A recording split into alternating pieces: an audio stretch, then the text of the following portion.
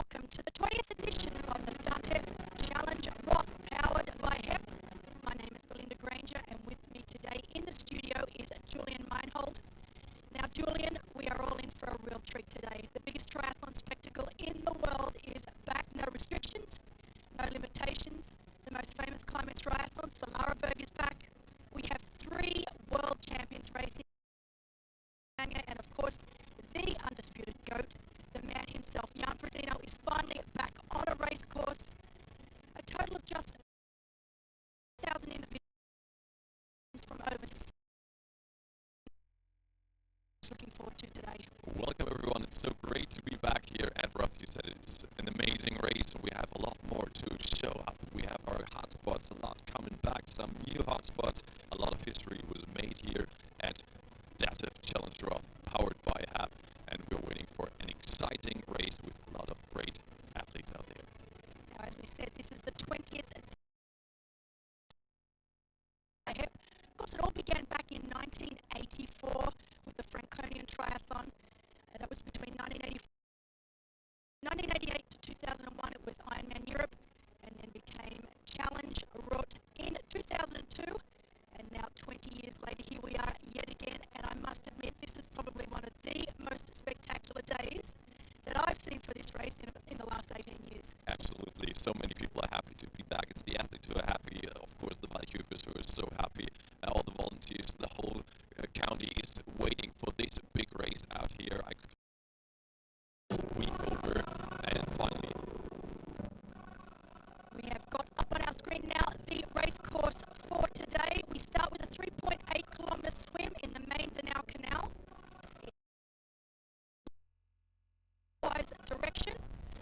The athletes then will enter transition 1, and they will start the canyon 180 kilometre bike ride, 2 loops of approximately 85.8 kilometres, and they then will straight shoot into transition 2. From there they will start on the Newton 42.2 kilometre run. They will run all the way out to the canal, where they will run both ends of the canal. It's approximately 20 kilometres on the canal. Now that is a deadpan run out and back.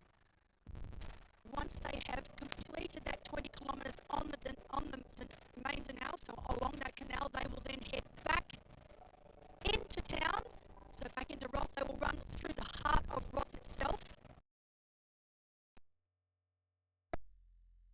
21 kilometres. Once they get back into the town of Roth, they run through the town, loads and loads of spectators through town.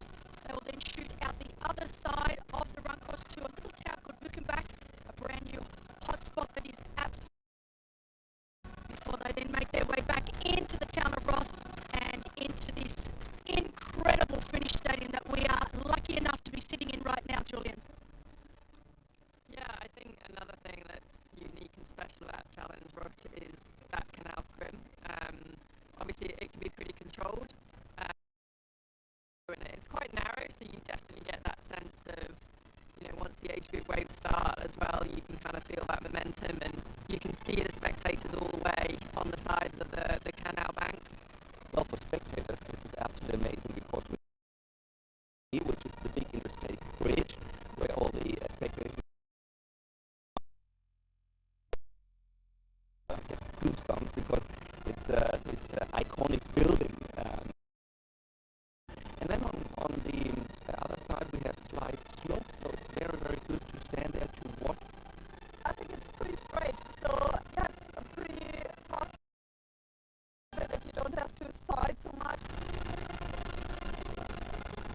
I think with the canal there's going to be 2 things we'll see. One is that sighting isn't going to be as much of a problem, right? Navigation is going to be easier. I've also heard we get like a little bit of a whirlpool effect, which will be quite cool. I'll see if that's actually true. And finally, I think you don't have waves. Yeah, so it's in a canal, so both for spectators, I think it's very friendly, and it's also quite cool when you are swimming there. I think you can actually watch spectators all over the place.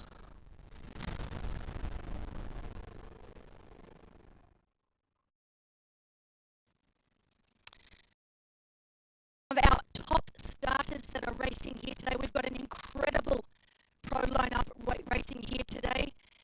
Obviously, the go to Jan Frodeno in our men's race and Annie Haug in our women's race, as we've got some really great aerial shots of our swim start down there at the main Denau Canal.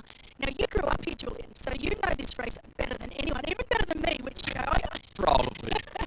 From a different angle, let's say it maybe like that. And you can see current conditions today. Currently, it's at 12 degrees Celsius. Water temperature sitting right now at 23 degrees C. This will mean that it will not be athletes today.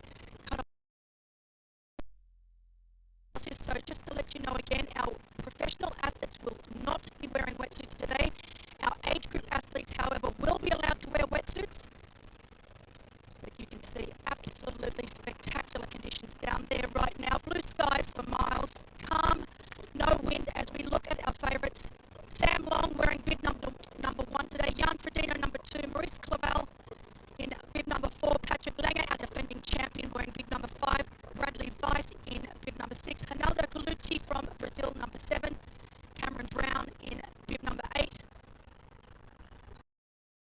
Davis 13, Robert Kalin, Reece Barclay, of course we all know Reece Barclay, he's a better half, Lucy Charles Barclay will be joining me in the studio of professional men and women.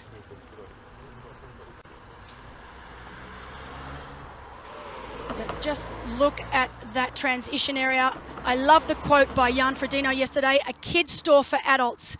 As we look at our women's start list, Annie Haug, our defending champion in 101, Laura Siddall, Fenella Langridge, Maja Betts, Carolyn Learider, Rebecca Clark, all the way from New Zealand, Svenja Toos.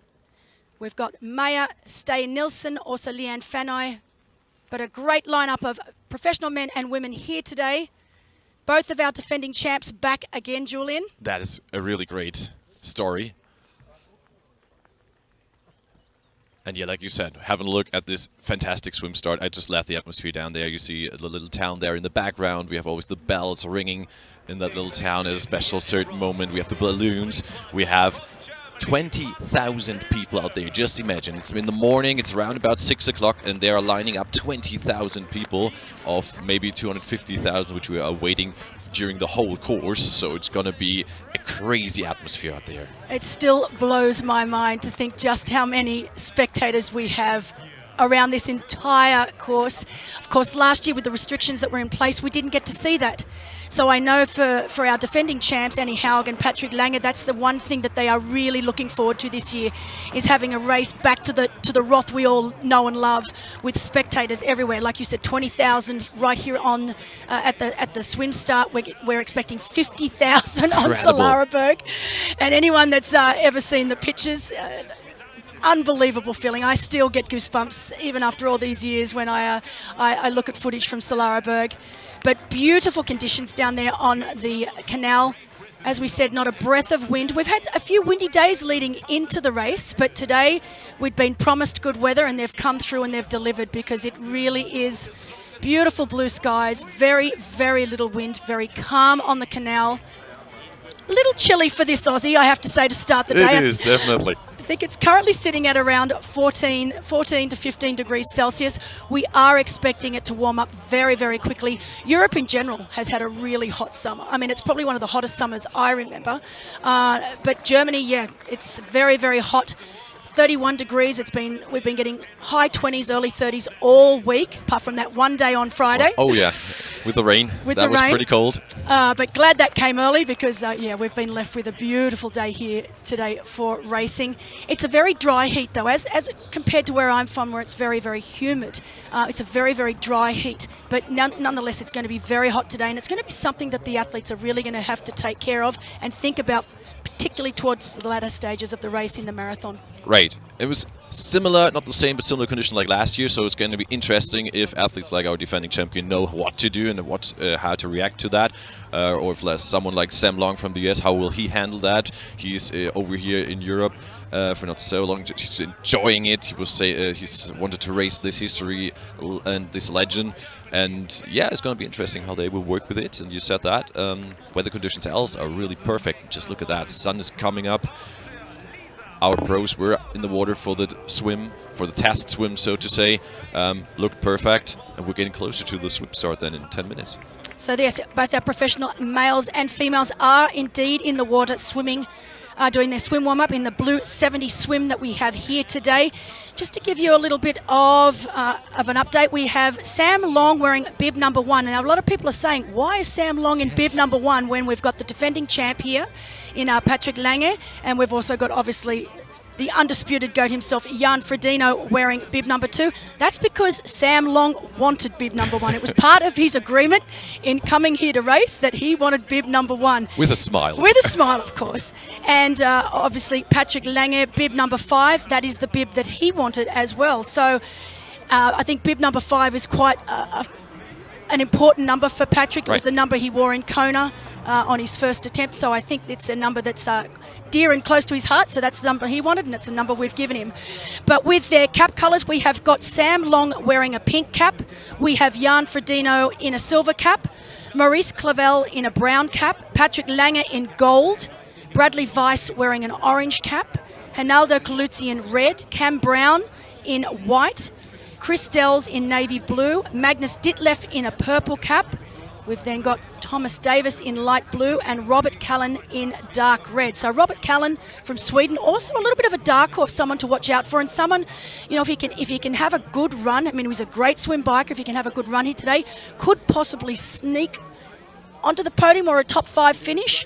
What I love about this men's pro field is we've obviously got 2 of the greatest in the world in Patrick Lange and Jan Frodeno, but then we've got our young guns with Magnus Ditlev, only 24 years of age. We've got Sam Long, 26 years of age, and of course such a character in the sport. He's been getting loads of support over here in Germany. They all love the yo-yo-yo, and I just think they love his big personality, and that's the best way to describe Sam Long. He's got a huge personality. Such an honest and authentic guy. Yeah, he says what he's thinking. People love that. They like the little, so to say, fights between him and Frodo, and there were some already before. And he said in the press conference before, "Is there a chance to beat Frodo?" And he said, "Yes, definitely there is." So people just love that, the way he's sneaking. The confidence. Yes, the confidence. He's just sneaking in to the, as you said, as a young gun compared to the older, more experienced athletes, and this just somehow just freshened things up a bit. And speaking of older and more mature athletes, what do you think? Cam Brown from New Zealand, 50 years of age. I mean, is there a better story? I think this is, when I asked him the other day, what number long distance race is this for you? And he said, you know, honestly, Belinda, I've lost count. It's got to be up around 70. Something like that, crazy. Yeah. And he had been here before. That's the great about that story. In 2002, when this was the first time Challenge Roth, he finished second. So he now came back again. He said, yeah, this is just a race I want to do again as a pro athlete still at the same homestay he had been before. That's the greatest story. Awesome story, yes. And of course, he celebrated his 50th birthday here last week with his homestay family, as you said, that he's had since 2002. And that's one of the greatest things about this race. And I think what attracted me most to it all those years ago was just, I don't think there's a race in the world that has such a community feel, such a family feel about it. They have taken on this race as their own, and they have embraced it wholeheartedly. Just the fact that we've had, you know, I'm staying with my same homestay, the Hales, that I had way back in 2004. I've watched their little boy, 11 months old he was when I first met him. He just turned 18. Oh my God. And so, and we've got so many stories like this from all the athletes that have been coming here for so many years. As you said, so many volunteers. They actually take their annual holidays to work this event. Where else in the world would you ever see that? It's just, it's incredible. And, you know, even though this is, I think, my 18th year here, I still shake my head when I just see the atmosphere and, as I said, the community spirit. It's second to none, and it's like no other race in the world. Absolutely true. The community loved this race, and I feel the same. I mean, as you said, I grew up here, and still every year this is the biggest day for the whole community. We're just setting up the city in the most perfect light. Everyone wants to be a part of it, wants to be in and just enjoy this weekend at DATEV Challenge Roth, powered by Haug, because there is this history and there is this great feeling. And now we can see our pro athletes lining up before getting into the water, as this is our famous bridge at the swim start, loaded up with tons of people. As we said last year, this was not possible, so we will really enjoy all the spectators being back at the track, all the emotions. Like you said, the pro athletes said it before. Same as goes for Fenella Langridge, for example. She too was here last year for the first time. Now she said that in the press conference. She really wants to enjoy the real experience. And it's interesting. We did a little soundbite from all of the professional athletes and asked them what were they most looking forward to this year for the 20th anniversary. And I think 90% of them said, we just want to ride Solara Berg. Yeah. Finally back again. Yeah, exactly.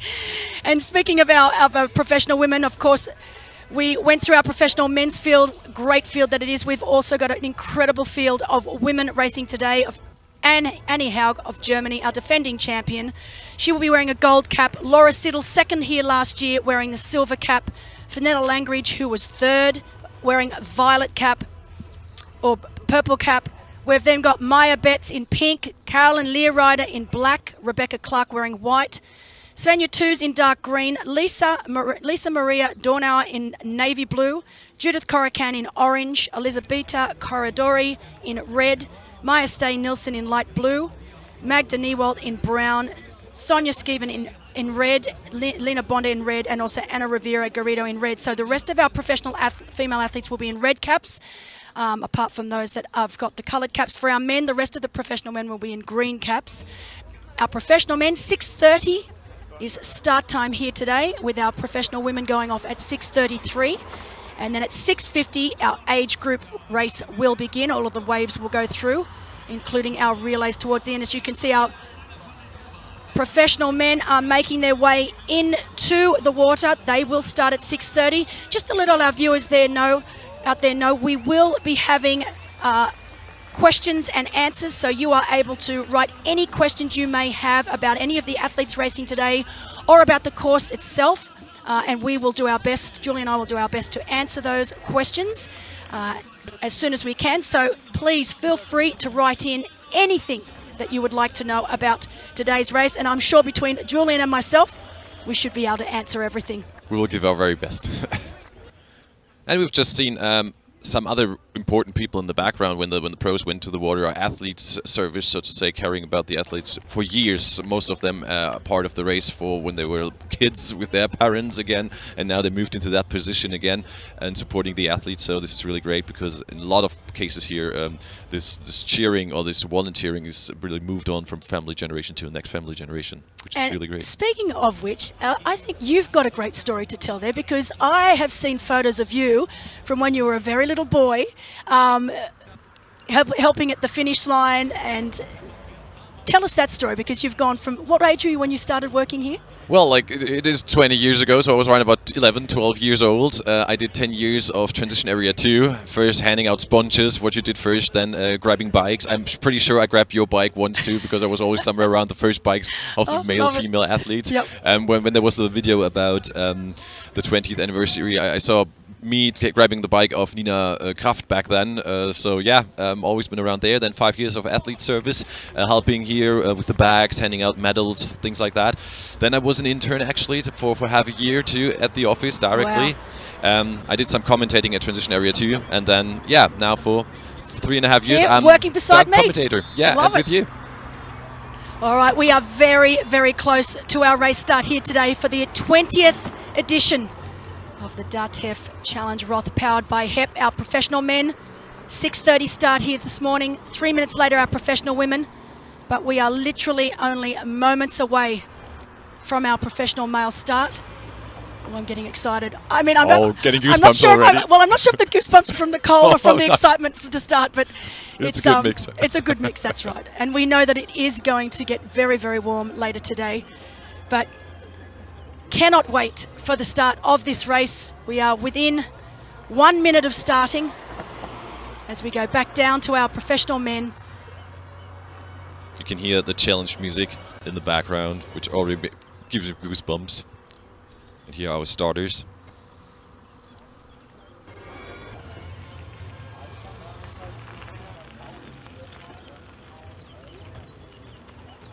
All right, and we are underway here today for the 20th edition of the DATEV Challenge Roth, powered by HEP. Our professional men, 44 professional men in total racing here today. We have 2 world champions in Jan Frodeno and Patrick Lange, our defending champion from our race last year. Of course, Jan Frodeno also a champion here back in 2016.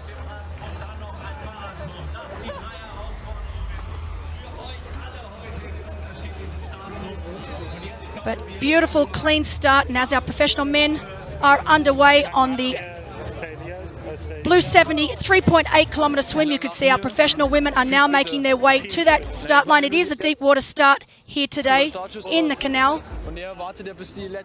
It is a really, probably one of the easier swims in a long distance race. You swim right down towards one end of the canal. You then make a turn, anti-clockwise turn. You then swim all the way down to the other end, past the start. So you will swim past the start and past the exit. You will go underneath the bridge where all of our spectators are standing. You'll then make one more turn before heading back to the swim exit and transition one. But great aerial shot there, and you can see already that we have two lead swimmers out front. I'm going to take a wild stab at it and say that that is our Jan Frodeno out there in front. He is the fastest swimmer, obviously, out there today. We are expecting Jan Frodeno to be first out of the swim.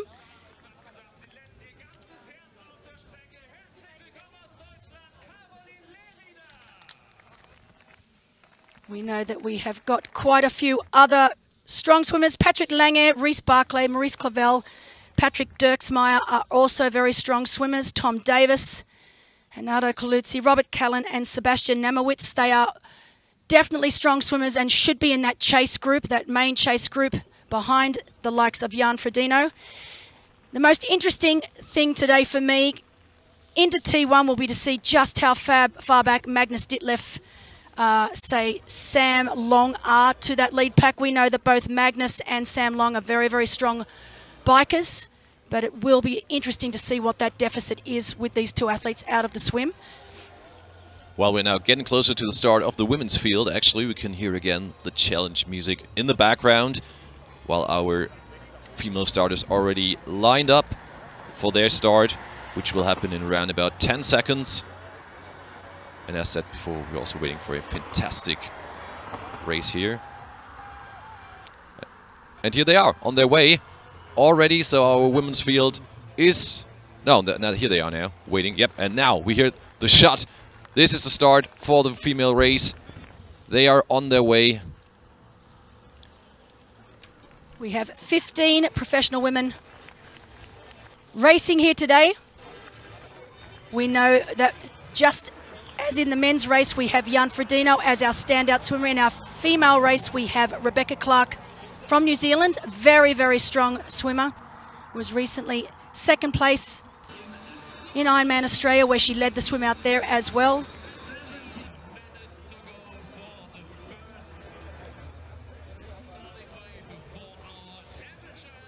But now that our professional men and women are underway, our age group waves will begin from 6:50 onwards, so a nice gap back to our age group race, with our relay teams being last to go off this morning. 3,200 athletes, age groupers, heading into the water today, plus 650 relays, which will start 1 hour after the last starting group then. So an extraordinary field, which again was sold out within seconds. Under 30 seconds. So actually, yeah, we have the registration tomorrow morning again, where tons of people are lining up to get this spot and be part of this fantastic race. Some start lining up from tonight. Yes, right That's after they camp out. Right after the they fireworks. race. Yeah, they pack out their camp chair and just sleep in front of their of the registration tent to be part next year. And I think there's only 1,000 slots up for grabs tomorrow. 1,000, yeah, and 250 relays. So. Let's give a little tip here to our worldwide guests. It is the best opportunity to get a place for DATEV Challenge Roth if you line up here. The odds are a bit better than online. Well, the online, and of course online, the following Monday online registration takes place, and I think the record is 32 seconds. Something like that, yeah.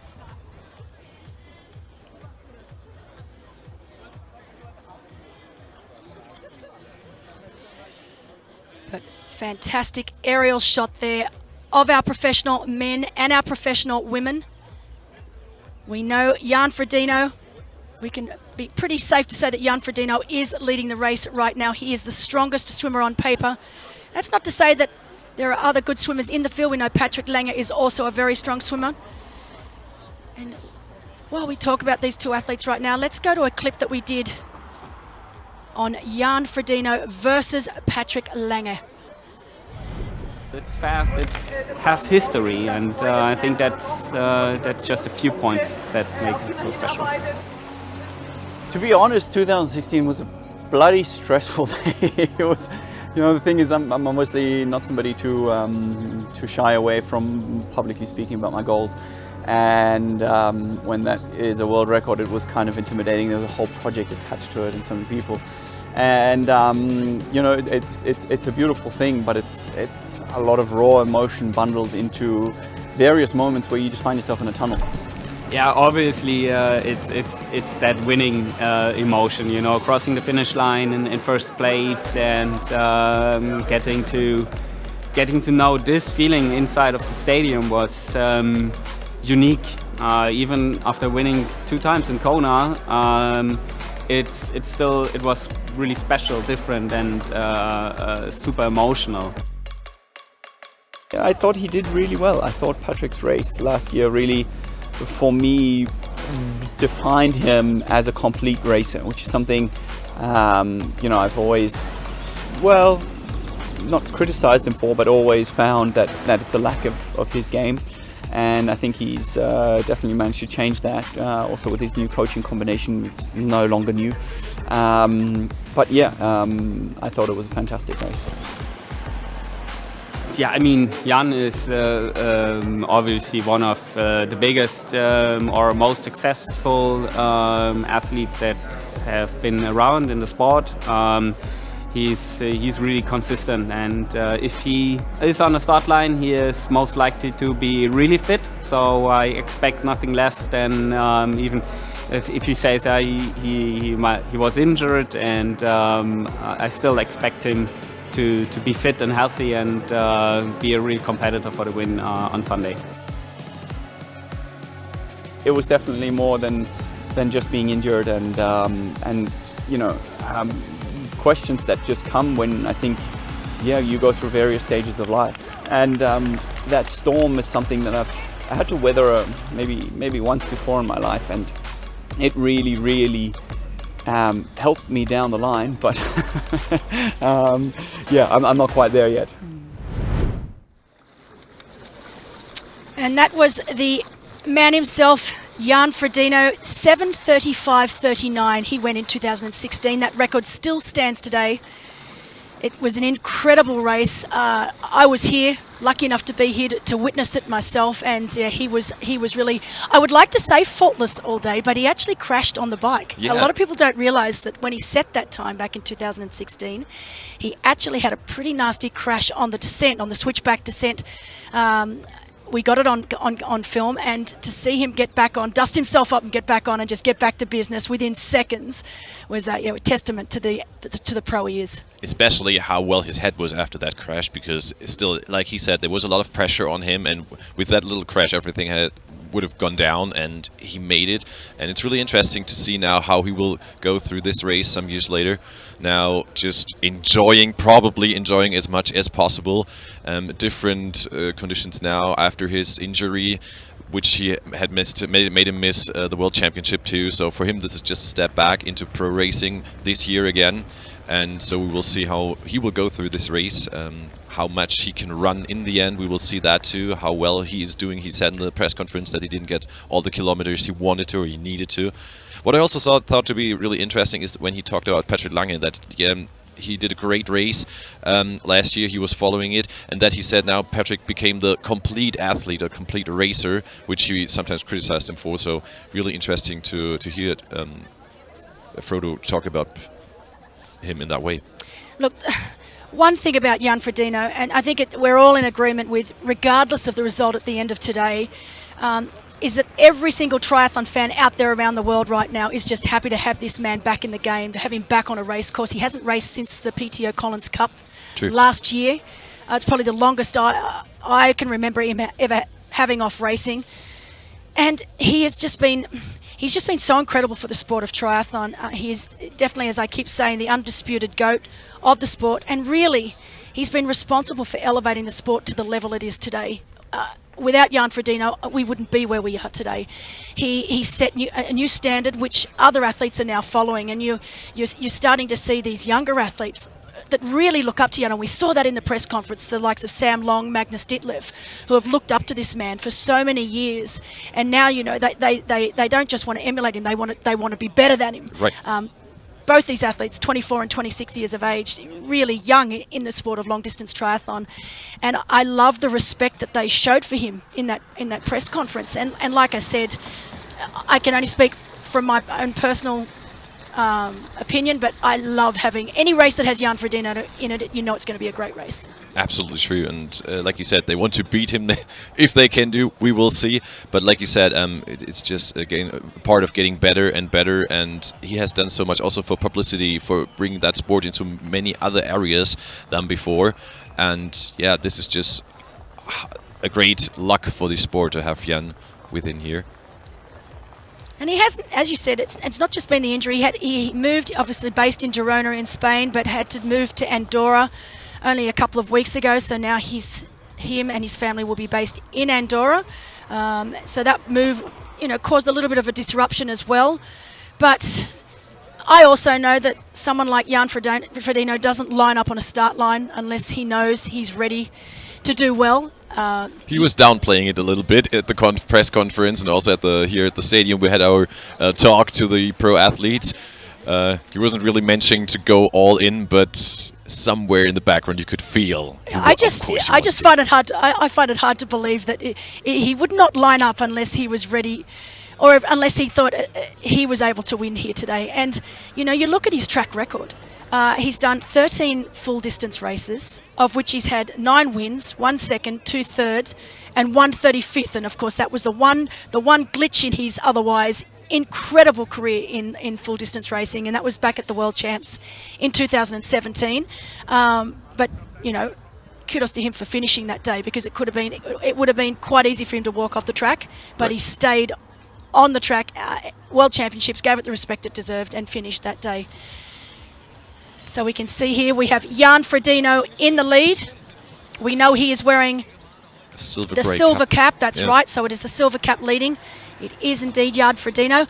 We're going to try and get our spotters down there on the ground to tell us who is actually able to sit on his feet.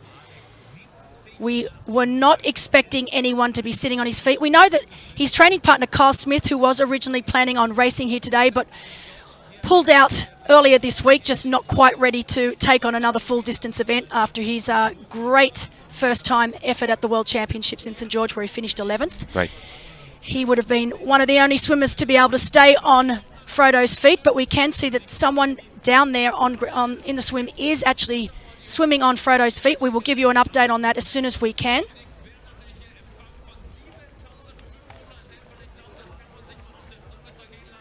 But you can see that we have got 3 to 4 distinct professional men's race groups now. So yeah, that is a silver grey cap here on the left side. So this is supposed to be Frodo, and just trying to see what colour cap that is.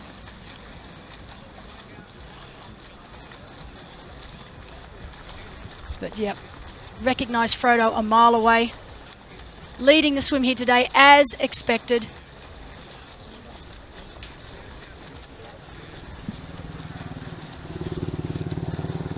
We know that there will be quite a solid chase group. It should have the likes of Patrick Lange, Reece Barclay, Maurice Clavel, Patrick Dirksmeyer, Tom Davis, of course, also a very strong swimmer, Reynaldo Caluzzi, Robert Kalin, very, very strong, and Sebastian Namowitz. So we are expecting that chase group.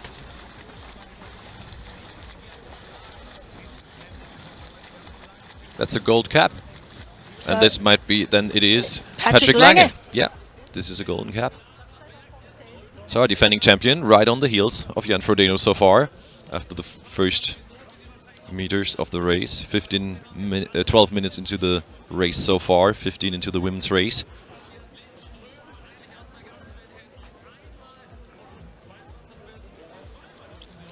Another professional athlete to look out for today, Bradley Weiss from South Africa. Unfortunately, suffered a DQ last week in Frankfurt. Made the late decision to come and, while he was here in Germany, to race Roth. So I'm very interested to see how Bradley Weiss goes today. He's only raced over this distance twice. Had a really fantastic race earlier in the year at Ironman South Africa, where he finished a very, very close second to fellow countryman Kyle Buckingham. But very, very strong athlete. Very new to the long distance game, but I'm keen to see how he will go out there today. But if this is indeed and looking likely to be Patrick Lange sitting on Jan Frodeno's feet, I mean, what a treat for us to have the two Germans. Awesome. The two world champions. Former world champions, the defending champion, and incredible swim from Patrick Lange. If it is, we know that he had a pretty nasty bike crash where he really badly sustained a really bad AC joint injury back in late February. He had to undergo surgery in early March. He wasn't able to start riding and running again till the end of March. He was back in the pool in early April, but really not swimming properly till the end of April. So think about that. He's only really started swimming again right at the end of April. So now to be swimming on Jan Frodeno's feet. We weren't really expecting that, so it's interesting, definitely. Last year at Challenge Roth he had a swim of 47.28. But one thing we need to take note, it's really difficult for us to see if this is actually a gold cap or a brown cap. Because brown would mean? Brown would be Maurice Clavel, who is also a very strong swimmer. So just to let our audience out there know, now we're thinking it's either Patrick Lange or Maurice Clavel. Probably more likely to be Maurice Clavel, just because we know he hasn't suffered any nasty shoulder injuries. Yeah. And he is also a very strong swimmer. So Maurice Clavel, this will be Maurice's second time here today. So just to let you know, we are trying very hard to get our spotters down on ground to tell us whether that is indeed a gold cap or a brown cap. If it's a gold cap, then it is indeed Patrick Lange, our defending champion. But if it is a brown cap, it is Maurice Clavel. Both very strong swimmers, but whoever it is having a very, very strong swim today. As you can see, our lead two making that first turn. They will now head back down to the other end of the canal. But you can see already a sizable gap between our lead two and that chase pack. And it is definitely a good sized chase pack. Do you recognize it as an athlete? Yeah, we've been there in the waters too. Like now when they have that turn, do they really see or measure that in some way, or are you so much in that tunnel that you don't really look over, so to say? No, you don't. I mean, it depends. If Jan Frodeno is breathing now to his left, then he will have a little bit of a peek just to see how much gap he's been able to create between himself and that chase group. But knowing the way Frodo races, you know, he's just concentrating on what's in front. He's in the box seat right now. He's exactly where he wants to be, exactly where he would assume he would be leading the race. This is, I'm almost looking at an identical race to 2016, to be honest. This is exactly what we saw then. But I think Frodo's just happy to be back on a race course. It's been such a long time. August last year, you know, the Collins Cup, of course, the last race, Collins Cup, he was the winner there. He did have the fastest time. He won his matchup. He won. He had, as I said, the fastest time overall. It was a fantastic race for him then, but it's been quite tough going since then. Really nasty injury that he sustained with his torn Achilles. And as he said, 40 years of age, and he's finding that the most difficult thing for him now is just managing the body and keeping it in, finely tuned in shape, holding off injuries as much as he possibly can, as we now have our age group race underway here. So the first of our many, many age group waves. just such a fantastic sight. And wonderful to see so many spectators on both sides of the canal on what is really one of the best days that I've seen here for the race, the 20th running of this race. As we said, 20,000 spectators out there already at a space somewhere at a canal. I don't want to say in the middle of nowhere, but I can tell you there's not much around. There's a little village next to the swim start, else there isn't too much, and people coming out, filling this place. And the great thing is they don't only stay for the pro athletes, they also stay for a lot of, or most of the age groupers too, and cheer for them, as the bike course also passes this point of the bridge twice.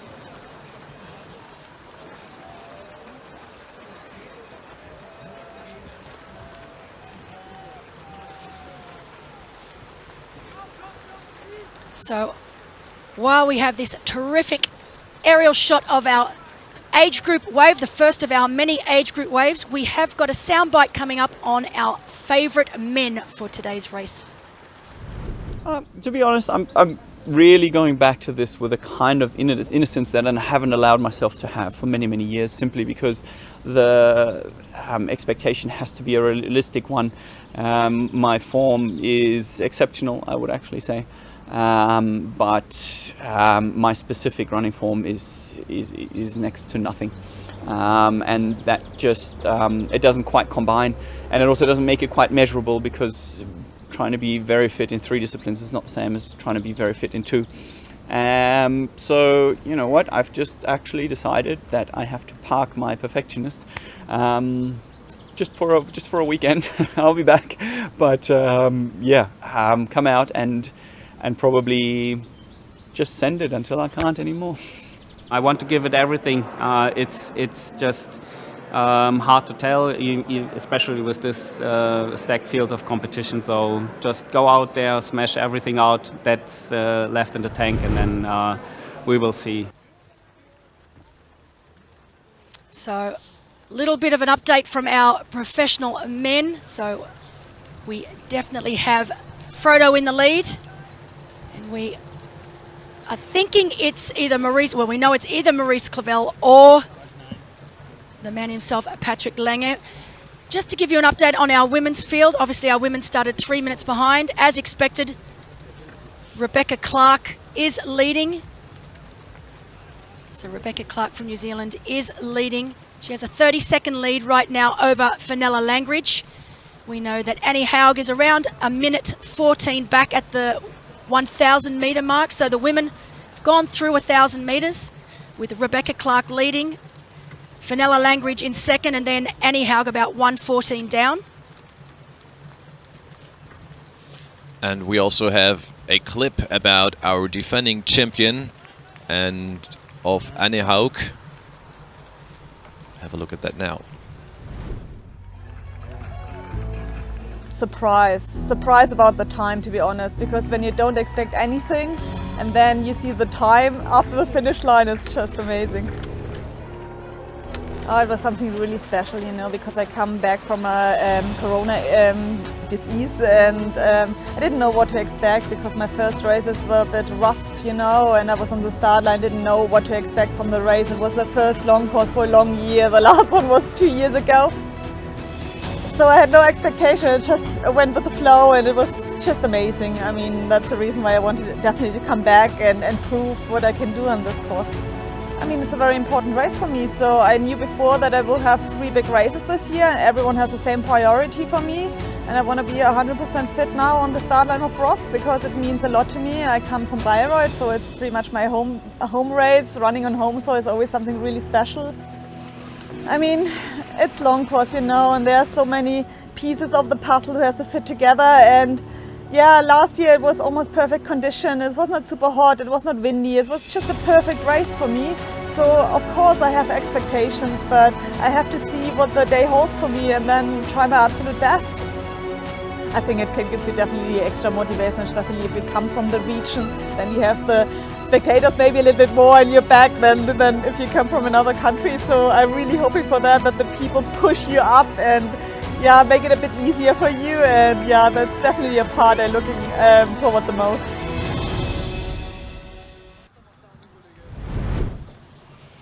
Annie Haug, our defending champion, she had an incredible race here last year. She got to the front of the race very early on the bike and she never looked back. She lives in around the Franconian area in Beirut. She's considered a local. You're laughing at me because of the way I pronounced that then. You laughed. That was a laugh.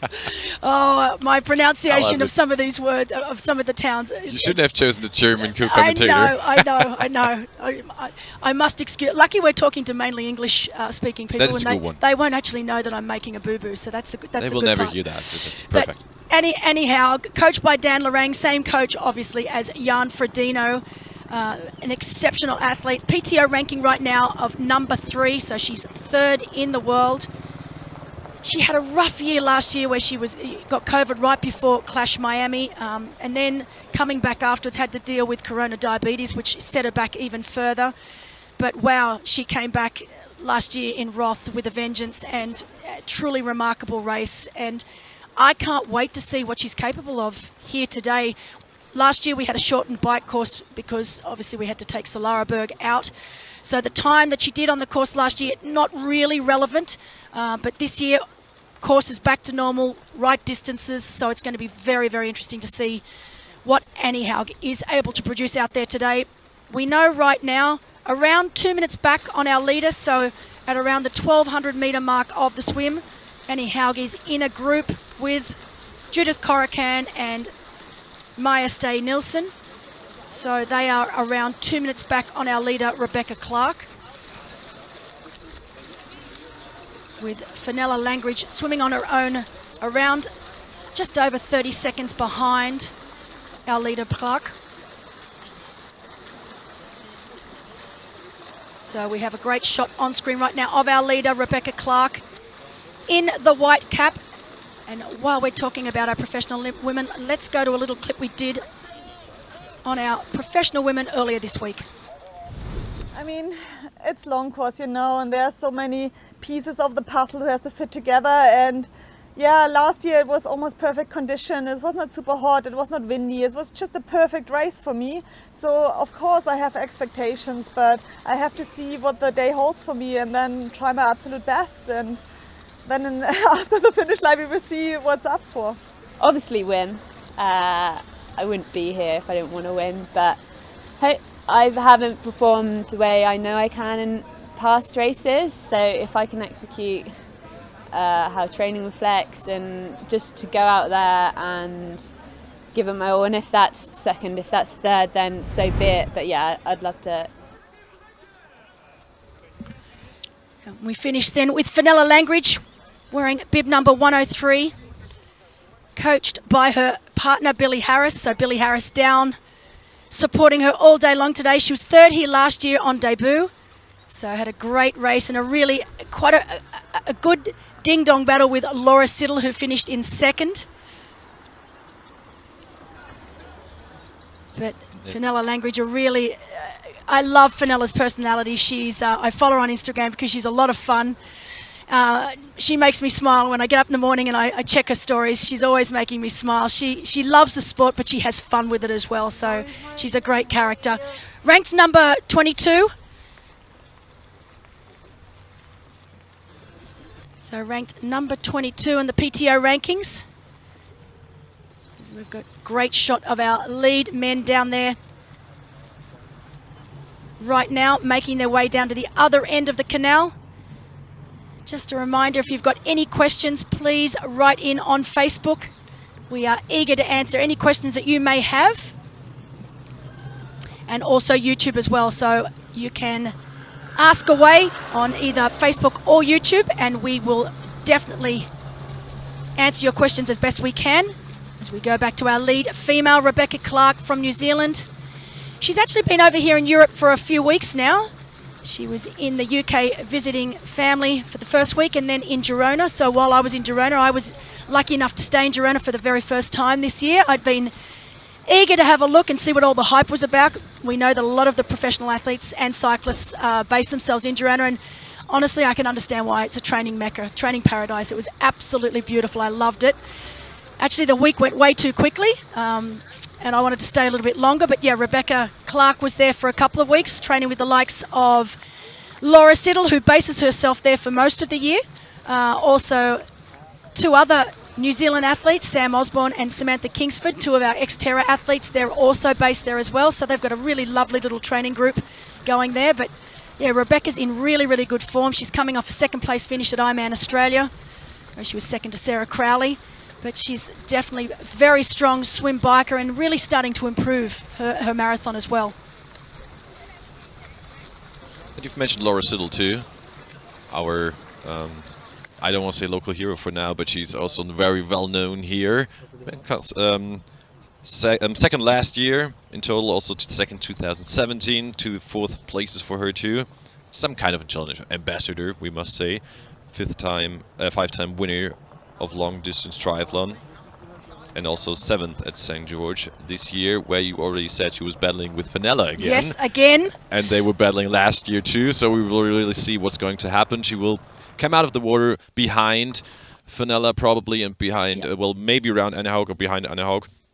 And then we will see how she can work her way to the front, probably. Yeah, she's definitely the swimmer is Laura's weakness. Obviously she had a really nasty broken collarbone, which she got fixed and then had complications with that. So it's been a little bit of a struggle with her to get any sort of consistent swimming going, but her riding and running are fantastic. And we see it every year here. We don't talk much about her the first in the swim and for the first bit of the bike, but she slowly but surely makes her way through the bike, through the field on the bike, and then her marathon. She always finishes with a strong marathon. Coached by Julie Dibbins, ranked number 38 on the PTO rankings, but she's a very, very consistent athlete. She had a great race, as you said, at the World Championships in St. George, where she had that great battle with Fenella Langridge. I'm expecting to see another great battle here today between herself and Fenella. It's really interesting to see who can maybe jump into that little shoulder-to-shoulder race between those two. As we've said before, with so many other great athletes in the women's race. And looking on screen right now, you'll see that is Rebecca Clark leading, but it looks like Fenella Langridge is managing to stay on her feet. So the last update we were given was that Fenella had fallen back around 30 seconds, but looking right there on screen then, it was Rebecca Clark wearing the white cap and Fenella Langridge wearing that purple-coloured cap. So great swim. If Fenella Langridge is able to stay with Rebecca Clark for this entire swim, she's had an amazing swim. Fenella, don't get me wrong, Fenella a great swimmer, but we know Rebecca Clark is one of the best swimmers in the sport. So for Fenella to be able to be on her feet, great swim. And to have those two leave transition together on the bike, both very, very strong bike riders. So that's a great duo there for the start of the bike ride.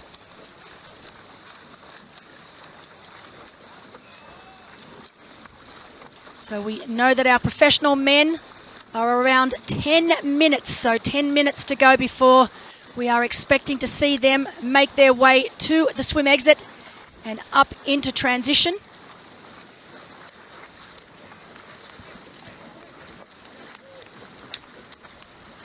But again, that is definitely Fenella Langridge with a much faster turnover than Rebecca Clark. We know Rebecca Clark comes from a swim background, started in short course, and then obviously, like most of us, most triathletes, made her way up to long course.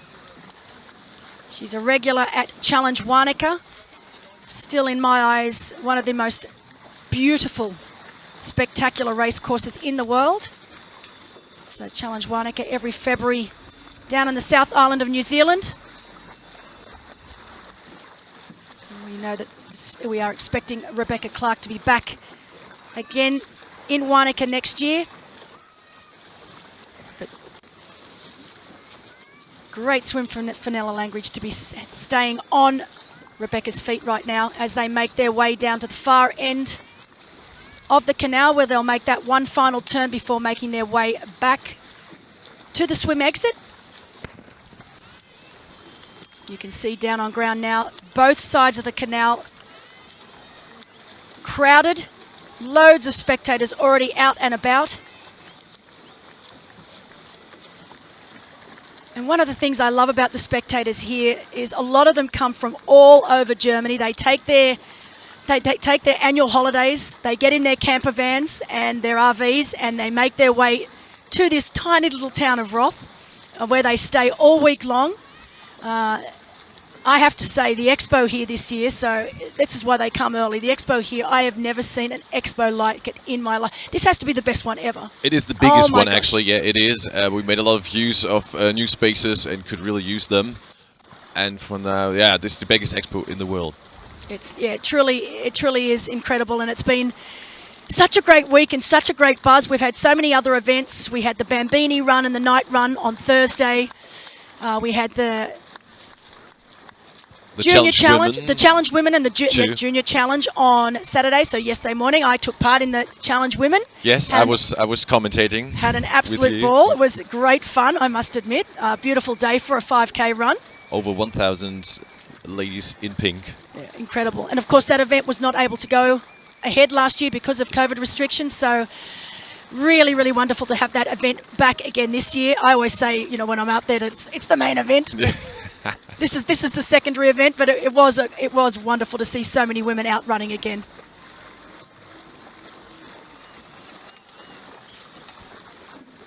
And we now have our first question from YouTube, I guess.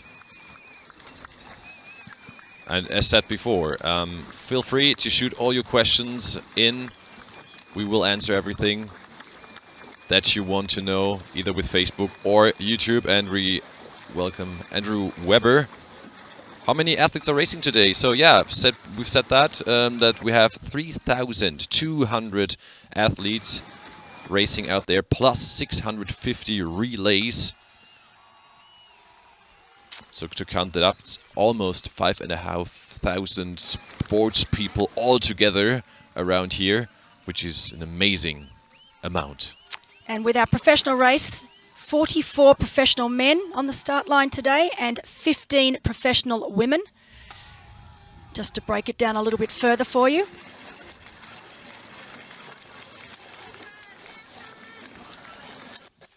And so while we get a great aerial shot of our lead males, so Jan Frodeno in the lead, we know that it is under 10 minutes before we expect to see them into transition.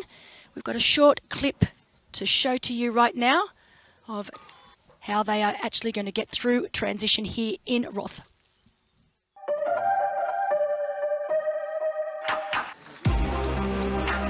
Roth actually has a really short T1. You literally come out the canal and you're there picking your bags up, you're straight into the change tent. I think transitions are for things going right and for taking the right time to make sure that things go right. So you're better off taking an extra 10 seconds in transition to make sure the shoes are on right, or you grab the nutrition, or you got your favorite hat on, rather than forgetting that and then, you know, having a 42-kilometer run ahead of you or 180 kilometers on the bike where you're uncomfortable because you were haste. Haste makes waste. The problem is with the transitions, it's when you are, especially T1, you are laying horizontal and then you start running, which is vertical, so all your blood goes in different areas, and there is actually sometimes the place in the race where you have the highest heart rate. It's, as always, just important to maybe visualize it before you arrive into T2 and the last part of the swim, so you know exactly what to do. And it seems to be a non-wetsuit swim this year, so that's also something to take into account.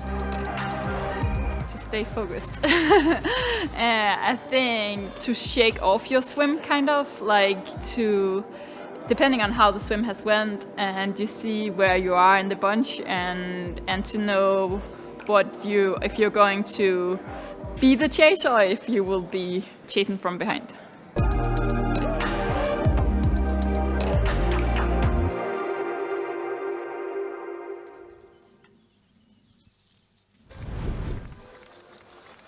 We're back at DATEV Challenge Roth, powered by HAP 2022. We are now 40 minutes within our men's race and 37 minutes within our women's race.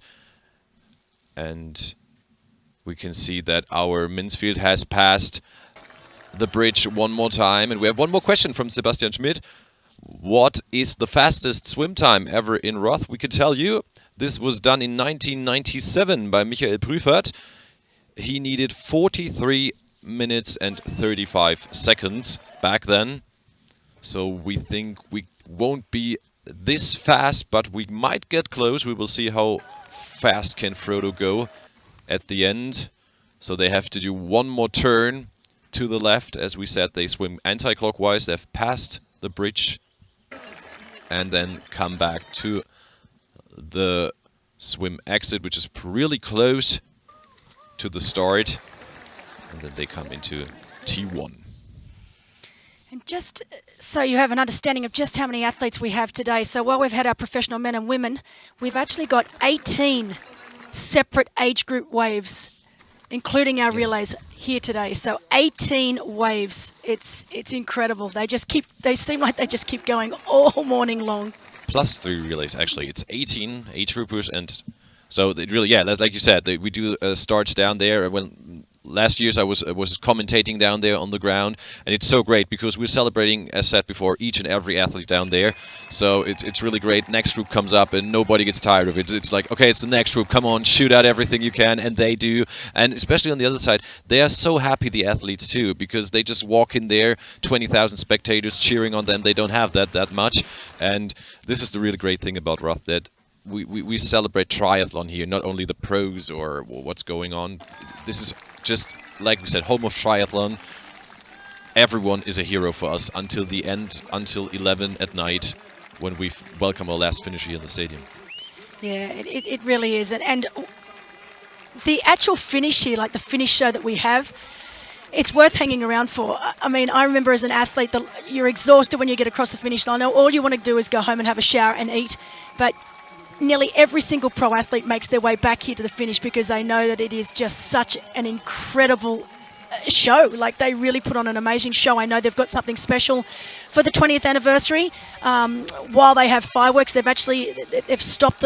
There are still some fireworks, but not as many. They're doing more of a laser show now. Obviously better for the environment, so that's great to see that they are actually thinking of these things. But I know that we're going to have a really cool laser show, so I'm really looking forward to it. And that's around 11:05? 05, yeah. This is when we win them. The whole show will take around 10 to 12 minutes. Yes, and yeah. Then we have our last finisher in. And what we've just confirmed now is that on our second position, we have Maurice Clavel. So it is, in German we would say the Krawallmacher. So his name close to Krawall and Clavel means riot in German, as we can see. Does it really? Yeah, that is the fun part about it. So yeah, that's actually why he has chosen that. He always wants to go out, give all the best, and he said that too. It doesn't matter if you're first or 20th. It's all about giving everything from start to the finish. You go all in, and this is what he does. And if you blow up, you blow up, or else you can win this race. And this is so great about his way of going through a race. He is, and he's a great personality. And I know he's had a bit of a rough start. You know, he had COVID. It took him quite some time to get over it. So he was third here on debut back in 2017. Great, huge personality. I love it when he's always on a race course. He had a really great race last year in South Africa, where he had a really, really good battle with Sebi Kinley. Sebi Kinley obviously here in Roth too, which is very exciting, and will be up on our live coverage later today. So can't wait to talk to Sebi. He knows he's won it here, on this course here before, so he knows the race very, very well. But we are expecting to see our leader. And these are great guys here. I know them from the German Wasserwacht, so from the water security. I don't know how you call that in English. You have to help me out with that one. But they stand there the whole morning, helping out all the athletes coming through, giving them a hand, because there are some stones out there. You need to go up a little hill, so to say, and they help them. Awesome guys, always with a smile. They have really a lot of fun.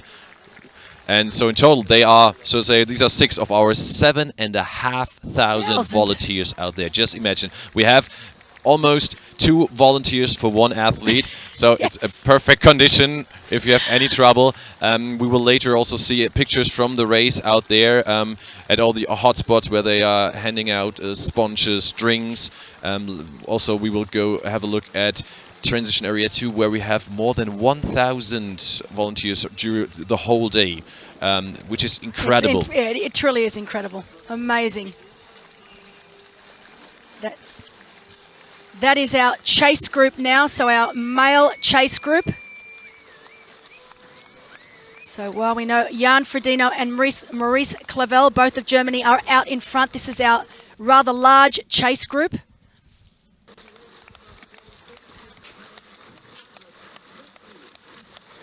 So gives you a great aerial shot of exactly where our athletes are now. So we should be able to see just where our leaders are. We know that they are only minutes away from the finish.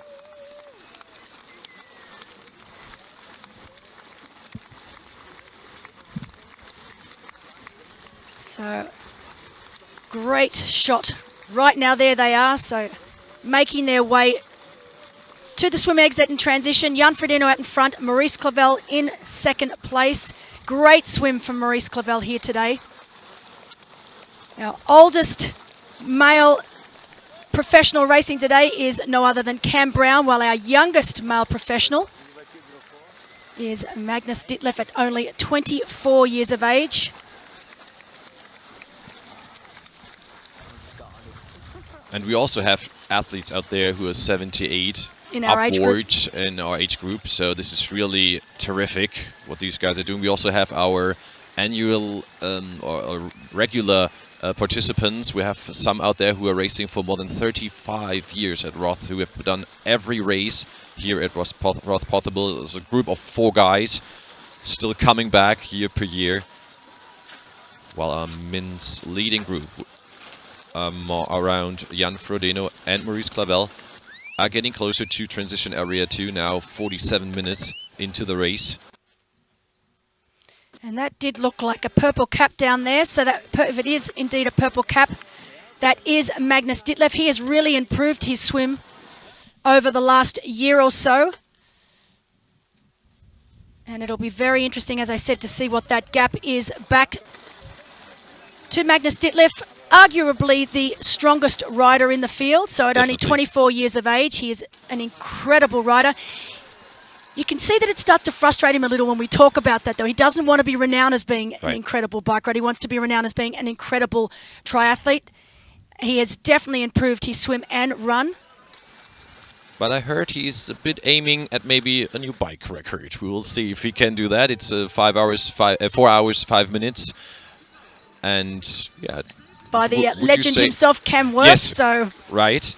And I would just want to ask you think, is this possible with the weather conditions today? That's very interesting. I definitely think it's possible. I was here when Cam Worth set that bike time, and it was definitely a very, very fast day. And of course, Cam Worth, one of the greatest riders in triathlon. Currently in Copenhagen, waiting on the sidelines. He's had to take a little bit of a break from triathlon and focus back on his professional cycling. Again, Cam Worth also based in Andorra, so he's been there on a couple of rides with Jan Frodeno. And I can tell you, this place is now about to explode. I've been there all the years before. 20,000 people are now screaming the hell out. And we have our first athlete out of the water, and it is Jan Frodeno, the GOAT himself. First man out of the water and in transition area 2. Great race so far. Everything going the way Frodo needs it to go right now. As we said, it's going to be interesting to see what that gap is back to that chase group. We know in that chase group we should have the likes of Patrick Lange. It'll be interesting to see how far back Magnus Ditlev is out of the water. As we've spoken about earlier, he has improved his swim. Sam Long, we're expecting him to be around quite possibly 6 minutes. So there you go, up on screen. Frodo, 48.54 was his swim time for today, with Maurice Clavel just a further 3 seconds back. Also interesting how he will now go through this race, if he will stay on the heels of Jan Frodeno, going with him on the bike course, or if he might lose him and might lose him, or if they can form a group together and just look how far they can get away together. I mean, Maurice did South Africa last year, which he won, but there was a shortish swim there, but still, well, back then 4 hours 18 on the bike and a 2:45 marathon, which wasn't too bad. Now we can see the chasing group coming out of the water. Tom Davis out of the water already, so we expected him to have a great swim. There's the orange cap of Bradley Rice. So Bradley Rice also out. That's a great group. We've got Reinaldo Caluzzi, the winner of Ironman Brazil, also out of the water. So this is a great group of professional men, a really strong chase group. So it's got Patrick Lange, Sebastian Namrowitz, all of the main contenders here today, exactly as we thought. And that gap of about 126 to 130 on our leader Frodo and Maurice Clavel. So we had on third position Thomas Davis from Great Britain coming out of the water, and in fourth position there was Patrick Lange, our defending champion. So he is now, yeah, as you said, less than 2 minutes behind Jan Frodeno. So comfortable position for him, and Thomas Davis also a really strong swimmer, which will lose contact to the leading group, or we expect him to lose contact. Coming from a swim background, always strong in this discipline. Well, we are back at the leading women, which is Fenella Langridge. So that is Fenella Langridge right on screen now, wearing the purple cap. Very distinctive, fast turnover that Fenella uses. And you can see that she's given Rebecca Clark a bit of a break, and you can see that such a difference in their swim styles. Rebecca Clark a much slower cadence. But good to see that these two women are sharing the love, so to speak, so sharing the work. We've had Rebecca Clark leading majority of this swim, and Fenella has now come round, but fantastic swim from Fenella Langridge here today. To be swapping off turns with Rebecca Clark, who is one of the strongest swimmers in our sport.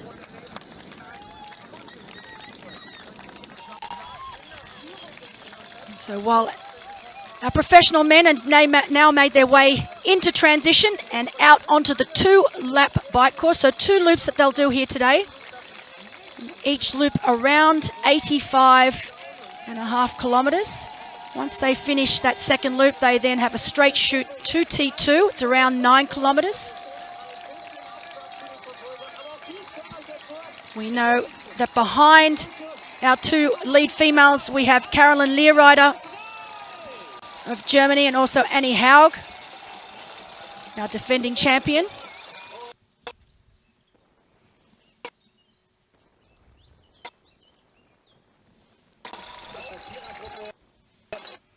And swimming with Annie Haug, we also have Judith Corican from Spain and Maja Nielsen of Denmark.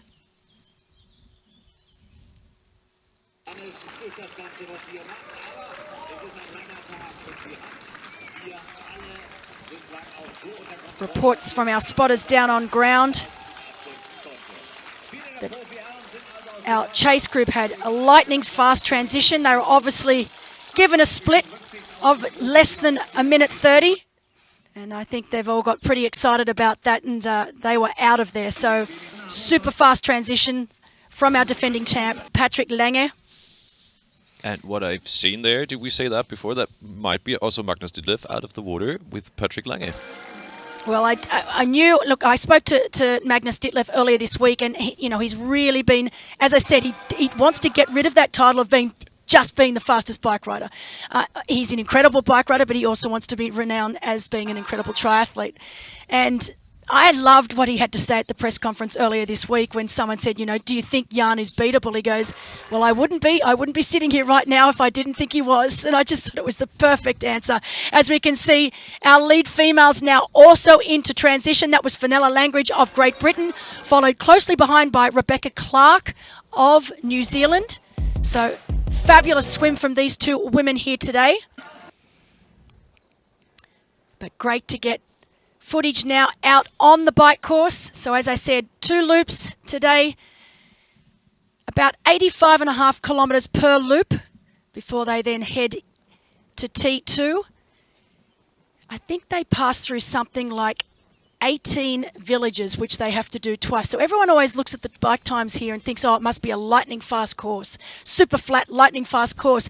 But when people come for the first time and they actually ride a loop, they're like, how on earth do people ride this quickly? Yes. You know, because it's quite hilly. It's quite hilly, it's undulating. There's also all of these twists and turns as you go through these tiny little villages.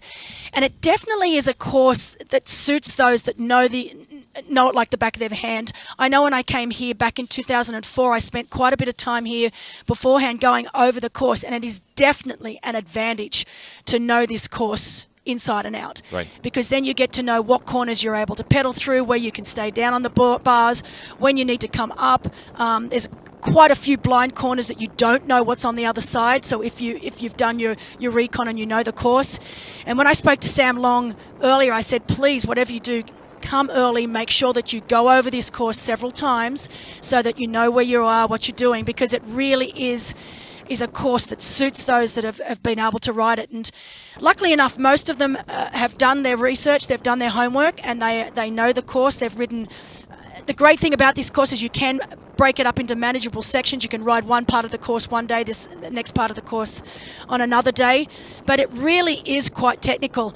It's around 1,200 metres of elevation throughout the entire ride. So, you know, it's not, I wouldn't call it a really mountainous course as such. There's 2 main climbs, Greeting being the longest climb, right. Solaraberg being the next climb. But you don't really feel it. You don't really feel Solaraberg, that's right. It's about 1 kilometre in length, but you don't really feel it. And as we can see, our bike is now going throughout on the race. We have a little clip for you about the tactics you can have on the bike course.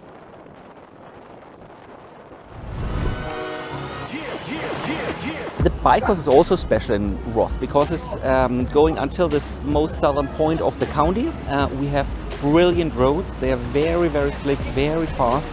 And what is making the course really a fast course, we don't have a lot of corners actually. So you can stay on your aero bars and just shoot down. And what is also good, we have some hills, yes, but they are normally rather steep. And then you have these long passages where it goes down. So it makes it very, very fast. And then come the hotspots. Solar Hill is one of them. It's of course the iconic one. Yeah, I think it's any 180 kilometer bike, it's best just to go, you know, kilometer by kilometer or checkpoint by checkpoint. And if you know the course, you kind of know, okay, there's key points and you go after that. And I actually quite like when it's a 2-loop course because it makes it more manageable. So first I just think about getting the first loop done. My overall strategy is always, like many others, to stick to my own plan, but of course you have to notice the field. It's also quite strategic how to put down the power, so some areas I might go a little bit harder, some a little bit lower effort depending on the gradients and wind and so on. So it's very individual to each race how you approach the bike course actually. A total of about 20 hotspots on the bike course make it really exciting and it really pushes on our athletes out there.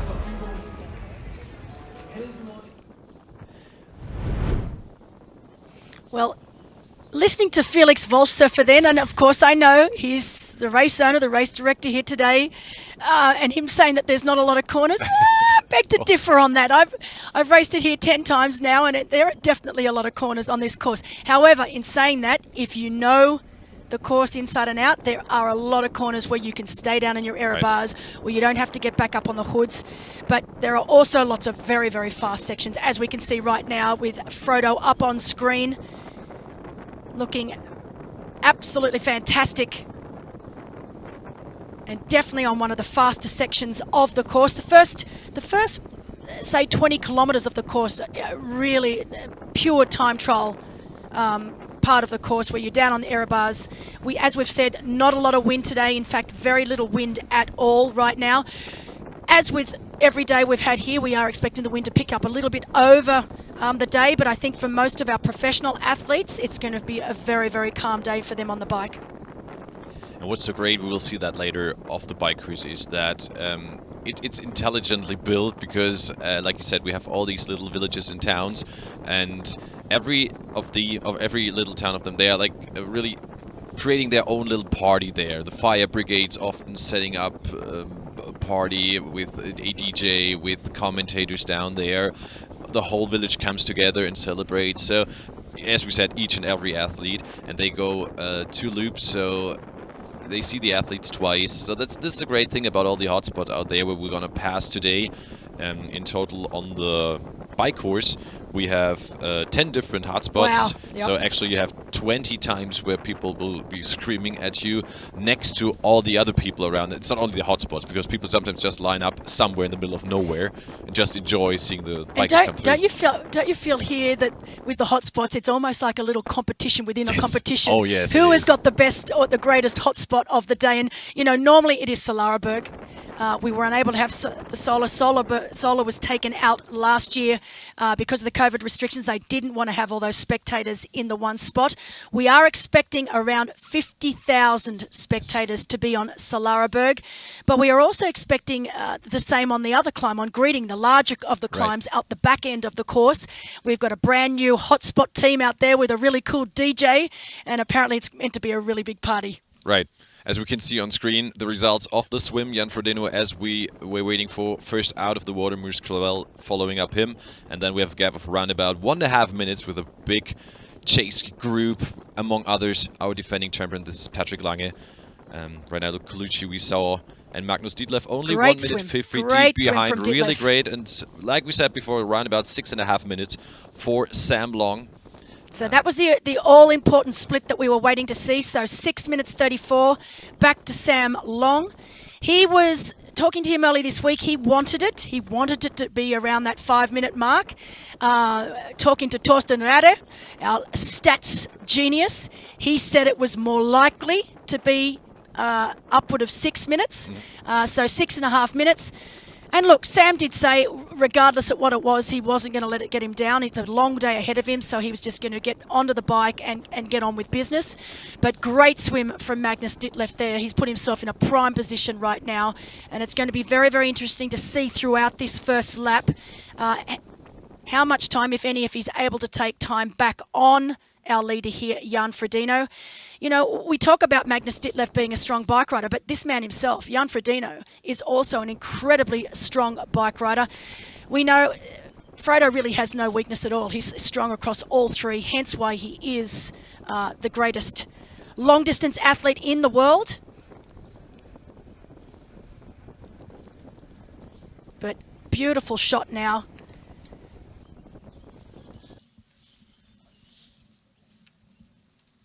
As we see Frodo heading into one of the 18 villages that he will have to go through on each lap here today.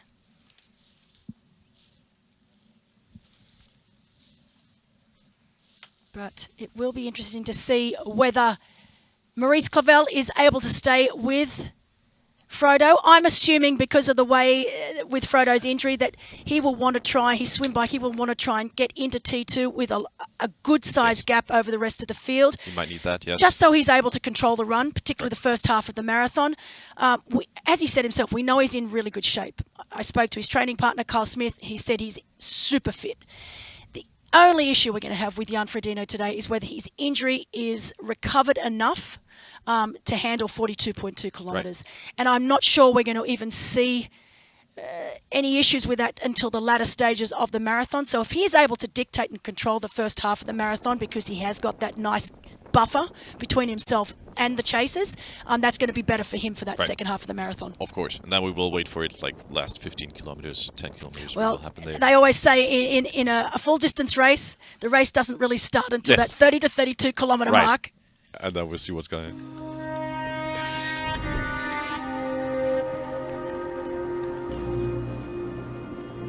As we can now see, a little review of the swim start this morning at the canal with 20,000 spectators. Actually also from all around the world, not only Germany, as we saw our pro athletes getting into the water. The fantastic swim start leading into the race. Right from the start, we saw a group of 2 people, which was Maurice Clavel and Jan Frodeno. They went through the whole race, got out first. All on the other side. In the females race, it was Fenella Langridge coming out of the water first. And right now we're still sending out all our age groupers into the water, while Frodo and Maurice were able to create a bigger gap of 1.5 minutes.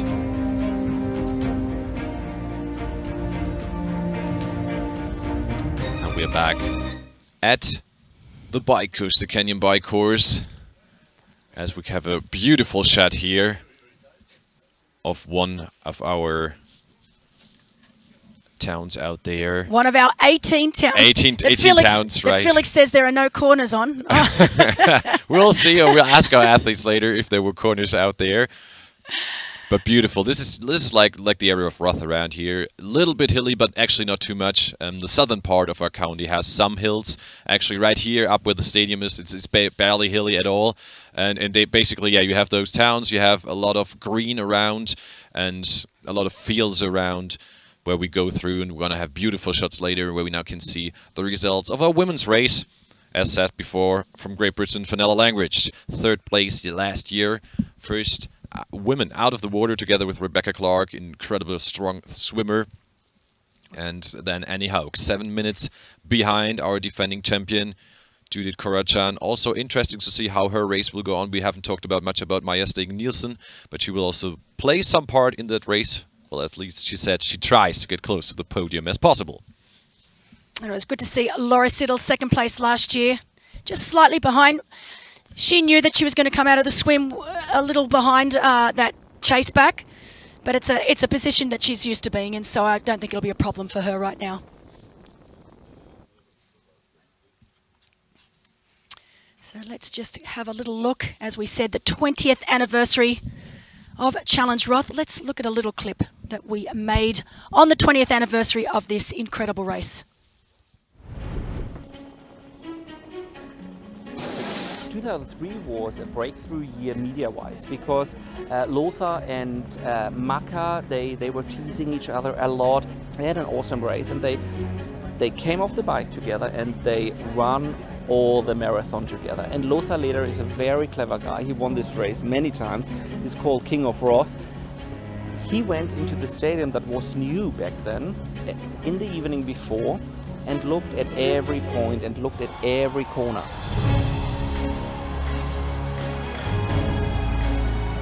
And in the corner he got Chris. He got the 1.5 meters that he needed. And then they were sprinting through the whole stadium and fell over the finish line. It has never happened before that 2 guys were finishing so close after 3.8, 180 in a marathon. It was amazing.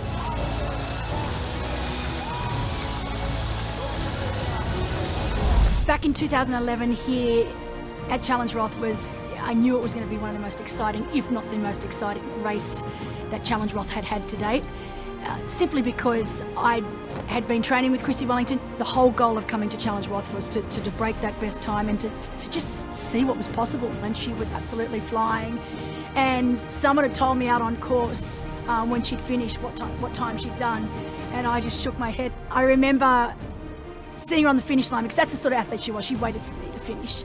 And she gave me a huge hug, and of course as soon as I saw her I just got down on my knees and said, you are the god, you are the queen of triathlon, the queen of Roth. And she was a truly incredible athlete and just so inspiring, not just to the professional women around the world, but to the professional men, to all athletes around the world, because she didn't put any limitations on herself. I don't know if we'll ever see anyone like her again, to be honest. –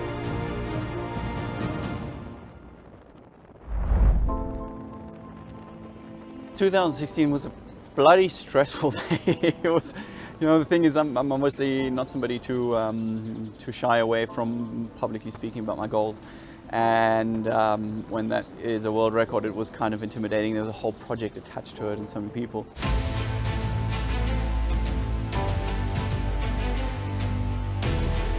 you know, it's a beautiful thing, but it's a lot of raw emotion bundled into various moments where you just find yourself in a tunnel.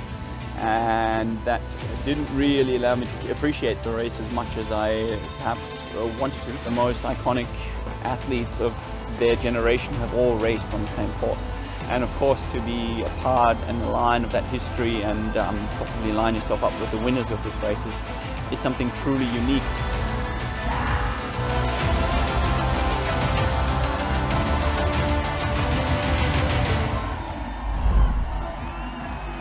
2018 was, I think, for me the most perfect race up until today, because it was perfect, really nice conditions. We had very good conditions, little wind, 20 degrees. I don't know, that's the way I remember.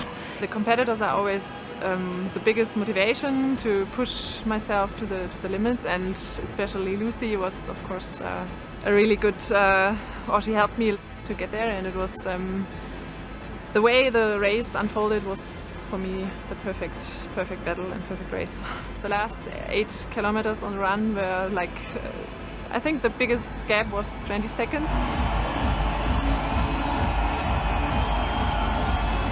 The moment when I crossed the finish line will always be in my head, but at the same time very dizzy. So I do remember it, but I really had to concentrate to get there, and there were a few seconds where I was just lying and thinking what just happened.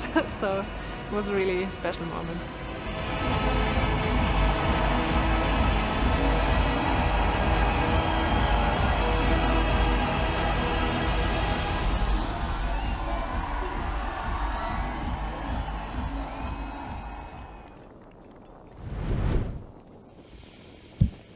And some great memories when I look at that last year's race. It was truly incredible. Again, the race in 2016 when Jan Frodeno set that incredible record.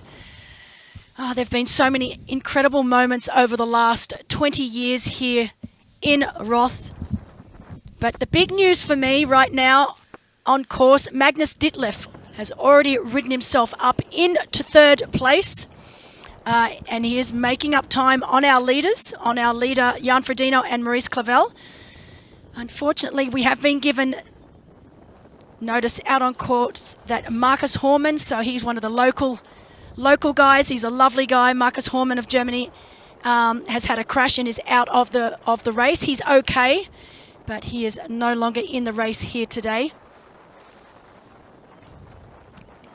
So it was 1 minute and 40 seconds how far Magnus was behind after the swim, and we heard it's now only a minute around, so this is incredible what this guy is already doing on the bike, and we've just started that race here. As we've got a great shot on screen now of Thomas Davis of Great Britain. He was 10th here last year, so finishing in the top 10 is no easy feat. So great race from Thomas Davis here last year. He's also only 26 years of age, so another very young competitor. He raced at the inaugural Challenge Wales only a couple of weekends ago, where he finished in 6th place. He did it as a little bit of a warm-up for the race here today. This is his main event, something he's been definitely concentrating on and doing everything right out there on course right now. Part of Team Erdinger. So Team Erdinger, one of the sponsors here, and also a great sponsor for many, many of our top athletes. We've got Carolyn Leerrider in the women's race, obviously also Patrick Lange, a long-time Team Erdinger member. Team manager Venka Kahula has been here all week long helping these athletes, but great to see Tom Davis having a very strong race. And we had the question coming up before how fast they are going on the bike. So we saw the average speed of Thomas Davis was 49 plus something kilometers around per hour. That 50 kilometer average. So if there are more questions you have on YouTube or Facebook, feel free to ask us. We will answer every question. So Tom Davis and Patrick Lange, our chasers right now. We know Magnus Ditlev is in front of these two riders. So Magnus Ditlev having a great race. And if he continues doing what he's doing, it won't be long before he catches the likes of Jan Frodeno and Maurice Clavel. But you can see right now on screen, stunning conditions out there today for this 180-kilometre ride. So they've already passed one of the greatest hotspots at Eckersmühlen. If it works out, we'll have a little Zoom meeting with the guys there too. Just explain to our audience why Eckersmühlen is so popular. What actually goes on there, particularly on the second and final lap back into T2? Right, it's right before you turn to Roth after your second lap, right? It's like a long curve, so to say, lined up with the banks and people sitting there, and it's really nice because you have tables looking towards the track, and then you have benches right behind, and yeah, you can have a cold beer, have a meal, and yeah, it's like that big bench beer mile. curve. So we would call it the beer mile. Yeah, you know that word. So yeah, we have a beer mile there, and yeah, our commentator there, he's 70 years of age. Wow. He's done that all time since we have long distance triathlon. We have that beer mile at Eckersmühlen. He's still doing the commentating. We will have a Zoom meeting with him later, hopefully, and this is really great to see how many people get there to Eckersmühlen. Well, I always like to remember the beer mile because when you go past on the first lap, it's all nice and neat and tidy. Yes. The second lap, it's a little rowdy. It's by the final time through, it's a mess. Yes, right. And all the age groupers love that too. Yeah, because every name is cheered. Yeah. As we now have seen, Jan Frodeno still in the lead, average of 51.19 kilometers, as we are heading into a little commercial break. Successful companies produce a lot, like this, or something like this. In any case, they produce that. Numbers, a lot of numbers. Because with success comes a growing commercial effort. What entrepreneurs need is good software. From DATEV, because we create connections. Fast, secure, future-oriented connections between the data in the enterprise, the tax consultant, and every party involved. As one of the largest IT service providers in Europe, DATEV creates connections for sustainable success.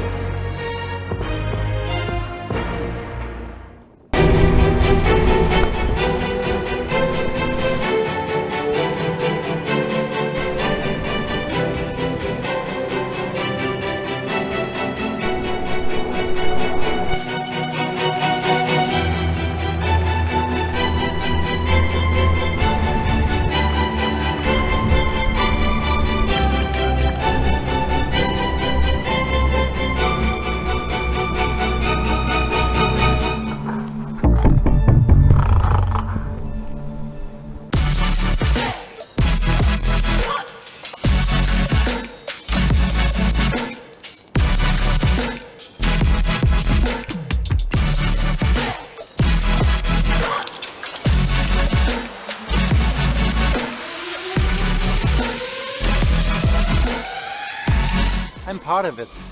What about you?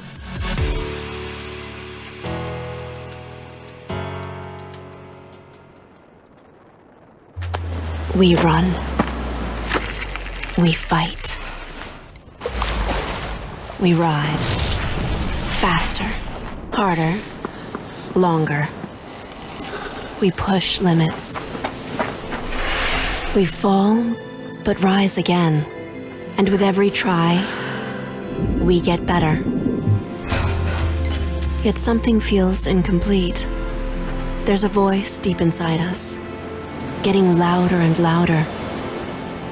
It can't be unheard.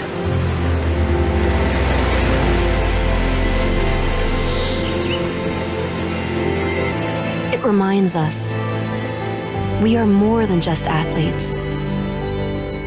Now we see, with our strength, our passion, our compassion, our love, our power, our mindset, we can bring change into the world. To work together on our differences and find potential within them.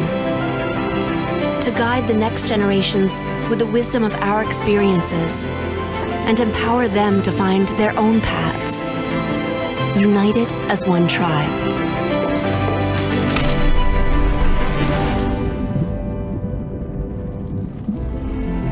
we will always be driven by performance. We just need to redefine what performance actually means.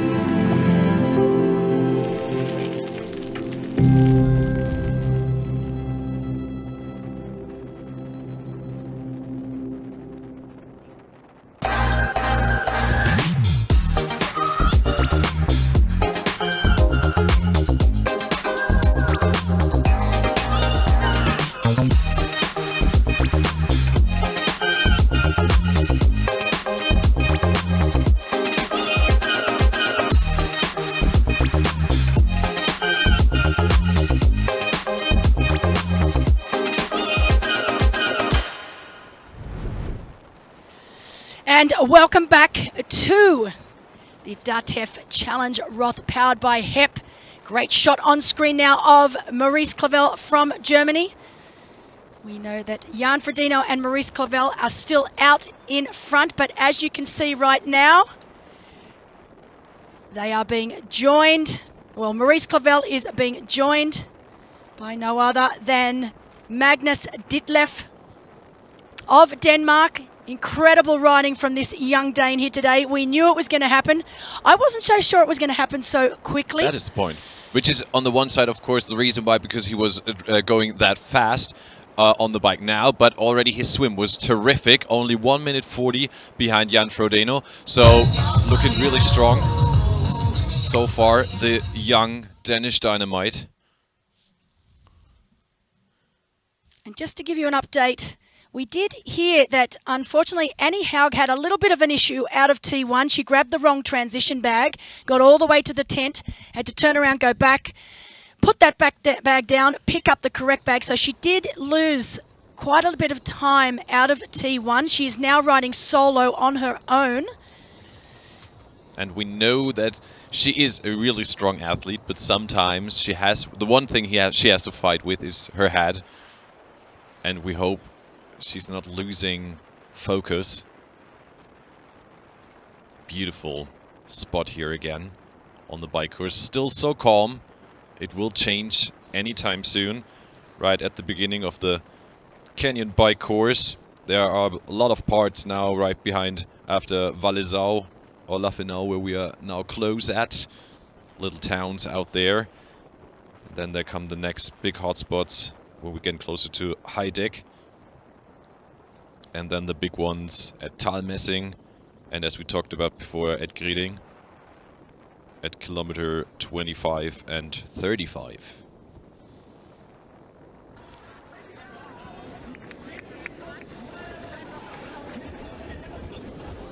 Great shots there of Patrick Lange, our defending champion. He'll be wanting to try and limit that deficit, but he will also know it's a dangerous combination now that Magnus Ditlev, our man on screen, the young Dane, has now made his way up to our early leader, Jan Frodeno and Maurice Clavel. And he has done it so incredibly quickly. He looks completely in control. You know, for 24 years of age, the maturity of this young man is really incredible. And even when you hear him speak, he's just so controlled, focused. He knows what he wants. He's such an incredible young athlete in the making. And I remember when I first met Magnus Ditlev, and it was back in 2019 at Challenge Daytona it was back then. And he was this young man, and I remember doing the commentary, and he was flying on the bike, and we're all like, who is this guy? We'll be honest, we didn't know who he was. And yes, he was riding, you know, with the likes of Lionel Sanders, who we know is one of the strongest riders in the sport, and none of us knew who this young guy was, but we certainly know who he is now. And since that race back in Daytona, he really has just continued to improve over a very short period of time, and yeah, he's really a remarkable young athlete.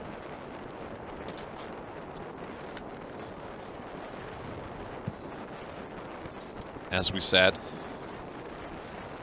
he wants to go all in on the bike, and well, he didn't say it to go for the record, but probably he could do that, grabbing the record from Cameron Worth. And we have, of course, our race director out there, Felix Weichshöfer, on the course, as well as his sister, Katrin Weichshöfer.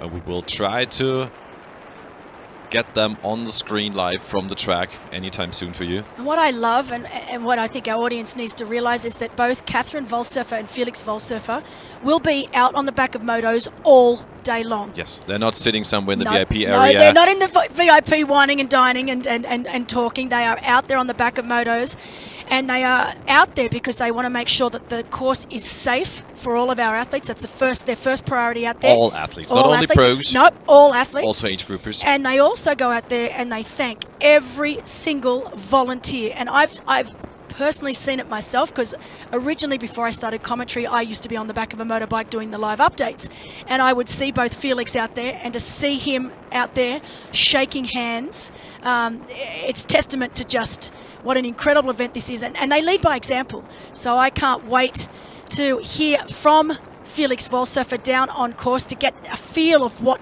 is actually going on right now. But you can see our professional men. And there he is. Geht's super! Hello! Sweetie! How are you? I am very, very well. Oh my gosh, what a race we have on our hands right now, Felix. It's incredible.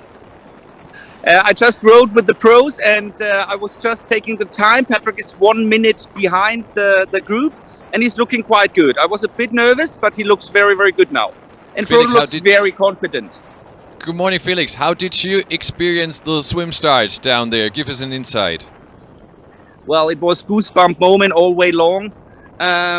We had more crowds on the bridge. We had more crowds on the other side of the channel. And yeah, it was absolute goosebump moment. And I'm really looking forward what to expect on Solar Hill.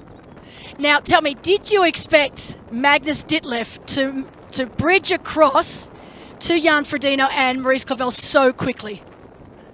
Well, not that quickly, but Magnus Ditlev is my dark horse, is my pick, and I'm really, really interested in how he's performing on the course.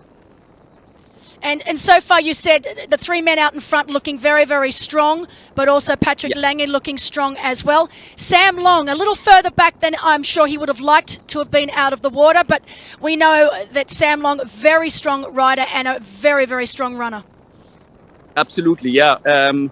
It was expected that he would go out of the water later than the others, but I found the gap to be a bit big. I expected a smaller one, but yeah, I think we just started the bike, and it's going to be interesting how he performs. And when he comes by here, here comes the next. I will show you.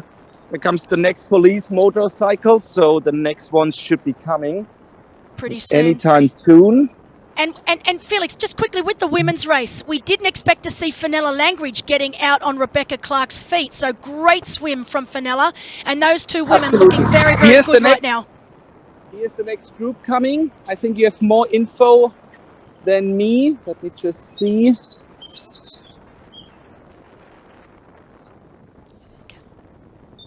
can see them coming. Auf geht's, Jungs, super! Auf geht's, haut rein, super! Auf geht's, Spitze! Jawohl, Nick, hau rein! Super. This is Nick Stuckenborg. I love it. So Felix, he's doing so well. It's his first pro race, and I didn't expect him to be that way up front. It's really cool to see. And Felix, we've been telling our audience that both yourself and Katrin will be on the back of motos all day long. It's something you've done religiously every single year. You're out there making sure that safety is priority for all athletes, but also you go around and you shake the hand of pretty much every single volunteer on course. Everyone I can get hold of. That's Christian, by the way. He's flying me over the course today in a very secure manner, and we'll certainly have a lot of fun later on driving through Solar. This is always my magic moment of the year. So speaking of Solar, Julian and I were just talking about it. We're expecting huge crowds there. I mean, what is the atmosphere like down there at the moment? By the way, this is the county today in the morning, because we have a new traffic divider now right in Solar. And we have managed with the police and with the firefighters that the athletes have a safe drive-by of the traffic divider. And today in the morning, Marcus, who built up Solar, sent me a text saying, we've taken off the traffic divider. There is no traffic divider anymore for the athletes, free road for the athletes, and then it will be reconstructed back afterwards. That's the county of Roth.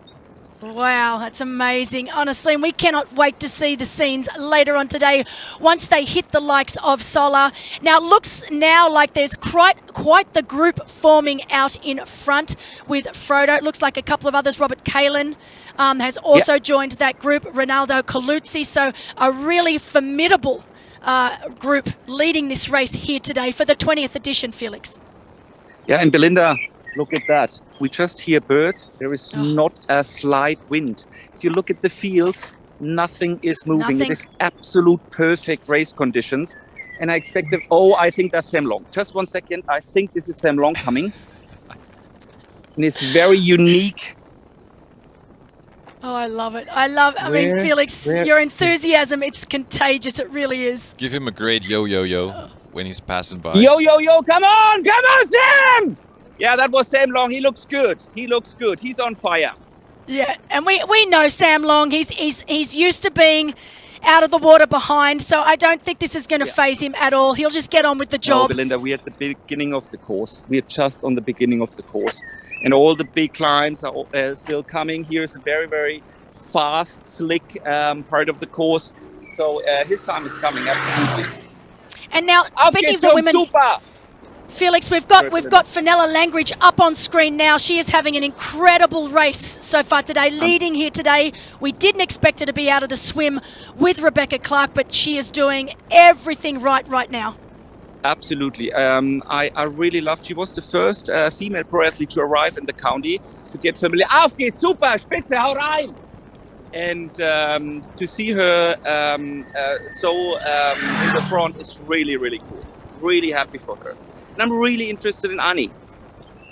Now, we did hear Annie had a little bit... Well, Annie had a little bit of a mishap out of transition, but she's back on track now and riding on her own, but looking very, very good. Okay. Guys, we will take off again. Of course. Possibly we will come back on top of grading. Beautiful. That would be fantastic, Felix. Well, honestly, thank you. You're an incredible person. Amazing. Love hearing your side of things out there. So cannot wait to talk to you again later today. Thank you, Felix. Wonderful. Thanks for your great job, guys. See you later. Bye. See you then. Bye. Bye. Oh, my gosh. I mean, there are not enough adjectives, even for me, to describe what I feel about that man. He's an incredible guy. What an ambassador for our sport of triathlon. Absolutely. You know, when I first came here in 2004, of course, his dad was in charge, Herbert. Unfortunately, his father passed away and Felix had to take the reins. And it was such a massive undertaking for such a young guy. In a young age. He was 26 back then.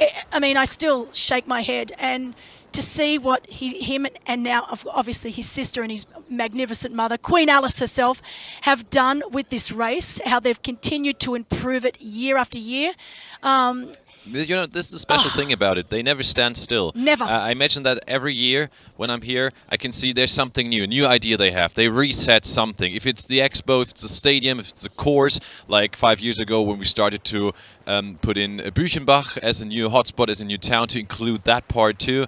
Every year there's something, and it's not what they always want because they ask the athlete. There's always a big feedback round at the end. For example, the first time we had that 2-loop run going to Büchenbach, back again to the canal and back and forth. Many athletes said it was too hilly, it was too much in the end. Felix saw that. He said, okay, this is a problem here. We work on that and we change that for you guys, that you have the perfect race here. Yep. And this is the great thing about it. He wants to, not for his reputation, but his heart is with the athletes and with the volunteers, both of them. And this is so great about him as a person. When we sat down with him earlier this week, just to go over key messages that he wanted us to get out there, and I think the one that that resonated with me the most was the aim for the wall surfers is not to satisfy the athletes. It's not for them to come here and be satisfied with the race. It's to exceed their expectations and to have them walk away going, this is the most incredible event we've ever done. And I have to say, I haven't met a person yet that hasn't said otherwise, and hence why it is now a bucket list race for nearly every triathlon fan around the world. Not only now, it has been for many For a years. long, long time. Because you know that within the pros groups, when you are, I don't know, on training camps or so, you're talking about Roth. When there's one guy, I guess, I've never been there, but let's be honest, when you were there back in the days, you came back from Roth, you met other athletes, you were talking about Roth, right? Of course. Hey, I knew even early on in my career, it was a race that I was always going to do. I used to watch it on television.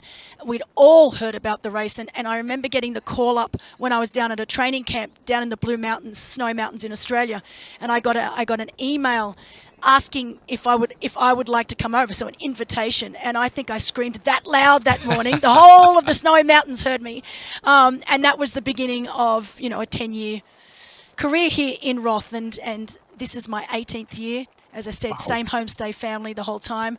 My parents have been over here. My sister's been over here. My homestay family's been to Australia and stayed with us there. There really is no event like it, and I love watching pros come here for the first time, and I love watching them get hooked from the get-go. Yep. Fenella Langridge, our leader on screen right now, is one of those athletes. I remember her coming here last year, and at the finish line speaking to her afterwards, and she was blown away. And of course, last year it wasn't really a true indication of. It was a light version. It was a light version. It was an alcohol-free version. And I said, wait till next year, you've got to come back. And she said, if this is any indication, I'll be coming back for the rest of my career. And so I'm, for Fenella to be leading the race so early on, and she hasn't even got to the good spots yet. So I can't wait to see Fenella's race when she hits Solaraberg for the very first time. Right. It's going to be a sight to behold. Yes, like we said before, 50,000 people. Just imagine. The town of Roth, I can tell you, has 25,000 inhabitants.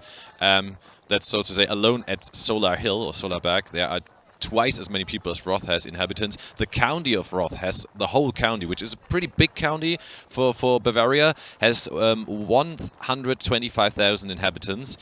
And now we are waiting for 250,000 spectators on the whole track. So this is double or twice of the amount of inhabitants we have.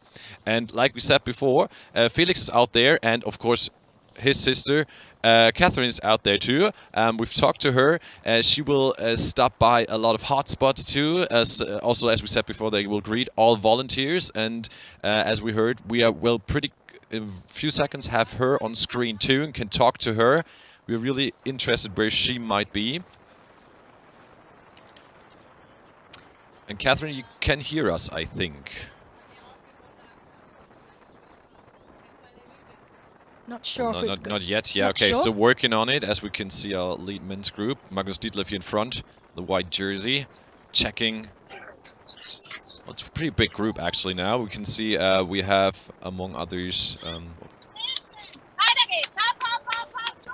So, the second try to Catherine. Catherine, can you hear us out there on track?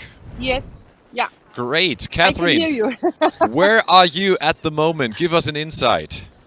Hi, Belinda. Hi, Julian. I'm here right after Heidbeck. It's in Seligenstadt at the aid station. Great. Seligenstadt. You look fantastic out there. We were able to talk to Felix before. You are there with a lot of volunteers, I guess. Yep. Please show us, what is a typical hotspot or a station here looking like? Here we have about 100 volunteers.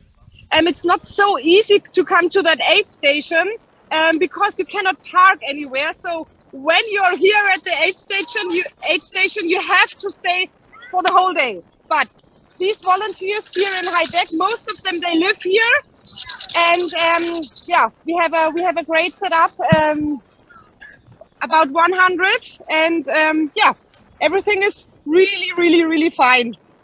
What feedback do you get from the volunteers out there? Have you talked to them? What do they tell you about the race or the day?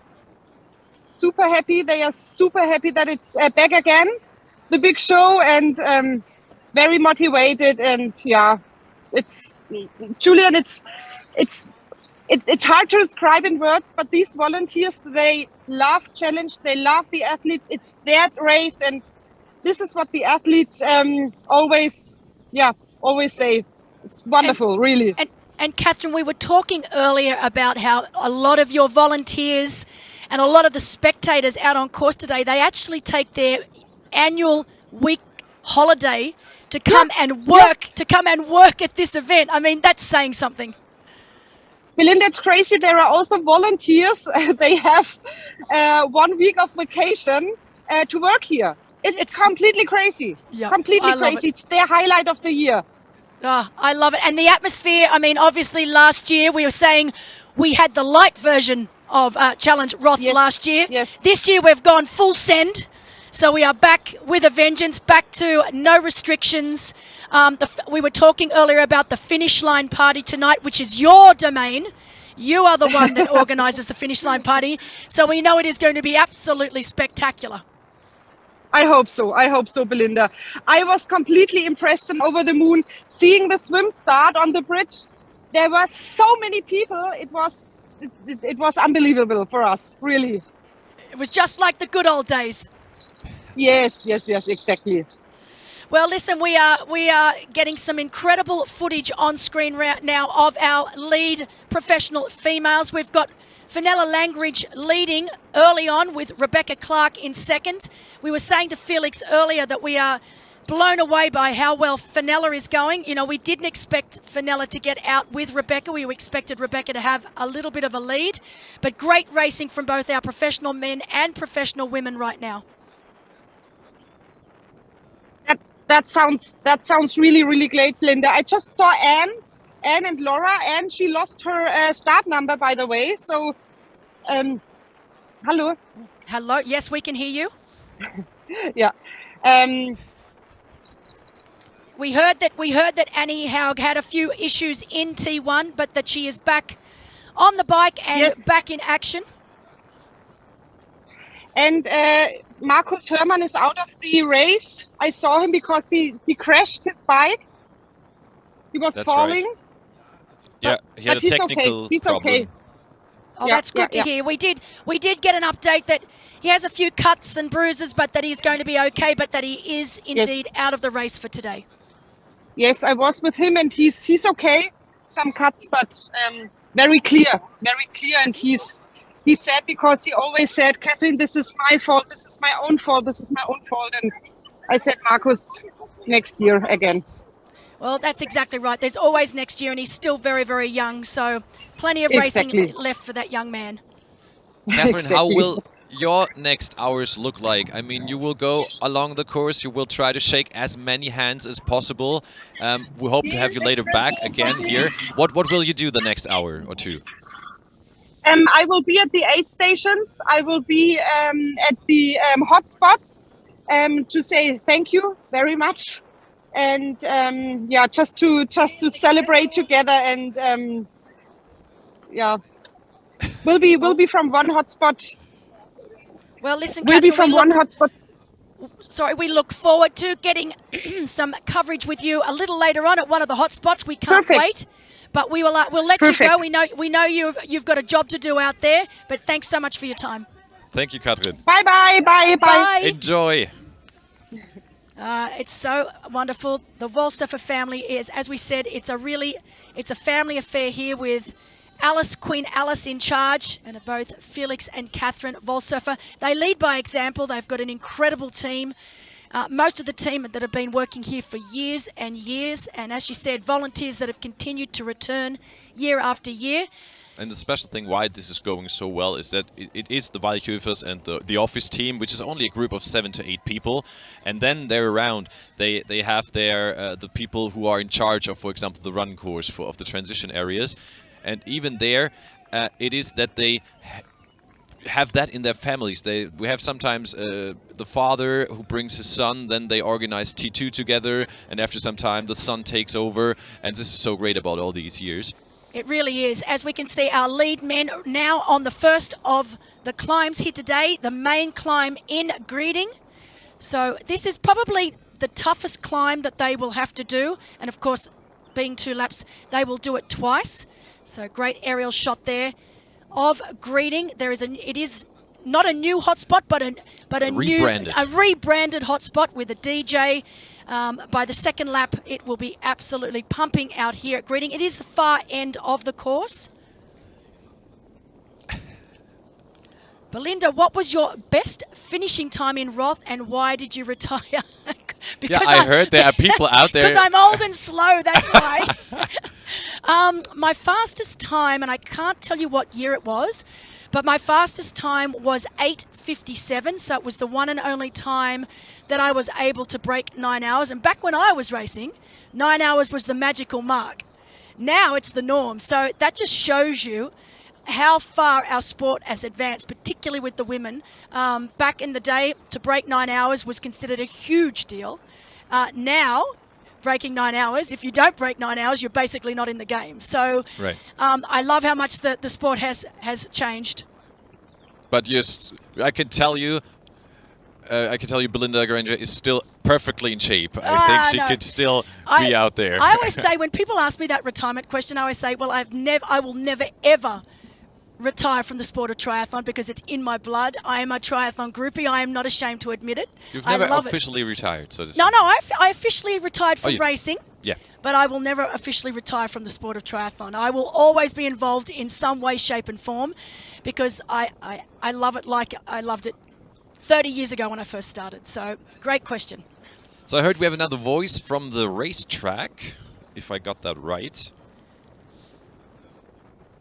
Yeah, can you hear me? Yeah. Yes, we can hear you. Great to be speaking to you. Hi there. Simon Barr is out there for us for Power Bar. Simon. Yeah, correct. I'm in currently in T1. I'm in transition 1, getting ready for my bike leg in the relay team. Yeah. And now I heard that you were taking stuff. part. I heard you were taking part in a relay this year, Simon. It's fantastic. Now, listen, having you right here now, perfect opportunity for me to ask. Very hot day. Well, not so hot right now, but we know that the temperature is going to climb to around 30, 31 degrees Celsius. So we know by the time the marathon is here, it's going to be very, very hot conditions. How do you actually prepare for a race like this where the temps are predicted to be in those early 30s? Well, I think preparation probably started for most people yesterday already, making sure they've been adequately hydrated yesterday. And then taking that through all the way this morning before the start. And then basically just try and keep topping up that fluid intake little and often. And very important today is going to be the electrolytes. So just not only have water, but also concentrate on the electrolyte intake. So we have isotonic drinks, they contain electrolytes, but also gels and bars, they usually have some added sodium. So that's really important that the athletes get that in. And it's going to be highly individual, I guess, what the fluid requirement will be. But as a ballpark, I guess sort of a 1 bike bottle per hour on the bike to set you up for the run. And then during the run, use the aid stations little and often. Don't sort of skip them and then have a big gulp on the second or third one, but sort of try and have a couple of sips on every aid station just to keep that fluid balance adequate, I guess. And one of the things I used to find particularly hard back when I was racing is on the nutritional side, on the calorie side of it, is that the hotter the race, the harder I found it to take in any sort of solids. So trying to get that calorie intake in sufficient to get you through an entire full distance race. What are your tips for athletes, you know, in those hotter temperatures where it can be difficult to take on solids? Well, mix and match between gel and the fluid. I mean, a bottle of isotonic drink, that will provide you probably half your requirement per hour. So that's about sort of 40 to 50 grams of carbs. And then just supplement that with gels accordingly. I know we've got the hydro gels on course, so they're a bit more liquidy. They will go down a treat today, I guess. So yeah, just stick to the gels because they usually go down easily. And of course, we've got lots and lots of aid stations out on course today, all providing the Power Bar products, which is great to see. Now, let's talk about you. Any times that we're predicting for the bike today for yourself? That's a big question. I don't really know. I'm doing it for the first time. My colleagues have set me a stiff target under 4:30. So let's wait and see if the legs can deliver today. But it's going to be a learning curve. But I'm really excited to just do it and have something different. So yeah, I mean 4:30 would be amazing. But I don't know.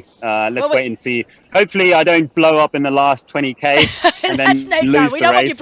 We don't want you blowing up. So I'll take it easy on the first lap, and then just try and wind it home on the second lap, sort of step by step every 10k. Just add a couple of watts, sort of thing. Yeah, I guess that's going to be the plan. Well, we had Felix Welsdorfer on camera earlier, and he did tell us that the conditions out there on course right now are truly perfect for fast riding. There's really no wind on course at all, and great temperatures, around 15, 16 degrees right now, so really good temperatures for fast riding. Cool. I'm looking forward. I was out on the course yesterday. It was a bit gusty, a bit windy, so I got a bit cautious, but that's good to hear that it's going to be calmer today. And yeah, I'm looking forward to that. How are you feeling to go up Solar Hill twice? Well, actually, that's not the biggest problem, I guess. I do loads of alpine marathons where I climb sort of 2 hours on end. So that's going to be the easy part for me.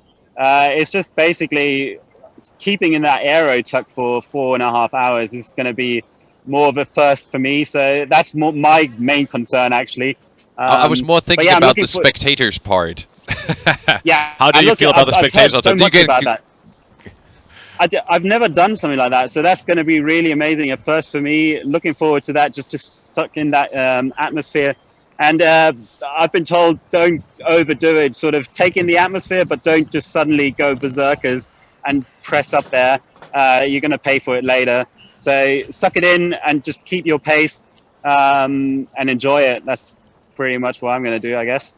Oh, I love it. I'm sure you're going to enjoy it. I still have very, very fond memories of Solar. If there's one word of advice I can give you, it's very, very difficult to stay under control. It's almost impossible. I think the first time I saw it and saw the crowds, I actually let out a little scream. So my advice is to stay cool, calm and relaxed, even when you don't think that there's going to be enough room for you to ride through. The spectators part right at the right time, so they know what they're doing. They're experts. Okay, looking forward to seeing it. Oh, well, listen, thanks so much for your time, Simon. We hope you have a great day out there, and looking forward to seeing you at the finish. Okay, perfect. Thank you. Have a good show, and see you later. See you later. Thanks so much. Enjoy the ride. Bye. Bye. So great to see him finally getting out there on the course and getting a chance to experience it, because I think he's going to have a smile on his face all day long. And as he correctly said, Solar Hill can, I don't want to say kill you, but give you a big hit if you go up too fast. We have a lot of age groupers too, who are maybe not that experienced, and they just enjoy it. They ride as hard as they can, and at the because you don't feel the hill, because when you go through that crowd, you don't feel any way of going up. And yeah, when the crowd is suddenly over, all the emotions are gone and you're up the hill and your legs feel terrible. So now when that's right, the crowd's gone, it's like, what just happened? Yeah. And where are my legs? So where does it go down again? So you really have to be careful here. And so a little update for our professional women. So Fenella Langridge really having an incredible race so far. She's now got about 1:50 over Rebecca Clark, with Sonia Skeven at 6:38 back. Annie Haug 7:15 back right now. So Annie Haug, we are missing Carolyn Learrider from the tracker. We know that she is definitely still in the race out there somewhere. So for those that are looking to see where Carolyn Learrider is, she is still in the race, but just not showing up on the tracker right now. But right. we know that she's somewhere up around just in front of Annie Haug. Because she's a really strong swimmer. She is a very strong bike rider, one of the strongest riders in the field. She has a swimming background too, the girl coming from Würzburg. So while our men have made their way up, greeting for the first time, we know that our professional women are on their way to the longest climb on the course. And while we're talking about greeting, we will take you to a little clip on the town of Greeting and that infamous climb. The pretty little town of Greeting charms athletes halfway through the first and second bike loop. With a population of just over 7,000, it fits the definition of picturesque most perfectly. While it's the wealth of churches that the community is particularly famous for, Greeting locals love their traditions and their picture-perfect cobblestone streets. It is the mountain of pain, they also say, because it's Yep. the longest hill up at DATEV Challenge Roth, powered by Happen. We can see it here already.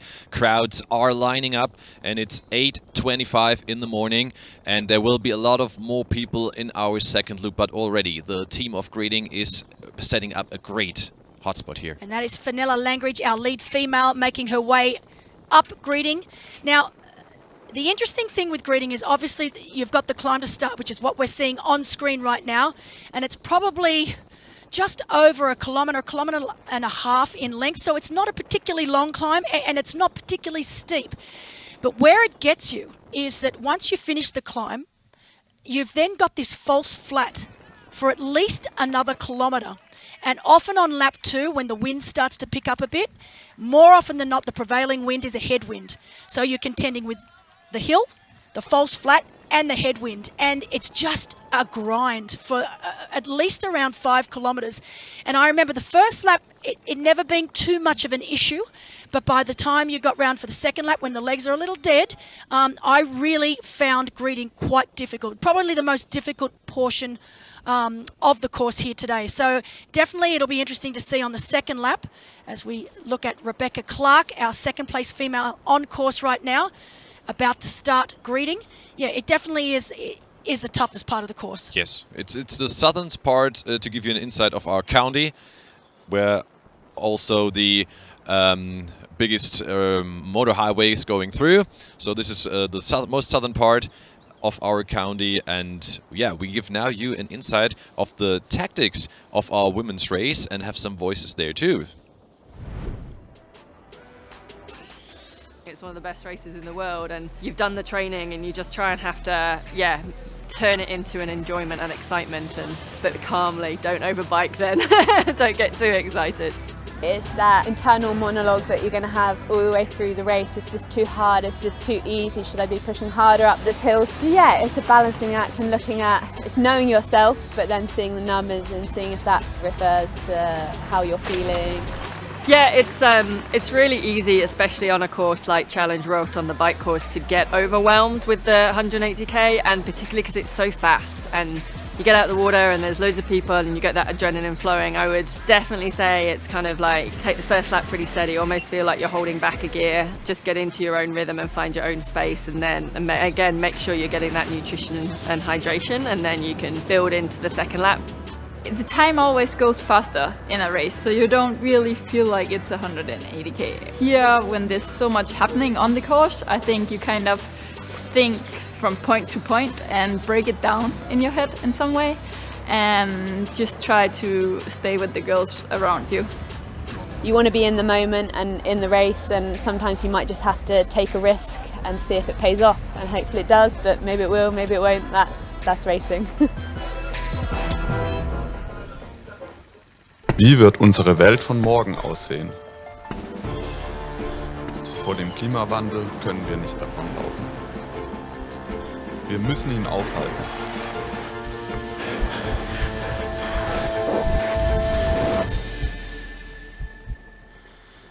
There is no planet B.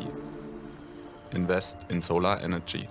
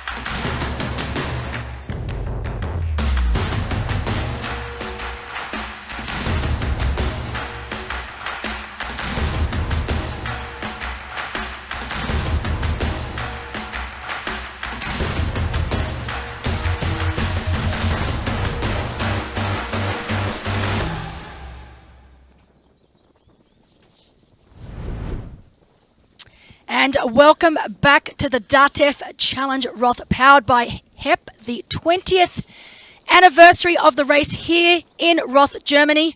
We are back with our lead men. Jan Frodeno on screen right now, our 2016 champion, where he set the course record. It's going to be very, very interesting to see if that course record can be beaten here today. We know that the lead group, now group of 5. So a very powerful group of professional men up front right now, including the likes of Magnus Ditlev. We've also got Robert Callen. Magnus, as I said, was able to bridge across to that lead group of Maurice Clavel. He is also there, and Jan Frodeno. So a very strong group. Ray Ronaldo Caluzzi from Brazil also in that group. And so while our men, our lead group of 5, are continuing to put time into the likes of our defending champion, Patrick Lange, we know for our professional women's race, Fenella Langridge is really having the race of her career so far. Now has just on 4 minutes over Rebecca Clark, who is in 2nd place. And then Annie Haug, currently holding 3rd place, but 7 minutes 28 back on Fenella Langridge, which is extraordinary. We know Annie Haug had a few issues in transition in T1 where she picked up the wrong bag, but she has now made her way into 3rd place. We've got Maja Nielsen at just on 9 minutes back, along with Judith Korakan and Sonja Skeven. Magda Niewald, coached by Yvonne van Vlekken, and what a coach to have, particularly today, Yvonne van Vlekken having won here on 3 occasions. So definitely a good coach to have for this course. But it is Fenella Langridge who has taken control of this women's race here early on. But great shots right now of our leader, Jan Frodeno, in that lead group of 5.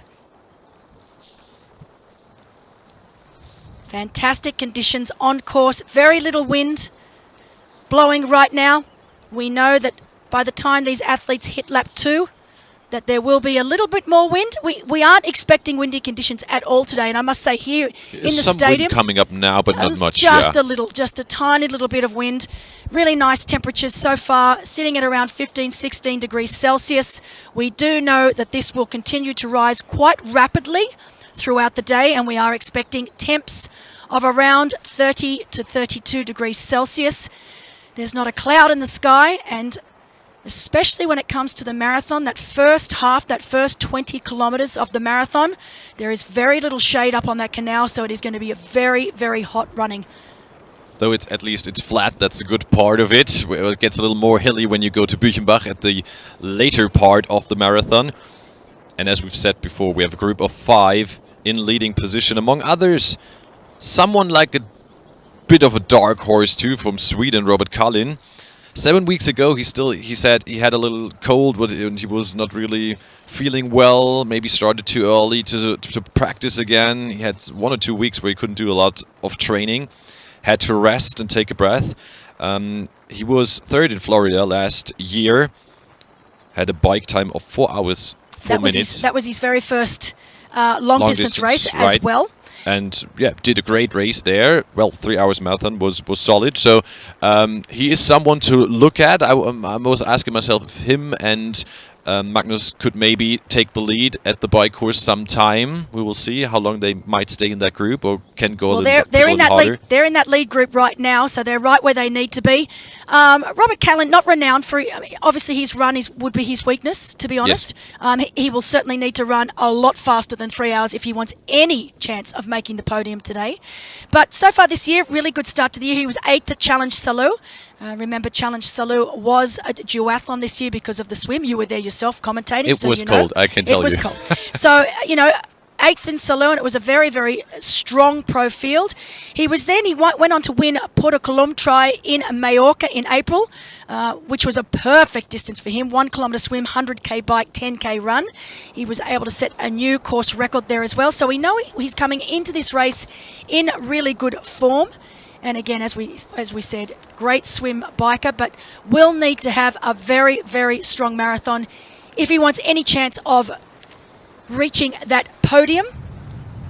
But what would you say now? What is the tactic here, the game plan, if we take a look into the head of Robert Kalin, for example, or also Magnus Ditlev, who is maybe a bit of stronger of a runner than Robert Kalin is? Is there a certain point where they have to get away from Frodo, and when on the bikers do you do that?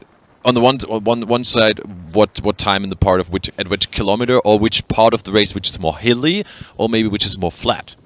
Look, and what we've got to remember too, we are still in the very early stages of this bike ride here today, and yes, I would imagine the likes of Ditlev and Kalin, they know that with Frodo in the field, one of the fastest marathoners in the field today, although with a little bit of a question mark over his head, I would imagine that these two men would like to have a little bit of a buffer going into transition too. They know that Patrick Lange is also behind, and they know that his run form is definitely exactly where it needs to be, and he is a very, very fast runner. So yeah, I think definitely for the likes of Kalin that he would like to have a little bit of a buffer coming to T2. Magnus Ditlev, I know that over the last year he's become a more all-round athlete, and so his run is definitely better. I mean, he ran a 2:40. Yes. So, 2:40 is a solid marathon time, and if he's able to produce something similar here today, then he is guaranteed to be on that podium at the end of the day. Yep. So I'm really interested, probably more interested to see what Magnus is able to run today rather than to see if he's able to get Cam Wurf's bike record. Because I know at the end of the day, you can get a bike record and that's great, but it's where you finish overall that really counts. So Magnus Ditlev doing everything right now. He's got himself in a great position. I think, yes, he would like to have a little bit of a buffer if it's possible, but he's not going to destroy his race or his marathon in order to do so. I think he's going to trust that he is running a lot better these days, and that if he does get off the bike with the likes of Jan Frodeno and the rest of this group, that it's not going to faze him. But he knows that, and he's quite confident with where his run is at right now to be competitive against these men. But then for Robert Kalin on the other side, because he can't stay in that group on the one side, but on the other side, if he leaves this group and does his one-man show on the bike, he might blow up on the run. So yeah, I was wondering, what can this guy do, or is he just trapped within good runners? Yeah, it's a really hard decision you have to make when you race. I know back when I was racing, I was never renowned for my running prowess. So I knew if I wanted any chance of winning a race or finishing on the podium, that I had to have that buffer off the bike. So that's how I raced, and I would not be content to stay in this group right now. I would be wanting to get ahead and to at least have a buffer heading into transition. But things have changed since I was racing, and now you really can't afford to have a weakness at all. You must be strong over swim, bike, run. And this occurred when the likes of Jan Frodeno came onto the scene with no weakness. And not just that he has no weakness with his swim, bike, run, but he has no weakness mentally as either. We now heard that Jan on the bike has lost his gel bottle. This is something of an issue, maybe. Not too much, but look, not perfect, of course. Not perfect, but we're lucky. We've got power bar out there. We've got plenty of aid stations on course. Jan Frodeno is such a professional athlete that, yes, it's not ideal when you lose your nutrition, particularly because it's nutrition that you're used to using, that you've trained on previously. But Jan will be fine. He's just got to make sure now that if he is down on calories, that if that was crucial, if the bottle that he lost is crucial, that he makes sure that at the next aid station he takes on some more nutrition, some more calories. But in the general scheme of things, I don't think it'll be an issue. So here at DATEV Challenge Roth, powered by HAP 2022. Just to say this again, we are happy to have you live here in our international stream, and if you have questions to us on YouTube or on Facebook Live, please ask us everything you want to. We will answer all your questions here live. As our leading men are still making their way, now 2 hours and 10 minutes into the race. We've said that before, we aren't too far onto the bike course. There are first predictions from Thorsten Rade, our man in charge of the numbers, our magician of numbers. He said, yeah, Magnus right now is on a course of 4:05-ish, so close to the bike record if he goes on this pace. And well, it's a group of 5 men leading. We said before, it's Jan Frodeno, Magnus Ditlev, Maurice Clavel, Robert Carlin and Reinaldo Colucci. And then our defending champion in 6th position. He is 3 minutes and 40 seconds behind. And we have for you graphics of some the graphics bikers. of the bike course. The bike course right now. Really interesting question. Someone said, "Is this going to really be an issue for Jan losing his nutrition?" As we look at the graphics for the actual bike course here today, as I said, 2 times 85-kilometer loops. So they will do 2 loops of the bike course before then heading straight into transition, which is here in town. That's 9 kilometers. So once they leave the 2 loops, they have 9 kilometers left to ride. Each loop around 85.5 kilometers. 1,200 meters of elevation in total, but a really great bike course here today. So getting back to that question on Jan Frodeno and just how crucial, because he has lost his nutrition bottle. An interesting part of the race here, which is not the same around the world. At every single aid station out on course, you are allowed to have someone from your team. So every professional athlete and age group athlete is allowed to have someone from their team at the last table of every aid station, where they are able to hand them whatever nutrition or whatever needs their athlete might need. So Jan, obviously, he has his manager here, Felix. He also has his masseuse here, Albert. And if they are watching the coverage and they can see that he has lost his nutrition, they are able to make their way to one of the aid stations, stand at the very last table, and make sure that he gets exactly what he needs. So that is a fantastic thing that this race does. They've got it for the bike, they've got it for the run. As long as they've got someone that can hand them that nutrition or hydration specific to that athlete, they're able to do so. And they are that professional to handle that, which is perfect. We haven't said that before. We have a lot of guests. So far you saw we had Felix coming up. We had Catherine out in the field. And we have a lot of studio guests later too. We will have Lucy Charles Barkley here in our studio, among others, and Sebi Kienle. Unfortunately not able to race. We will have him on here on the show early on.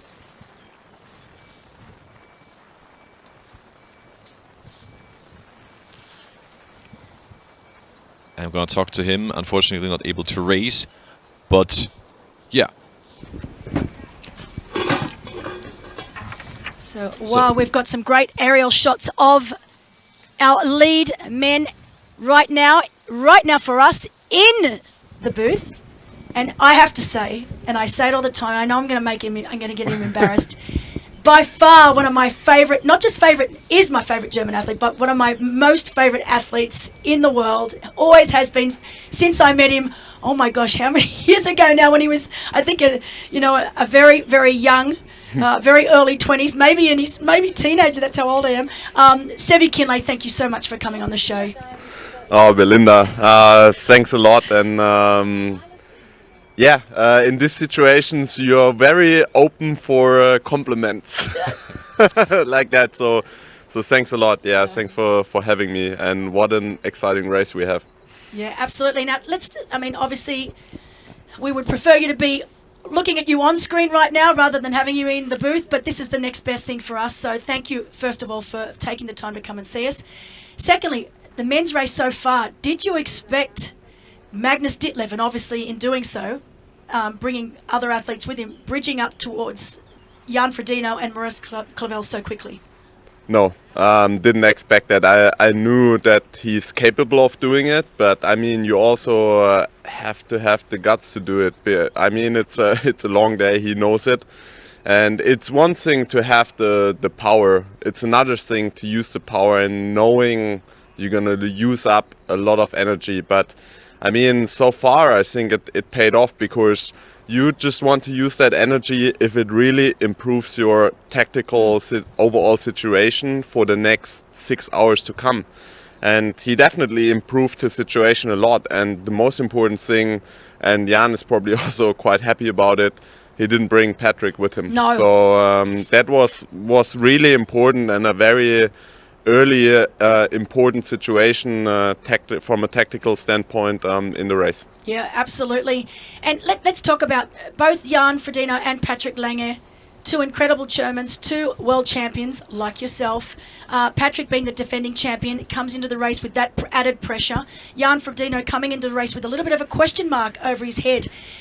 Do you think I these think two... it's actually not a little question mark. Yeah, a big question mark. Yeah, absolutely. So what do you think their mindset of both these athletes is right now? Because, you know, normally as Jan said, he had to put his perfectionism, having to come into races, always being in perfect shape to win. He's had to put that in his back pocket and change his whole mindset. Not easy to do at age 40. Yeah, a really, really difficult situation for Jan. And I mean, I can probably relate as much as probably nobody else to his situation. And you just don't know how many shots you have at this stage. And I mean, sitting here, and like you said, for me, it's also the next best thing for sure. But knowing that there's not that many more chances, and in the last 2 years we learned to take nothing for granted, you know. Absolutely. It's very difficult what you're gonna do, you know. If he would have been 30, he would have probably just not raced, you know. But now it's much more difficult to pull the plug on a race like that and not do it. So it's a slippery slope. On the one hand side, you know, there's only this many chances left. On the other hand, you know, if you're gonna run a marathon now with this injury, it's probably gonna be the end. Yep. I mean, and I'm not. It's definitely an option that this would be the end then afterwards. So yeah, very, very difficult situation. And also from a communication standpoint before the race, you know, I mean, Jan always has been this athlete to me with this aura of being absolutely unbeatable, invincible, untouchable. And he actually let down the guard quite a lot by being very vocal with his injury and being vulnerable. And I think, so therefore we definitely see a different Jan. And normally in this situation, I would say nobody would beat Jan in this race. But like we already said, it's a big question mark if he would even start the marathon and what's going to happen if he's starting it, and if he finish, if there will be another one in him. Could there be a situation that he might even drop out of the race on the marathon when he feels like this is not just working with the feet or with the Achilles, where there was a problem? Or is Jan the guy who just go on running but maybe destroy more than there is? Or is he in that age that you see in that age must say, no, okay, I have to stop here? Sometimes it's not a decision. No. You're not able to decide anything. The body decides it. I had been in this situation where I was walking across the street and a car was coming. I was not able to run. I would have just gotten hit by the car because I wasn't able to run, you know. So therefore, there's problems where you can want it as much as you like, and there's just no option. You just can't do it. And even with all the painkillers and stuff like that, at one point it's just not enough. And therefore it's definitely, I think it's definitely an option. And I think well, what should I say? It's probably the most difficult decision in his career. I mean, he has been there before, leading up to the, I think, 2012 Olympic Games, when he also had an Achilles injury. And I can remember that it was 6-7 weeks out, and he still managed to get in a really good shape for the run. I think he finished 6th place at the end, but but that's a total different story. You have a lot. I mean, at that age, you also recover much quicker from an injury, and yeah, I just know how difficult it is now. Yes. In his situation. So, yeah. We'll see how the race then will go. Yeah. Yes, of course. Sibi, you are one of the pro athletes who isn't able to start, unfortunately. Carl Smith is another one, and we are happy to have him on Zoom now, here live with us. But of course, if he can, Carl Smith being the main training partner of Jan Frodeno. So if anyone's going to have any inside intel onto how he is going, it is going to be Carl Smith. Then he better shut up, or he would not be longer his training mate anymore. Although I've always said it's they're all out. All these competitors are out there on field now, so he's not going to get an advantage. So this is probably the only time that we can actually get some truths. But Sebi, if you have to give your gut feeling right now on who is going to be on the podium, and I know we are not even remotely into the race yet, who would be your podium picks for today? I would I mean, that's actually something I absolutely love about this, is speculating about, you know, what's going to happen in the race and so on and so on. Right now I have to say, I'm being really gutsy, and I say Magnus Ditlev is going to win the race. I love it. I think just from a tactical standpoint, this is really important, as we see Patrick riding on his own right now, and that's very crucial to the race, because he will lose more time. And the question really is, okay, he's not only losing time, but he also can't save energy, you know. In the last races, he was always able to keep up with pretty much everybody on the swim and the bike, and then execute a perfect run. If he has to work on himself, it's gonna be a difficult and much more difficult situation. So I'm gutsy. Magnus Ditlev is gonna win the race, and second place is gonna be Maurice Clavel. Oh, I like it. I like it. And third place will be Patrick with a good marathon. Not his best, but yeah. And then you know what I think what's gonna happen with Jan, but I just hope that he proves me wrong. Yep. And yeah, and that it's a great marathon. He's gonna win the race, and it's not his last one. So, but yeah. But great racing anyway. I love getting the insights of Sebastian Kienle. He is one of the most experienced, and even though he thinks that I say this about everyone, I absolutely do not. He is definitely has always been one of my favourite triathletes. He wears his heart on his sleeve. I've always said for a German he's very un-German, because he always laughs when I say that. I definitely take that as a compliment. An incredible athlete, but yeah, we do have Kyle on the phone right now. Kyle, can you hear me? Talking to Sebi Kienle. I can hear you, yes. Oh, hello. Thank you so much for joining us. Now, you're currently in Girona? I'm in Girona, yeah. Theo Unfortunately and not in Belinda will Roth, talk to you. but yeah, I'm back. I'm back in Girona, just getting the training in. Now, we've got Sebi Kienle in studio with us right now, and he's just given us a rundown of what he thinks his picks for the podium. And right now he doesn't have Jan Frodeno on that podium. What are your thoughts right now?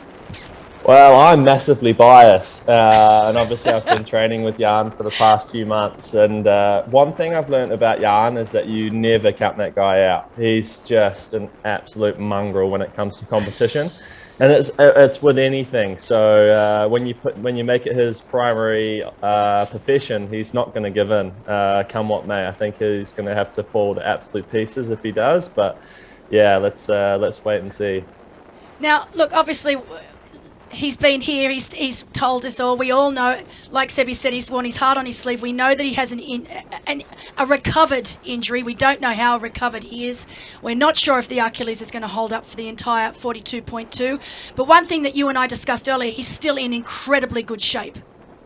Yeah, he's that's what I'm saying. You know, his swim bike shape is phenomenal, as we can see. He's giving it to these boys out there, but and that translates, and sometimes you kind of forget that actually swimming and biking really helps the running. So yeah, we'll see how he goes. I really hope his body holds up. We have been doing some really good runs in training. We've been doing a lot of trail running and stuff like that, so and it's been holding up okay, but obviously that's not 42 Ks after 3.8K swim and a 180K bike. So yeah, let's see, let's hopeful that he can, but he's looking in great shape right now, and he's looking comfortable too. He's not sort of, he's looking super smooth on the bike, so hopefully that's a good sign. Hey Kyle, this is Sebastian. What's your next race then? I'm going to be racing the Canada PTO race. I thought I've only done 2 Ironmans, and I thought another Ironman might actually kill me. I did the St. George and the Samarin double, and I was a heap of a mess after that. So yeah, I decided that for another Ironman, it's a hard sport. I mean, it's called, I guess, what this is, the full distance race. It's a challenge for a reason, and yeah, it's a hard sport for sure. Absolutely. I'm also having an eye on the race in Canada, so maybe we'll see you there. Let's get it. So how many run sessions have you done with Jan in the last months? We've actually done quite a bit. He was doing a lot on the treadmill just to kind of like reduce load and just keep the safety there. He was doing some big runs on the treadmill, but we've also done a lot of runs outside. We were doing where we were training. There's a lot of trails and a lot of gravel paths, and we were doing a lot of running on that. We've done enough sessions that I can't remember how many sessions we've done. It definitely wasn't in the single figures. So yeah, we've done a lot of running. So, but obviously we haven't done the big runs that I guess Jan's used to doing pre-Ironman. So I guess that's where his question mark lies, is that just not having the preparation that he has, this red carpet laid out that he has before the big races that he's done in the past. I guess he hasn't been able to do that. Obviously, just trying to be safe and just get the Achilles ready properly. So I guess that's where the question mark lies. But where he lacked the running, he made up for in the swimming and the biking. So I guess that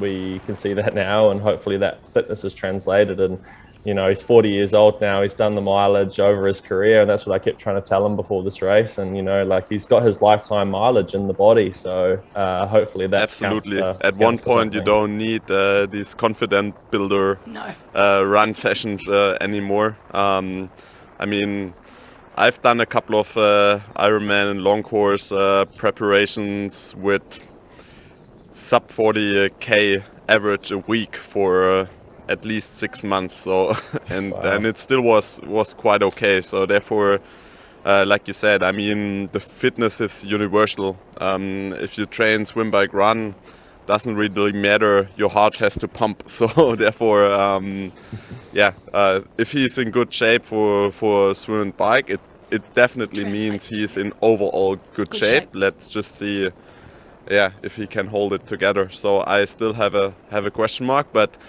Talking to Kyle, a little bit more confidence? Was definitely a little bit more confidence in Jan's run. Kyle, you're practicing with Jan for a longer while. What can you cover from him? What's there? Are there tips, hints? What's so special about that? What makes him the GOAT? Yeah, we like to say that he's the goat and I'm the pony, I guess. I'm definitely, I'm young and pretty inexperienced, especially in this Ironman game. I've got, lots of kind of, I guess, rawness about me, and he's got quite refined. But the interesting thing about, I guess, learning is now his wisdom that he's learned over his long career. And it is just to kind of, not rush things and take time, and I guess do it the German way, So, so he just takes it, he does everything very calculated.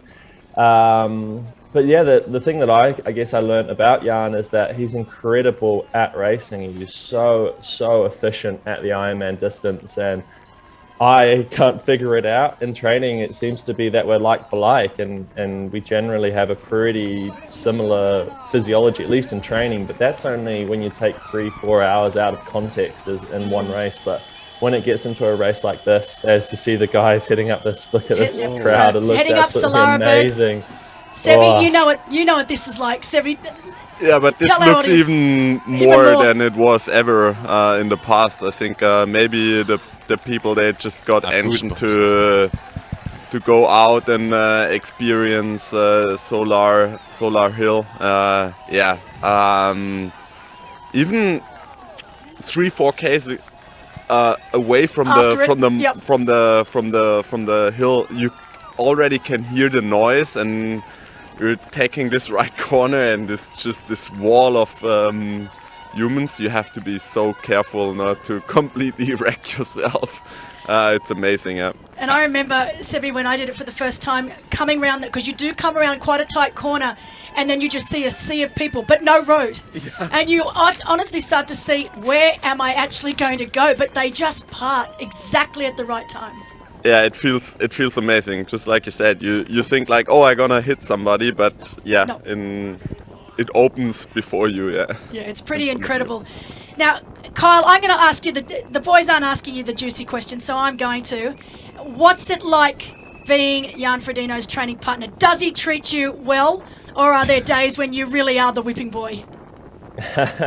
Some days he's the whipping boy. Oh, okay. Good to hear. No. He's amazing. Honestly, he's I got into the sport in 2010. He was obviously Olympic champ, and so I've really looked up to him as a lot of triathletes have for a long time. And when I finally, I got the honor to meet him at the Collins Cup, and he was a super nice guy, and he was asking me questions about what I've been doing. He's been following my story, which kind of blew me away. And then when I started training with him, actually, firstly, we just became friends, and we go out for a couple of runs, and he actually helped me find an apartment here in Girona, and he really helped out. He actually gave me a bag of clothes when I first got here, because he knew that I only had a backpack full of clothes, so he came down to the apartment with a bag full of hand-me-downs. So I see him as a big brother now, really. Yeah. Training, obviously it's a job. Some days are harder than others, and some days are really frustrating for the both of us. Some days I have bad days and I'm being trodden down, and some days he does as well. And it's just, I guess the role of a training partner isn't to smash each other's heads in, but it's to lift each other up when you're having those bad days, and kind of not to beat them down too much. So yeah, some days obviously he'll be on a flyer, and I've got to kind of put the band-aids on, and then some days he's the same too. So, but yeah, it's been amazing, and I'm learning so much, and just the professionalism of him, and how he goes about his everyday life is just, it's unparalleled. Pretty I think incredible. With his nutrition, with his physio, the way he's looking after his body, and getting ready for these big races. And obviously just is still in amazing shape, as you can see. Now, 40 years of age, you are 24 years of age. We just had Magnus Ditlev, who is in the lead group at 24 years of age. Back when I was racing, you didn't even dream of doing full distance races at 24. We seem to have a little bit of a change, and we're having that new gen, or that next gen, come through at a lot younger age. 24 years of age for Magnus, 26 years of age for Sam Long. This is really young to be doing full distance racing, but you guys seem to be handling it really, really well. Have you noticed that? Did you think that you would be doing full distance racing age 24? No, not at all. And I'm still going to say that I'm hoping that I am still a bit young for this. It's I've done two full distance races, and they've both been really difficult. Obviously one of them was St. George, and that was a super difficult race for me, and it was a super hard course. So I'm hoping that I'm going to start playing the age card. But no, it's a tough sport, but the young guys are doing really well, and as you can see, obviously with Magnus and these guys, they're just doing super good, and the crossover is just getting younger and younger. Obviously you see Sam Laidlow, who was the youngest there. I think he got 8th in St. George, and he's younger than I am. He's 23, and he's been doing Ironman since he was 19 now. So, and I guess you can see that switch too with, I guess, cycling with Tadej Pogačar winning the Tour de France at 20 years of age. I guess it's just becoming, and as the knowledge and the science is catching up, you can just apply that at a younger and younger age, and it seems to be working. And I've been doing triathlon since I was 12, and so actually I've been doing it more than half my life now. So I guess I have the mileage, I guess you could say, to do Ironman. But I still personally haven't figured it out, and I haven't figured out the magic, I guess, of racing Ironman. So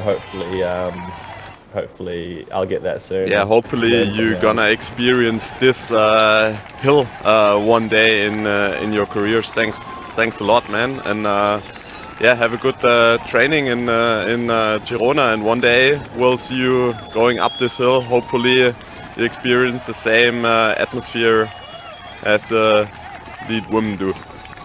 Absolutely. Thanks, Kyle. We'll Thank you. speak to you later on. Thanks a lot. Thanks, guys. Ciao. Of course, that was Kyle Smith, training partner of Jan Frodeno. And great to hear that it's a reciprocal relationship and that they're both able to get the best out of each other. Absolutely, and I think it's, the race is definitely developing. Also on the men's side, I mean, the young guys. We talked about the young guys, and Magnus again took how we say it, his heart in his hands. Yep. And I would not say attacked up Solar Hill, but he definitely went Put the pace on. quite hard. I mean, this might also just be the fact that he's pushing a 62 chainring in front, and just single chainring, and just 28 in the back. So he, even if he's going with just the cadence of 50, he might go 30k an hour up Solar Hill. So yeah, it looks like we have a little bit of a split in the men's race with actually my predictions. Of course. Ditlev and Maurice Clavel probably having a little gap on Jan and Robert Kallin. You just said the young guns are showing up now. They are 24, 26, 27. Some years ago it was normal to do long distance triathlon at a high level, maybe when you were in your 30s. Now a lot of the young guns are already starting to do long distance triathlon. What do you think about that? I think I've been long enough to actually see that it was different at the very beginning. I mean, when we remember a guy like Thomas Hellriegel, I think he won Kona when he was 25 or so. I mean, very like young. Pretty early. At that time, I don't even know, we don't had any middle distance races, so there was no option or not a lot of middle distance races. So you either came from short distance and went to long course, or you went straight to long course. So there was no option. At the end, it's difficult to say. It doesn't matter if you win Kona when you're 24 or 34. But at the end, I would prefer to win it when you're 24 and then have another great year, 10 years. That's probably the best. That was what I was asking myself. Like, we have Jan still out there with the age of 40. I was wondering, if you do a long distance triathlon at the age of 24, 25, can you really hold that up for that long later if you're 35, 36? It's difficult, at least as we see the men are now back together again. But yeah. From a mental standpoint as well, it's just very difficult to keep that workload for such a long time, and you know, also just stay hungry and push yourself again and again to this maximum, and then of course injuries and stuff like that. I mean, time will tell, right? I mean, for me, Jan is probably the greatest who ever did the sport. Also because he performed at such a high level for almost 2 decades, and I mean, the guys that are up there right now, they just, I mean, they have to prove that they could do the same to be on that level. But yeah, like I said, I mean, it's like every next generation, they learn from the last generation, and this is not only when it comes to equipment and stuff, but also just science in sport, how to recover and so on and so on. It's just they have access to better facilities and better advice, and this helps a lot for sure. You just said, yeah, the leading men are now back together. So they made their way up. So it's 5 guys again. Belinda, you have that in front of you, the same 5 as before. I do, it is the same 5. So, of course, we've got Robert Kalin, Maurice Clavel, Jan Frodeno, Magnus Ditlev, and Ronaldo Colucci is losing a little bit of time. So there is reports out on course from our spotters that Ray is struggling just a little bit. So he had lost contact with this lead group. But interestingly enough, obviously Patrick Lange is now further behind, but Brad Weiss, so an athlete we haven't spoken a lot about, Bradley Weiss from South Africa, having only done 2 full distance races before this one. He was at Frankfurt last weekend, unfortunately suffered a DQ due to littering, so is lining up here today in Roth for the very first time. Your thoughts on Bradley Weiss? I mean, obviously 2 times Xterra World Champion. He's had some good results over the half distance. He had a great race in Ironman Africa earlier this year. He had a bit of a battle with Kyle Buckingham, but again, still fairly new to this distance. He looked good when he woke up in the bed next to me this morning. That's what I can say. Actually, I would not say I talked him into this race, but for somebody like Bradley, you have to imagine he is now a daddy of a 5-year-old child, and his family is back home in South Africa and close to Stellenbosch, and I mean, he made the effort to do an altitude camp in Livigno for 3.5 weeks. You know, that's for an athlete at this level, that's not an easy decision to do. You spend quite some money, all the preparation that goes into a race like Frankfurt, and I thought he was really fit. I did some training with him in Livigno, especially the second half of the run. He is really strong. He already showed that in his 2 races in South Africa. So after the DQ, which was very unfortunate,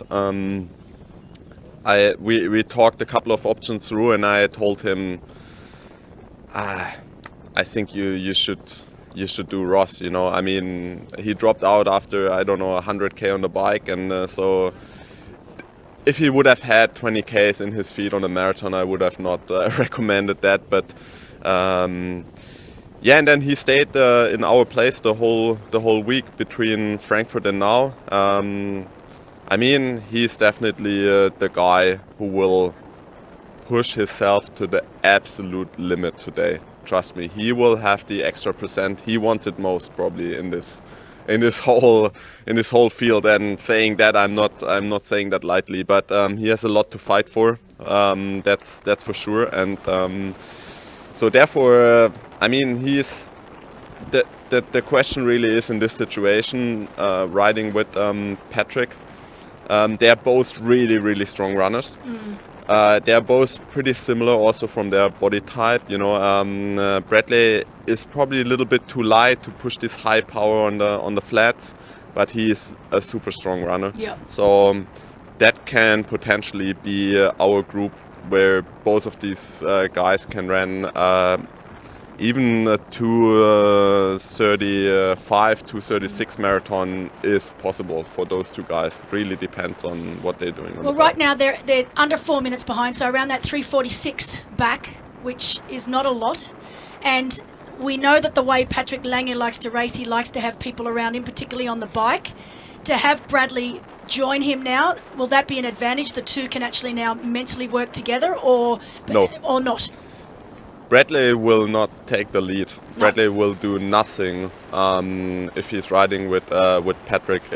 That's the burden of a champion. You know, you have to do the work yourself in these situations. The only time when Bradley will take the lead is probably when he's trying to attack Patrick. And get rid of him. The problem is really that they both have the same strength, so they're both pretty light. To attack Patrick on a hill is definitely difficult, I would say.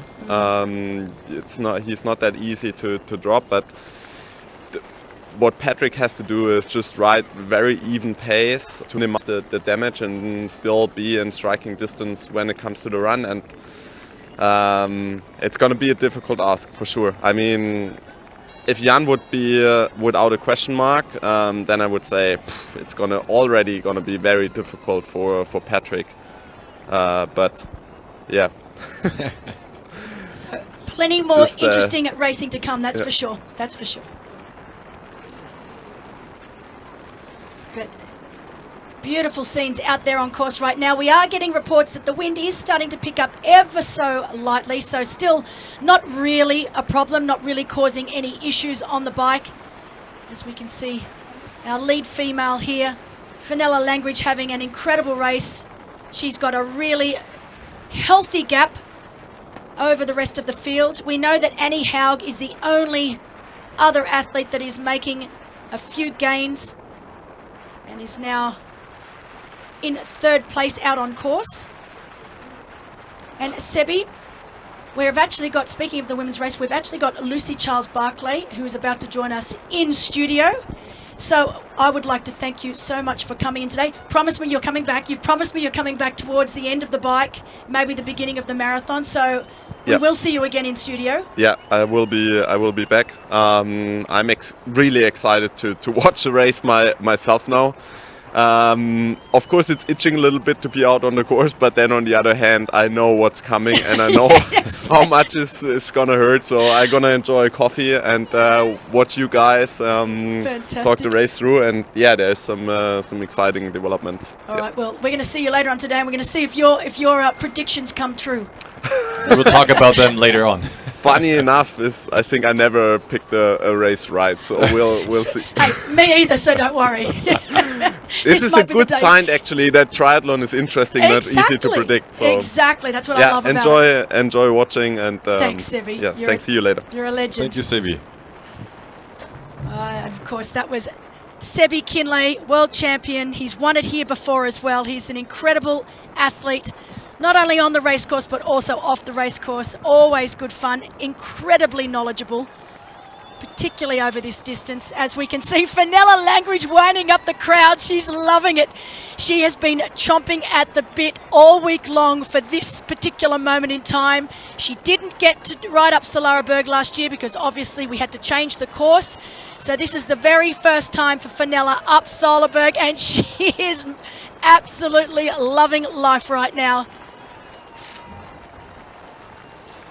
Look at that. Yeah, no, when she was cheering, there weren't the people even next to her. Now they're right next to her. And for those that know Fenella and know her type of personality, she thrives off this. She thrives off the crowd. She thrives off support.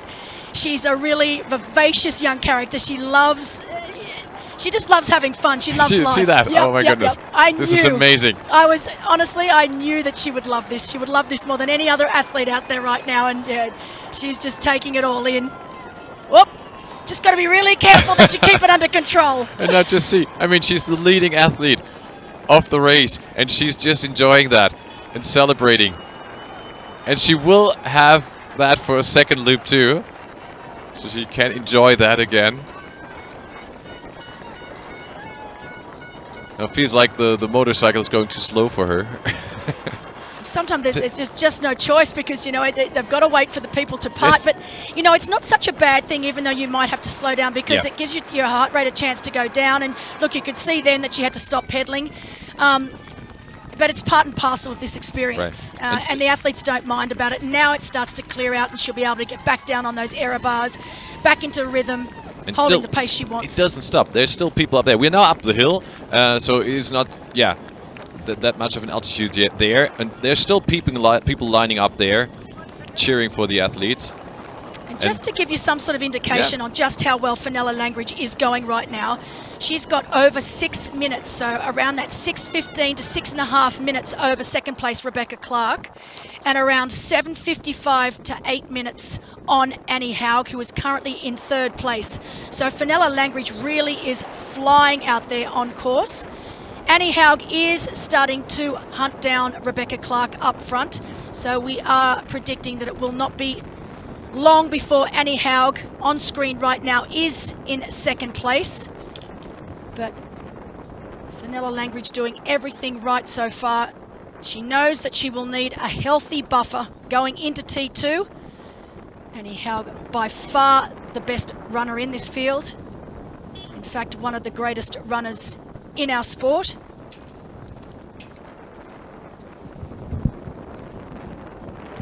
But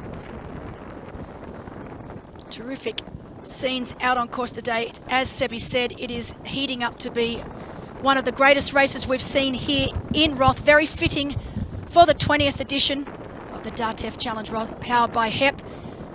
Sebi Kinley himself, a HEP athlete, along with Maurice Clavel, who is having a very, very strong race out there today.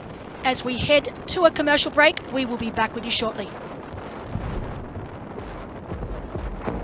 Successful companies produce a lot, like this, or something like this. In any case, they produce that. Numbers, a lot of numbers. Because with success comes a growing commercial effort. What entrepreneurs need is good software from DATEV, because we create connections. Fast, secure, future-oriented connections between the data in the enterprise, the tax consultant, and every party involved. As one of the largest IT service providers in Europe, DATEV creates connections for sustainable success.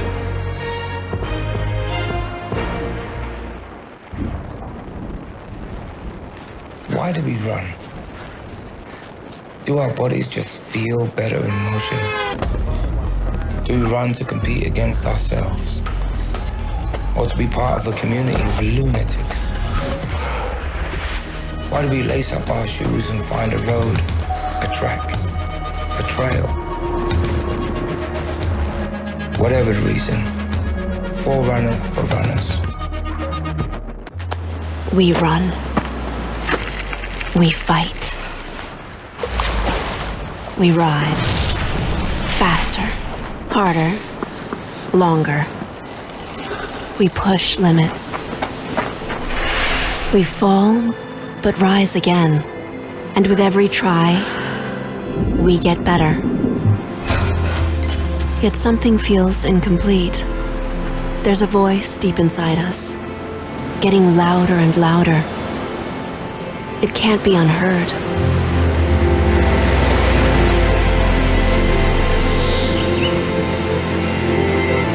It reminds us we are more than just athletes. Now we see, with our strength, our passion, our compassion, our love, our power, our mindset, we can bring change into the world. To work together on our differences and find potential within them. To guide the next generations with the wisdom of our experiences and empower them to find their own paths, united as one tribe.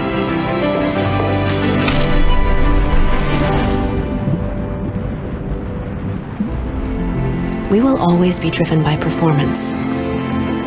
We just need to redefine what performance actually means.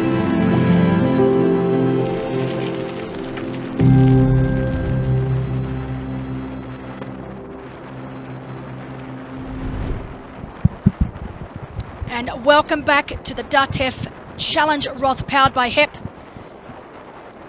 We've got an incredible race here for you today. Our lead men, we've still got a group of 4 lead men: Robert Kalin, Maurice Clavel, Jan Frodeno, Magnus Ditlev. They are all riding together. Just slipping off the back of that lead group is Ronaldo Colucci. He's now around 20 seconds down. And then we have Patrick Lange and Brad Weiss around 5.5 minutes back. So they are continuing to lose time on this lead group as expected. But as we all know, Patrick Lange, one of the fastest marathoners, not only in this race, but in the world of long-distance triathlon. Well, we've just seen this was Eckersmühlen, by the way, our beer mile. That we were talking about, looking rather subdued, as you'd expect at 9:24 in the morning. As I said, the first lap it's always nice and neat and tidy. By the second lap, it's getting a bit rowdy, and by the third lap, it's a schmozzle, as we would say in Australia. I have to learn that word. And there we have on screen right now Ronaldo Colucci, recent winner in Ironman Brazil. Took him 18 years in the making to win his first long-distance race. He was started as a junior, a 15-year-old junior athlete. He's been absolutely incredible over the years. 2 Olympic Games. Had the same coach since he started, Brett Sutton, so spends quite a bit of time in St. Moritz. He's over here in Germany with his family. So it's great to have Mariano here as well. But Ronaldo, an incredible athlete, has achieved so much in the sport, but it was really something special to see him take his first win at a full distance race in Brazil. You remember Almere last year? Almere last year, he was long third. Distance World Championship. World Triathlon Long Distance Championships, Full Distance Championships. He was third place. Great race from Ray there, but just not quite able to hold on to the pace, and it just gives you an indication on how fast our leaders, Magnus Ditlev on screen now, are riding. As you can see, great aerial shot of Solaraberg.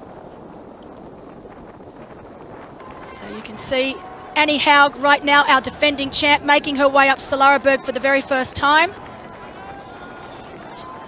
Different than to Fenella, a lot more focused. Really good point, Julian. Absolutely. Fenella is that sort of athlete that thrives on crowds, that thrives on the energy that the spectators are able to give. While Annie Haug, it's all business.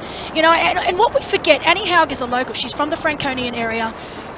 She said earlier this week that the pressure she feels to win this race is the same sort of pressure, if not more, than what she feels when she lines up at the Ironman World Championships. That is how important this race is to her. And to get that win last year, you could see it written all over her face when she crossed the finish line. But to come back as defending champion and have that pressure on your shoulders, it's really difficult. If I could say if Annie had one weakness, it's that she overanalyzes and overthinks situations. And you know, this is going to be her downfall today if she needs to keep everything under control. And by no means am I saying that she is, you know, not one of the most incredible athletes we've ever seen. But, you know, every athlete has their weakness. And I would say her only weakness is really that she just needs to keep control of that pressure and not let it get the better of her. Especially when things happen like in T1 where she grabbed the wrong bag and things aren't going as planned. There's something that plays with her head. 3 days before the race, I saw her at the PTO. She was at the PTO stand and she'd had a nasty burn on her hand. I said, "What happened?" And she said, "Oh, I was making coffee this morning and I just wasn't thinking properly, and you know, I poured boiling coffee all over my hand, and she's got a really nasty burn."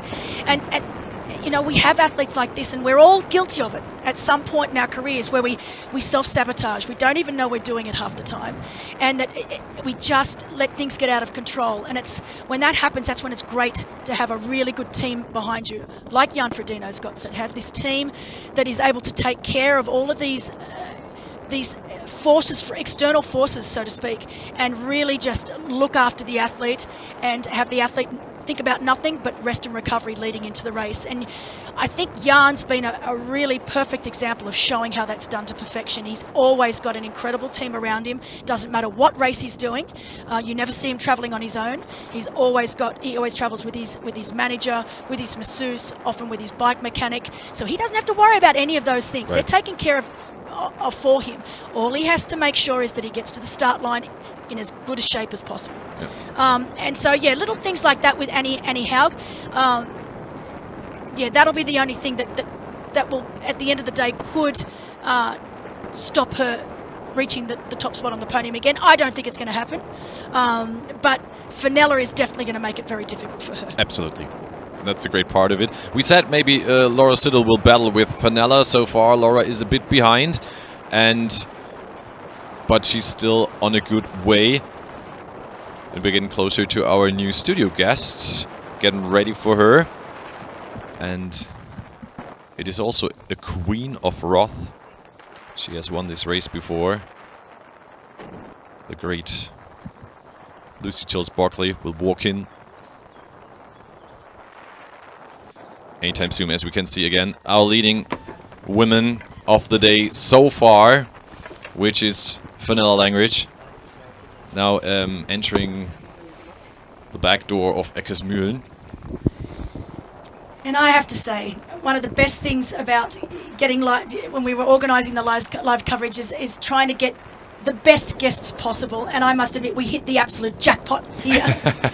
Joining me in studio right now is Lucy Charles Barclay. Oh, can I just say, first of all, personally, I know it has not been an easy year for you by any stretch of the imagination. And so for you to come here and to spend time with us today, not only does it show what an incredible person you are, but it's so fantastic for all of our viewers around the world to finally get to see you. You are definitely one of, if not the most popular female triathlete in the world. So thank you so much for coming. Oh, thank you very much, Belinda. It is amazing to be here. This race is obviously so special to me.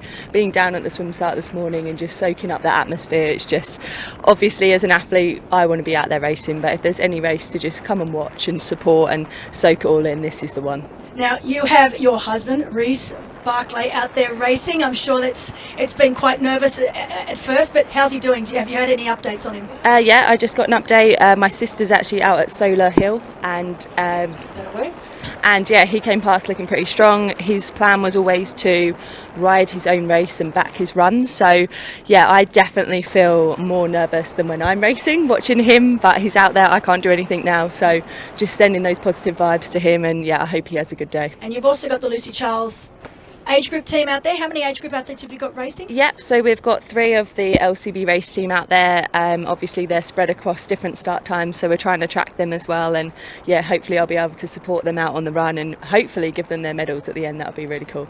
Now, it's been an interesting year. Obviously for our race right now, I know that all of our triathlon fans around the world are just so happy to see Jan Frodeno back on a race course. He hasn't raced since the Collins Cup last year. I know that if they got their second wish right now, it would be to have you back out there on a race course. You haven't been able to race. Can I ask, how's the injury going, and will we see you back on a race course soon? Yeah, so the injury is progressing really well. We're really happy with it. We're kind of, the whole time we've wanted to be patient, so we're just taking our time. I think there's no clear start line that I'm aiming for at the moment, but we're going to try, and obviously being here and being at a race just makes me want it even more to be back. So yeah, we're going to take our time, but yeah, hopefully sooner rather than later, and yeah. Well, I suppose the only difference between yourself and Jan, and Sebi nailed it perfectly, is when you get to Jan's age at 40, you know that time is running out. And that, when I say that, meaning to be at your best, where you know that when you stand on a start line that you have just as much chance as everyone else is winning. You're in a bit of a different predicament because you're still a baby. You're still young. So you've got that extra bonus where you don't have to rush back, and you can let that injury completely heal. So that must be at least a nice thing to think about, that it's not the end of your career. You've still got a whole career ahead of you, and you've already done so much anyway. Yeah, I mean that was definitely something that we took from it, is that I want to have a long career in this sport, so if I rush coming back it could cut my career short, and we definitely don't want that. So yeah, just taking our time, and I think something all us athletes are always guilty of is not being patient and wanting everything tomorrow. And obviously I did come into Ironman racing fairly young. I was 24 when I first came to Kona. Seems to be the key age, 24. We've been talking about it all day. Yeah. So yeah, I did come in quite young, so I feel like I've learned so many lessons as quite a young long distance athlete, and one of them is just to be patient, and when things come up, injuries, take your time, heal them properly, and then come back stronger. It's so good to hear. And now, speaking of the women's race, obviously you're not out there. We wish you were, but looking at it now, if it can't be you as a Great Brit, it's good to see another Great Brit athlete out there doing so incredibly well today. Fenella Langridge, we were quite surprised to see her get out on Rebecca Clark's feet. We know Rebecca Clark is one of the fastest swimmers, behind you of course, in the sport. But what's your take on the women's race so far? Yeah, it's been a great race so far. Obviously seeing those 2 girls come out with a super fast swim, overtaking the pro men, which I like to see. Always. Yeah, and obviously we all follow the athletes nowadays with social media, so I often see that Fenella looks like she trains incredibly hard, really, really smart trainer. So it's great to see her pushing it out the front there. And obviously, yeah, Rebecca Clark is a great swimmer as well, so she's having a great race. And it will be interesting to see. Obviously, Annie was a bit further back than maybe I expected, but she had a small mishap in transition, which it happens to the best of us. You can get flustered in that transition area, but you know what, she's probably got on the bike, she's settled into her rhythm, she can back her run 100%. So yeah, we'll see the movers coming through and see when Annie kind of makes her move, and yeah, it's really exciting to see how it pans out. Well, what's great for me is obviously with last year's race, Annie Haug took the lead very early on the bike and never looked back. And, hats off to her. It was great, but it wasn't exciting racing for us, the spectators. But what we're seeing right now is that it could take some time before Annie is actually able to make her way up to the leaders such as Fenella. And we know that she's one of the fastest runners in the sport, so we are expecting it to happen. But it could, if we're lucky, it could be like the final dying kilometres of the marathon. But that's always the perfect case scenario. We asked Sebi. We're going to ask you the same. Who's your pick for the podium today in the women's race? And you can give us the men's race as well. I mean, in the women's race, I think it would be really hard to discount Annie Haug. I think she's definitely the favourite. Then I'm going to back the Brit Fenella. I think, she'll have a really good race, and she's she hasn't kept it quiet that this is her A race, so she's made it really apparent, so she's going to go out there and give it her all. So I reckon she'll be definitely there on the podium, and then fighting for that third place spot. It is going to be tight in the ladies field. Like, obviously Laura's been here so many years in a row now, she's got the experience, so I feel like she'll probably creep in and get that third spot, but obviously we've got Maja out there, we've got Rebecca Clark, who's having a great race so far, so it's all to play for on that women's side.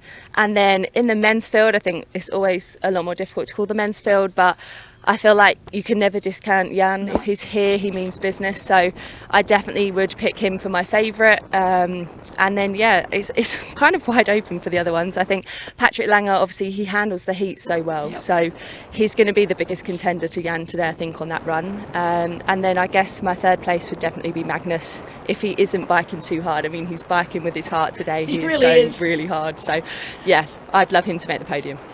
And what do you make of the conditions? Obviously, we know it started pretty coolish this morning, around 11, 12 degrees that they started. No wetsuit swim, which changes things a little bit, particularly for the... we don't even think about what it does, but a lot more kicking, obviously, and so it does affect the bike and run. And then we know that the marathon is going to be hot. They're predicting temperatures of around 30 to 31 degrees. That first 20K on the canal, there is zero shade. So do you think that's going to play a part in today's race as well? For sure. I mean, if you've gone too hard on that bike, you're going to really suffer on the run today, and it's about managing that heat from the beginning. Like, if you're starting to get too hot on the bike, it should be alarm bells going, that you need to make sure you're keeping cool out there. And when you get on that run, straight away getting that cold fluid over you, getting the hydration on board. And I think in this kind of conditions, it is about doing your own pace and your own race, which is easier said than done, because if the race is going away and ahead of you, you want to be on those wheels and you want to be keeping up. So it's going to be a tough day out there today. It really is. Spectators are back again now after the COVID year last year. You've done the race too. You've experienced all the crowds out there. We saw Fenella Langridge cheering while she was going up Solar Hill, really all the time. So she was driving with one hand, or the other hand was up there. So how does that feel as an athlete out there? Not only Solar, but also the swim start, all these hot spots out there. Yeah, this race is completely unique. There is no other race on the circuit like it, and that is why athletes make it their bucket list race. They have to come here and race, and athletes who have raced it always want to come back year after year.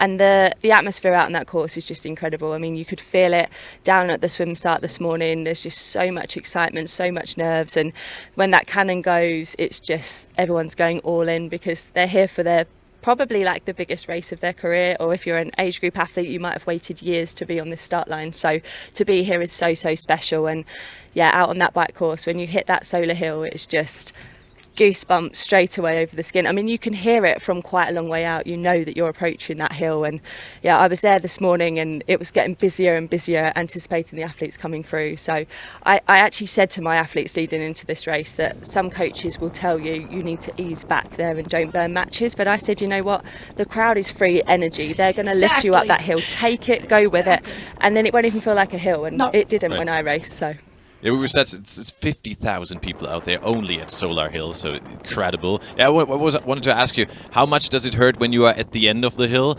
The crowds are gone, the emotions are gone. And you're back on your own again. Yeah, you're back on your own. Your legs are maybe hurting because it just went up a hill. How does that feel in this moment? It's very surreal, because it goes from being so loud you can't hear anything apart from people screaming to quite quiet again, and you're like, right, back into my own head, back into my own zone, settle down again, let the heart rate come back down, and kind of back to your own race strategy. But use that bit as a bit of free energy for sure. And great aerial view shot of our race right now as we go to a clip, Roth Legendary Ways, and we'll be back with you shortly. It really is iconic, and I think it's well worth just being here for that reason. You feel the energy and you feel the joy of everyone, and the course is just amazing. It's fast and flowing, and it's my home. It has been on my bucket list ever since I started triathlon.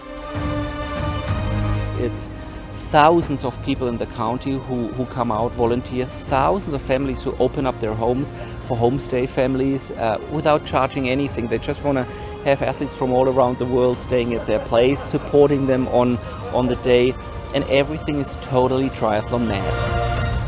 It's a race where almost every legend of the sport has been taken part of, and if you want to be a let's say a complete athlete, you're aiming for winning this race at least once in your career. I've heard a lot of good things, especially like there are certain hotspots out on the course with, for instance, the Solar Hill where you are going up on the bike 2 times, I think. And I just watched it on YouTube before arriving in Roth, and I get goosebumps right now just by talking about it. It is just so special. It's so amazing. Just the welcome you receive from all the region, all the communities, the villages you ride through. You know, everyone's out supporting. Yeah, I really think what makes this race is the spectators and just like the community that comes out around it. But of course I haven't experienced it yet. I'm still waiting for my first Roth experience, if you will, and I know it's going to be incredible. This community here just absolutely adores triathlon, and everywhere are the banners welcome home triathletes, and I really would say Roth is the home of triathlon. And indeed it is. Roth, the home of triathlon, 20 years that the race has been going now. Just a little update on course as we see our professional men. We have that lead group of 4. Jan Frodeno has taken the lead again, so we know Jan Frodeno, Robert Kalin, also Magnus Ditlev and Maurice Clavel in that lead group of 4, with Ronaldo Colucci just slightly off the back of that group. We also know that Annie Haug has now overtaken Rebecca Clark and is sitting in second place behind Fenella Langridge. Now, Lucy, one of the questions I really wanted to ask you, because there seems to be a bit of a theme when it comes to Challenge Roth. I know when Chris McCormack first turned up here all those years ago, he had to serve an apprenticeship. The first year here, he wanted to win. He was second to Lothar later. When I turned up in 2004, I was second to Nicole later. It took me another year before I was able to win it. Same deal with you. First year you turned up, you had that incredible, in fact, I will go on record as saying the most incredible finish that I've ever witnessed in the sport of triathlon. Incredible finish with Daniela Blymer, where you were basically head-to-head, coming into this stadium. I mean, look at goosebumps thinking about it. It was ridiculous. But then the next year, of course, you came back and you absolutely smashed it. Why do you think that is? Why do us internationals have to serve this apprenticeship before we can actually come here and actually take the win? I mean, obviously it is a German race, and I've said before, but there is no other race like it where the whole community comes out, loves the race, embraces it. It is like the highlight of their year here. So the Germans, they're on home soil, they've got that home crowd willing them on, and for these guys it's their home road, so they have that slight advantage. They've probably come and trained here, they know what to expect, and yeah, it's tough coming here from abroad and being a foreigner. You have to learn from the Germans. I think it definitely happened, and yeah, me and Daniela had an epic race here in 2018, and I think it came down to like 8 seconds at the end. Incredible. And I think from my point of view, I was like, I didn't even get to enjoy the finish line. Like, I had to come back for that reason. So, yeah. Oh, I love it. And yeah, it really was a truly incredible sprint finish. And I don't think any of us knew who was going to take the win until Daniela actually turned this very last corner. And for our viewers out here, you'll get to see it later tonight. The Finnish stadium here, it's hand-built every year, and it's like a little mini track. And it's unbelievable when you come in. It's completely full of spectators, and yeah, really an experience of a lifetime.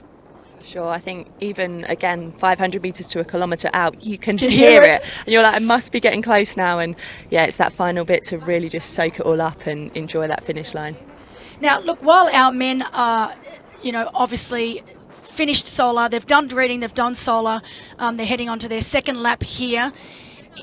I know myself, the first lap seems to go so quickly. You get through that 85.5 kilometres and you think, oh, this is not too bad, I'm feeling pretty good. And then when you get round to greeting for that second time, that's what, for me, when things, not that things started to fall apart, but where I started to really feel the pinch. When was it for you, when you were last here, that you felt that you really needed to focus and things started to hurt a little bit? Yeah, I would agree. Kind of that point where you're hitting the split and you're going into that second lap, and there's quite a good crowd there, so you get a bit of a lift, and then once you pass through there, you do start to think, oh wow, this is a long day. Yep. I need to make sure that I'm on top of my nutrition, I'm keeping cool, because actually both years I raced here it was hot. I think it tends to be pretty warm here. So yeah, just managing that heat and thinking, okay, I've made it a good chunk of the way round, but there's still a long way to go. There's still a whole marathon to run at the end. So yeah, just thinking, you know what, let's stick to the game plan, stick to my numbers, not get carried away. And yeah, it is, you might have a slight dark patch there, which it happens in long distance racing, and that's how you've just got to stay positive and pull yourself out of those little dips. And do you think what do you think's going through the mind of Fenella Langridge right now? That means she's in a position that you are very familiar with, basically leading from the swim and hasn't looked back, and is continuing to put time into her pursuers, which is different to our men's race, where obviously we have a small, very, very strong lead group. But how do you think Fenella's feeling out there on her own right now? Again, something you're very, very used to. I think every single race I've watched you do, it's been the same scenario. But is it more difficult, or do you think it's easier for the likes of Jan now that has company around him? Yeah, there's definitely pros and cons to being the leader out front on your own, and it's definitely, you've only got to worry about yourself. So actually when these guys are chopping and changing in position, it can be quite tiring to make sure, am I keeping that right distance between the guys? Is that gap big enough for me to slot into? And that actually does take up a lot of energy. So actually just being out front, looking at your pace, looking at your numbers, it can be easier in that sense. I guess the hardest part is that pressure of, I'm leading the race, and then it could be your race to lose, because you're the one that's led from the beginning, and you don't necessarily know the gaps of the people behind you. You might not be getting those splits, and quite often you're not. So you're just having to think, you know what, I'm doing the best that I can do, and just keeping that positive mindset that I feel good, it must be good, let's just keep going with that. And that's often what I tell myself. But it is tough. You've got the target on your back, you've got the people chasing you down. And how do you think someone like Ronaldo Colucci on screen right now is feeling? He was in that lead group of men. He was right where he needed to be. He's now just over 2 minutes back, so he was unable to keep pace. How would he be feeling? Because he'd be knowing where he wants to be, but where he is, and knowing that he's going to have men behind starting to come through. Would he just have to concentrate on himself now and just say, well, the front group's gone, so I just need to focus on what I can do? Yeah, for sure. On a race this long, if you're sitting in that front group and you think to yourself, you know what, this is too hard for me, I need to go sit back, go into my own race plan, because if I keep going with these guys, I might not finish. Yeah. So he's probably made a smart move there. He's decided to ride his own race, and hopefully he's keeping that positive mindset that he's just going to save himself for that run, and hope that some of those guys in front of him are biking too hard and he'll catch them later on. And what I love seeing is obviously we have this lead group of 4 men, all very, very accomplished, strong riders. And it could be quite easy for Jan Frodeno to just sit back and sit off the back and let the likes of Magnus Ditlev and Robert Callan, who are 2 incredibly strong riders, do the work. But that's not what we're seeing. We're seeing all 4 of these men taking their lion's share of the work on the front, which is great to see, and it just shows you, Jan's not here just to sit in the caboose, so to speak. He's here, he means business, and he wants to make sure that pace is staying exactly where he needs it. Absolutely. I mean, this is Jan Frodeno. He likes to race from the front, and he'll know the guys behind him, and he won't want them to be catching. So he's probably rallied those guys up and making sure they're all taking turns, they're all doing a fair share of the work. And yeah, that's really smart racing, because those guys can put a chunk of time into the guys behind if they're working well together, and it does look like they are. Do you think that maybe Robert Cullen or Magnus Ditlev can make a move during the race now to grab some space? Because if they both come into T2 with Frodo together, they might not be as strong as Frodo on the marathon. So when could they attack, probably? Yeah, they definitely will have that in the back of their minds. They'll be thinking, you know what, well, they might not actually know where Frodeno is. Obviously, this is his first race back from an injury, but I'm guessing they're going to be thinking if Jan's here, he means business. So they'll know what times he's run before, and they'll know that their bike is their strength. So yeah, I feel like they may make a move, but again, it's a risk because it could harm their run as well. So I usually would say maybe on the back half of that second lap, they might decide, you know what, I'm feeling good, let's roll the dice, take a risk and get a gap and see what happens. But it's all to play for. Then we have Patrick Lange quite a few minutes behind. We said it's like 6:30, I believe. 6:30, so 7 minutes already at kilometer 95. Was yeah.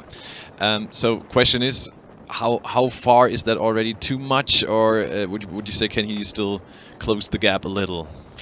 I mean, Patrick has closed bigger gaps than that in Kona certainly before. has. So yeah, he can certainly run, and he doesn't mind the heat whatsoever. So I don't think he's going to be worried about the heat. And he probably, if he's feeling good again, he might just be riding at his own pace and back in his run legs. So yeah, we'll have to wait and see. But he's probably going to make some moves on that run for sure. So you just said about the head. Take us into the head of Patrick Lange, for example. Defending champion, he knows he has to step up big. He wants to step up big. But however, yeah, you're 7 minutes behind. Is this something that plays in your mind, or are you as cool as an athlete saying, okay, perfect, this is what I need, this is totally fine, and then I run them down? Yeah, I mean, obviously Patrick is a very experienced athlete. He's a world champion. So he will know what he's doing. He'll be, obviously we also know there is a big rivalry between Jan and Patrick. So Patrick will want to close that gap up to Jan on the run. And yeah, that's what we're all waiting for, definitely, to see how this German battle plays out. It's going to be interesting finish out there too. And yeah, as we've said before, Frodo is looking good so far. Oh yeah, we've talked about Frodo too, about his injury he had before. We talked with Sebi about that, if he might drop out, if this can break out again, if he's perfectly healed. I don't know what you have heard about it. Carl Smith said he looked pretty good in the last training sessions, but you know that? Is there a point where he just can't go on and it's all over? Yeah, I mean, Jan will know himself better than anyone, and obviously I don't train with Jan, so I don't know him that well, but kind of just looking at him, being here, his prep, it looks like it's all gone really well. He looks in great shape.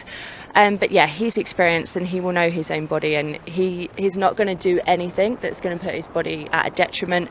But at the same time, he loves to race, and yeah, if he can win, he's definitely going to go all in to do that. You have your athletes also out there on course. You said you want to hand them their medals too. Hopefully this will work out. We're going to have a big party tonight too. You're going to stay here as long as just enjoy it, I guess. Wait for your husband, of course. So yeah, how will you your day go now? We have you later again, of course, here. Yeah, I think I definitely won't be able to relax until my husband is finished. I'm definitely on edge. Well, certainly until he gets off of the bike. I think we always say that, like, once you're off of the bike, I can relax a bit, because if you're on the run course, as long as you don't have a complete nightmare, you're going to finish. Exactly. So yeah, I will relax at that point. Then I can start to really enjoy tracking my other athletes that have come from all around the world to come and race here, so they're super excited. And yeah, I just love the atmosphere at the finish line, and obviously having not raced, I should have more energy to greet the finishes and really enjoy those post-race celebrations. And yeah, if Reese has had a great race, I'm sure he'll hang around as well. I was interested in that, because you have that long day after your win or your second place. Everything hurts probably. How hard is it to come back in the evening to hand the age groupers the medals, or is this really something, a releasing thing we just enjoy?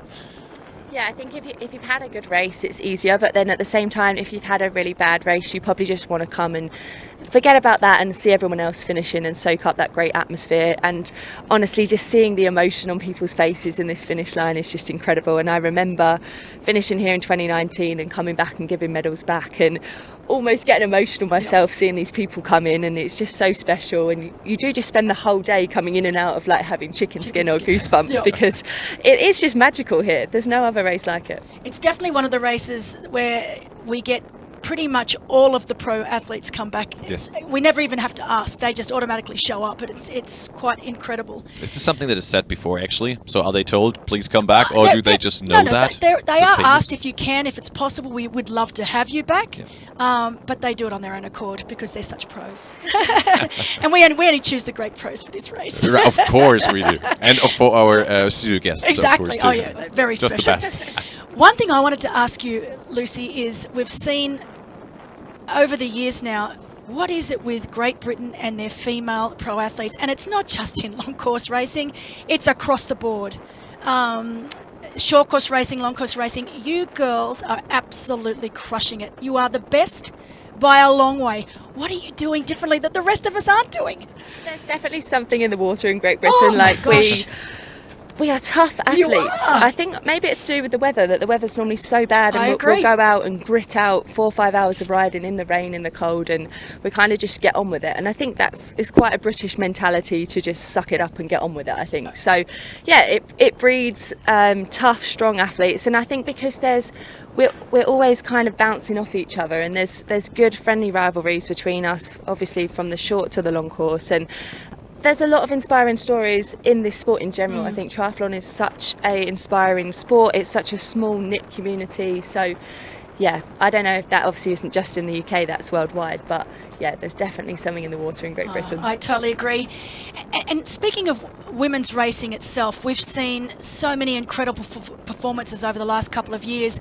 And for me personally, having started in the sport back probably before you were born, to see how far it's come, particularly with the women, and just, we're not talking about little baby steps, we're talking about big chunks of time.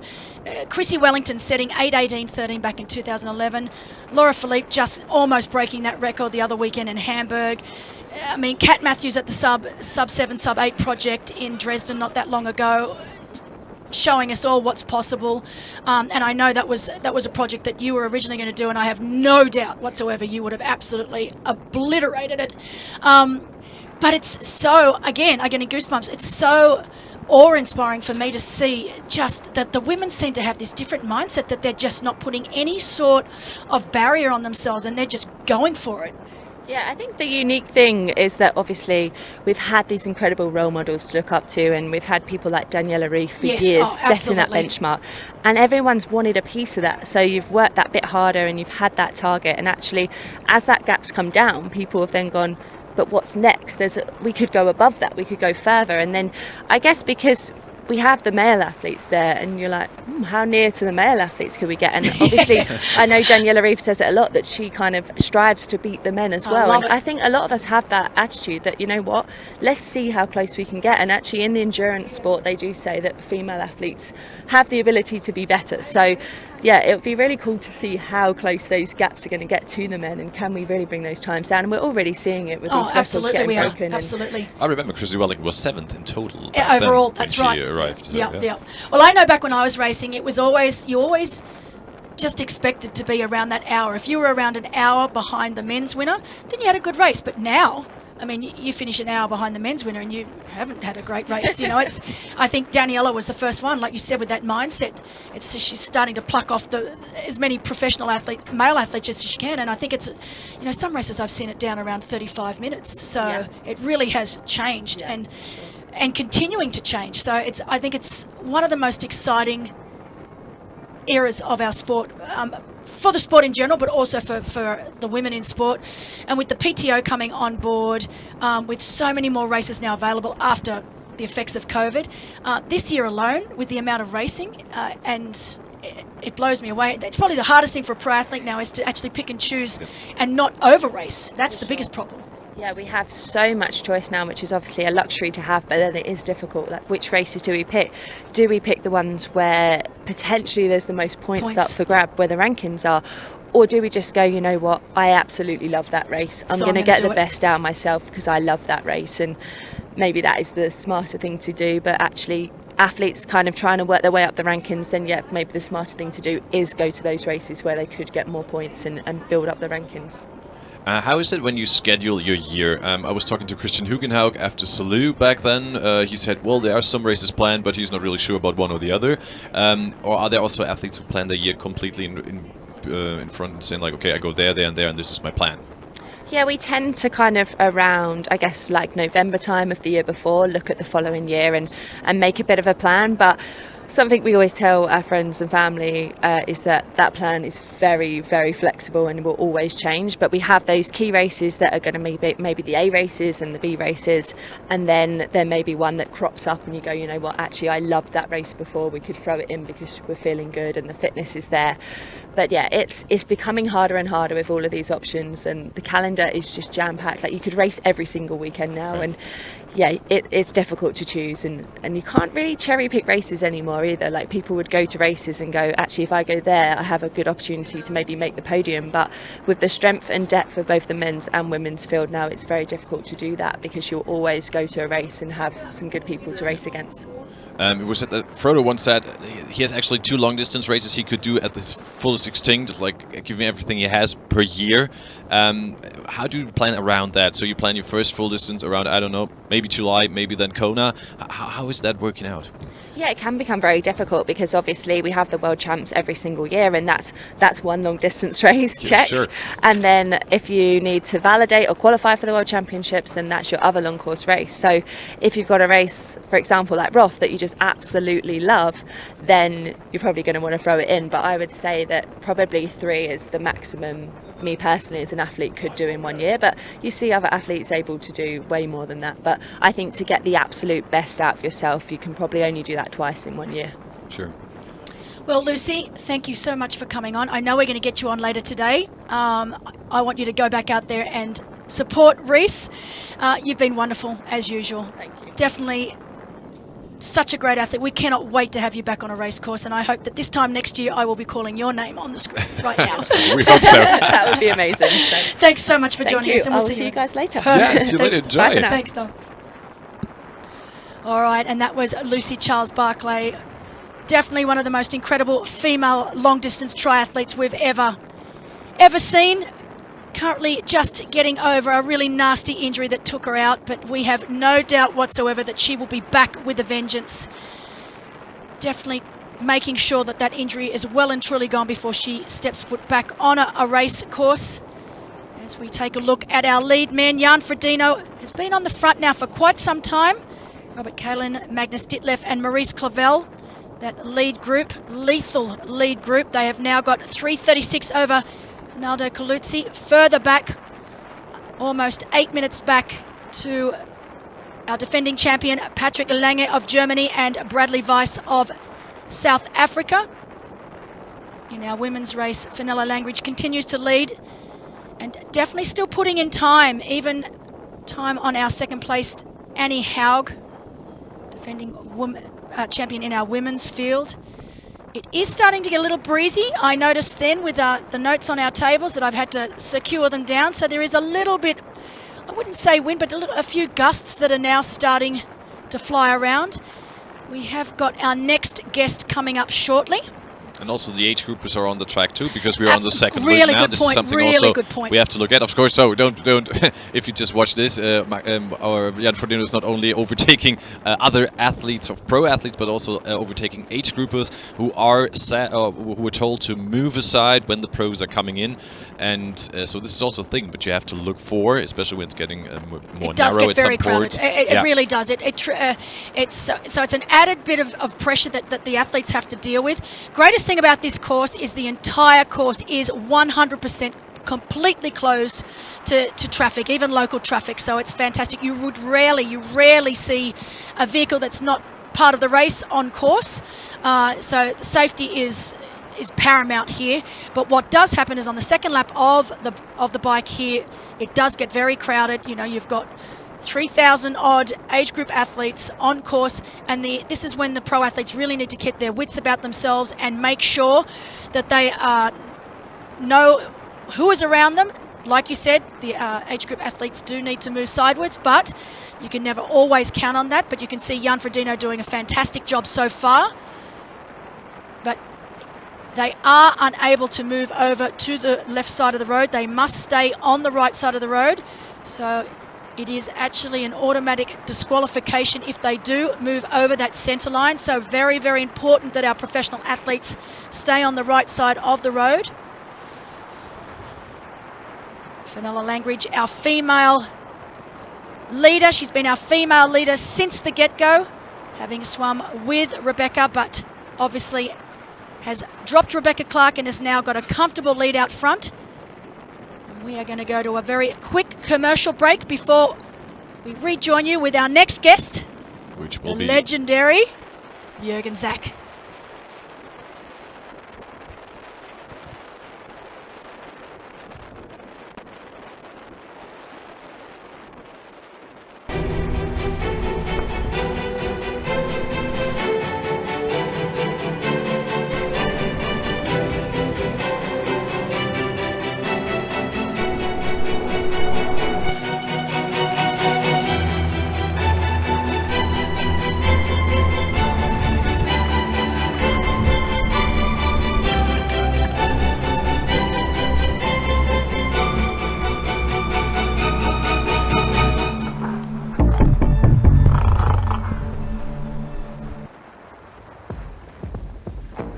Successful companies produce a lot, like this, or something like this. In any case, they produce that. Numbers, a lot of numbers. Because with success comes a growing commercial effort. What entrepreneurs need is good software. From DATEV, because we create connections. Fast, secure, future-oriented connections between the data in the enterprise, the tax consultant, and every party involved. As one of the largest IT service providers in Europe, DATEV creates connections for sustainable success.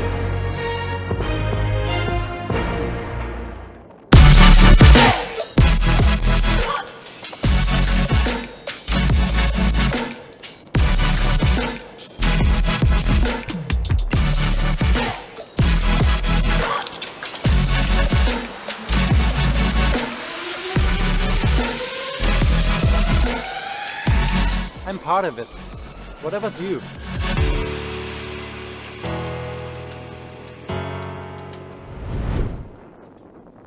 And welcome back to the DATEV Challenge Roth, powered by HEP, the 20th edition of Challenge Roth here in Bavaria, Germany. And alongside me now we have Jürgen Zach. He has been here in Europe for just on 2 weeks, I think you said, Jürgen? Yes, I arrived 2 weeks ago, and I'm spending 7 weeks in Germany, and I'm using my time to visit my mother, my sister, family, friends, but also to support some athletes. Last week I was in Frankfurt, now I'm in Roth. And of course, last week in Frankfurt, one of your long-standing, I think she's been one of your most loyal athletes that you've coached, Dimity Lee Duke from Australia, 3rd place, podium finish. It was a breakthrough race for her, incredible race. I'm very pleased to see this. I mean, it is very hard for a professional to qualify for Kona, and she got the Kona slot. And she has shown that she's in a good shape. She had her ups and downs. She was very sick a few months ago with a bacterial infection and very close to a kidney failure. And she also had problems with the vaccine. There were a lot of issues with her blood levels afterwards. But she made it. She ran a 3:03 and qualified for Kona, so that was a good day for us. Yeah, she was incredible. One thing about Dimity Lee Duke is she's probably one of the toughest triathletes that I know on the circuit right now, that's for sure. Now, Jürgen, you have got quite the history here at this race. First time back in 89. You won it in 89, you won it in 94, you won it in 95, you won it in 98, and you won it in 99. That's 5 times champion here at this race. You also came back in around 2015-16 as an age group athlete. Why, for you personally, why is this race so special? Well, I came here the first time in 1985. The organizer invited me. I couldn't race because I had an accident before, and he said, Jürgen, I want you to come and watch this. And then I saw the atmosphere, the organization, and I hooked up with my homestay family, with the family Müller. They own a bike shop, Zweirad Müller. And I've been with this family from the start. I'm a guest there, and they come to visit me in Thailand, in Phuket, every few years. And I feel very home here, and in my opinion, this is one of the top 2-3 races in the world. Maybe spectator-wise, it's the best race in the world.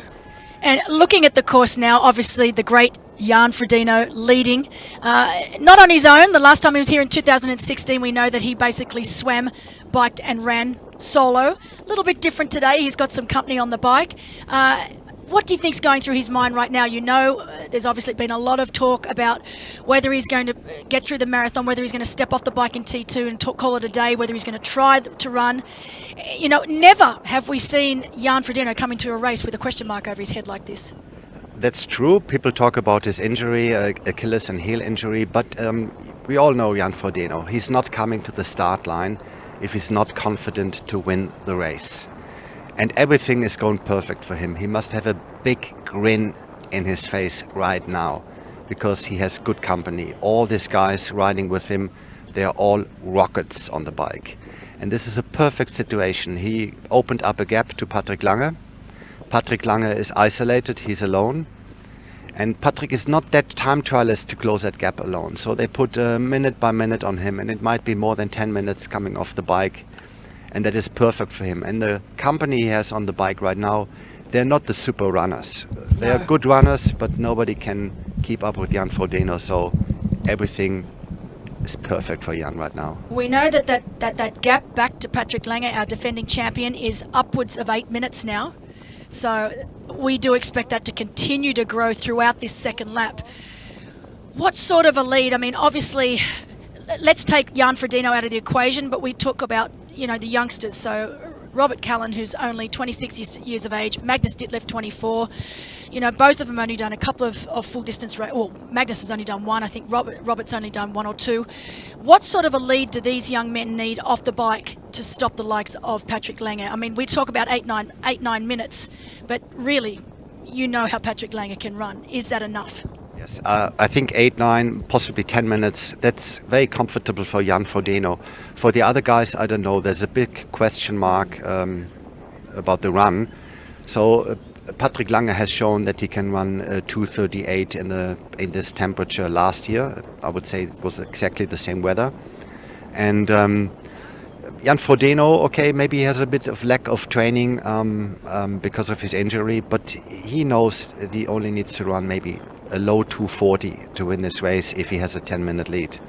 The other guys, I'm not sure, so I don't count out Patrick Lange yet, but it will be very hard for Patrick Lange to catch Jan Frodeno. Yeah, and obviously Jan Frodeno, you know this yourself, having been there, he's 40 years of age. I think if he was in his early 30s, we wouldn't see him lining up here today, obviously, because he wouldn't put himself in this predicament. But we had Sebi on earlier saying, you realise that at a point in time when you're towards the latter end of your career, when your best performances are probably behind you, where you have to make a decision. And me personally, I think that the reason Jan wants to be here is because this could quite possibly be the last time we see him racing on German soil. So, I mean, I could be completely wrong, but we do know that he is 40. And he is at the latter stage of his career. Do you think that maybe that's why he's taken a chance here, and that we might not be seeing the perfect Jan that we're normally used to seeing? Could be right, but as I said before, I think Jan Frodeno is not coming to the start line without the feeling I can win this race. And I mean, he's not alone with his injury. Patrick Lange had his shoulder injury, so both of the favorites coming here with a little handicap. Let's see, but the big showdown will be later this year also in Kona. That will be Patrick Lange, Frodeno, plus Gustav Iden and two Norwegians, the Norwegian train. Christian Blumenfeld, and that's going to be the big showdown. And let's see how the old guys can keep up with the young kids. And let's talk about the Norwegian sensation, because obviously I've had the privilege of watching them both race this year. Gustav Iden won the championship, Challenge Family the championship in Shammer in Slovakia. I also was at the Sub-7, Sub-8 project in Dresden and watched what was nothing short of remarkable. Watched Christian Blumenfeld then. What do you take about these young Norwegians, where they just don't seem, nothing is impossible? They come in with that attitude where we're just going to do it. We don't care what is right, wrong, or anything in between. We are just going to go out there and do whatever we can. Exactly. I had the pleasure to observe the training of the Norwegians. They came to Phuket with the national team for 1 month, just before COVID. And I witnessed what they're training. It's a bit different than the rest of the triathlon world. They do a very polarized training. They do their low intensity stuff really low, and they do their high intensity really stuff high. Extremely high. And they are not afraid to train in the heat. In Phuket, we always try to avoid the heat. We train early in the morning or late in the afternoon. They trained in the heat at 33, 34 degrees in the sunshine, just to get the most out of the heat adaptation training. And it's very interesting, and they have a good team of coaches with Olaf and Arild, and they are the brains, the masterminds, and the athletes are totally innocent. They just follow the program, and especially Gustav Iden. He's like a little boy just enjoying his time, and he doesn't even realize yet how good he is. Yeah. And Blumenfeld, he has the biggest motor that I've ever seen in triathlon, maybe next to Lionel Sanders. But the guy is just a tank. He really is. I don't even think we've seen the best in either of them yet. I mean, they're still so very, very young and still quite inexperienced when it comes to full distance racing. And so, I definitely think, I actually cringe to think what might be possible down the track. Well, when the coaches talk to me about their goals, that they want to win the gold medal in the Olympics and then break the world record for Ironman and then win Kona on top of this. You're like, what? I thought, guys, this is too much. I think you should go to a mental institution. But they did it, and now I have a feeling everything they predict, they're going to do it. They're going to do it, yeah. And I got a chance to sit down with their coach Olaf, and he's such an interesting character. Very, very intense, there's no doubt, but very, very interesting. And some of the things that he's come up with, like they're testing, going as far as testing Blumenfeld's urine to see how much training takes out of him, what he needs to get back in, and just seemingly going that extra mile or above and beyond what we would consider the norm when it comes to training philosophy. Exactly. It's very scientific and very well planned. But on the other hand, it's very relaxed. These boys are having fun. Yeah. They had such a good time They in love it. Phuket. And it's very social. And it was just a pleasure to watch them. You could see the joy. They still enjoy what they're doing. And looking at the race now, we've got the women's race up. I just want to get your opinion before we let you go on the women's race. Obviously, we've got a very similar situation in the women's race as we do to the men's. Patrick Lange, good 8 minutes behind. We've got Annie Haug, our defending women's champion. She is now almost 8 minutes behind our leader, Fenella Langridge. And looking, I'll be honest, looking a little laboured on the bike. She just doesn't look as fluent as what I'm used to seeing Annie Haug on the bike. That's not to say that she's not riding very, very quickly. She certainly is. But is this a lot of pressure on our defending champs, knowing that they're not truly in the position they would like to be in at this point in time?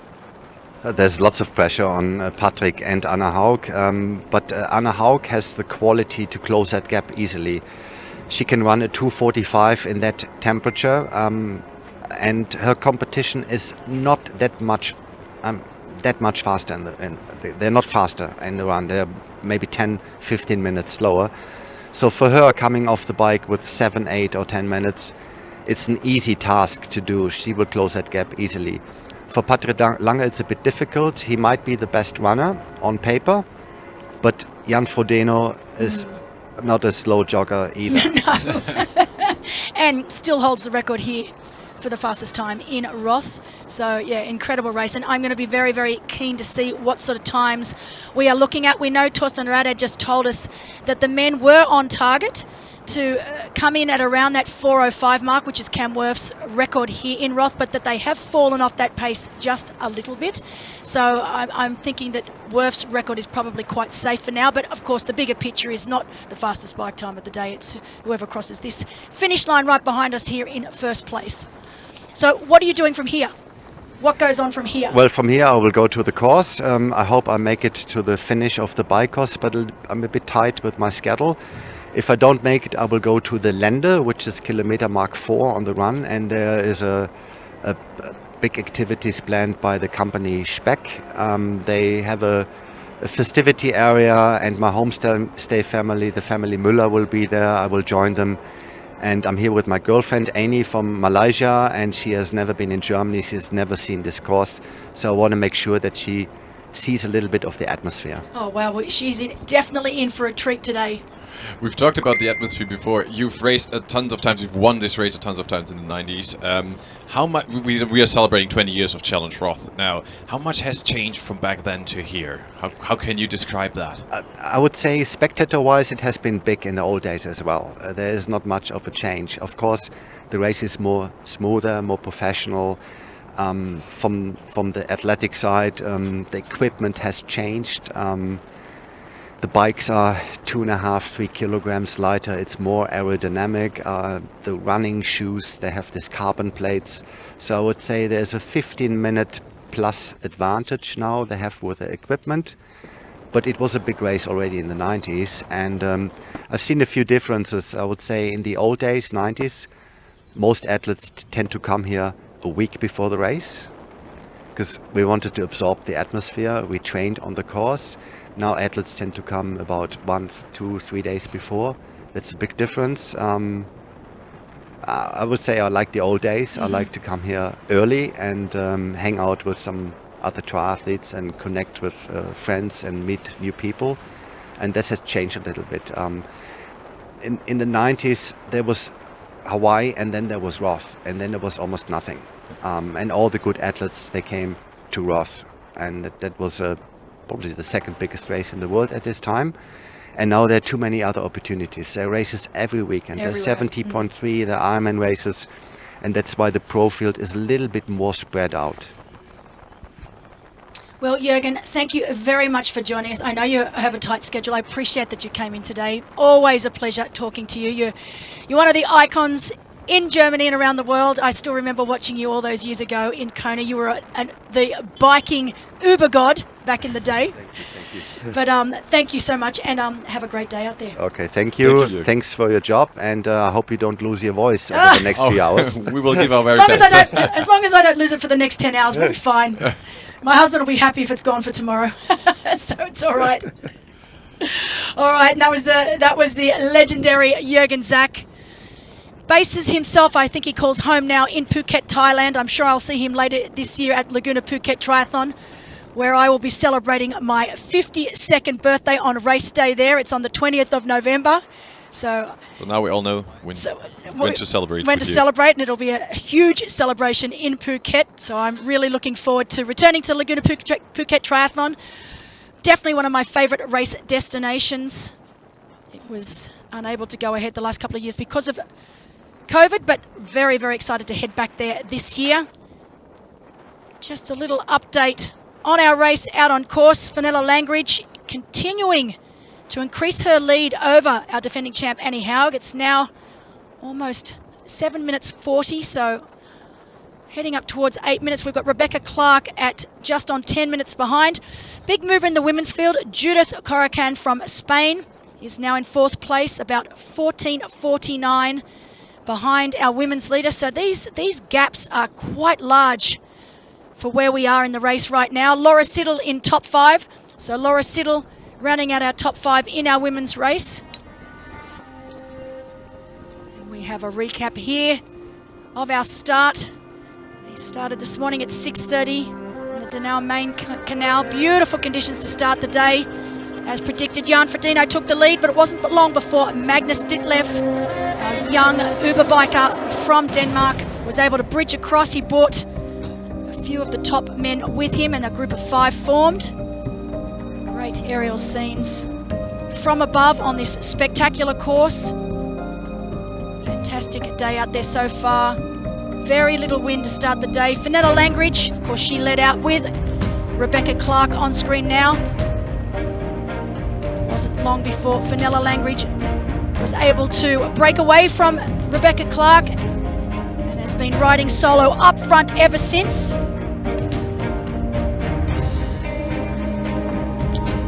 Of course, Patrick Lange trying to do everything he can to minimise that deficit up to the likes of Frodeno and that lead group. First time up Salaraberg, what a sight to behold. Rebecca Clark there on screen. Going up Salaraberg for the very first time. Crowds are absolutely incredible. Frodo, no stranger to this, of course, back in 2016. Sam Long loving it right now. First time up Salaraberg for Sammy Long. But I think the award for enjoying it the most goes to this young woman, Fenella Langridge, who was soaking up that atmosphere. And here she is on screen now. But incredible racing from Fenella. As we go to a quick commercial break, we will be back with you shortly.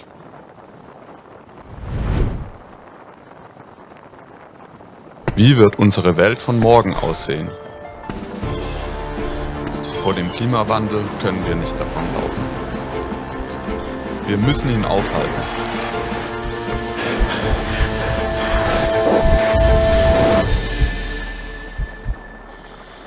There is no planet B. Invest in solar energy.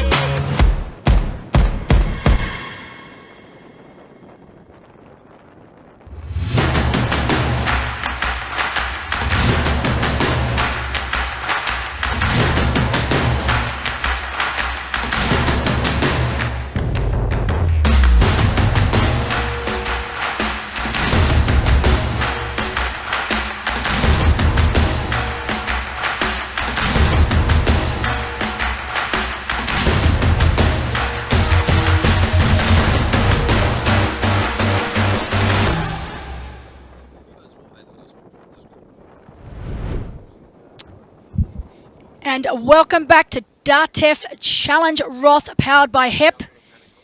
My name is Belinda Granger, and with me in studio today is Julian Meinhold. We have our leader on screen right now, the one and only Jan Frodeno. He won back here in 2016, setting a record best time. Fantastic to have this man back on a race course. He hasn't raced since last August at the PTO inaugural Collins Cup, where of course he won not only his matchup but had the fastest time of the day. I know there's not a triathlon fan around the world that isn't happy to see this man back on a race course and doing what he does best, which is leading the race. He definitely isn't alone out there though. He has some company, which I'm sure he is happy about. Robert Kallen, the young Swede. Magnus Ditlev from Denmark. And also Maurice Clavel having a fantastic race. Maurice Clavel, of course, having a bit of a shaky start to the year. He unfortunately caught COVID and took a little bit longer to recover than he would have liked. He was supposed to race the championship in Šamorín, Slovakia, and then back that up with Challenge St. Pölten. Unfortunately, he was not able to get his health back on track in time. But great to see him back racing now and racing very, very well. You can see with the graphic up on screen right now, Maurice Clavel just slipping off the back. One thing worth mentioning is on that second lap, it really does start to get quite crowded on this course. And when you are following, and of course the athletes need to leave that 12-meter gap, so the 12-meter drafting rule, often it's quite tricky to see where the group is, and you get caught behind age group athletes. And before you know it, instead of being 10 meters behind, you are then 20 meters behind.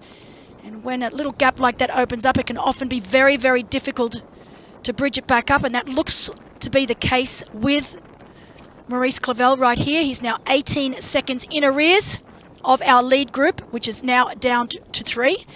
The two youngsters, the two Uber bikers in Magnus Ditlev and Robert Kallen, just as expected. But Jan Frodeno up there leading the way. So we just saw we are around kilometer 136. So we have just passed Obermessing, another great hotspot out there. One of the newer hotspots we have, with a lot of volunteers, led by the fire department there. So pretty common in a lot of places out there. We contact, or Challenge Family, or Challenge Roth, of course, contacts mostly the fire department, and they set up everything they can to create like their little town party of the year, so to say. And this also goes for Obermessing, where we just were. Can I ask you though, because one thing that blows my mind every time I come here is, you talked about the fire stations, let's talk about the police stations. You go through the town of Roth now, and all the fire station, the police station, they're all flying the Challenge Roth flags. Right. Like it's their own race. There's no other place in the world that does that. What is it, Julian? Why does that happen here? It's like they're so proud of this race that, you know, for the whole 2 weeks leading into the race and then out the other side, it's like the whole town and county shuts down for this event. We're doing different things here, right? So the one thing is, like you said, we're proud of it, all of us, but also everyone is taken into this topic. So Felix talks a lot to the police, to the fire brigades. We also have meetings with them. So we really take care that everyone who is in charge or who is in can say what their problems, what their ideas are. So we have really good connections with the police, the fire departments, all of them. And then for them, it's just, a place of showing like we are part of it too, and then raising the flags. And going for the whole town of Roth, city of Roth, is that Challenge Roth is also handing out decorations material each and every year. And there's a little competition whose decoration is the best. So the whole town is jumping in. But not also the shops are doing that. Also, people living here, the inhabitants. We have, like myself too, I've collected all my volunteer shirts from back then, over 20 years. And there are also guys in town here who hang out their volunteer shirts, for example, out of their windows, putting up flags. Or they even text us and ask us in the office, hey guys, do you have any flags? Do you have anything with what we can decorate? our houses with, and that's really great. We had the thing like 5 years ago when I was an intern. We got rid of the red carpet back then, and we said, hey, come stop by if you want a part of the red carpet. That's right. And yes. they lined up. I was and cutting. they wanted their little yeah, piece of history. 3 days. I was just cutting this my gosh, carpet that's for people. crazy. Yeah, it's incredible. Yeah. They come here. They want that part of it and want to be part of that history. So they are just living up to this great event here. Oh, I love it. Well, joining us next up, we've got so many great guests to have on the show to present to you on the show today, I should say. Next up, coming to join us, Ralph Eggert, and he's going to chat to us a little bit about aerodynamics, and also I think he's in charge, or has been in charge, of Annie Haug's position on the bike. And I must say that Annie Haug's riding has improved exponentially over the years, particularly over long distance racing. So we are now going to welcome into the studio Ralph Eggert. Thank you for coming. Great to have you on the show.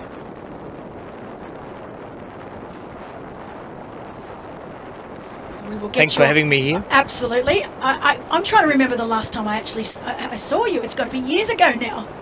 Probably 10 or 11 years.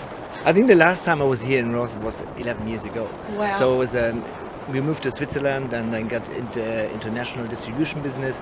And so there was no option to come here. And since I started with DT Swiss 3 years ago, then we are more international located. We are more international focused. And so I thought I need to come here back to where triathlon starts. And have you been blown away? I mean, I know you've been part of the expo. Have you ever seen an expo like this? Seriously.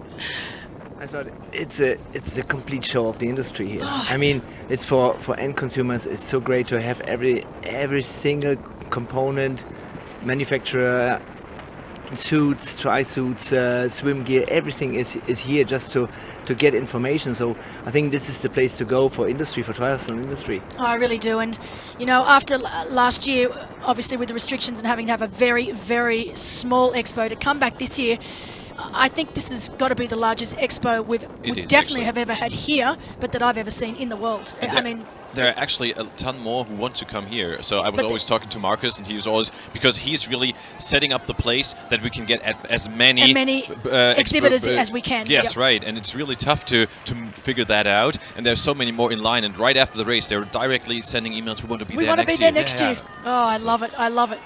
Now, speaking of... Funny thing about the expo, yesterday we had really a great time here at the expo, and then in the afternoon I said I need to go to other places to see what's up there, and I was just blown away by the size of the expo. I know! It takes you all day to get round it all. Oh my God! Where are all these people going? Well, even the merch, like the Challenge Roth merchandise store, it's like a department store. You know, it's huge. Yes. It looks very good, very quality look. Very nice to go in there, to shop there. I think it's very attractive for people to come there. Where are you located right around? What are your neighbors? You're feeling well? Are you having contact on the expo with your neighbors, or are you just set with your... Always. You know, you see so many people here. It's incredible. All your old friends. I know. I mean, Belinda came by and said, oh, what are you doing here? Yeah, you can't run around with her without knowing anybody. Take double of time. But the reason we got you in here is for this young woman on screen right now, Annie Haug, our defending champion, fantastic position on the bike. Run us through it a bit. Well, we've been partnering with Annie for a couple of years already with DT Swiss, and we see our position as not only as a sponsor, giving some wheels out. We see us as a performance partner to enhance the performance of athletes legally on the bike. And so, aside of our development for wheels, for really fast wheels, where we use really Formula One aerodynamic knowledge, we are also we give this knowledge. We try to give this knowledge to athletes like Annie.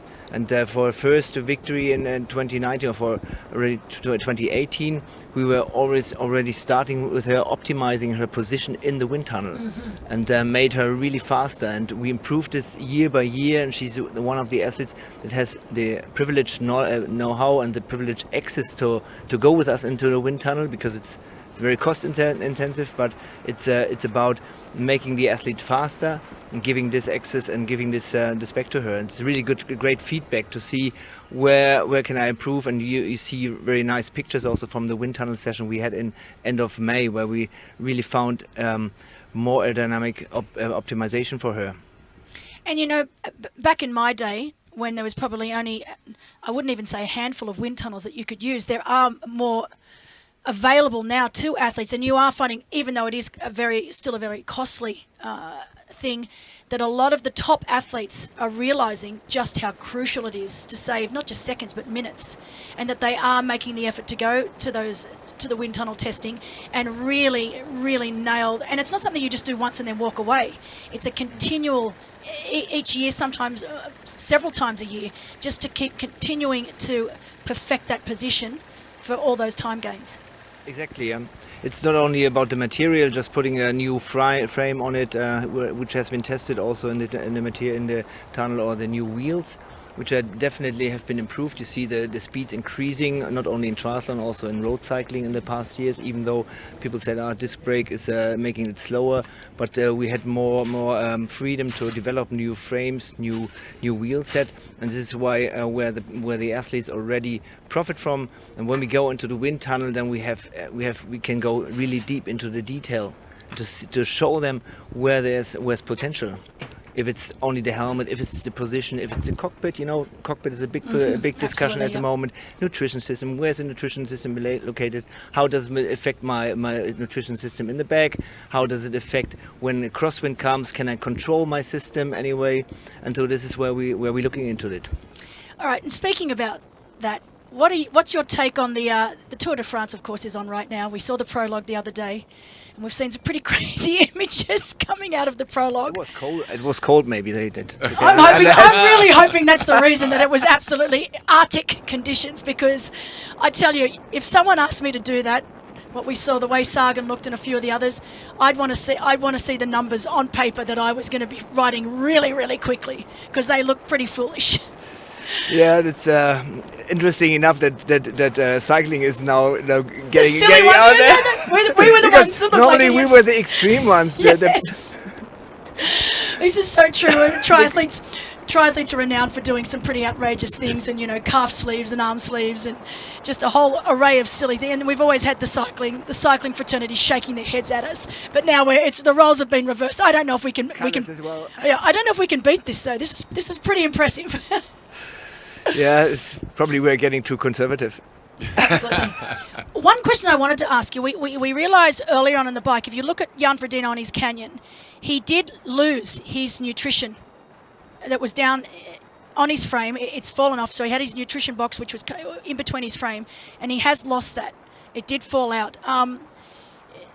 Is that going to be an issue for Jan down the track? A lot of our viewers have been asking, what is this going to mean for him? Is he going to be able to pick up nutrition that suits him at the aid stations? We know here in Roth that they do get the opportunity of having their own support crew at the aid stations to hand them their personal nutrition and hydration. But do you think this is an issue for Jan, or he would have just put it behind him and got on with business? I think this is nothing new to lose your nutrition. No. And I think all athletes need to have a plan B. And I guess, with his experience in all the years, I think he will have a plan B, and he knows exactly what to take. So I don't think that will really affect him. It will affect younger athletes that haven't experienced this before.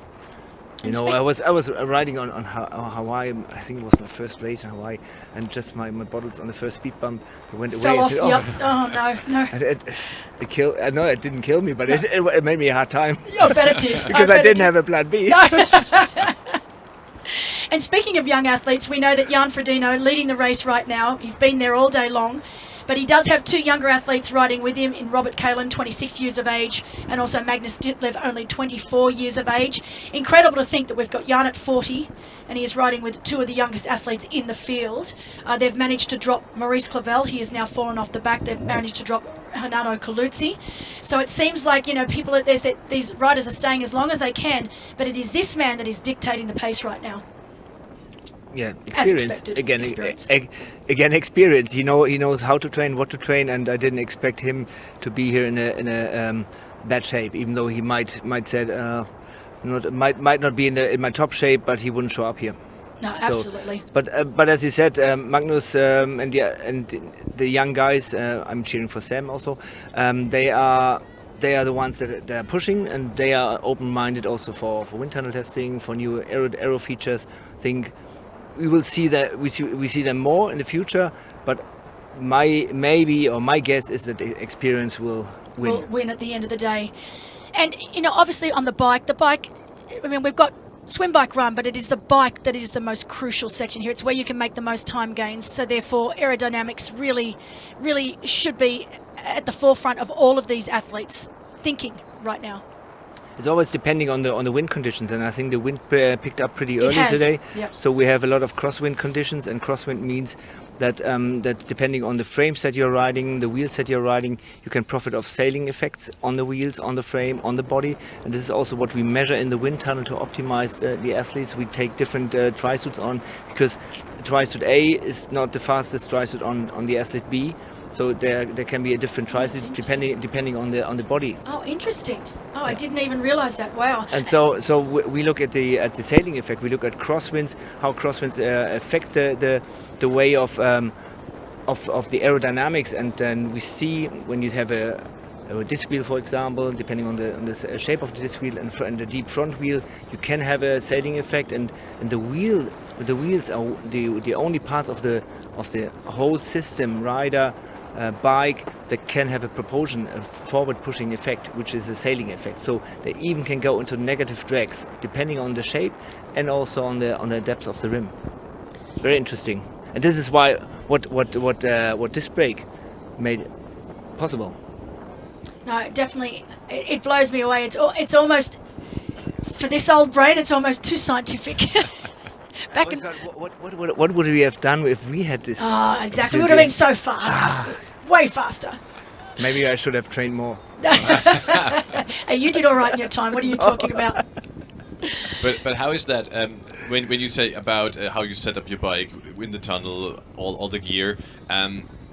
Look into a race. How long in before? Do you have the same setting for the whole year, or do you change that through the year? It's depending on what wind conditions you expect. For example, in Hawaii, there's no allowance of disc wheel because of the extreme crosswinds. And for Annie, for example, Annie Haug, she's a rider that loves 50 to 62 front wheels, so a little bit shallow wheels, because she's a smaller person. But then you have a little punishment in aerodynamics and sidewind conditions. So the stronger the athletes, the higher the rim you can ride, like Daniela did in St. George. Funny enough, we had the podium on DT Swiss wheels with Daniela, Katrina Matthews, and Annie, and depending on the height of the rims. So 80 wheel was on Daniela, 62 on Katrina, and 50 on Annie. It's not a final position in time, talking about times, but it can make a difference, because 80 mil can really. Is there anything you can do in beforehand too? Like just imagine like a week before Roth, it would be said total big wins will be there. Is there something you can still change, or then do you say stick with the system? Well, you can change it just the day before for the check-in. You wouldn't do it on the day, but normally the professional athlete demands they go on the highest setup here, so on the fastest setup. For women like Annie, she would look into the side wind conditions, into the wind conditions today, and we see her on the 62 mil front wheel. It looks like she's just ascended greeting for the second time, so she's now at the top of greeting, and we are getting given word out on course. She's actually starting to make great gains on our leader Fenella Langridge, so she's now only 6:38 down, so she's taken over a minute back on Fenella Langridge, so it looks like she's really starting to find that rhythm and to take chunks out of Fenella. Fenella's still riding very, very well up front, but really interesting to see now that's a solid minute or so that she's taken out of Fenella. Yep, it's about we're in about 120k or so. We are, yep. And this is where athletes get tired, and sometimes you have to stand up. And in the wind tunnel, for example, we do some freestyle sessions. We call it freestyle sessions together with our partners beside. So they change more often their position, so they can take any position they like to do. And so we also take the base bar position just to show the athletes what does it mean to get up, to get out of the aero position, and what does it mean in your watts. Speed. Yep. You don't feel it. You feel it, but we give the numbers to that, which means you extremely loose then. if you get into the base bar. So the optimum is to stay as long in the aero position as possible, to have the handling, and this is where the athletes also decide, referring to your question, what setup I'm going. Am I able to ride a 80 mil front wheel, or do I have to go down to be safe staying in the aero position and to keep handling it? And that goes exactly with what our spotters were saying about Annie Haug earlier on, saying that she would come into a corner and it was almost like she would wait till the last moment before she got out of the aero bars to then go down on the base bar and take that corner. And they couldn't believe it. Sometimes they were like, oh, is she going to get out of the aero bars? But she would do it, but she was maximising the amount of time that she could stay down in those aero bars. Exactly. This is what they need to do. They need to do over the course, even on the slight uphills. They need to stay in the aero position and above. Just for recap, above 15 kilometers an hour of speed, of riding speed, the aerodynamic drag is increasing by over proportional. So you can really stay very, very long in this aero position, and even though the hill is getting steeper. And we're about to show you a clip on screen now of Solarberg, of course, the most famous section of this race. Obviously, aerodynamics possibly not so important on this particular climb, but emotions, exactly. So what we lack in aerodynamics, we more than make up for in emotions. But we do have a clip coming up for you on Solarberg.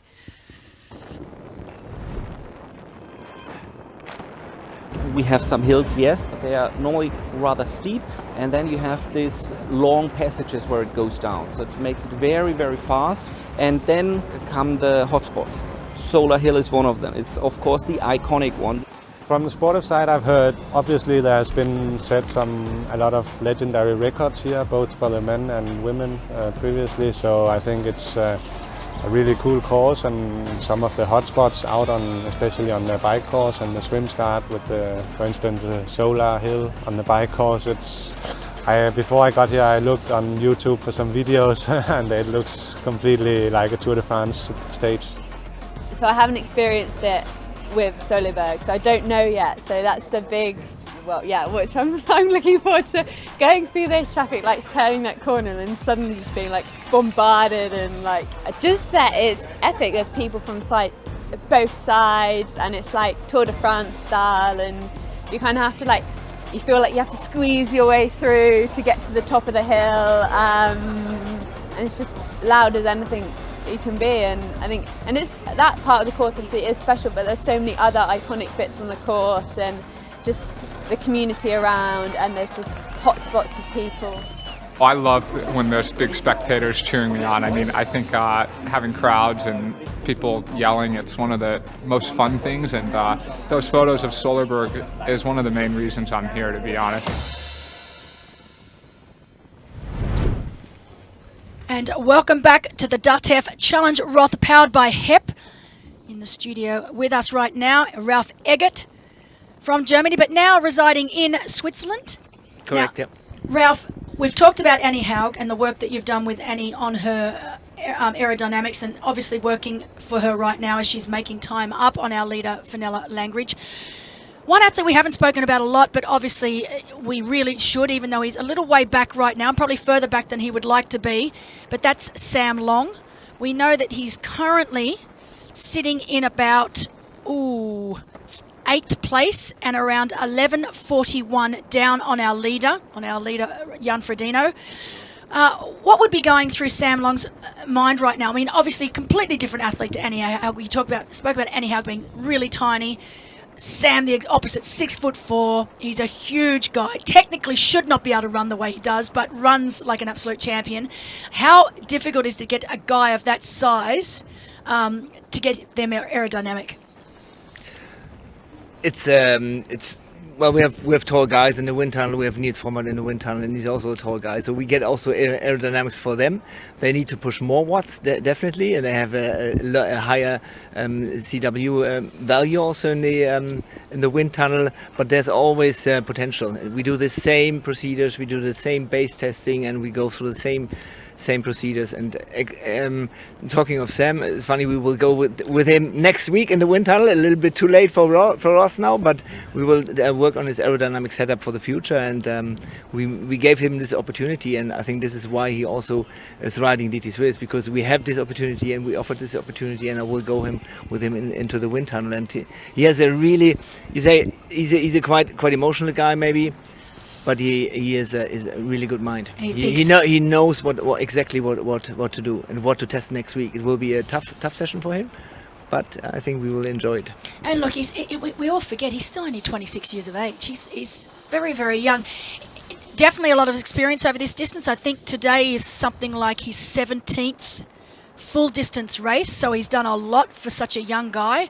But yeah, definitely a lot of potential. And while he is a long way back, I am expecting him to have a really good marathon out there today. He's one of the fastest marathoners. He's one of the fastest runners in the field, not necessarily the fastest marathon. He still hasn't quite perfected the marathon. I'm hoping today is that day that we are able to see him have a really fast marathon. He is catching Patrick Lange, so wouldn't that be a cool thing to see those two coming into T2 together and running together for that first bit of the marathon? Would be also an opposite in style and running style, I think. Completely opposite. It's like Mark Allen and Dave Scott running. Yeah, absolutely. Very different. No, I really would love to see this. It would be really cool. Maybe he has been suffering a little bit of his race he did last week. Yeah. And the heat also he suffered there, but my guess, my hope is that he didn't feel so well in the first lap, and he's now catching up. It's maybe not too bad having a first slower lap and then exploding in the second lap. If you're too motivated in the first lap, then you might suffer in the second lap. Like we've seen people dropping at 120k. Yeah, and particularly in this front group with Jan Frodeno just looks in his absolute element right now, and I think our younger athletes are actually having a bit of a tough time keeping that gap where they need it to be at the 12 metres. And from what I've seen on screen, and I know it's difficult when they're going in and out of the age group athletes, but he just looks completely stealth right now. And again, going back to aerodynamics, you rarely see Jan Frodeno out of the bars. He's been down in those aero bars pretty much all day long, whereas I have seen Magnus Ditlev and Robert Kalin, obviously, I wouldn't go as far as say struggling, but they've been up and out of the saddle a little bit more and up and out of those aero bars a little bit more than this man. After 3 hours, the back starts to hurt. You have to push. So when you're talking about Jan, it's exactly the same. I thought he's only in the aero bars the whole time. He knows exactly what to do, where he can make time, and where he's hurting his opponents. When they go out of the saddle, he knows that while they're doing it. They are pushing 50, 40, 60 watt more than him at the same pace. Yeah, and that's where it hurts. It's where it's going to hurt them. But yeah, I've been so impressed. If you have any questions, when we get our fantastic visitors in, if you've got any questions to ask us, please jump on Facebook or on YouTube, ask away, and we will do our best to answer those questions for you. But particularly when we've got such experts such as Ralph Eggert, anything to do with aerodynamics, he is the guru. So if you've got any specific questions for our guests, please jump on screen and get those questions across. Well, we're now getting to a very famous curve and having the greatest view maybe of the day one more time. So we are back at Hilpoltstein, and here it comes. It's going to be difficult with age groupers now. This is when it really does. And this is when bike skills, we talk about being down in the aero bars all day long as if it's just an easy thing to do, Ralph, but to stay down in your aero bars all day long, you need a certain level of bike skills, and particularly now when you've got the crowds that we see here, around 50,000 spectators on this hill alone, plus you add into that equation the age group athletes whose skill level might not be as good as our professional athletes. It makes it very, very tricky. It does. It really makes it difficult, but these guys are riding so many miles, so many kilometers. They are so experienced and they know how to handle. And talking about handling skills, when you see also Jan, he's riding a pretty conservative, like the long aero bars, while others are moving it up, and this is much more difficult to handle in crosswind conditions than the long one. He might open your body a little bit, but he knows how he can stay in the position, and he stays in the position, and this is why he accepts this. And just look at those scenes down there now. It's just incredible. And we're saying, Ralph, often when you do it for the first time, it's almost a little bit of a nerve-wracking experience, but when you come around that second time, so you know what to expect, you actually get to lap it up and you really get to enjoy just how incredible this is, because the only other time you see this is in the Tour de France, is in the big stage races. So it's quite unique for a triathlon race to have this sort of craziness about it. You have to control your emotions Oh, when you you're going do. down. I have to control my emotions on camera now. When you see it, you might cry, or you might go up with a wattage that you're not able to push normally, and then you have sore legs when you're up there in Solar. Well, I still distinctly remember one year, and of course Joanna Lawn from New Zealand, she was over here doing the race for the first time, and we were very similar athletes, and we swam together. And when we were coming round to Solarberg, she wanted to go in front. And I said, believe me, trust me, do not go in front of me. Stay behind and just lap it up. And so the two of us ascended Solarberg, and all I could hear behind was her screaming, like, ah! Like she just couldn't believe it. And I still, when I think of that memory today, I still chuckle, because it was the raw emotion that she felt. She literally couldn't contain herself.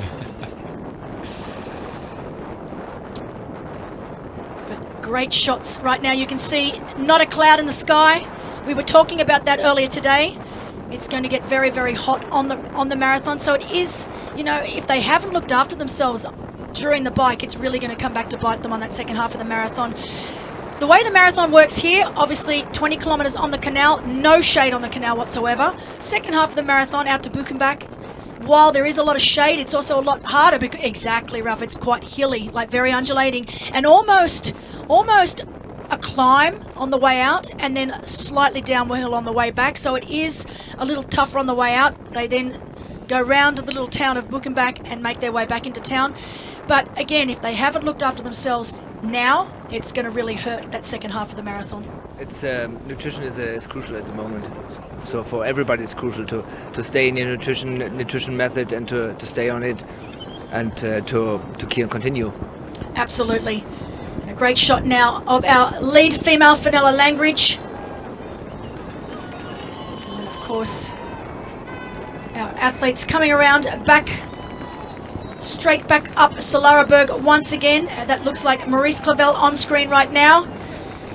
Just popped off the back of our lead 3, so he's riding solo. While we watch Maurice Clavel ascend Solarberg for the last time today, we are going to cut to a short commercial break, but we'll be back with you shortly.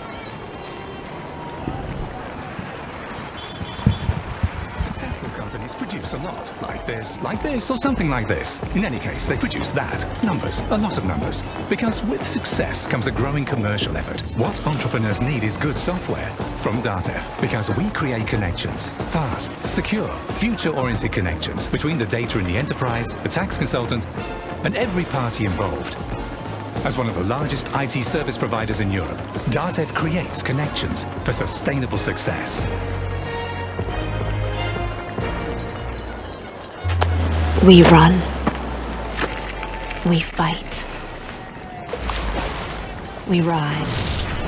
Faster, harder, longer. We push limits. We fall, but rise again. And with every try, we get better. Yet something feels incomplete. There's a voice deep inside us, getting louder and louder. It can't be unheard.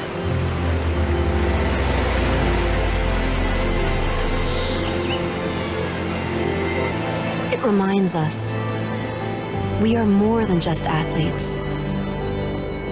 Now we see, with our strength, our passion, our compassion, our love, our power, our mindset, we can bring change into the world. To work together on our differences and find potential within them. To guide the next generations with the wisdom of our experiences and empower them to find their own paths, united as one tribe.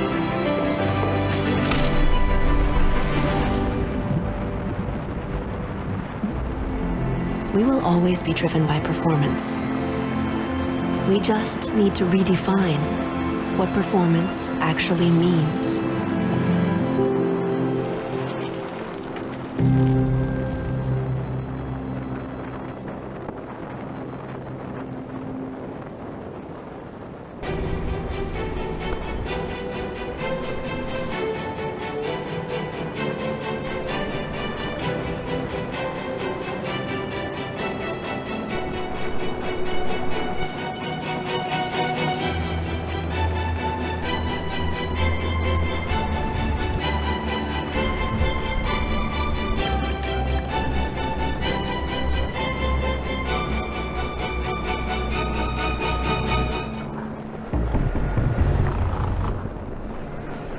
And we are back at DATEV Challenge Roth, powered by HAP. We are now 4.5 hours into the race, and our men's field is around kilometer 160. We are still here with Ralf Eggert. Ralf, before we let you go, you also talked about the expo. You're out there. How will the rest of your day look like? Can you follow your athletes, or do you have to work, so to say?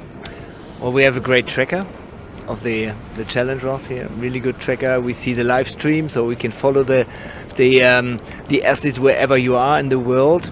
And so I will go over to the expo, be there for your questions, for questions of consumers, for questions of the athletes, and we spend the rest of the day there. Awesome. You said you enjoyed the expo, so this is really, really great. And yeah, we are so happy to have you here. What you're doing is really, really interesting for us to see, and how great you're improving and how much there can be done, especially on the bike course. Ralf Eggert, thank you so much for joining us here. Thanks for having me today. Really appreciate it. Thanks, Ralf. Thanks, you too.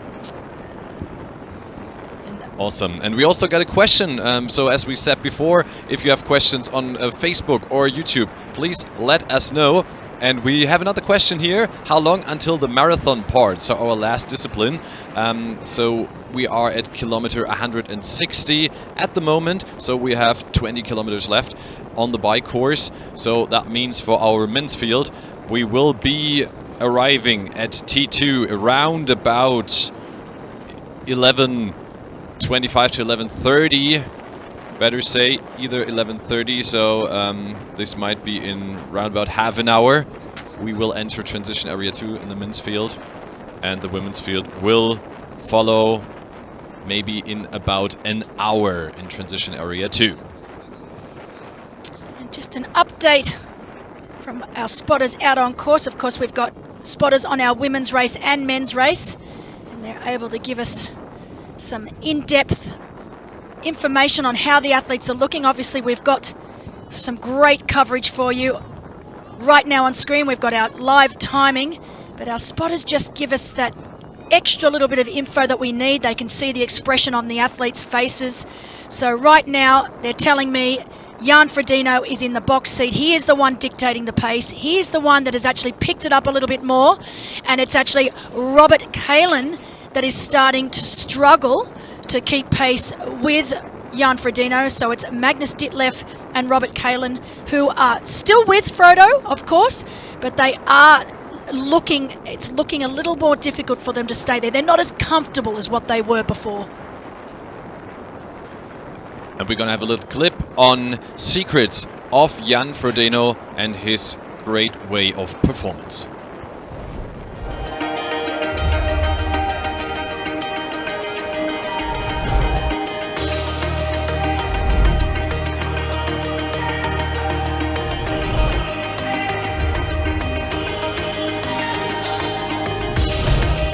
Professional beach volleyball player, because I love the diversity of the game as such, and I'm completely useless at it, so I would like to be much better.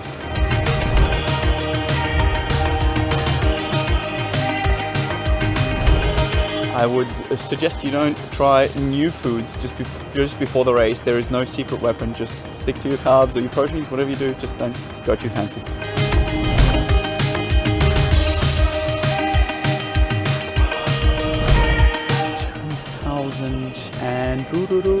10, 11 against Javier Gomez in Hamburg.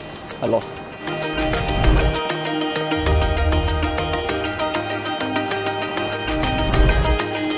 Well, my transitions are generally fairly legendary for being a failure. T1, I have lost pretty much everything from a visor to tearing a suit to not getting my suit on to not getting my wetsuit off. My transition 1 requires work.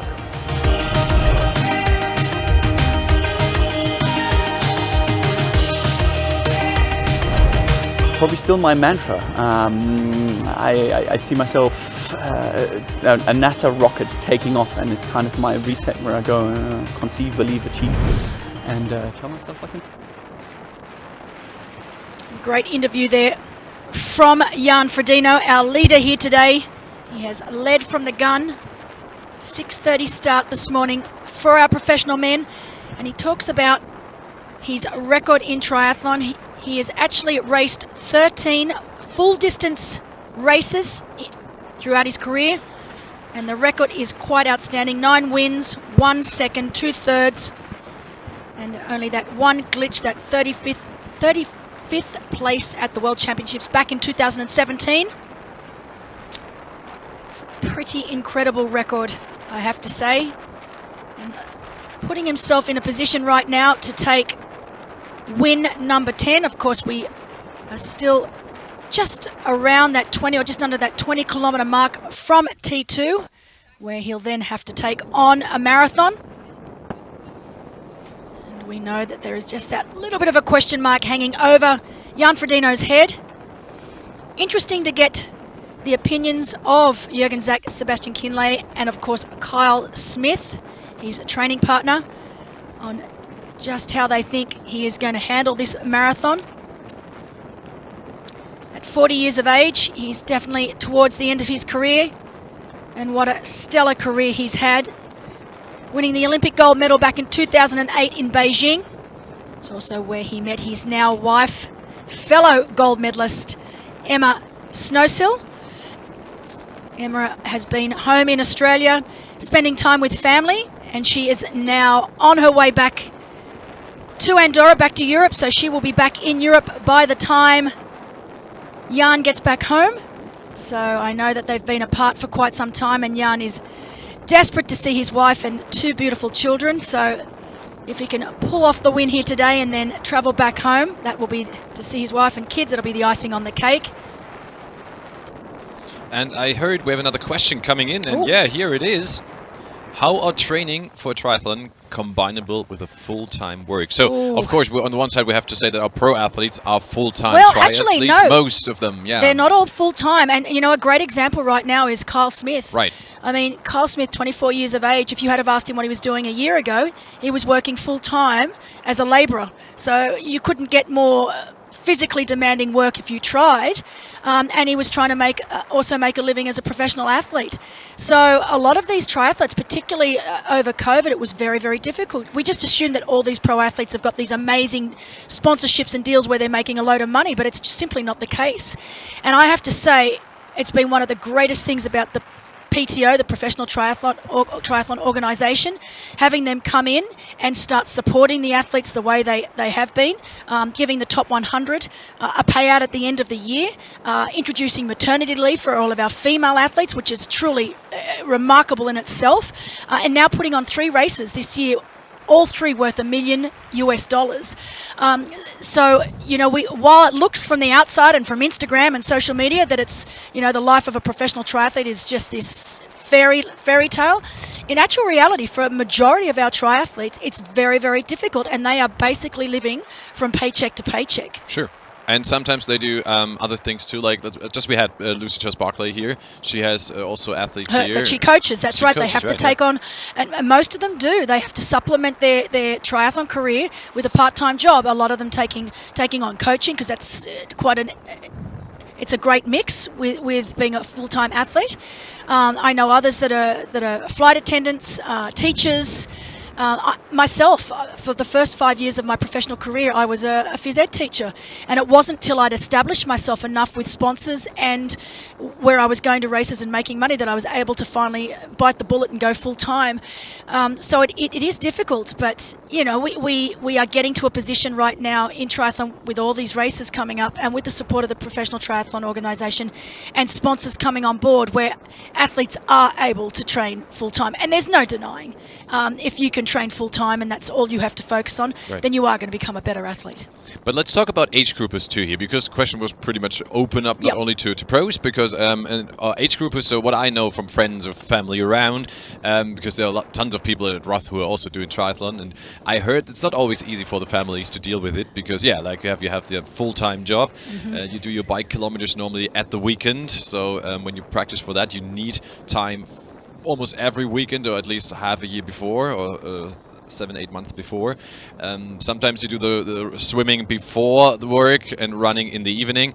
So you really have to stick to a schedule. Some are able to do that over some years. Sometimes people just do that for 1 or 2 years and say, okay, this is enough. I can't do that with work. To be honest, triathlon is a very selfish sport. Yeah, it is. And it requires the support of family and friends, particularly when you're training for a big event like this one, which does require a certain amount of training that you have to do if you want to finish. Right. And you need discipline for that. You You can't do just need say, discipline. oh, come on, like You I need don't do discipline, practice for 2 or but 3 more weeks. importantly than that, you need support of family and friends that are able to understand that your time is precious and that sometimes you can't go out to dinner, or if it's 8:30, it's time to go home to bed. Right. And I've seen it. I see it. I've got lots of friends back home who are age group athletes, and I've seen them.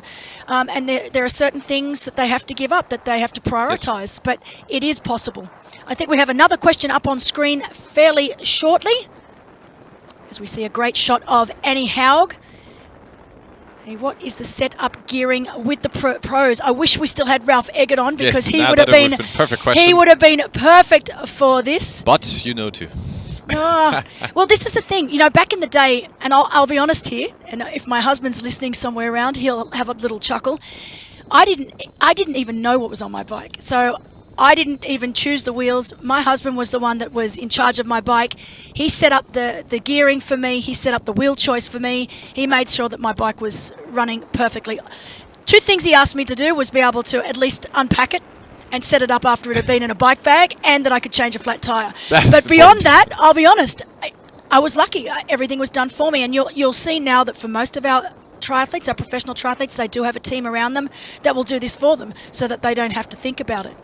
But I actually, this course is not a particularly hilly course. So it's not like, there's one of our athletes racing today, Svenja Toos, who won Ironman Nice, so Ironman France last weekend. Really, really hilly course. So I would say that she would have had to definitely would have changed her gearing for the race here today, because it would be completely different gearing. She would need a much bigger gear ratio on the back, and obviously a smaller gearing on the front as well. But it depends, and it also depends on the type of rider you are. Ralph Eggert talked about Annie Haug, and you can see on screen now she is tiny. She's a really small rider, so even though she's still quite powerful, she's tiny. Whereas, you know, the likes of Sam Long, who's 6'4" and is built like, you know, he's a machine. So obviously the gearing he would have on his bike would differ from what Annie Haug would be able to handle on her bike. But we'll need to get Ralph Eggert back on to talk specifics on what he thinks would be the best gearing for this particular course. But I think you did a great job so far. Well, if we have any experts out there that can give know. us a guess on what specific gearing you think would suit this course, or if you've ridden this course before and you have an idea, or you can even write in and tell us what gearing you used when you raced here, that would be perfect. Yeah.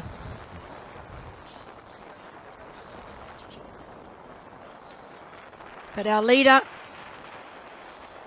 Fenella Langridge, as we've said, she's led from the get-go. She would know that she needs a certain amount of time heading into transition over Annie Haug. Annie Haug, arguably one of the fastest runners in our sport, if not the fastest.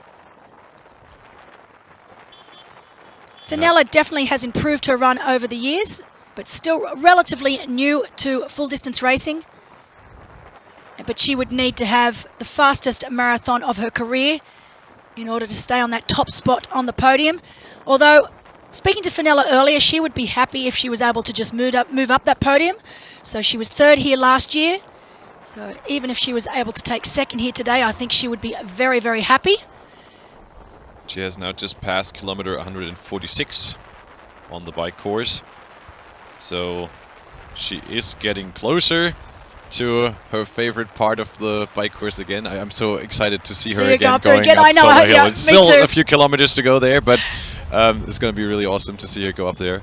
If she still has the energy to use one hand for cheering.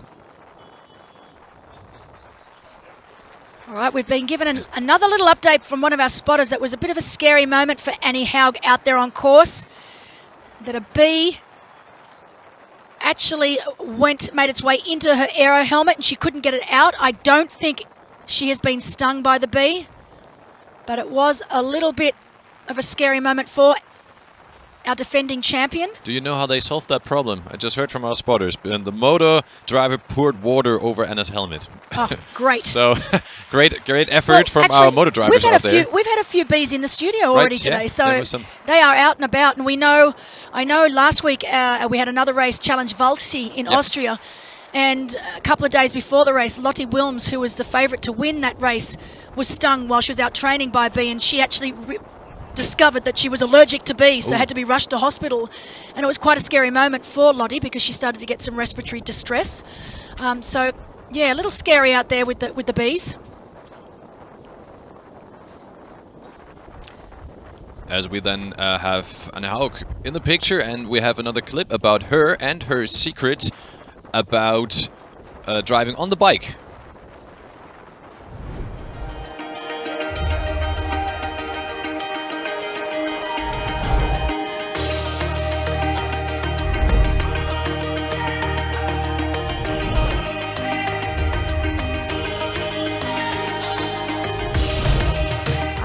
Absolutely no idea. I studied sports science and maybe I would have stick to that. But I'm very happy that I found triathlon. I got a triathlon professional.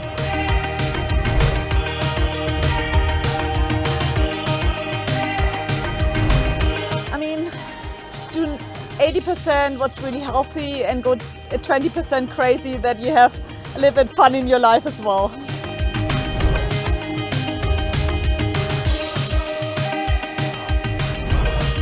First Hawaii start where I saw Sarah Groff always for maybe 35 Ks ahead of me, and just at K36 I overtook her. It took me a really lot of patience, so maybe that was the toughest battle I had.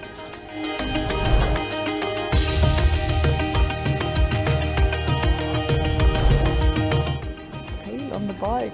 I mean, I crashed a lot of times. It was maybe my fault as well. So I crashed in London and I got my hip broken, so that was not really my best part.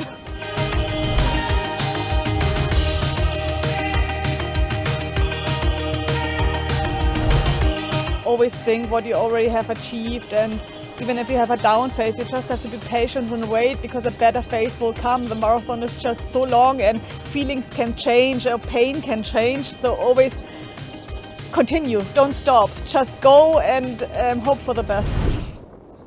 And we are back on the track. Some insights to the life of triathlon of Anne Haug, our defending champion, who is still in second position and who is also still working on. And Belinda, you have some information, because we had that question about which bike we're using. Oh, first we have a recap. Well, we're looking at the recap of the race from earlier today. Fenella Langridge took the lead over Rebecca Clark. They make their way up the first climb here on the course in Greeting. Rebecca Clark out of the water in first place, along with Fenella Langridge. We've got Patrick Lange chasing hard but continuing to lose time on our lead three. Was a lead group of 5. We then lost Ronaldo Coluzzi. Maurice Clavel was next to pop off the back, and we are left with 3. First time up Solaraberg. We didn't have Solaraberg last year. Incredible scenes out there today. They're predicting Around 50,000 spectators on Solaraberg. Fenella Langridge winning the award for enjoying it the most. The look on her face, absolutely priceless. That smile says it all. While Annie Haug was stealth as she made her way up the climb for the very first time. Incredible aerial footage. But there is no question right now, this man, Jan Frodeno, the GOAT himself, is definitely in control and leading this race. They are moments away from T2. We are expecting our lead 3 men, that is Jan Frodeno, Robert Kallen from Sweden and Magnus Ditlev from Denmark. We are expecting them into T2 very, very shortly, while we have Fenella Langridge leading our women's race today. But Annie Haug is starting to take small amounts of time out of her. 6:05 back to Annie Haug right now. And yeah, they are getting closer to Eiselden, another great hotspot, we have to say. It's called the Pretzel Mile, so to say. There's a bakery setting up a big hotspot. They are doing pretzels in all forms of triathlon that we have there, runners and bikers. I absolutely love that. They're my downfall when I come to Germany. That's why I go home about 3 or 4 kilos heavier than what I came over. It's because of those damn pretzels. And I don't see it, so that's awesome. Believe me, it's there.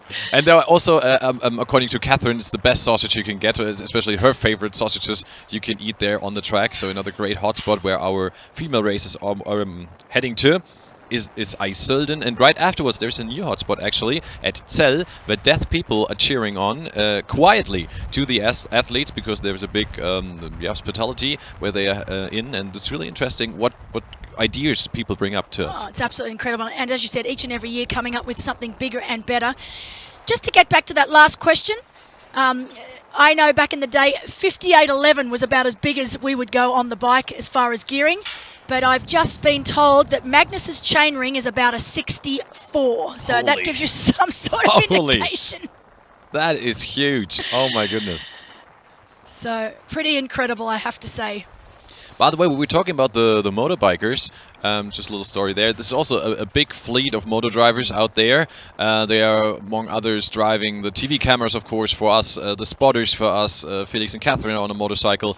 Also, all the referees out there are on the motorcycle. So this fleet is really big. They're always meeting him before. Jürgen Heilmann is in charge of that, doing a great job. And again, here we come to family affairs. My father's also out there. Oh, fantastic. He's driving on his motorcycle. This time he's going with the German TV station. Like 2 years ago, he was also going here around with the first athlete. This year, he's following the TV station, the relay of the TV station. So every year, something else to do. And for them, it's great to be out there and enjoying the race from this point of view. So that's really also a great part of volunteers on the motorbikes. So if you at home ever feel like coming to Germany and join our motorcycle fleet, feel free. We are always happy about motor drives here. As we can see, Anne Haug still looking good. That little incident with the bee, she managed pretty well. We heard one of our motor drivers helped out, pulling water over her, and the bee was gone, and it doesn't look like she got bitten. And we have we have Jan Frodeno in front still. As we said, they're getting closer to T2. So now we are 4 hours 53 minutes into the race. So you 409 minutes of swim. Going to be interesting. You can see that he is now finished, completed the 2 laps, and he is on that straight chute section. It's a 9-kilometer section that basically takes them from the end of the loop, of the second loop, straight back here to us in town. And this is a really fast section of the course. It's slightly downhill, and you can see he is right into T2 now. He will make that right-hand turn. You can see the DATEV archway. So he has really taken control of the last 20 to 30 kilometers of the ride here today. It'll be interesting to see just what the men behind him, so Magnus Ditlev and Robert Kallen, look like. Watching Jan right now, he is not hanging around. He is straight into transition. He'll pick up his bag, then head into the transition tent. And you can see normally I just want to say normally they are handed the bags because, yeah, as I said, we have more than 1,000 volunteers here. No. And oh my goodness, he's looking for his bag. That's not good. We have Magnus now in transition area 2. He got his bag. I don't know if one of the volunteers hold it in hand. Frodo is not inside. Not sure if he passed on the right side. There he comes in. And there is his bag. So far we're looking good. All right, here we go. But he's had a little smile on his face, so this is good. They're going to make this. Someone out there wants to make this hard for him. Oh, so yes. That was a little bit of a scare, and it often happens. You know, the bag's not where it's supposed to be, or they've just missed. And he's out, but he's out before Magnus. Just I have look to at say, that was the Incredible. fastest transition I've ever seen in long-distance racing in my life. So I think Jan wants to get out there and be out of sight, out of mind. So far, not showing any indication of an issue with that Achilles. And again, tons of people out there cheering. Now they're crossing the bridge. We'll turn to the right down direction canal. And we can... And look at that, Julian, look at that lead he's already got. Now, they went into transition together. We know that he had that little bit of a mishap, and he's already managed to gap Magnus Ditlev. And we are still waiting to see where Robert Callen from Sweden is. So it looks like in the final 9 to 10 kilometres of this bike ride, they have managed to put a little bit of a gap between themselves and Robert Callen. It was like 1 minute 20 wow, or so. Okay. In beforehand, so he must arrive any minute soon. And as you can see here, one more time, as said before, the biggest part of the volunteers are set here. They work all day long, because you have to imagine, you have to set up this whole station in the morning. You are sorting the bags until the very end at night. At like 12 o'clock, they're still checking out the bikes. So they are working almost for 14, 20 hours in this T2. So the volunteers doing an amazing job, as we can see Robert Cullen now in T2. We will in any second see how far he is behind when he will start the run. We can check the bike finish here. So he's 1 minute and 50 behind Jan and Magnus. So lost some time on the last kilometers too. And we will see how well he can run. We said before he did it. Now, sorry, we are looking now at Magnus. So that must have been Robert Callen. It looks like Magnus Ditlev has lost some time. That's Robert Cullen. That's Robert Cullen. It is? He's now leaving. Yeah. Magnus is gone. And this is one of the biggest moments. Yeah, Catherine is always coming down to T2, as again saying hi. And I still remember, because I was there with the athlete service before, and I did the commentating actually there in T2, which was really great. And Catherine was always there cheering. And I think Catherine can hear us now in T2. Hopefully. Still working on it. Catherine, can you hear us in T2? How is it down there? Okay, still working on the connection. There is a lot going on at T2. So, no worries. We are working on it. We will be back any minute. But what we can tell you is start off the run is Jan Frodeno in front. Magnus in second and Robert Callen in third. But the big news, I think we have a new bike record. Yeah, we have 4:54:01 for Jan Frodeno. Incredible. I cannot believe it. I did not expect to get that today, but... Doing some math, we have 4:54 and we have to... That's pretty incredible. That is so 4:54:01 for Jan Frodeno, 4:54:07 for Magnus Ditlev. So 2 incredible rides from these young men. We know that Cam Wirfs is 4:05:37.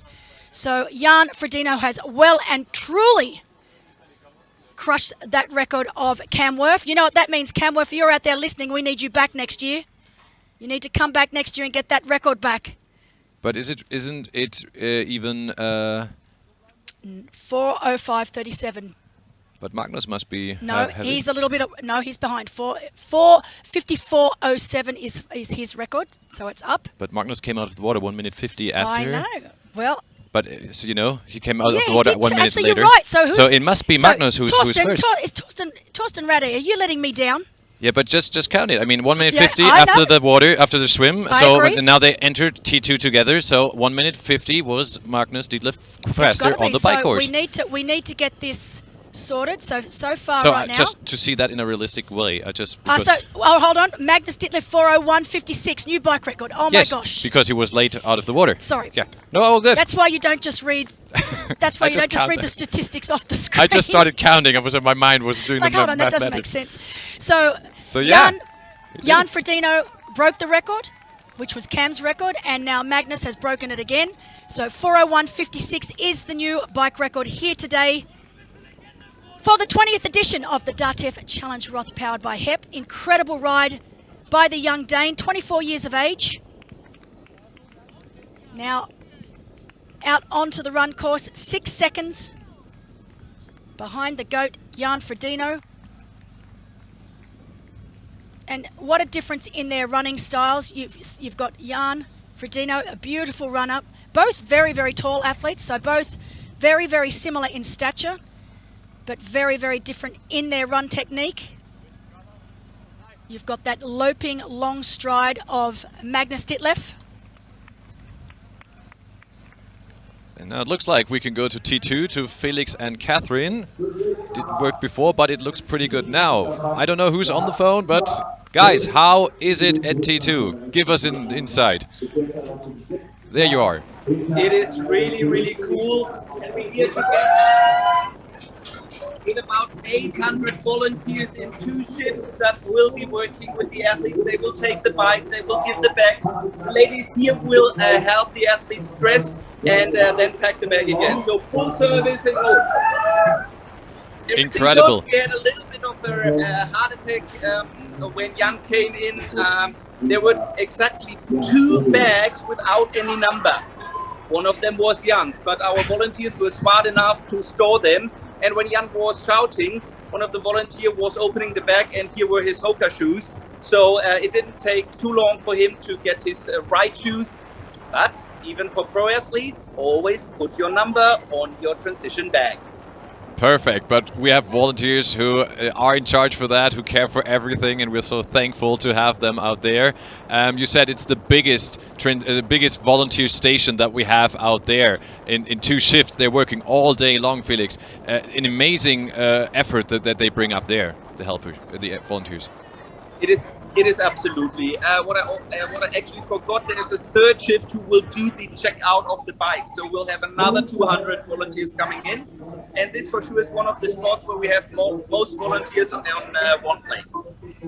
So this is really, truly amazing. We are now going out onto the run. I don't know how you've seen the race so far. Frodo is really, really strong out there, but also Magnus Ditlev is really strong. And Felix, I can tell you, first Frodo broke the record, but because Magnus was faster in the was behind in the swim, we have a new bike record of Magnus Ditlev. What do you say about that?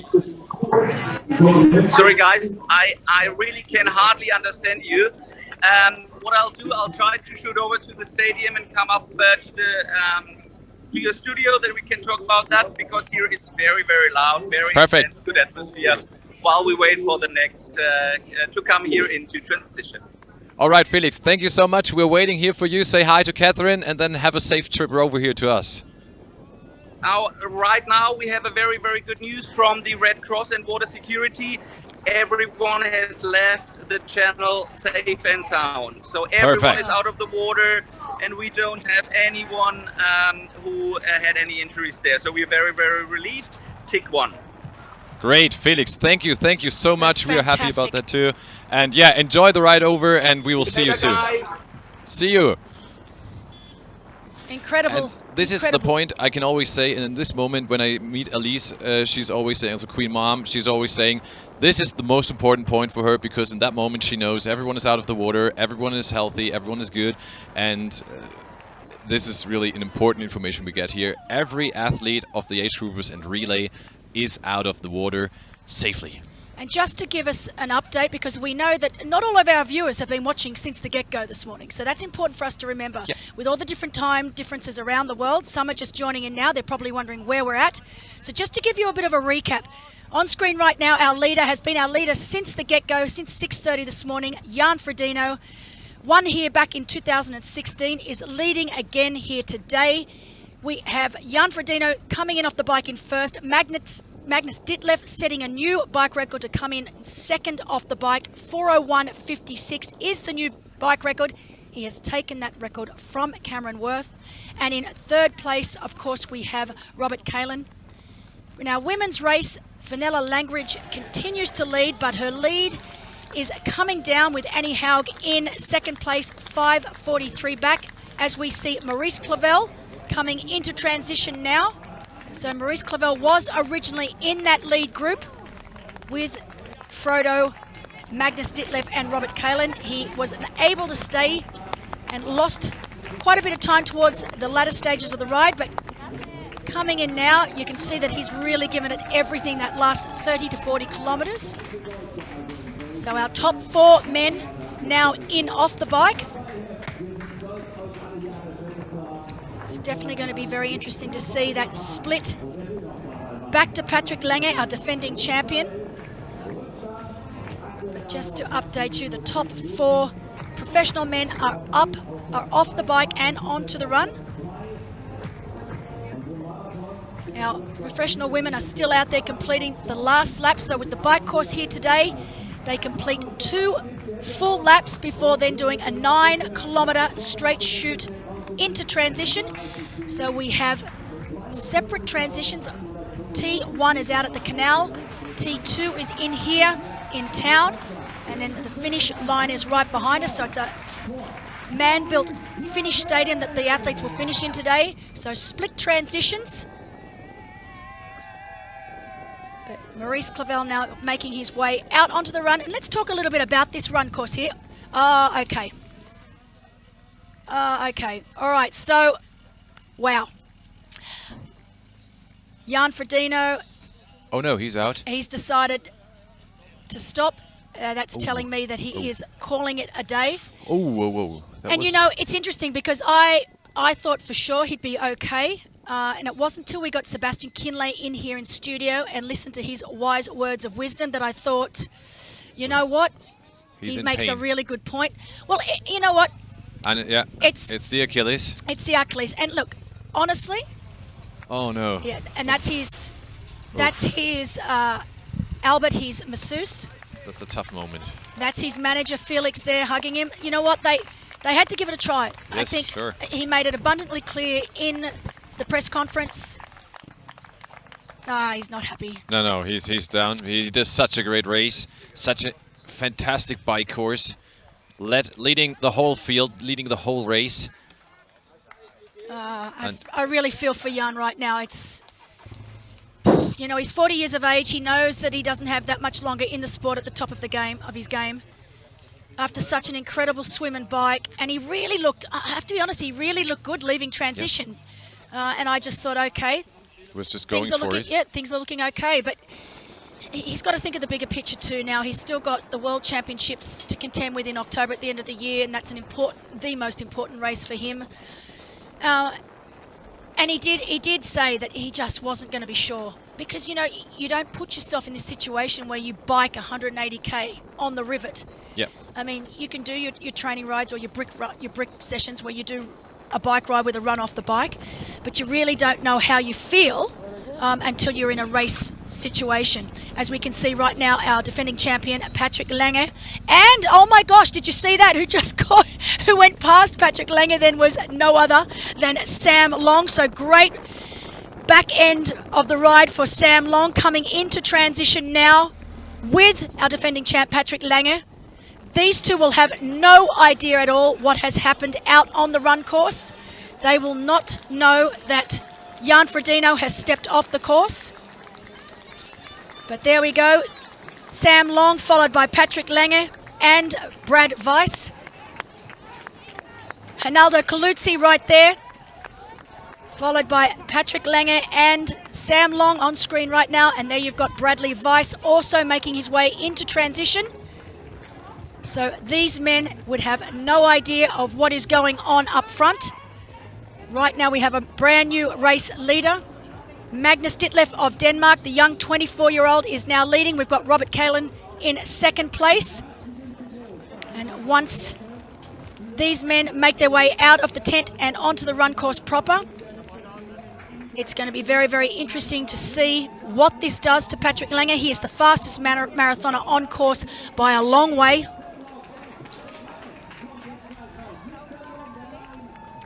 He will have support crew out on course.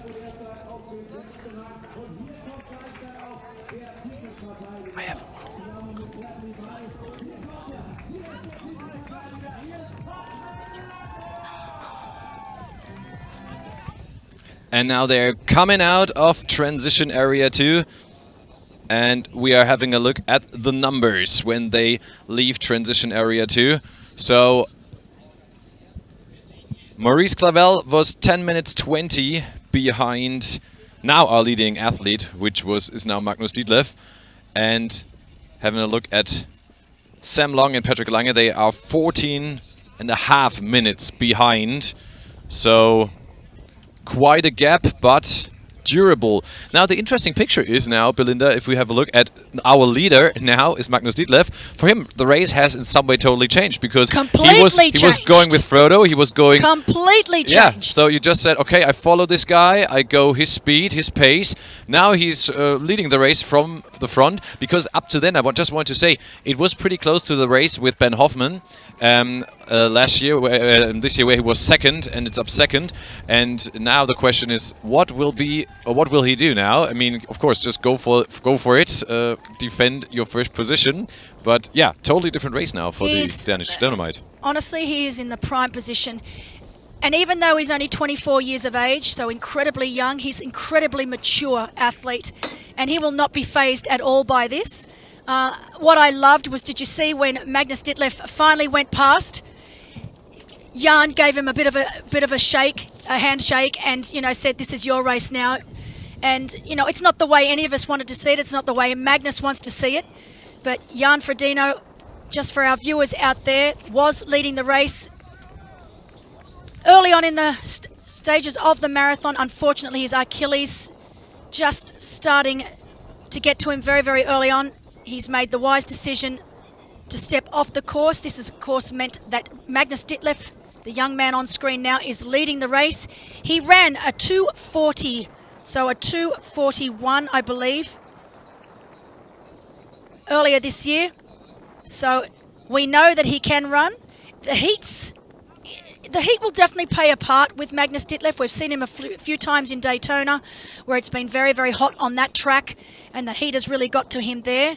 So it will be very interesting to see how he handles the heat today out on this marathon. As we said, the first 20 kilometres of this marathon up on that canal. You can see it is deadpan flat. However, in saying that, it is quite gravelly, and I ran on it the other day and I was quite surprised. They've just relayed it, so there's a lot of movement. It's actually a lot harder to run on than it's been in the past because there's a lot of loose gravel and you really need to choose your line while you're running on it. And 20 kilometres on the canal, you go all the way down one end, you do a U-turn, you go all the way down the other, and it is a really quite a difficult mental battle because all you can see is a long, straight canal, and it's very, very hot out on this canal. There is no shade whatsoever.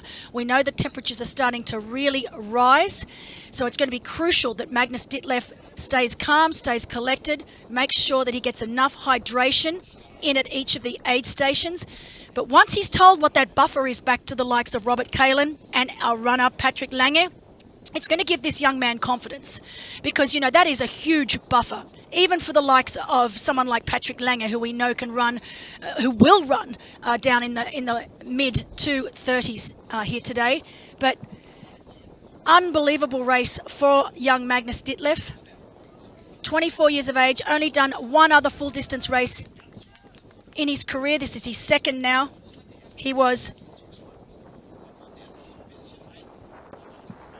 We are going to go right down now while we are looking at Magnus Ditlev to a clip that we've done on Run Tactics.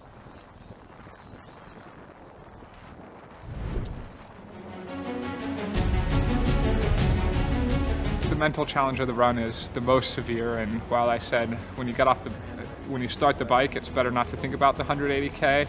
Anytime I start the run, the first thought's always, oh my gosh, I gotta do 42 Ks of this, and then you kind of get your legs underneath you. There's usually fans cheering, so it's okay, but I actually find the darkest point of an Ironman marathon always comes a little after halfway, about 25K. I'm always thinking like, I am really hurting and I still have another 15 to 17K, and then once you get to 35K, it's easy. Everything's taken care of.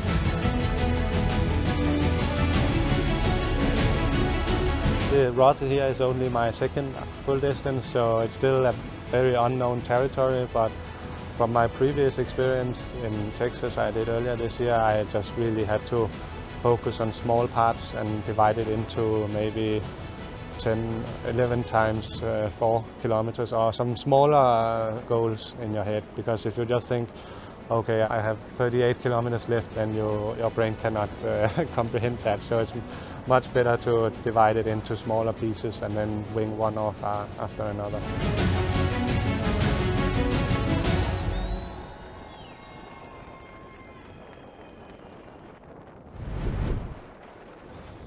And we're back at DATEV Challenge Roth, powered by HAP. A lot of things have happened while our men are on the running course around about kilometer 6. As we can see, our leader, which is no longer Jan Frodeno, but it is Magnus Ditlev.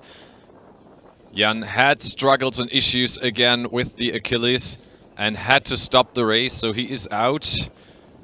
And now, completely new situation for the Danish guy. He is alone at the canal in the sun, making his way. And he has chase group of, among others, Patrick Lange. This young man on screen right now. Yes, the best runner out there. He is aiming at Magnus Ditlev, and he has to close a gap of 14.5 minutes after T2. You can see he's running a pace of 3 minutes 23. Incredible speed already. Just to put into perspective, he ran 2:38.30 on this course last year. With a shorter bike course, but still perfect. Incredible. Very, very fast runner. One of, if not the fastest runner in long distance triathlon right now. I would imagine that he would have his team out there on course. He would be aware now that Jan Frodeno has had to step off the course due to his Achilles not being quite right. A very difficult decision for a professional triathlete to have to make. Speaking to Sebastian Kinley earlier on set, it's a decision that you never want to make, and it's often a difficult one. And often when you're in race mode, you don't make that right decision, as we see a great fist pump from these two. Patrick Lange overtaking Sam Long. So while Sam Long was able to catch Patrick Lange on the latter stages of the bike, Patrick has now overtaken him on the run.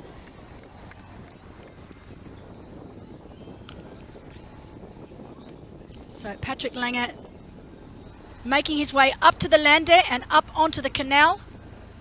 Once he's onto the canal, he will get an opportunity to see exactly where his competition is, because obviously along the canal, we go straight up one end of the canal, we then do a U-turn and go all the way down past the Lande to the other end of the canal, 20 kilometers in total on this surface. And while this surface is quite nice for the legs, because it is quite forgiving, it's definitely not as easy as it has been in the past, because it is quite loose gravel. And I found that I really had to change my cadence, so I had to shorten my stride and really try and minimize the amount of time my foot was on the ground, my feet were on the ground, just because I felt like I was actually slipping. So you actually feel, if you have a nice long stride, and I think these taller athletes will actually struggle a little bit more than, say, the likes of Patrick Lange, just because you want that surface time to be as minimal as possible. You can see now, beautiful section of the run through the forest. And while we go to a short clip on Patrick Lange.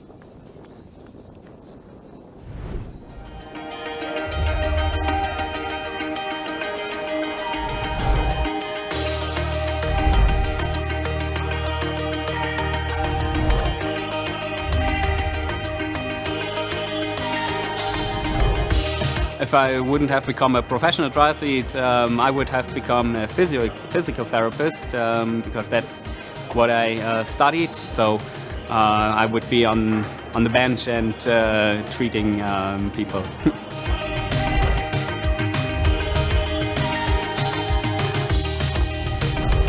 You should test the nutrition, your nutrition strategy and training to the maximum. That's the biggest secret you can get.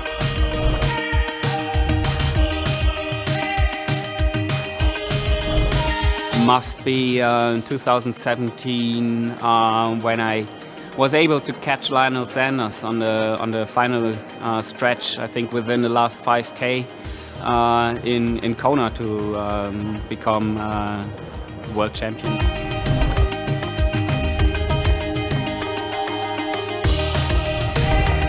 I used to be a mountain bike racer. When I was 15 years old, actually, I was competing in a 120-kilometer mountain bike marathon. I faked the signing of my parents because obviously you can't compete in a marathon race until you're 18, so I faked the signing of my dad, compete, and totally screw up the nutrition, just had water with me, and it was a really long day, and I was really suffering at the end.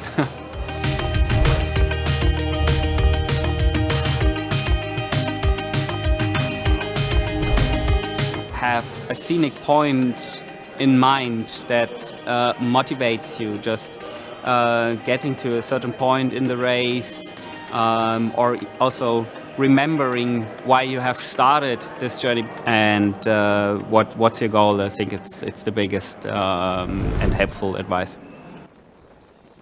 And great advice from our defending champion, Patrick Lange. Welcome back to DATEV Challenge Roth, powered by HEP. We've got our lead female for you on the left, and in second place, our defending champ, Annie Haug, on the right. She has continued to take time out of Fenella Langridge, down now to 5:26. Our leader, Fenella, just over the 160-kilometre mark. It won't be long before she has completed the second lap and will make her way into transition. Annie Haug looking fantastic after that earlier scare, where a bee made its way into her aero helmet. Fortunately, we've been given reports out on course that it didn't sting her. She was able to get it out. She was able to get some of the officials on course to spray some water over her helmet, which meant that the bee didn't sting her. Great for all of us. And now she has continued on her way and continued to take time out of Fenella Langridge. We know that Annie Haug is the fastest runner on course by quite a way, but that's taking nothing away from Fenella. Fantastic race from her. Has basically led from the start. 6:33 the women went off this morning. And you can see now that it's not long before they will be making their way to transition as we go back with our male leader, Magnus Ditlev. 24 years of age from Denmark. He finished second last year at the Challenge Family World Bonus. He had wins at Challenge Budva. He was second in Daytona, so second in Clash Daytona to Christian Blumenfeld. And interestingly enough, when he won Challenge Budva last year, he actually beat Patrick Lange. Yes. So Patrick Lange was second. So he's able to run, yeah, he proved that. Well, he's only ever done one full distance race, obviously, where he was second at Ironman Texas, had a great battle with Ben Hoffman. And there he had a partner to run with, so to say partner, later an opponent. And he did run a 2:40.56 to be precise, so that is very, very fast running on debut. And if he's able to run something similar today, it's going to be extremely difficult for Patrick Lange to run him down. But he has to set the pace now on his own. Do it. This is the hard way now. As we have more of our professional athletes making their way into transition.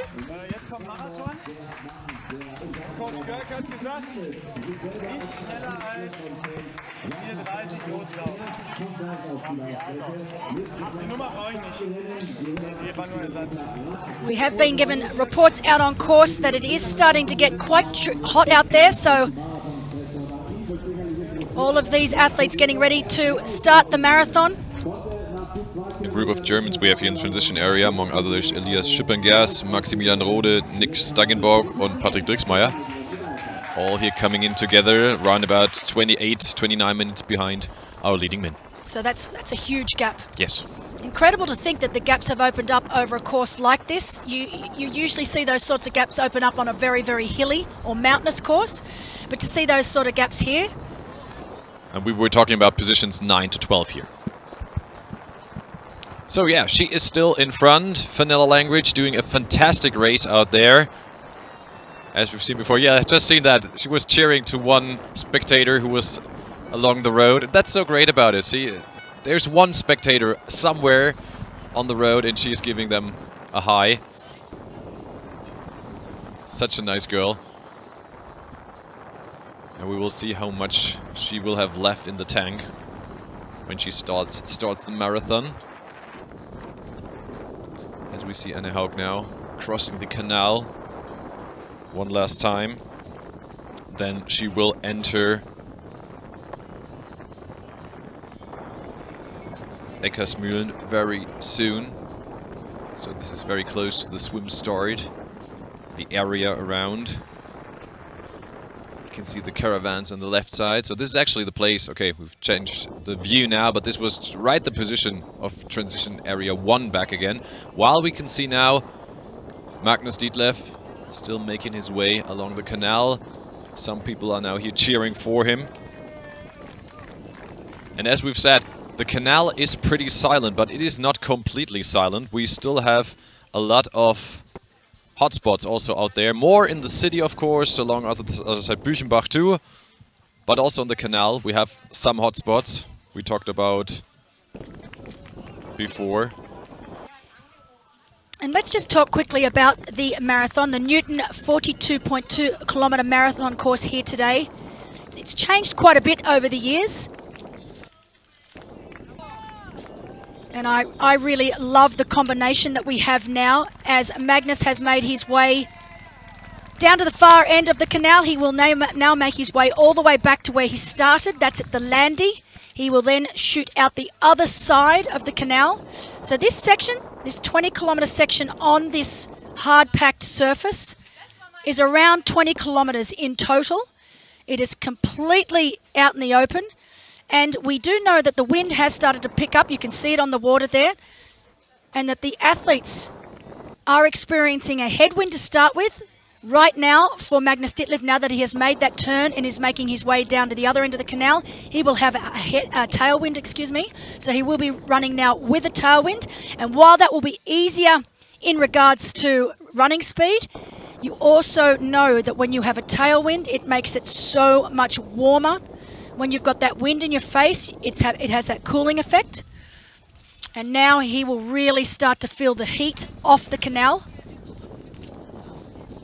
Once they finish the canal section, so that takes them to about the 20 kilometre mark, they come back to the Landy. They will then make their way back into the town of Roth. They go almost past T2, so past transition.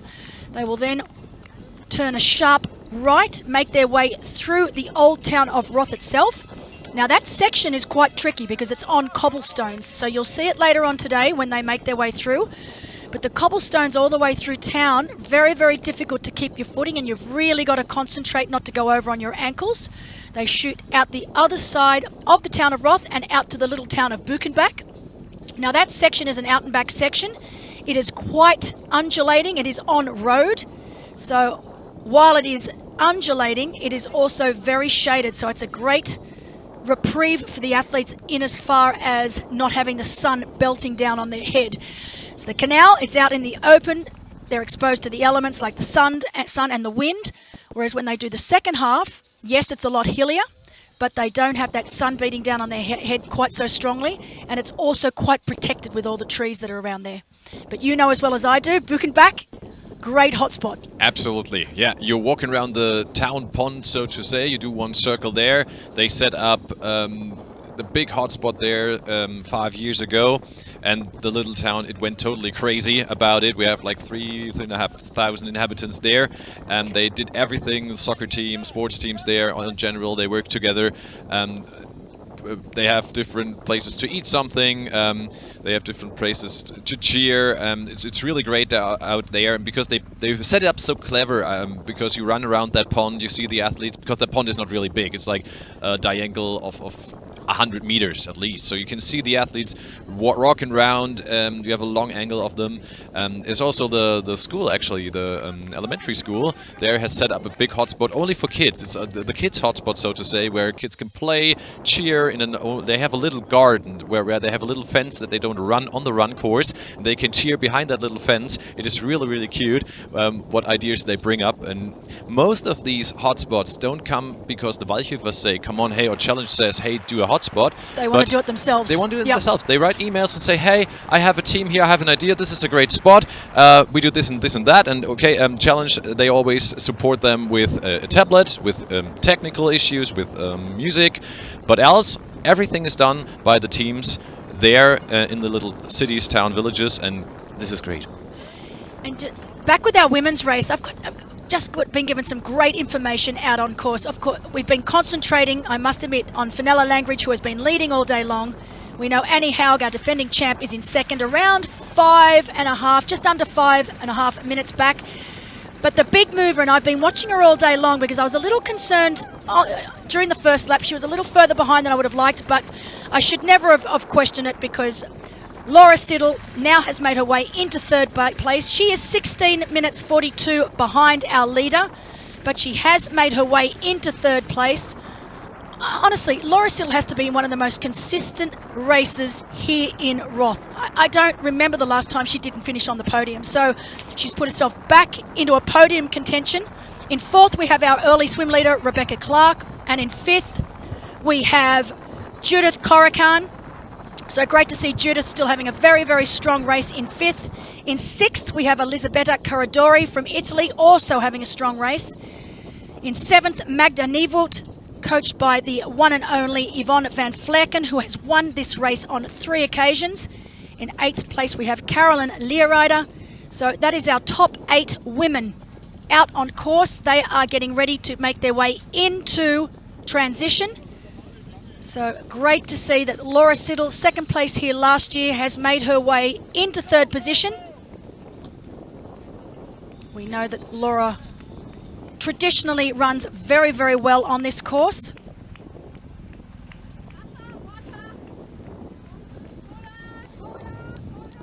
But no denying that this young man, Magnus Ditlev from Denmark, out in front. We know that Robert Callan is only 3 minutes 20 behind, so 3:20 behind. So managed to make up quite a bit of time so far. And that's at the 8-kilometre mark of the marathon. Still very, very early days here.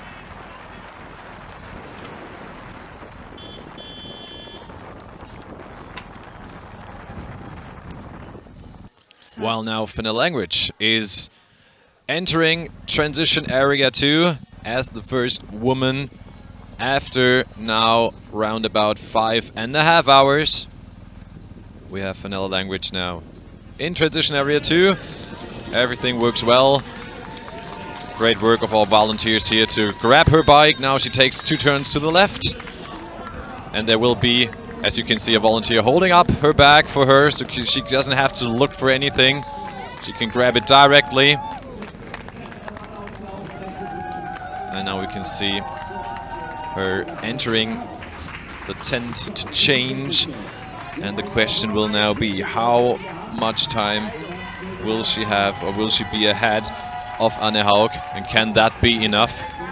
So great time still of her, 51 swim, 4 hours 35 on the bike. Great performance of the British athlete so far. And as you can see, our volunteers in the tent, they are with you, they are holding. And the good thing is they don't only do that for the pro athletes. You should see that in the later hours, no matter when they come in, they help every athlete to change. Some little struggles here with the shoes for Fenella. Oh, it looks good. Grabs her sunglasses, her hat, which will be extremely important now. You can hear the cheering of the spectators. There in the back you see the space for the bikes. When we look back again, like 6 hours or so, this is filled with bikes. And as we said before, all our volunteers will work until midnight to check out the bikes again, and even tomorrow morning. They have to set it down.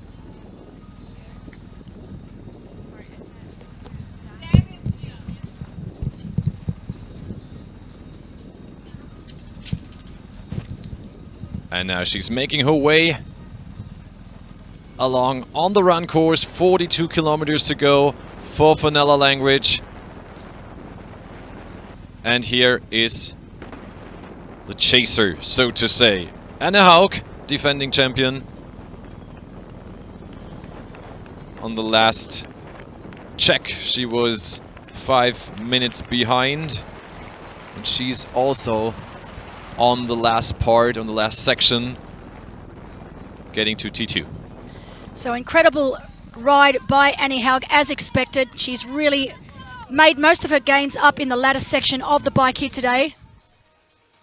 We will be having Dan Lorang, her coach, also the coach of Jan Frodeno, coming to join us in the studio. So as soon as we can get Dan Lorang in here, he will be able to give us an update on Annie Haug and also, of course, on Jan Frodeno. So those just joining in, unfortunately, Jan Frodeno has had to step off the course. He led off the bike into T2, was able to start the run, made his way up onto the landing, but then obviously had to pull the pin when his Achilles started to give him a little bit of grief. Really, really sad to see, and not a decision that any professional athlete wants to make. But that has meant this young man, Magnus Ditlev of Denmark, the 24-year-old from Denmark, is now in the lead of the race here today, the 20th edition of the DATEV Challenge Roth powered by HEP. And I must say, so far, looking very, very good. It's always very deceiving watching Magnus Ditlev run. He looks like he's running slowly because he's so tall. He's 6'4", and he's got that really long loping stride, and it often, it's very deceiving. You think that, oh, he's not looking that great and he's not running that fast. So, but don't be fooled, because he is definitely still clicking along, and he looks very smooth up top, nice and relaxed. And we will see how he will work on his lead while we're entering a quick commercial break.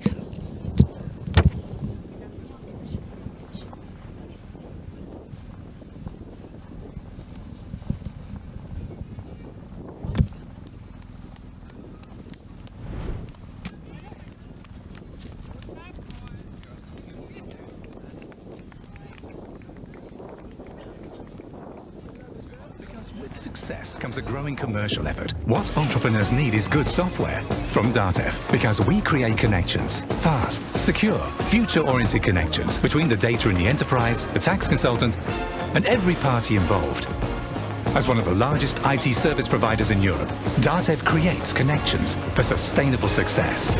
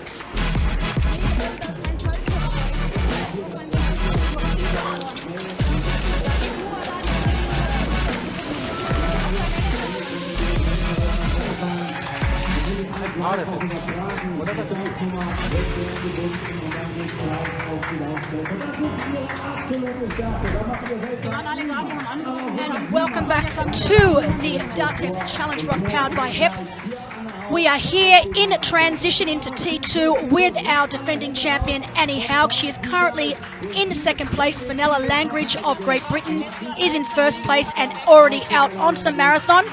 We also have for you in studio with us now Annie's coach Dan Lorang. Dan, thanks for coming and joining us.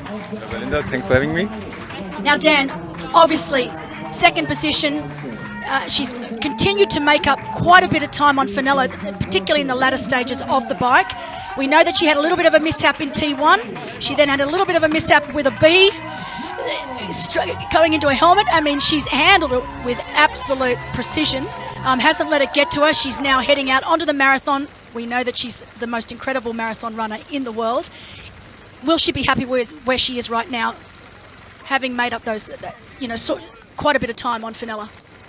I think, first of all, Annie will not think about is it good or bad what I'm doing at the moment. She will just try to get the best out of her. And then in the end, when she comes over the finish line, then she will decide or say, okay, that was everything was in my hand.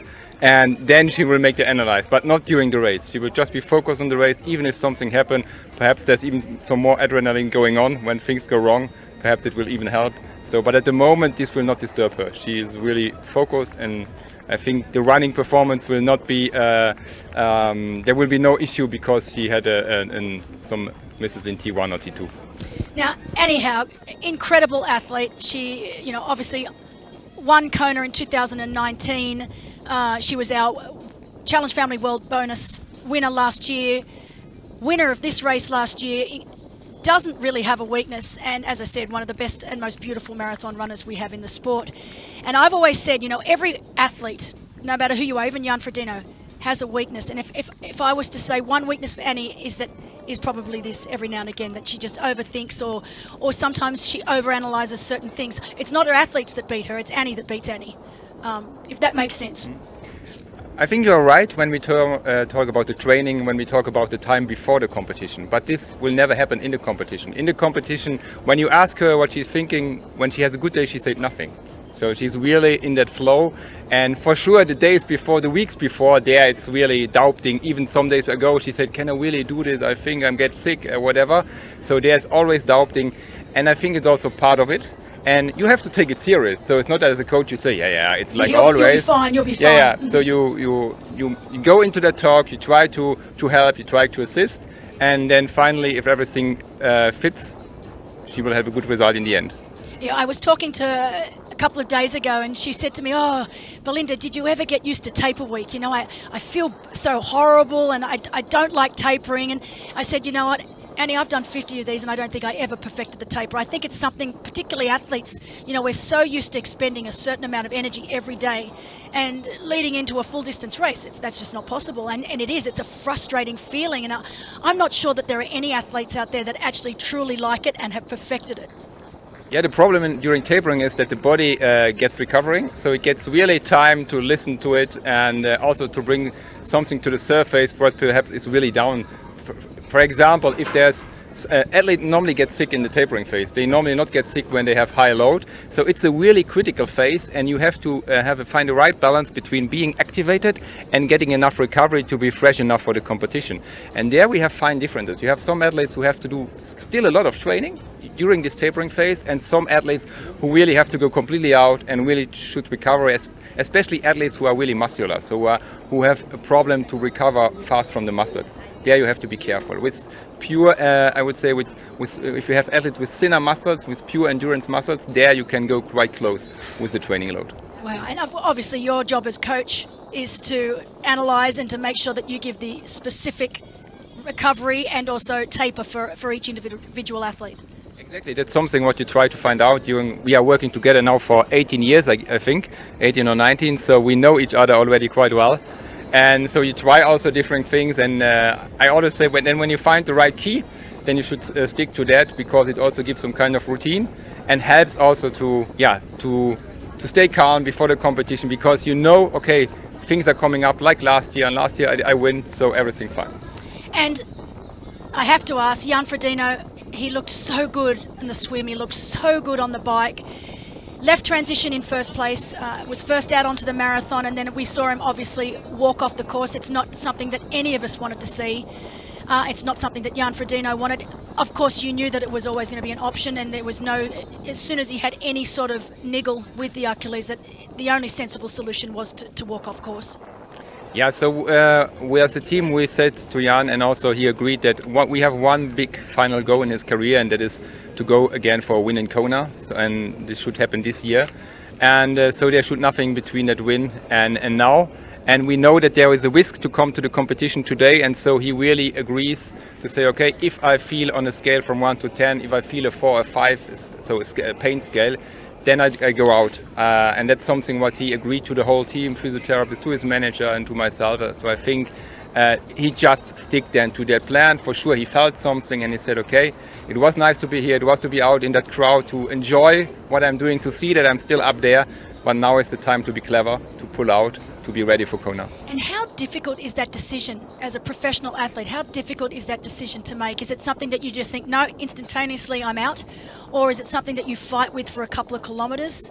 Yeah, normally this is really something what is quite hard for an athlete, because they want to fight, they want to come to the finish line. We remember Jan, when he had the back problems, he still continued. So the rational part is somewhere really far in the back of the head. There are the emotions that are coming up. There was the plan behind this, so we talked about this already in front of the race, so there was the possibility, and I think that's why he was also able to take the decision. And we didn't let it out to just coincidence. We said, okay, if this happened, then there's a plan, and he stick to that. But for sure, it was not easy for him. For sure, he wanted to continue even some more case just to be in that amazing crowd here. And look, I have to ask it. You've worked with Jan Frodeno for quite some time now.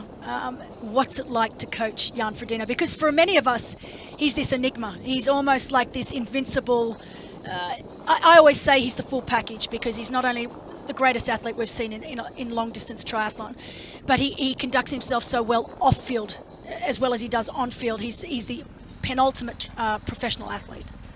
I think what is really special with him, he loves everything about, I would say about the job. For him it's not the job, but about triathlon, about being a professional athlete. He loves the preparation, he loves racing, he loves the people around, he loves to work with the sponsors. So every part of it, every piece of it, he loves it. It's not just he has to do this, he has to do that. No, when you talk to him, even now after a long career, he still give the same answers as a young athlete. He still is passionate. When he come back from a training session, for example, his manager told me yesterday when he did that run pain-free, so in the pre-run, he was so happy, just like somebody who just made his first run.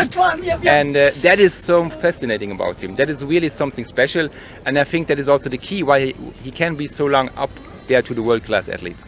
You know, I was listening, obviously follow him on social media, and one of the funniest things I saw is he put his bike into transition yesterday afternoon, and he had a good look around, and you could see the excitement in his voice, but he quoted as saying, you know, that the transition area out there in T1 was like a kid's store for adults, you know, and you can see that having all these expensive bikes and thousands of bikes out there was something that he just got so much enjoyment from. And you're right, it's something that you would expect a first timer here to have that sort of emotion, but here you've got Jan Frodeno at 40 years of age who's been to every triathlon, the Olympics, Kona, and he still gets that sort of raw emotion and excitement, and it's contagious. I think, you know, that's why I think the whole entire triathlon world wanted to see Jan Frodeno back on a race course, because as I've said, every race is always better when you've got Jan Frodeno in it. Yeah, and I think it's also something that young athletes should look at, because today young athletes start quite early with numbers, going on watts, heart rate, working really scientifically. What is okay, what is good, but they should always remember, why are they doing the triathlon? And I think when you look at Jan Frodeno, there they see why they are doing triathlon, because there they can see the same passion how he started with triathlon. I think that's a good advice, just to look at that and just always remember, hey, I'm here at the start line because I have fun in what I'm doing, and it's not just about performance and about numbers and about going in the best possible way. And now, while you're here, I have to get your opinion on our professional men's race. We've got Magnus Ditlev, who was the only athlete able to stay with Jan at the end. They started as a group of 5, was then down to a group of 4, then 3, and then obviously into T2, just Magnus and Jan. He's continues to manage to hold on to his lead. I think we just saw a split up on screen that Patrick Lange on screen now is around 12.5 minutes down on Magnus Ditlev. We are very early into the marathon, I mean, obviously, and we know the caliber athlete of Patrick Lange. But do you think Ditlev has a chance? I mean, he ran a 2:40 or 2:41 in Texas in what was his first long distance race. Has he got a chance here to hold on? So first of all, he's a really talented athlete, so it's really nice to see how he really grew over the last years and quite fast. For sure he has a chance because it's getting hot now. We have special conditions. We don't know exactly how much he had to invest to stay with Jan, but we know he's a good bike rider, so probably it was okay. But on the other side we have one of the best runner out there with Patrick Lange. For sure he had an injury, but I think when he's here on the start line, for sure running will be his strength, and also the hot conditions, he liked it. So I think it will be quite hard for him to keep the first position. Patrick will be there up quite fast, but in the end we have to see, is Patrick already at that level because of the injury or not. But it will be a fight until the end, I guess. And that's exactly what we want to see. I keep saying the perfect case scenario would be a nice sprint finish right here, like we had with Lucy Charles and Daniela Blymel a few years back, which was still one of the most incredible finishes I've ever seen. With the women's race, obviously, you know, I don't think it's going to be too long before we see Annie Haug take the lead here. And like you said, she's not concentrating on that now. She'll just control what she can control. And wait, what's happening as we see Laura Siddall in third place. So Laura Siddall into transition now in third place. Laura Siddall, one of the most consistent racers here in Roth. I can't remember the last time she finished off the podium. So we actually have the same female athletes in the top three out onto the run that we had on the podium here last year. Just a little bit of a reversed order right now. Yeah, also there, we have to wait until, I would say... Sorry, I'm just looking at Annie. Is she not the most nice beautiful? Isn't she not the most beautiful runner? Aye. For sure, nice to see. But what I want to say is, under these conditions, we always have to wait really until the finish line. Yep. Everything can happen. With every athlete, so I will never say, okay, that's it, we got it, until she crosses here the finish line. For sure now she has to make up some time, but at the moment she looks quite good. I hope that she's doing well her hydration, doing well her nutrition, and then I guess she's in the form to really deliver a good marathon, but we will see. One word about the bike split. We just heard in 2016 Daniela Rief had 4:31 on the bike. Today, Annie had 4:33, so just 2 minutes slower than Danny Rief back then. Second fastest time ever. I don't know what to say, was this the plan, or did you expect that? Because she's an awesome athlete, but what did you say? It's a fantastic time.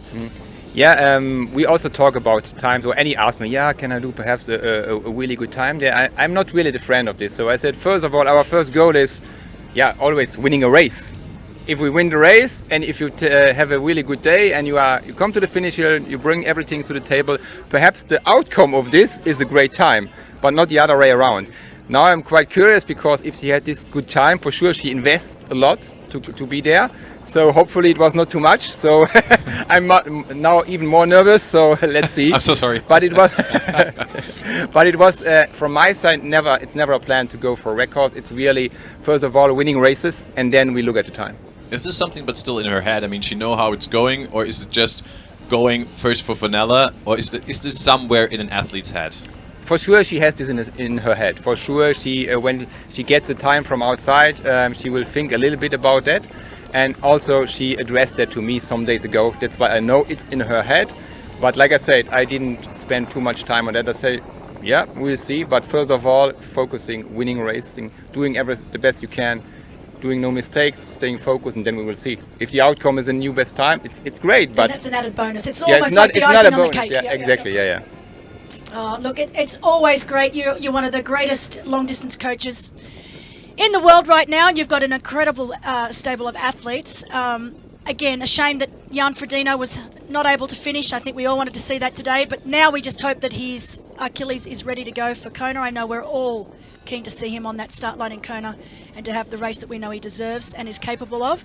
But thank you so much for joining us in the studio today, Dan. Really appreciate it. Thank you very much for the invitation, and yeah, hopefully to see you in Kona then. Of course. Thank you, Dan. Thank you. Incredible coach, Dan Lorang, coach of Jan Frodeno and Annie Haug. Reports down on course that Magnus Ditlev is running very, very well. He's basically kept the same pace going since he left transition. And Patrick Lange so far only able to make up a small amount of time. Like Dan Lorang said though, very, very early stages of the run. We really won't see things happening. And just look at the difference there in the cadence between Patrick Lange and Magnus Ditlev. Completely different style runners, completely different athletes. Magnus at around 6'4", and Patrick, very, very tiny, slight athlete. You can see currently running 3:45 minute kilometre pace. We know that it is starting to really heat up out there on the canal, currently sitting at about 28 degrees Celsius, but I'm sure it feels like 32 degrees Celsius. So we're gonna have a quick commercial break for you, and then I can see right behind me already waiting for you, Felix Walchshöfer, our race director, will be here with us in the studio after a quick commercial. We'll be back right soon. Morgen aussehen. Vor dem Klimawandel können wir nicht davonlaufen. Wir müssen ihn aufhalten.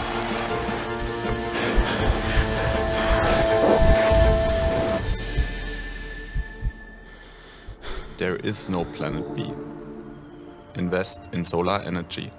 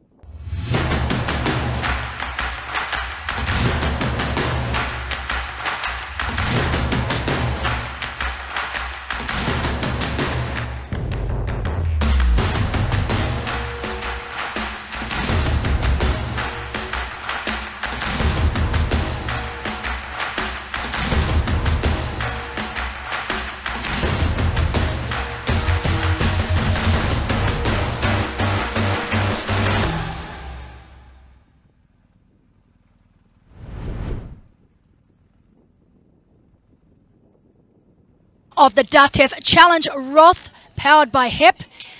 We have a very special guest in the studio now, the one and only Felix Walchshöfer. He's been out there all morning long on the back of a moto, following the athletes on the bike ride and then out onto the run. Felix, thank you so much for being here, my friend. How has it been? What's the atmosphere been like out there this year after no race 2020, restricted race last year, 2022 back with a vengeance, everything back like it used to be, but I think it's even bigger and better than it used to be.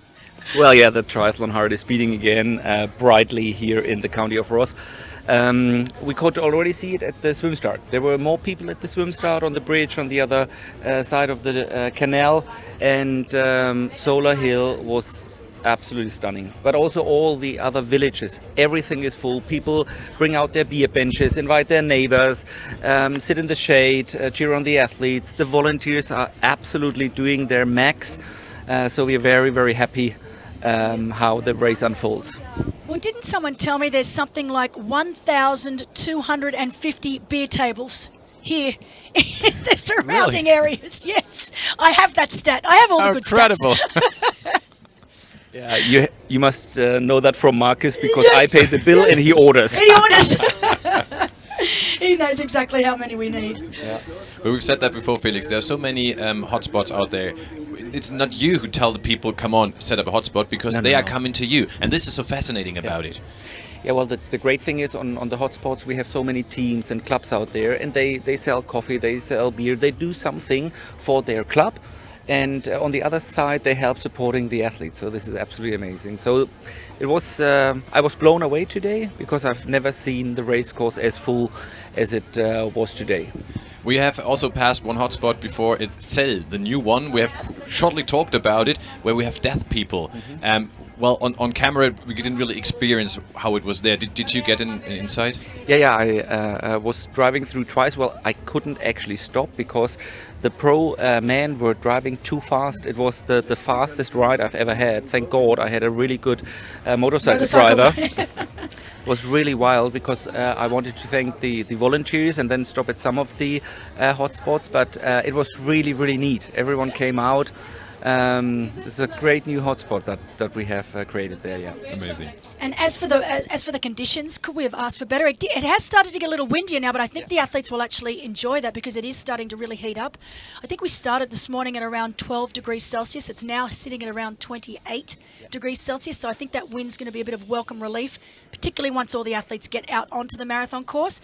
But looking on screen now, Magnus Ditlev, our leader, of course, after Jan Frodeno had to pull out. I mean, I know for me, watching Jan Frodeno have to step off course, it was gut-wrenching, and I had to take a few deep breaths before I started commentating again because I know Jan personally, and being a triathlon fan like everyone else around the world, I just wanted to see him come here and finish. I didn't care if it was in first place, to be honest. I just wanted to see him have a great race. You were out there. Have you spoken to Jan Frodeno? Have you seen him? Yep. Yeah. He's really gutted, and he said, Felix, it's not my style of racing. I picked him up in the downtown city center here in Roth, and we brought him here on the Festplatz now. It's not what he wanted. It's definitely not what he wanted, and I really felt for him. It was a big punch in the guts. But in saying that, we know that the reason that he even contemplated getting on the start line this morning, even though he knew that there was a high risk that he wouldn't be able to finish, I think he had to give it a shot because I think this race is so special to him. When he won back here and set the new record in 2016, I think he wanted one last opportunity to feel these crowds, and he got it. He got it on the bike. It was incredible. This is what he actually said to me. Look, Felix, the last time I was racing here for the world record, I was in a tunnel.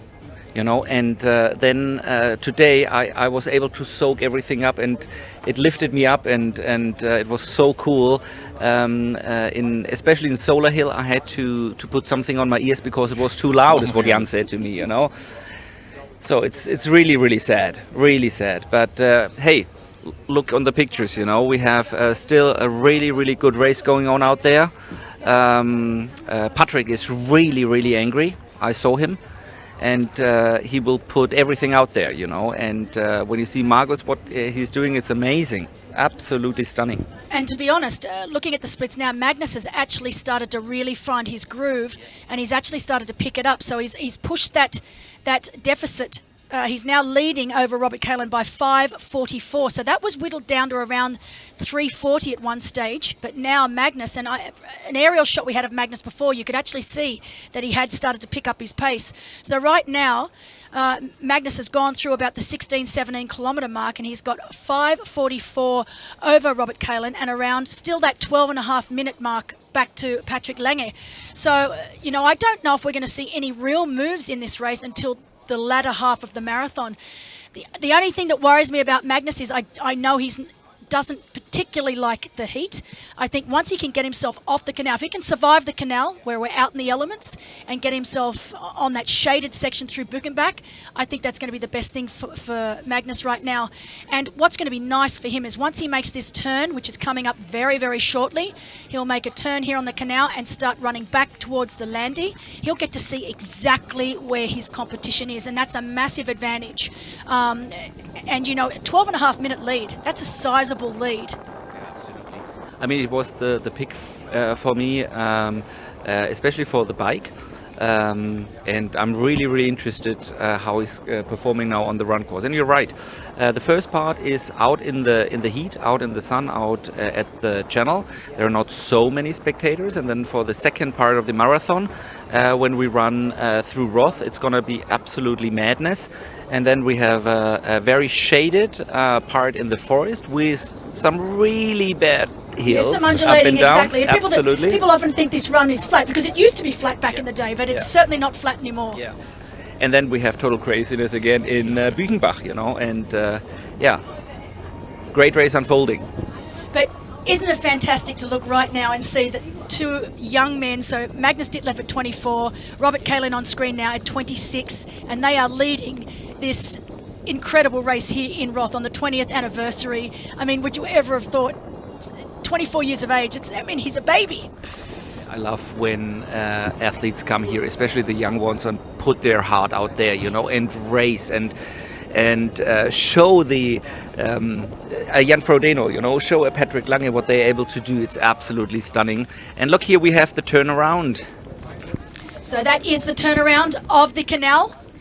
He will now make his way back. You would have seen in that last camera angle 20 kilometres, so he is not too far from completing 20 kilometres. So Magnus Ditlev, not too far from being at the halfway point of this marathon here today. So he'll run all the way back. And this is where it can be really tricky.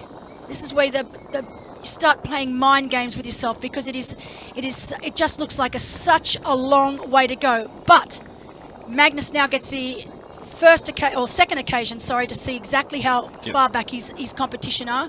He'll see Robert Kalin fairly quickly, but then it's going to be quite a gap before he then sees the likes of Patrick Lange and Sam Long. Sam Long, we haven't spoken too much about him today, but he is running well right now. They've both, he's been able to overtake Maurice Clavel, who we've been told is struggling a little bit in the heat. So it is interesting to see. Bradley Weiss also still out there. And still they're all really close together, this chase group, so it's going to be very, very interesting there as well. And look, and before we let you go, Annie Haug, obviously defending champ, she's having an incredible race. Fenella Langridge still leading, but it is obvious now on screen that Annie Haug is taking time out of her on the marathon, as expected. But hats off to Fenella Langridge for saying, you know what, if you want this title, you're going to have to chase me down. Absolutely. She looked so strong on the bike. I talked to her several times today. It's absolutely amazing what she showed. It's also interesting that Annie Haug and Patrick Lange had problems, Annie with her start number that she lost. Then at T2, when we were standing there, Jan searched for his transition bag. I saw that, yes. Yeah, well, there were 2 transition bags without any numbers sticked on it. Oh, no. Exactly. That's what happened. That's what happened. But thank God our really clever volunteers out there had a look in the bags and they said, this should be Jan. They showed the shoes and everything, and then Jan got the right bag. Yeah. One, it shows you the professionalism of your volunteers, and they've been doing it for so long. No one had to tell them they are doing it. They're doing it for more than 20 years, and this is where we can count on. And secondly, the professionalism of Jan Frodeno, not to lose his cool, not to get angry at anyone or blame anyone. In fact, he had a little bit of a chuckle. I mean, he was laughing. Yeah, but what was really funny, I sent the picture of the bag to his manager, called Felix as well, and he said, professional. Okay, guys, I will let you get on. We'll see you later on. Thank you so much, and enjoy the show. Great to have you here. You too. Thank you, Felix. And that was Felix Volshofer, of course, has been running this race since his father passed, Herbert, his incredible father who had the vision for this race back in 2002.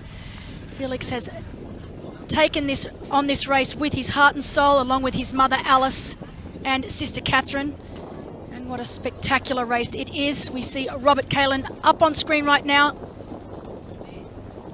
continuing to lose a little bit of time on Magnus Ditlev. I got the times from kilometer 15.5 now, so 18.3 there is only Magnus having passed this point. So in 15.5 we had Robert Kalin 5:44 behind, so he lost some more time, and on the other side Patrick got a little closer, namely 30 seconds. It's only 12 minutes left, so we will see. It's going to be a very, very interesting race, because Magnus is still looking good there in front, leading the race. And we will see how he can manage it to run alone. Last time he had a similar situation, but together with Ben Hoffman. So now he's on his own, has to find his pace and see how his tactic will be.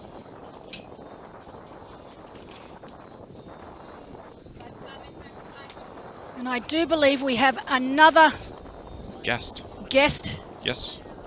On Zoom, so not here in the studio with us. He is actually out on the course, and it is no other than Chris Gemmell from World Triathlon. So shortly bringing you Chris Gemmell. He's been out on course all day, I believe, so he'll be able to give us a true indication of what it's like out there on course. Of course, Chris Gemmell. Chris, can you hear me? It's Belinda here. I can hear you, Belinda. Hey, how are you? I'm good. I have to correct you in saying I'm as far away from off course as you can possibly get. Oh, where are you now? Oh, you're not here. Why did I think you were here? Where are you? I'm in Stockholm. So I'm barracking for these Scandinavians that are showing their face at the front of course. I don't know why I thought you were down on ground, but good to have you on here anyway. I'm trying to remember the last time I saw you. I think it was at Challenge Almere was the last time I ran into you.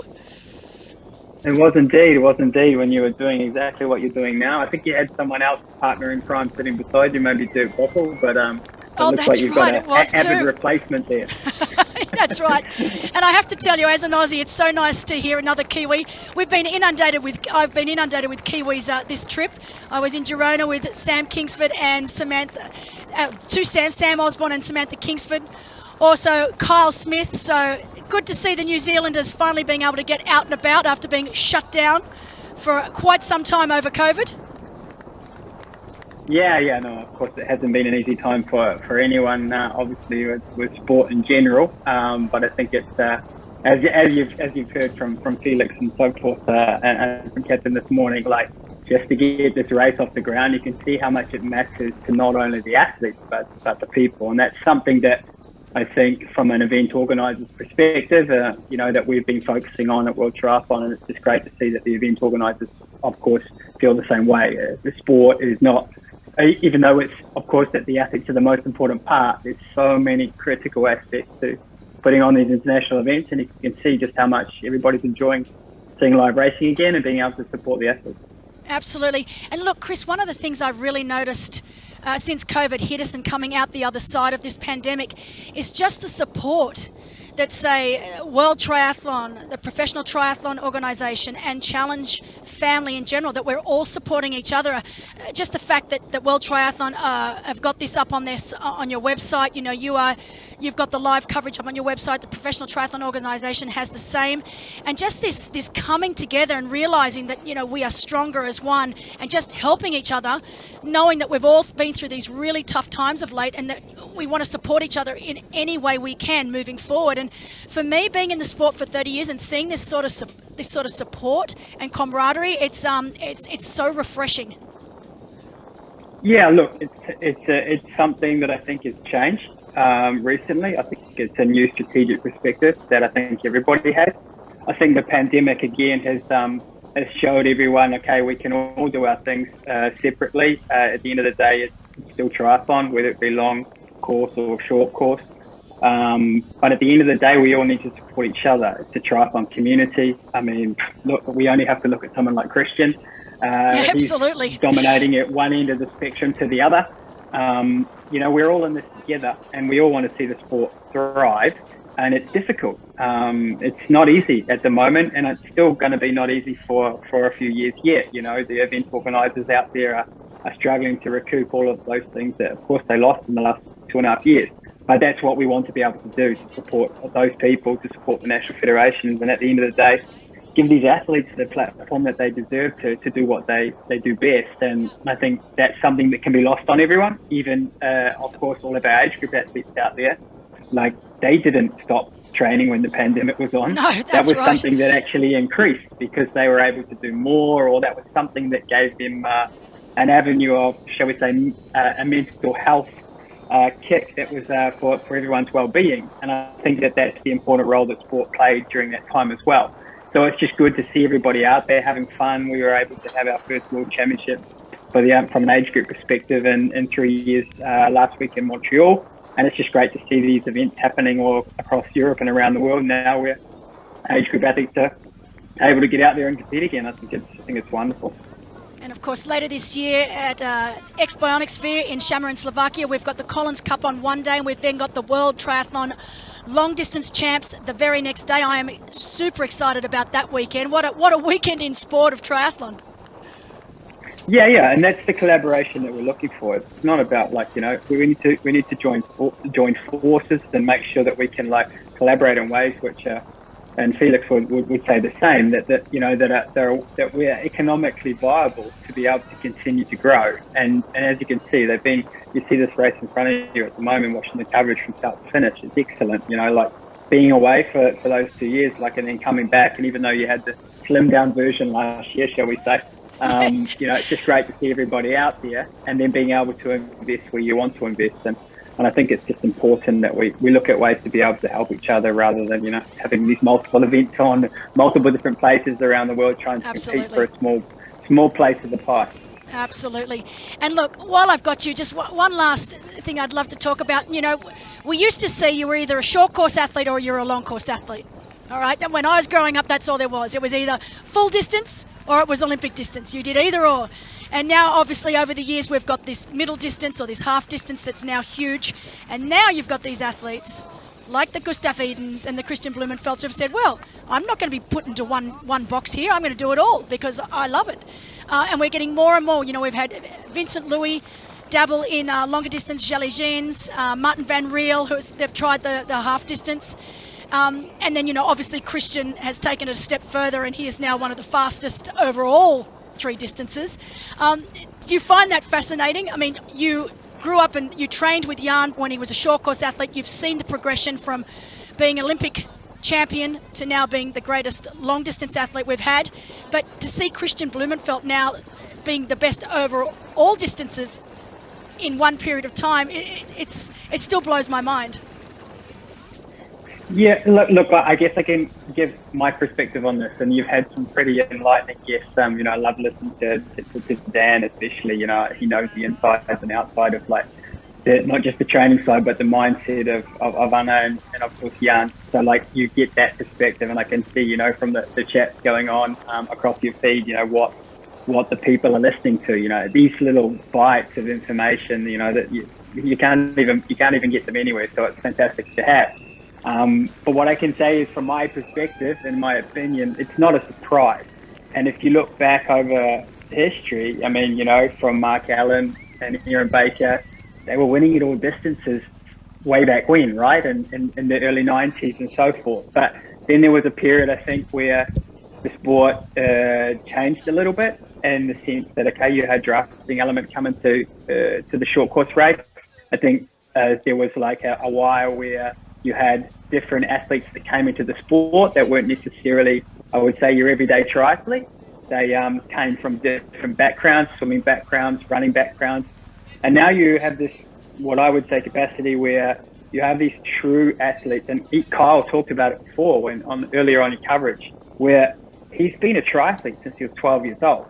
You know, like, he wasn't a rugby player, or he didn't play cricket. Probably did, being a Kiwi kid. Yeah, exactly. But he's come from a background of, when he was a kid, he wanted to be a triathlete when he was young. Absolutely. And he's just performed that trade all the way through to the point now where he's, of course, a professional athlete and one of the best in the world. And I think that that's something that is lost sometimes on people's perspective. And that's that you have these athletes that they've just been triathletes. They're triathletes made and born into this sport. And that's sort of taken some progression in time.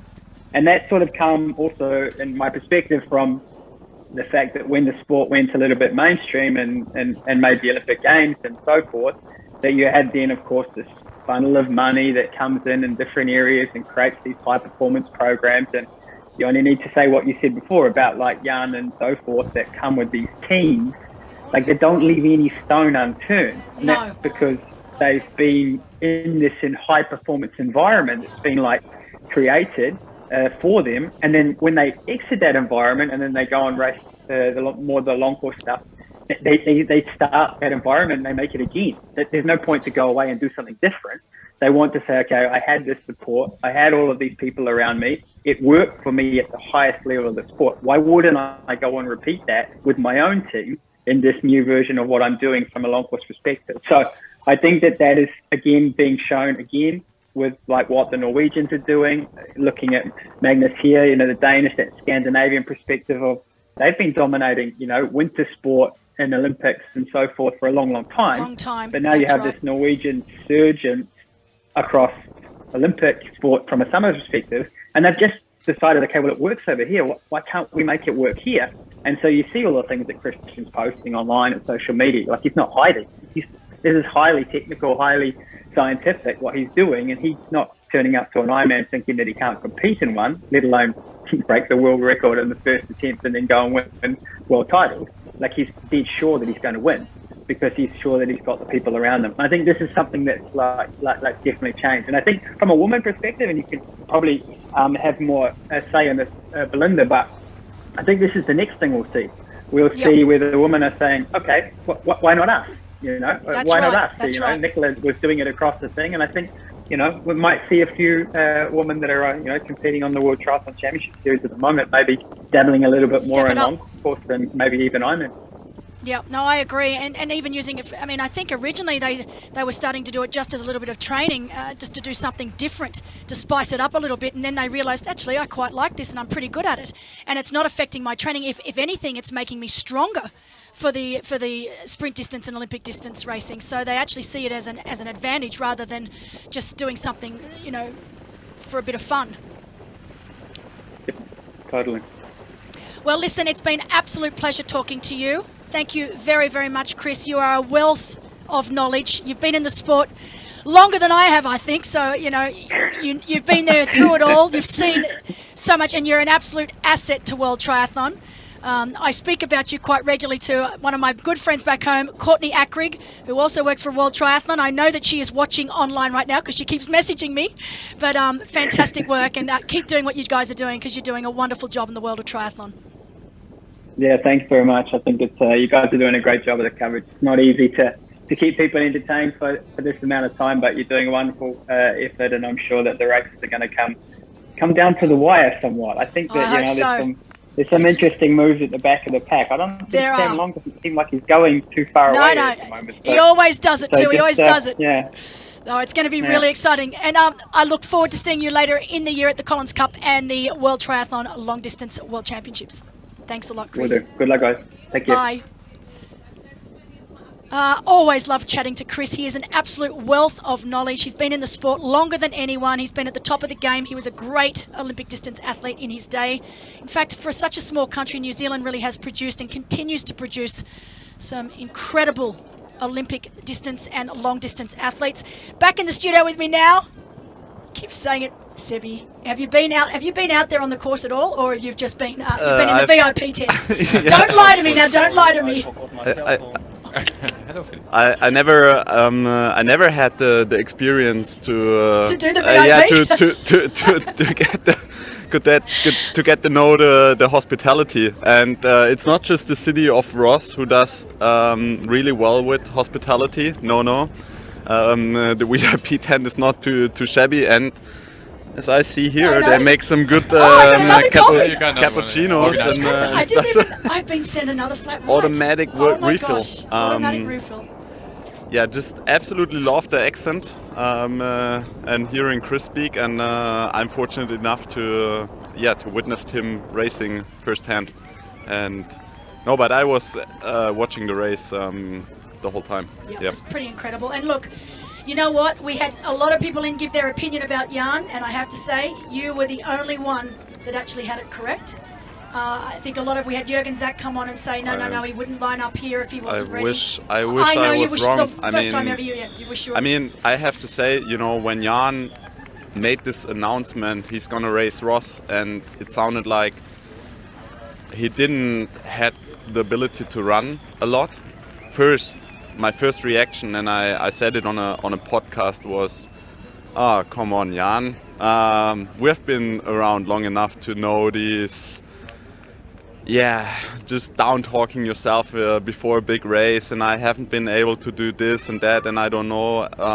But I have to say, I was really, really wrong with saying that. I mean, we've seen Jan always on his very, very best, and so you're so used to, you know, if Jan lines up, he's win the race. Yeah, or absolutely. Something stupid happens, whatever. I mean, even when something stupid happened, Jan still won the race. I can remember when he broke the world record here, and he went straight in this one corner on the downhill, and also in Frankfurt when he was going straight over some road furniture, and just still somehow managed to keep rubber side down and win the race. So that's how we used to see Jan, and therefore I think it was very difficult to for the people to really believe what he was saying. But I think he wasn't sure himself, and neither was I. I thought it's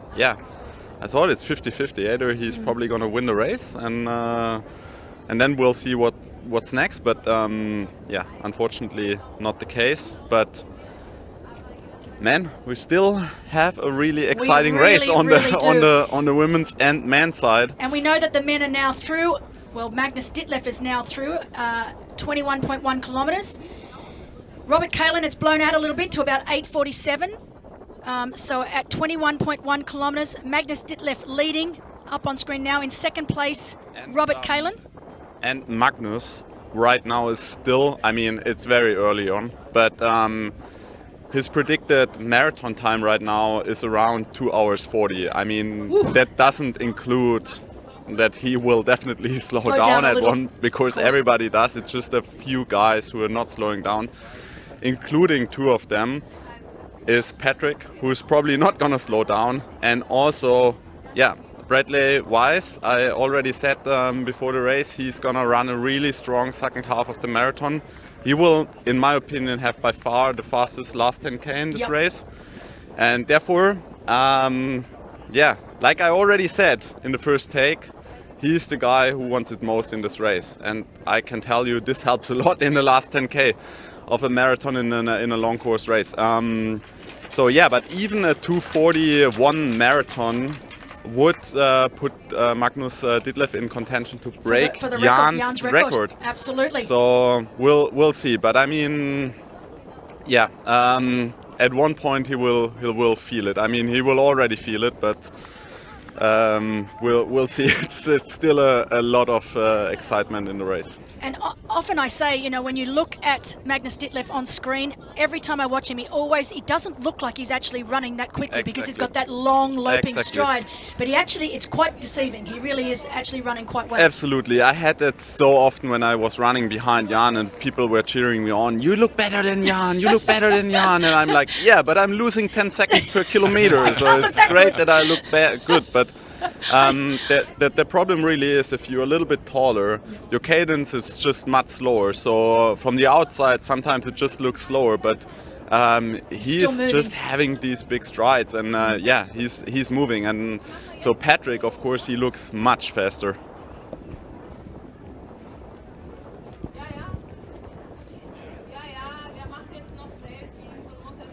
So great to see. But also on the women's side, I think we have ourselves a race, and I mean after a very difficult start for Anne, and I wasn't sure what to make out of this. Now she is sub 3 minutes, I think, in second position. And we were given some information out on course that Fenella did look like she was going through a little bit of a phase where she was struggling in the heat. She was going through the aid stations and taking a lot of water on. But looking at her now, her turnover's still pretty good, Sebi. She's still got quite a nice turnover. You know, she still looks good, but I mean, come on. We're talking about Annie Haug, the greatest marathon runner in the sport. So it's a tough sell, because to me, Fenella still looks great on course now. She still looks composed, relaxed in the upper body, nice turnover, but Annie Haug's just running faster. End of story. Yeah, it's very difficult also to beat somebody like Anna mentally. Usually when I would be in the lead in such a situation, I would just try to spark this little bit of a doubt in my opponent that is running behind me. So if she has something left, in my opinion, she needs to invest it now, because the only way she can beat Anne is if Anne is not believing in herself anymore, which is just very, very difficult, because Anne has this amazing, this great experience. She has this experience on the course, and it's very, very difficult. I think the problem is when Anne catches her, I think Fenella has to be very difficult, very careful that she's not falling apart then completely. And Anne looks just absolutely amazing. I mean, I already said that with the cadence, but having these two now side to side, the cadence is crazy. No, it really is. And look at that. I love it when we get this split screen and we can just compare notes on both athletes. As we said, Fenella Langridge is definitely still running very, very well. It's just a fact that Annie Haug is running even better. Patrick just clocked a half marathon of 1:16, which is crazy. I mean, he's not giving up for sure, and I think it's still everything is possible in the men's race as well. Well, we do know that Patrick Lange is catching Robert Kalin. So Robert Kalin, the current, well actually he was the current Swedish middle distance champion. He has now just lost that title because we've just been given word. Challenge Vansbro, the inaugural Challenge Vansbro in Sweden has been run and won. Jesper Svensson will now be the new Swedish middle distance champion. So well done to Jesper Svensson over in Vansbro. But Robert Kalin still holding on to second place, but I think it is inevitable that we will see the likes of Patrick Lange and Brad Weiss and also Sam Long will be overtaking Robert Kalin fairly shortly. There's only a couple of minutes in it right now as the men pass through about the 22 to 23 kilometer mark, so you can see right there now. Magnus is actually already at the 25k mark when I'm right. I remember that very well. You know I can remember my first race here, and I was running out of transition, and I was already in first place at that time. And I was running out, and I mean, I felt $1 million.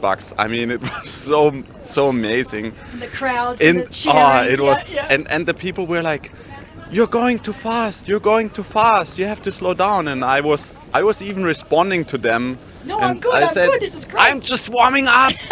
And I also ran the first half of the marathon really fast, and I don't know, I think I have told this story probably before. No, we love this story. Keep going. My coach had back then the live timing had a thing, predicted end time, and the predicted end time after half marathon was 7 hours 34 minutes at that time, which would have been something like 15 minutes off the old world record. Wow.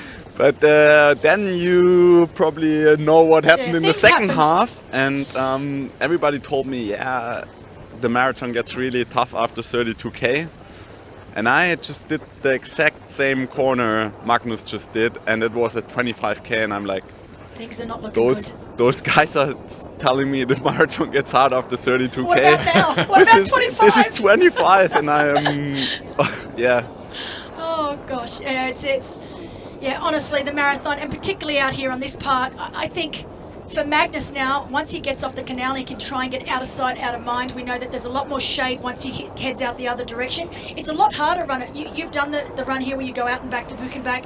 It's not flat. I mean, it's deadpan flat right now on the canal, but very exposed to the elements, whereas we know out the other side, it's a lot more shaded, protected from the elements, but it's a lot harder run. Absolutely. I mean, it's I would not say it's necessarily harder. It's slower for sure. Okay.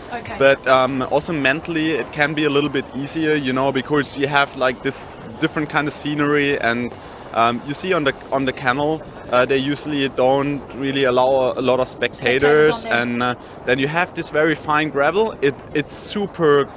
It's absolutely perfect for training runs. You can just imagine seeing Anne running like this. But yeah, in the race, you always slip these centimeter back in every stride, and then later you run on asphalt, which is of course a little bit harder. But with these shoes nowadays, it's much easier to run, and then it's just more.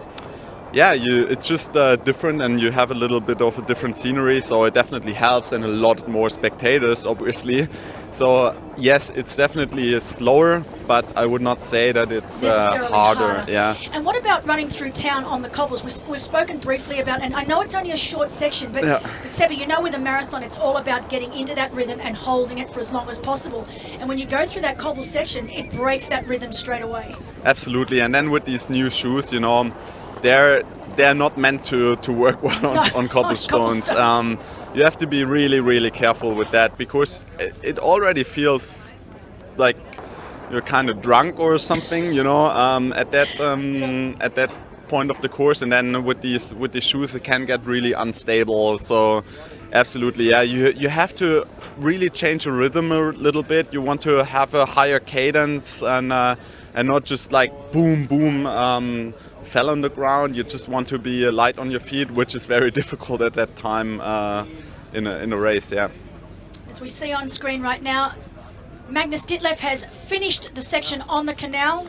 He will now make his way back through the forest. There is a little bit, we didn't speak about, there is a little bit of this little nasty dog leg that you have to do, which is more of an annoyance than anything else. Before they actually come back into Roth, they have a right-hand turn where they do that out and back section. I always forget about it. And I remember doing the race a few times and thinking, all right, I'm on my way back into town, and then going, oh, I forgot about this section. And Yeah. it's not hard and it's not long, but it's Absolutely. annoying. Yeah, and like you said, you tend to forget about it. It's, I mean, you always try to cheat yourself a little bit. Also, when you look at the course, you tend to mentally skip parts of the course, and then, but when you're actually on the course on race day, then you remember, oh, there's another 3-4K to go. I totally forgot about that. But Robert Kalin on screen now. I mean, he's definitely suffering. Yeah. Everybody is suffering, no question. I think we talked a lot about his running. I think we can expect that he would probably run sub 3 hours today. And this field is always motivating, even if this is probably the toughest conditions he has been in. But I mean, it will be a success if he is in the top 5 at the end.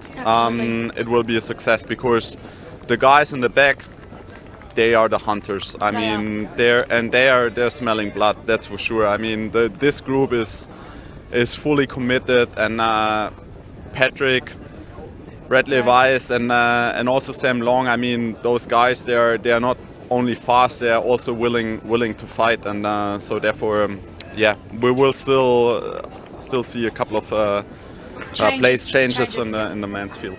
And even as far as, you know, even when they come back, they turn at Vukenbach and they come back through the town of Roth, it's still nasty little, I think, 1.5 kilometres. So once they get through the town of Roth, they've still got, even though you can hear the crowd, you can hear the Finnish stadium, they've still got that one, I think it's just over 1 kilometre left to run. And it's not a position you want to be in with another athlete. You want to try and get rid of them before you get to that section, because it is a very long sprint all the way into this stadium. And even once you hit the stadium, Sebi, it's not a straight shoot into the finish line. I'm just a little bit, yeah, Jan is in the booth next to us, and I'm just feeling for him. Really, really sorry. Yeah. We will have him here too, after the BR had him. Yes, so probably stay, Yeah, no, actually, stay I in the was just about to stream. say, when we do get him across here, Yeah. I'll you can take my place, because I would love nothing more than for you to have an interview with Jan Frodeno. You know, 2 of the greatest German triathletes we've ever Hugging seen. each other, crying or something like that. I mean, yeah. As Magnus just crossed the 27K mark, which is definitely money time now. I mean, this young fellow, I mean, I can just imagine what is going, probably not through his head, because you're not really thinking that much at this time of the race anymore, but just the emotions. At one point, you're just running on pure emotions, especially in Roth. Yeah, I mean, I don't know if you know the saying, but run with your legs. If you can't run with your legs anymore, run with your arms. And if you can't run with your arms anymore, run with your heart. And exactly right. Yeah, I mean, that's probably the stage he's already on. His legs and arms are probably already pretty tired, but I think he has a strong will, and so this will definitely carry him for quite some time. If it's enough to carry him across the line first, it's going to be interesting. Well, but we have had a bit of a change a little further back. So obviously Robert Kalin's still in second, Patrick Lange in third, Brad Weiss in fourth. But Ronaldo Colucci has now overtaken Sam Long. We know Ronaldo Colucci is a very, very accomplished runner. As we go back, have a little look at how things panned out today. Of course, our early leader in the race, Jan Frodeno, looking absolutely faultless out there on course, particularly on the bike. He set the pace pretty much all day long. Fantastic ride from Jan Frodeno. Pace got a little bit too hot for Renato Coluzzi. He had to let them go. Of course, our early women's leader, Fenella Langridge, doing a great job out there. Annie Haug hunting her down. Maurice Clavel also had to let Jan go. He was unable to keep pace with our lead men. And right now, this is when Jan Frodeno looked at his best. Didn't look like he had any issues. What a great swim-bike combination he had. The only athlete able to go with him was indeed Magnus Ditlev. Quickest transition I've seen in long course racing from Jan Frodeno out of transition in first place.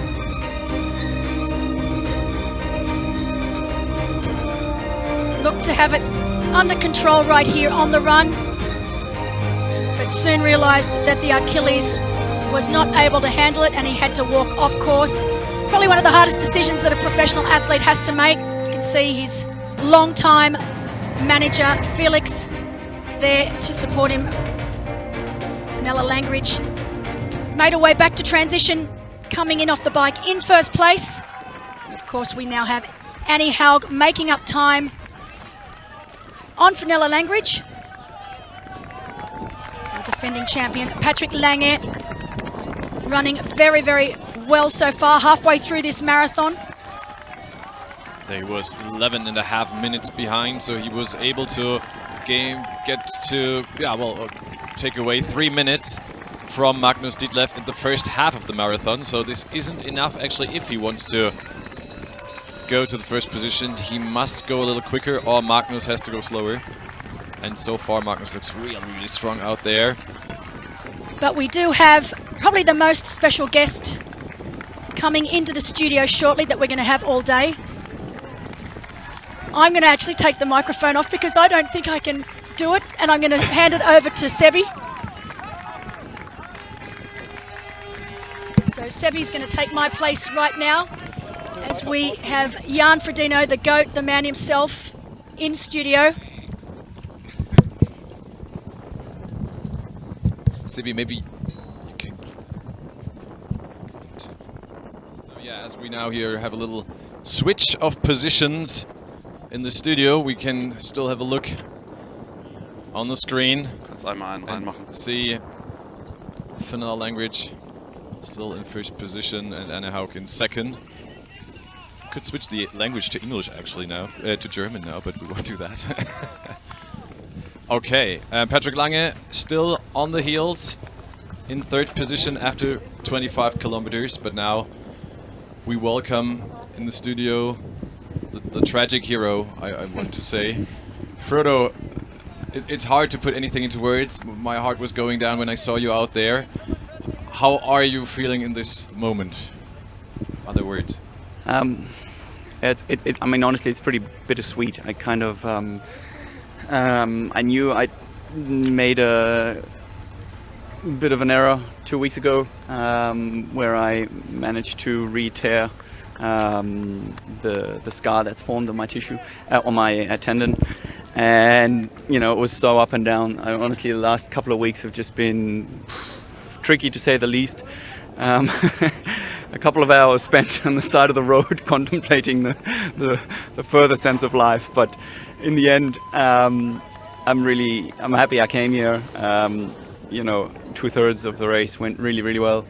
I actually felt fantastic for 3K as well on the run, but it was just inevitable that the tendon was gonna give me some grief. I've had a few light moments where I say, okay, yeah, let's just go. But yeah, it's just been that kind of phase, and honestly, I just try and take away the positives, even though right now my head hurts a little bit more than my tendon. Extraordinary on the bike. Swim was also really good. I don't know if you were told there was a new bike record set by you, which was again cracked by Magnus. If it wasn't for Magnus, but still incredible performance of you. Were there anything, or did you feel anything on the bike before with the Achilles, or was that fine until really the moment where it hit you on the run? Yeah, it was really fine. This morning was actually probably the worst when I got up and I was like, oh God, here we go. But then after the swim, I was really surprised. I ran out and ran to my bike, and I was like, oh man, this feels good. Okay, it's game on. And you're like, calm down, take a deep breath. And then it felt really good for 160k, and then started to pull up a little bit. But I mean, that's general fatigue, and yeah, we weren't exactly parking on the side of the road, so obviously the overall fatigue was just setting in, and yeah, it's just a fragile area. Having a look at the race, Magnus went all the way with you in the end. A young gun, 24 years of age. He's still leading the race. What do you say to his performance so far? Were you happy to go with him on the bike? Yeah, to be honest, I was real surprised how quick they came. I didn't have the best of transitions, but I was going well for the first half hour. Sort of, my guess would have been about averaging maybe 3:30, and for him to make up a minute shows you he must have been really hauling. And then we got to sort of grading, and I think I averaged 4:40 for the climb, and I got dropped. So I knew then I knew how he made up the time. I was like, okay, let's see. It's a long day, but he's obviously known for his biking. So yeah, I don't know, it was fun. I haven't had that kind of scenario either for a long time. And so it was nice to have the dynamic in the group. And then, yeah, I think in terms of his race, that's how he planned it. He's shown he's a decent swimmer, he's a very good cyclist, and in that combination, he really just has to hold on. And it's a marathon. But I think he's one of the bright shining stars and of the future, and I really think he can have a fantastic debut here. In 2016, you were going for the world best time. I don't know how much eyes and ears you had for the surroundings, for the spectators. Did you have more chances to experience the full Roth emotions today? It was nuts. It was genuinely nuts out there. It's especially, you know, after the last 2-3 years where everything's been quiet and you got to try and keep your distance and all these kind of things. And I swear to God, the spectators, they timed it to the millimeter. I don't know how it didn't crash on Solaraberg, because it was so close. The police motorbike couldn't get through, then we get held up with age groupers on the second lap. And there was just so much happening that it was absolutely fantastic to actually experience it more this time, because last time I think I made the mistake of being too goal focused and just having too much tunnel vision. Let me ask a question. This became now my second job, and I'm afraid it seems to replace my main job. So I'm now the one who asking these difficult questions, and the first one, what's next?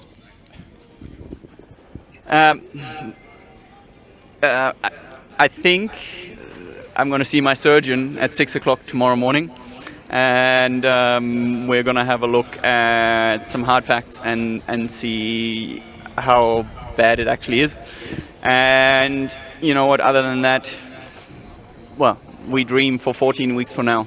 I have to take the positive that legs, heart and everything else are pretty good. So I'm just hoping to build enough shape to be ready for Kona. And if I get anything else, that's a bonus. You got any suggestions? Yeah, you already anticipated the second question, and that was, I mean, for me, it's like right now I'm not just struggling, you know, with Achilles, but I just also realized how goddamn difficult it is to get back into decent shape. But I mean, you have been in absolutely great shape for this race, because like you just said, I mean, you dropped Patrick on the swim. You probably your Training Peaks account is probably shining some new medals after today, for race day performances on the bike. I mean, this must give you some confidence if you get this thing fixed, or are you more like, oh God, I made myself work so hard and I was in this shape and I couldn't, finish it off? No, I'm definitely on the bittersweet. Obviously, that it's a pity. But again, after 3 years without a race like that, yeah, of course the doubts creep in. You know how it is. And every time there was some kind of chance to measure up, I had something happen. And of course, I understand that that's part of the game. You got to be ready for the big days, and half of it is showing up. But I'm really happy to take these doubts. Took some new approaches. I moved to altitude, just realizing that with all my cross training, I kind of figured aqua jogging's bad enough, but it's also really hard to make aqua jogging hard. So I tried it at 2,100 meters, and it turns out, well, you just have to move. It's already hard. And we also figured out that my body just reacts super extreme to this, and they're positives I have to look at, and that's of course what you learn with injury. You know how it is. If you stick your head in the sand, well, you miss the opportunity. And I think for also sure. at what I experienced also because I wasn't able to run, you start to try to look at different ways how to get fit in running. And then this also sometimes helps mentally. Probably not aqua jogging though, but what's the call again? It's a fine line between fit and. You said it's all about the soundtrack. You just have wireless headphones that are long enough range for one lane of aqua jogging. No, but I think sometimes it just also helps you mentally to do something new. And sometimes you don't do it as long as you keep winning, and as long as you're healthy and fit, you don't try anything new because you never change a winning system. But then you have to change, and you realize, oh, this is actually not that bad. And I mean, we saw you doing a lot of ski cross tours and stuff like that, and that can be pretty helpful with fitness, especially if you do it at altitude, and at the same time it can also be fun, right? I mean, so. Yeah, I mean, absolutely. I mean, you've been in the game as long, or if not longer than me, and I think the hardest thing for us is also to find motivation at times, to not just fall into the same thing again. I mean, you have a few of the guys who ride the same loop every Sunday and stop at the same cafe and do the same thing, but I don't know, personally I have to satisfy the curiosity a little bit as well and change things up, and that's something I've been forced to do. And yeah, it's exactly like you said. You have to question how to get better still. And the other good thing is, if it hurts, not just physically, then you also know that you're not done yet. Having a look at the race, Frodo. Quick look at the women's run, because we've talked about the men's race. Maybe we can also have one word to the women's race, because Fenella Langridge is doing a fantastic race. Anne is flying. And on the other side, I just want to say, Anne is flying only 52 seconds behind Fenella. Incredible. She's overtaking motorbikes now. I mean, she really is flying. At that point of the run, I usually started to slow down a little bit, and Anne, I mean, it looks amazing. She's speeding up, and we already can see her in the background, I think. Yeah, let's be honest. I mean, watching Anne run is just poetry in motion. Like, it really is. It's one of the things I think triathletes generally are not the best looking runners if you compare it to athletics, simply because we have a more strength-orientated running style. Especially in Ironman after the first 20K. Yeah, absolutely. But Anne definitely, just keeps sending it, and it really is wonderful to watch. And we will really see how this race will go on, and in the end exceed if maybe Patrick Lange. He is at the moment at half the marathon, kilometer 24. He was 10.5 minutes behind. He's grabbing some ground, but it's tough. Do you have any predictions for the men's? Can Patrick go that far in the second half of the marathon, or is Magnus strong enough? Are you asking me for a prediction, or are you asking me to make the commentary interesting still? Because don't get me wrong. Like, I mean, Magnus is a beast of an athlete, and he's got 16k left, 18k left, yeah, it certainly doesn't look as poetic as Anne running, but it also doesn't need to be. He's very effective, and you know, if he can just put one foot in front of the other, I definitely see it being very tricky. I think Patrick needs Magnus to go backwards, to falter significantly, to the point that I think he would have to take a few walk breaks, which is never impossible. It's warm out there, but right now Magnus is looking good. I think he, on the bike, didn't overexert himself. I saw him at the front once, I think. Of course, he closed the gap and was very aggressive at the beginning, but he also played his cards smart on the bike. And yeah, if he at some time could please start taking the shortest line, I really want to go out there and tell him, dude, just you don't have to run on the outside. But other than that, he looks fantastic. He's only 24 years of age, which is incredible. It's his second long distance race now out there. Some of you have done long distance a little later in their lives. What does that mean if you can do that already in such a young age? Well, you know, to be honest, I mean, Sebi was the fastest rookie ever for quite a while, and still is, right? No, of course not. But yeah, of course, with the other Northern Europeans coming in. But to be honest, it's crazy. I mean, at 24, I sucked. I genuinely sucked. You said that. I won my first race when I was 27. And then it went really well, but it's amazing where, in terms of age, these guys are breaking the stigma of, you know, you need to be older to be an endurance athlete.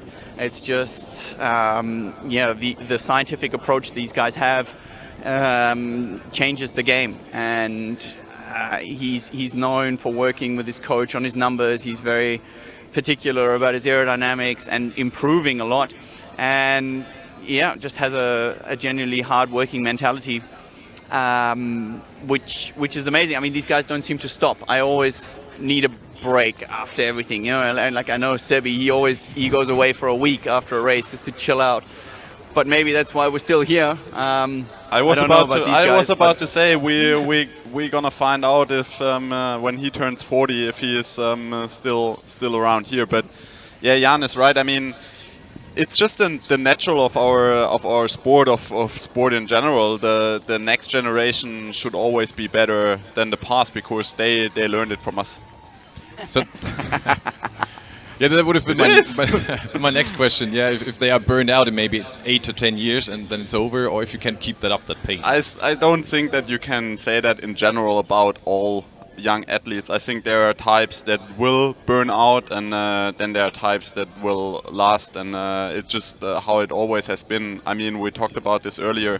There has been guys like Thomas Hellriegel who won Hawaii when he was 24, 25 or something like that. So therefore, I would not say that this is in general something new that yeah, just the young athletes are performing now, and that they will burn out early. It's very difficult to predict. Thomas is still at it. Yes, sure. I mean, he probably did a 150k ride today. Same one he did last Sunday. But you know, I also think a lot of these guys, they're here for a good time, not necessarily a long time, and that's the motto. You got to go in with it. You got to put your heart to it, and then whether you can reinvent yourself and you know, keep creating the magic to get you out the door, that's very, very individual. I agree 100% with Sebi. You know, in the shorter distance racing, ITU, you kind of always saw like 2-3 years maybe where athletes were super dominant. I think Alistair was the first guy to really span that over several Olympics. But yeah, it's such an individual thing, because the body's one thing and the mind is an entirely different one. Frodo, tragic that happened to you today, but thank you so much coming to the studio. We hope you're gonna still somehow enjoy the rest of the day, but most important, recover well. and maybe we They see you have down. some good ice cream over there. I can show you. Yeah, Yes, we sent you two guys to the ice cream, and maybe you're back for the finish line later too, and also the party we have. Hope to see you then around. And yeah, Frodo, again, thank you so much for being here after that. Thanks for the chat, gents.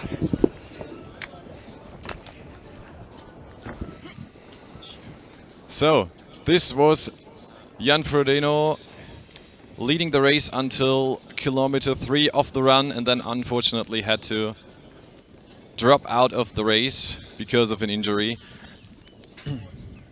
So now it is Magnus Ditlev in all alone in front, more than 10 minutes ahead of the defending champion of Patrick Lange. And as said before in the women's race, the machine is running, the machine is on. Anne Haug, she's just flying along the canal. And she just looks the same, you know. I mean, she's not, for me, she's not looking any different.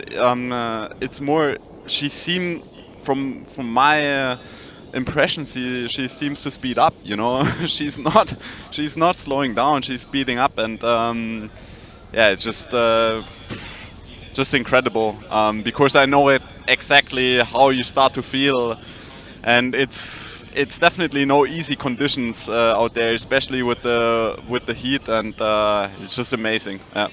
And she was only 2 minutes slower on the bike than Daniela Reef on the fastest bike time. So a really fantastic time. So Sebi, it was really great having you here too. Thank you so much. And yeah, how will your day now go on?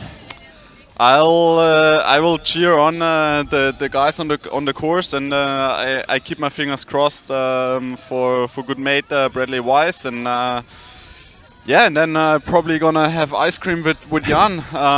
We'll see. 2 world champions getting ice cream. I love that picture. Thank you, Sebi, and probably see you next year here again. Thanks, guys. That was Sebi Kienle, also former winner of DATEV Challenge Roth. And we are doing some exchange here because another former queen of Roth is about to join us in the studio again.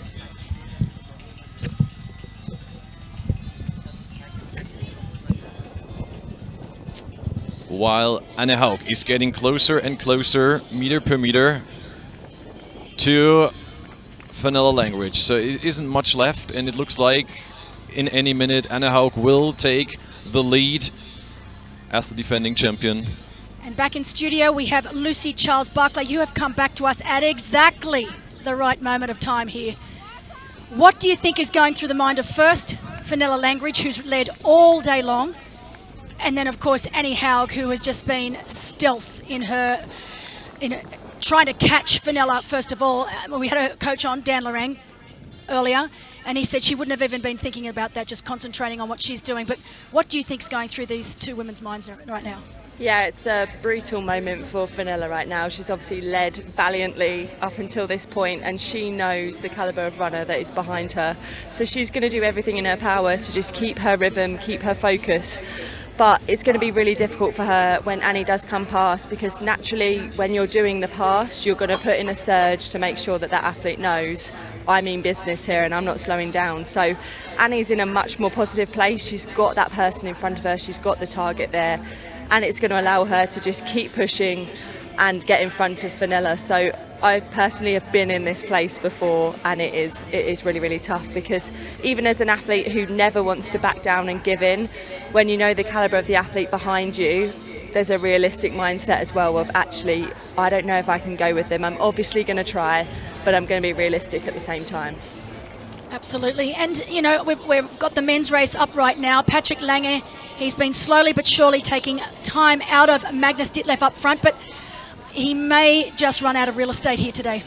Yeah, he's got a very big task in his hand. I mean, we said earlier how Magnus was racing with his heart, and he certainly has. Like, to make that break that he did on the bike, and then he just looks so strong on this run as well. So he's got a nice buffer there. He probably isn't really thinking too much about Patrick. He's just going to focus on his own race, and wow, he'll just be ecstatic if he can get the win today. But yeah, Patrick's looking strong. He's looking controlled like he always does when he's out there running. So He'll be thinking about trying to get as far and as close to Magnus as he can, and chipping away gradually, but yeah, he's got a pretty big task to actually catch him today.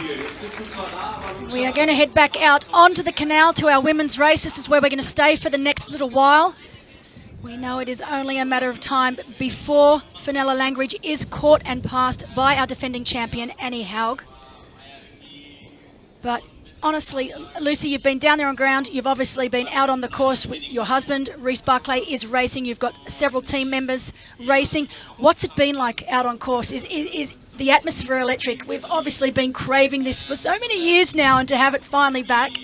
Oh yeah, the atmosphere is electric out there. I think so many people are so excited just to have this race back on with the crowds.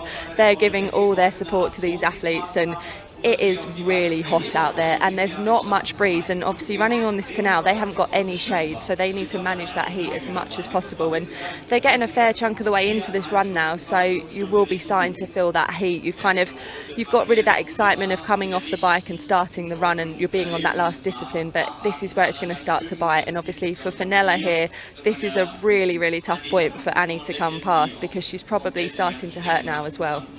And you know, once that pass is made, so once Annie actually passes Fenella, like you said, it's really important for Fenella to stay focused. She's still in second place. If she can finish in second, that's still one place better than this time last year.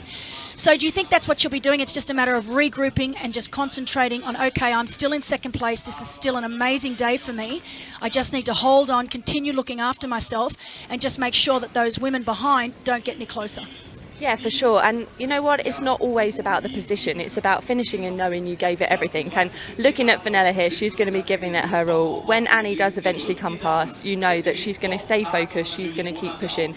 And to come second to an athlete like Annie is no shame at all. Like, Annie is fantastic. She's won this race before. She's the world champion from the last Kona that we had. So, yeah, I think she can still be really proud of herself at the end of the day if she holds on to that second place. And you can see the difference now in conditions that Lucy was talking about. Out on the canal, it's nothing but sun beating down on your head. Whereas you can see here in this second half of the marathon, where they do the out and back section to Buchenbach, it's a lot of shade, there's a lot of tree cover. It's quite an undulating course, so on the way out it's slightly uphill, on the way back slightly downhill. But it is definitely way more undulating than the flatness that you see on the canal. But you do get a little bit of reprieve because you don't have that sun beating down on your head. You also have a little bit more wind through the trees there. You get a little bit of the cooling effect as well. And you can see through town now, Patrick Lange. I wonder what's going through his mind, guys. I mean, he knows he's the best runner in the field. There's no doubt about that. He ran a 2:38 here last year. We know he's capable of running that mid 2:30, on a good day, even low 2:30. But, you know, 10 minutes, over 10 minutes, that is a lot of time to make up in not a lot of, we don't have that many kilometres left to run. Yeah, there's not a lot left, is there? It's too much, or too little, so to say, actually, that we have left, and it's just 10 minutes. Because if we just add it up and say, because it was 14.5 minutes at the beginning of the run, so he only made up 4 minutes, which is just not enough.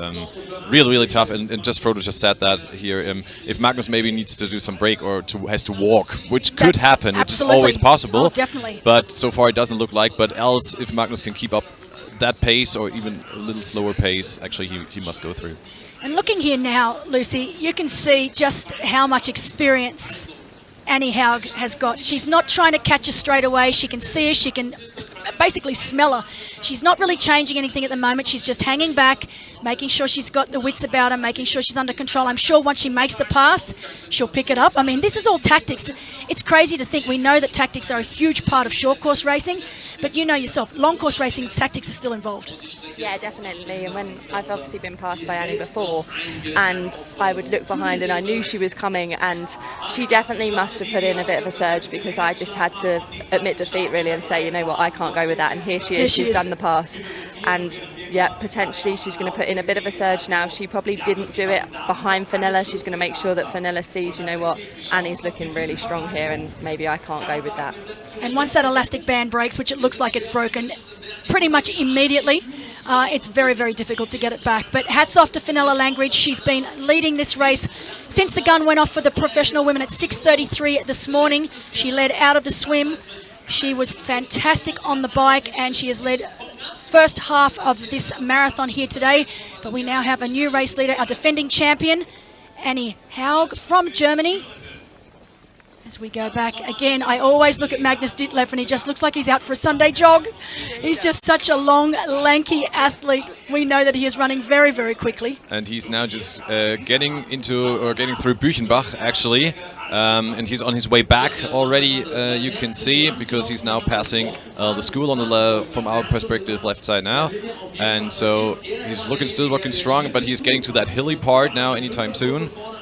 Again, but he has already passed the first part of the hills. It is a little bit of a climb out of Büchenbach, but Lucy, you've been here before. How good is the feeling knowing that you are on the home stretch? Because basically now this is it. He's on his way back into the town of Roth and to the finish line. He'll get one more opportunity to see where his competition is. He knows it's going to be Patrick Lange, the fastest runner on course right now. But what do you think's going through his mind knowing that he's really not got very far to go? One correction from my side, I'm sorry, we are entering Büchenbach. Oh, we're entering, that's okay. I'm so sorry, that's yeah, okay. We have to do the turn on the pond. So he'll actually now do a complete circle round the little lake in the middle of Büchenbach, and then he'll be on his way out. So, how do you think he's going to feel once he's on his way back? Oh, you know what? I mean, this is actually a great point in the course because you know it's the final out and back. There's a pretty good atmosphere around the lake here. You complete that little loop and then you're back on the home straight, and it is honestly the best feeling in the world. And I almost would describe it as it feels like you're running downhill, but that is because it is pretty much downhill from that point. You've done a lot of climbing to get to this point on the course, and this will be very interesting because it will be a point where Patrick and Magnus can look at each other and see how they're both doing. Eyeball each other and see how they look. And do you ever get to that moment when you do that? You might be feeling like absolute rubbish, but you're like, you just bang it on, and I'm like, yeah, I'm on fire. I feel great. You just put on that game face, and you're like, no, I'm fine. It's not hurting at all. And as soon as the pass, you like crumble. Oh no! And as you can see, the crowds here as he enters the little town of Büchenbach. Julian giving me the nod on my pronunciation. Perfect pronunciation. I love it. Büchenbach. It's so easy. Julian, mein Deutsch ist nicht so gut. I love it. I love you, German. See, my English is on the other side also not perfect. So No. There you go. Hey, if I could speak German like you speak English, I'd be a happy girl. Oh, thank you. But yeah, now we can see here. This is the pond round, so to say. It's really nicely set up. You have spectators all around the course, and then he goes out again. I read from our spotters that he was fighting up the little hills before Büchenbach, so that wasn't easy. On the other side, Patrick has to go through that too. But as said, he has done the first hilly part, and once he did the second part, he can barely lose anything anymore. Of course, behind our leader, Magnus Ditlev and Patrick Lange, we still have a race on our hands. So we've got Robert Kalin still there. Renato Coluzzi from Brazil, having a really great race today. I haven't seen the latest update from our spotters out on course, but it won't surprise me if on the next update, Renato Coluzzi is up with Robert Kalin. And saying that, Robert Kalin's having a great race. I really thought I'll be honest, I thought he was gone. Not that he'd slowed down a lot, but what a trooper he is. Because he didn't look good. He didn't look great for a longer time, yeah. But on the other side, we haven't seen much of Sam Long anymore. Well, he's fighting out there. He's going hard, but he couldn't keep pace with Patrick Lange. So Sam Long was the last time we've seen him. Already also behind Renato Coluzzi, actually. That's right. So Renato has actually overtaken both Sam Long and Bradley Weiss. That is and is now hunting down Robert Kalin. That would be a fantastic story, seeing Reynaldo coming here in third. But we don't know. Race is still long. And on the other side now we can see, I don't want to say the machine again, but just look at that. Not slowing down. And we don't want to talk about world best times or anything, but she had the second fastest bike split ever done here, 2 minutes slower than Danny Reeve in 2016. She had an absolute good swim. And I don't know if she can run as fast as last year. I would say everything is possible. Yeah, and I guess we were speaking about this earlier, how the women are just raising the bar of what is possible with these times. So she would have probably seen the time that Laura Philipp posted only the other week in Hamburg, and she's probably got her eyes set on how quick can she go today. And to be honest, these probably aren't the fastest conditions in this heat, but it's not slowing Annie down. Like, she just looks metronomic in this run, and yeah, she's going to go all the way to the finish line, and I think we're going to see a pretty fast time today.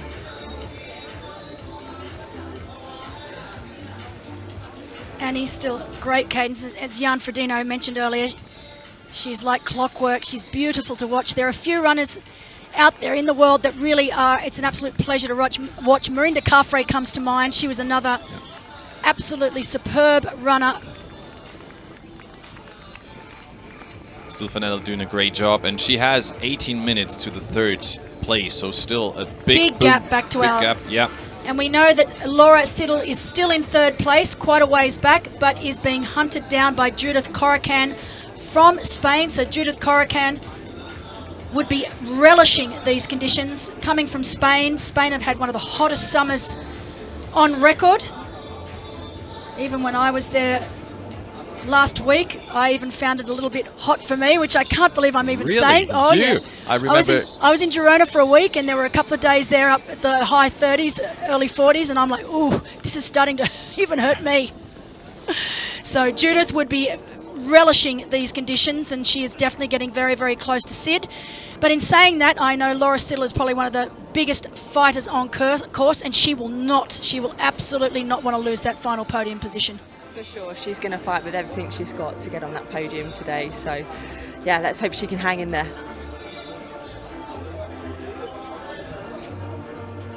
And it is starting, the music is starting to play behind us, so the stadium... That's already pretty crowded. It's starting to get really built up here. They know that that's not too far away before we're going to be crowning our 2022 champion here in Roth on what is the 20th anniversary of the DATEV Challenge Roth, powered by HEP. So great to have Lucy Charles Barclay in studio. I feel like we've had the best of any live coverage I've ever done. We've had the best guests in here. Roth winners, world champions. It was amazing, incredible. It's crazy. And, you know, I've already had a few people comment to me how amazing it was to have Sevi Kinley and Jan Frodeno having a conversation with each other. You know, they're both fathers. They've both been at the top of their game for so many years. They've both been injured. And I think there's such respect, mutual respect and rapport for each other. And just standing, listening to them speak together, that's why I had to leave, because it was quite emotional for me. I mean, I've been there from the very start with both of these men, and seen them become world champions, seen them both win here at Roth. So yeah, amazing athletes, and I have the utmost respect for both of them. Absolutely. I had this big eyes sitting next to these guys. I was like, oh my goodness, what's just happening here? Where did I sit here? But yeah, looking at the course, you can see, as we mentioned, just the difference. There's so much shade in this course, and I think that's really going to help the likes of Magnus Ditlev. I think if we were to ask Magnus now, does he like racing in these sort of conditions? I think coming from Denmark, it's not his favourite. I'm not saying he can't race in these conditions. He's showing us today that he certainly can, but I would say they're not his favourite. Hey, look on screen right now. If you look up now, we have got Annie Haug just about to pass Cam Brown from New Zealand. Wow. So Cameron Brown, 50 years of age, the oldest pro still racing the circuit in triathlon. This is his return to Roth, probably I'd say his last time in Roth. He was here in 2002. 20 years later, he's come back again. Absolutely incredible athlete, one of the greatest long-distance athletes out of New Zealand. But great to see Cam Brown out there. So for all of our New Zealand fans, big shout out to Cam Brown. He's an absolute legend of our sport. And really, when you get passed by the likes of Annie Haug, you're not upset about that, because she is absolutely flying out there today. Oh yeah, for sure. I mean, they probably would have shouted some encouragement or some congratulations to her, because she's passed them very, very quickly, and it's still looking so smooth. And she hasn't got too left long on this canal now, so she'll be pretty happy. I think when I've raced here, you're quite relieved to get that large chunk of running out the way, and you know, although there is some more undulation coming in the latter stages of the course, you are kind of excited about having some shade in that second part, and that you get to run through the town where, again, there's another great atmosphere, so you'll be kind of wishing to get to that point. And that's a really interesting point that you've just brought up then, Lucy. When you race these long distance events, do you break the marathon down into more manageable pieces? So obviously you've got two sections of the canal. Do you break that down into, okay, I'm just going to get through this part of the canal, then the next, all right, I'm back on the landy, now I'm going to just tackle getting back into town, then out the other end? Is that how you do it? Is that the best way to do it mentally? Yeah, I think that is the crucial thing with long course racing, is breaking the entire day down into stages, and not just swim, bike, run. Each discipline, breaking those down into, okay, I'm just going to get through this section, manage this, and then you almost feel a bit of excitement when you reach what you've called the next stage. So definitely on this course, I like to break the canal down into two parts. You've got the first half, and then when you go out and back on the second half, and then a big bit of excitement for me was definitely coming off of that canal, knowing that you've done almost around a half marathon at that point. So you've done, I think they even done nearly over halfway actually when they come over that, off of that canal. So yeah, it's a good feeling, and obviously you've got a few aid stations as you come through the more industrial section before getting back into the shade again. We've just been given note out on course that Magnus and Lange got to look at each other. Have you just seen that Fenella and Cameo, she gave him a clap? Exactly, because you know why not? He's helped pave the way in long distance racing. This is a man that's been top 3 at the Ironman World Championships. He's come second here before in Roth many years ago. He's, I can't say it enough, an absolute legend of the sport, still going strong. He said that he will have to get a real, this is his quote, a real job in probably the next year or so. I think he's going to line up for Ironman New Zealand one more time next year and then call it a day. But what an incredible career Cameron Brown has got. As we go back to our lead men, we did get told by our spotters out there that the two, Lange and Magnus Ditlev, were able to eyeball each other. And for Magnus Ditlev, it was at the 34 kilometres and 36.5 for Magnus, 34 kilometre mark for Patrick Lange. So that's still a sizable lead, and I'm sure that Magnus Ditlev would be very happy with that gap, and I think this will only help him get back home. Yeah, I think even if he's suffering at this point, which ultimately most of the athletes are suffering at this point, you're so close to the finish, but you know what, seeing that gap, I feel like that might have given him a little positive lift that maybe he needs at this point. And yeah, I think as an athlete, or me certainly, I don't even like to believe I'm going to get the win until you cross that line. So maybe he's kind of dreaming it up a little bit, or maybe he's putting those thoughts at bay and just going, you know what, just keep going, we're not there yet, we've got to hold Patrick off. And yes, I think I can do it, but yeah, look at him. I think this could be a great performance from him, and it already is. And I totally agree. I think if it was anyone else chasing him down, bar Patrick Lange, he could probably, you know, switch it off a little bit and relax and take this all in. But because he knows it is Patrick Lange, he knows he's the defending champion, he knows that he's on home turf, I don't think he's going to be able to let it go until he's actually in this stadium.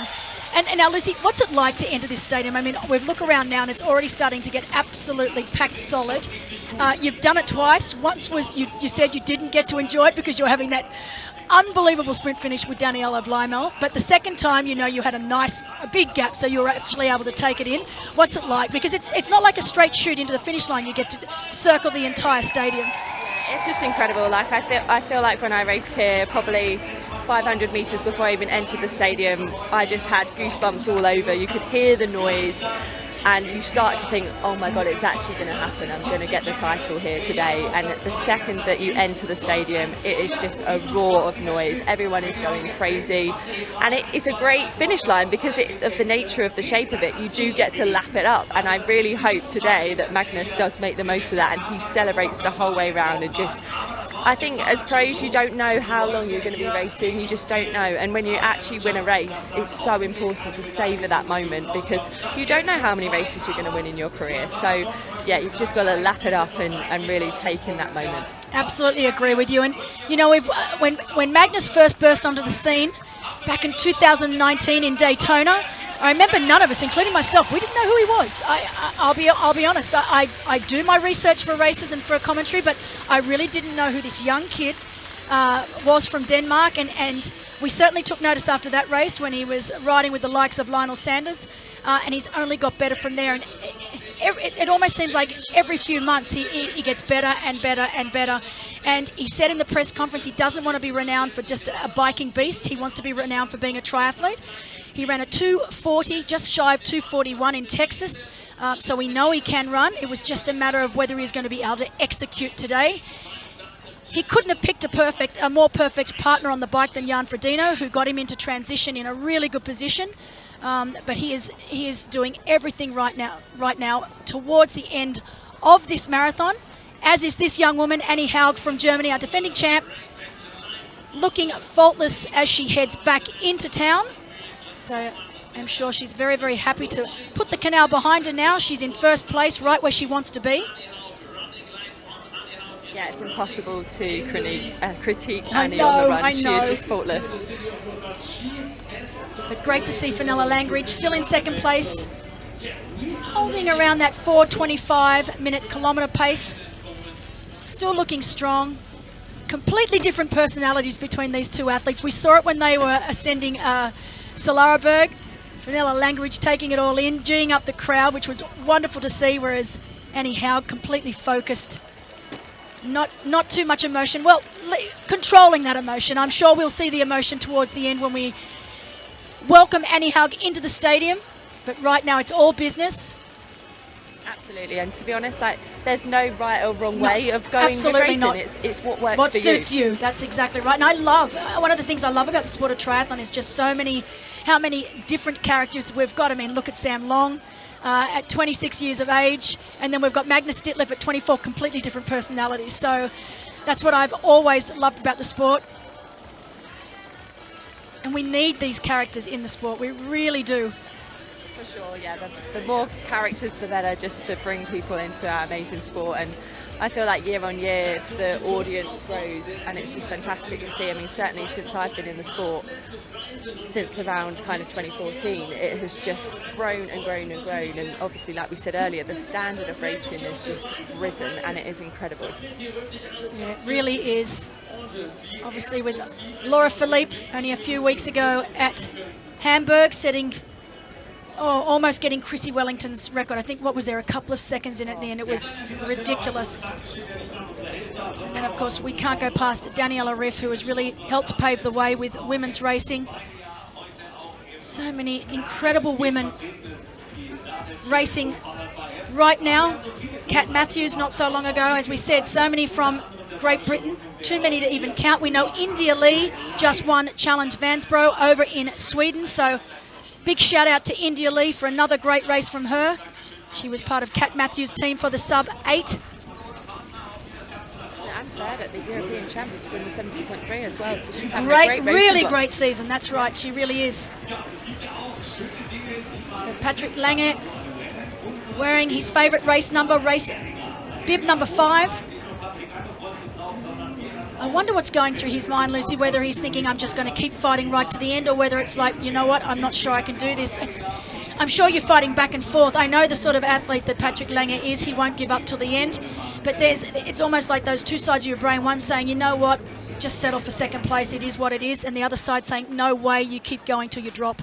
Absolutely, there's a few different ways of thinking about it as well, and Patrick might be thinking, you know what, there's still going to be another World Champs at the end of the year. Should I put everything out into this one, or actually do I want to see how quick I can run in these conditions, because Kona's going to be just as hot, if not hotter. So yeah, there's two sides of the coin there, but I mean, he's definitely comfortably in second, so you wouldn't even judge him if he just decided to ease back and take that second place. But there's not many athletes like that, not in long distance. We will push all the way to the end. Yeah, absolutely.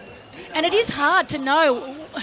I mean, I can remember back when I was racing, just having little conversations with myself in my head. There'd be the one that, you know, the one that was under control, saying, you got this, you can do this, don't doubt yourself. And then there was another one saying, oh, you know, Belinda, there's always another race down the track, another race in a month's time, you'll be all right, just cruise on into the finish, no one will care. And I still to this day remember I only ever had 2 DNFs over the long distance racing. One was at home, at my very first long distance race at Ironman Australia.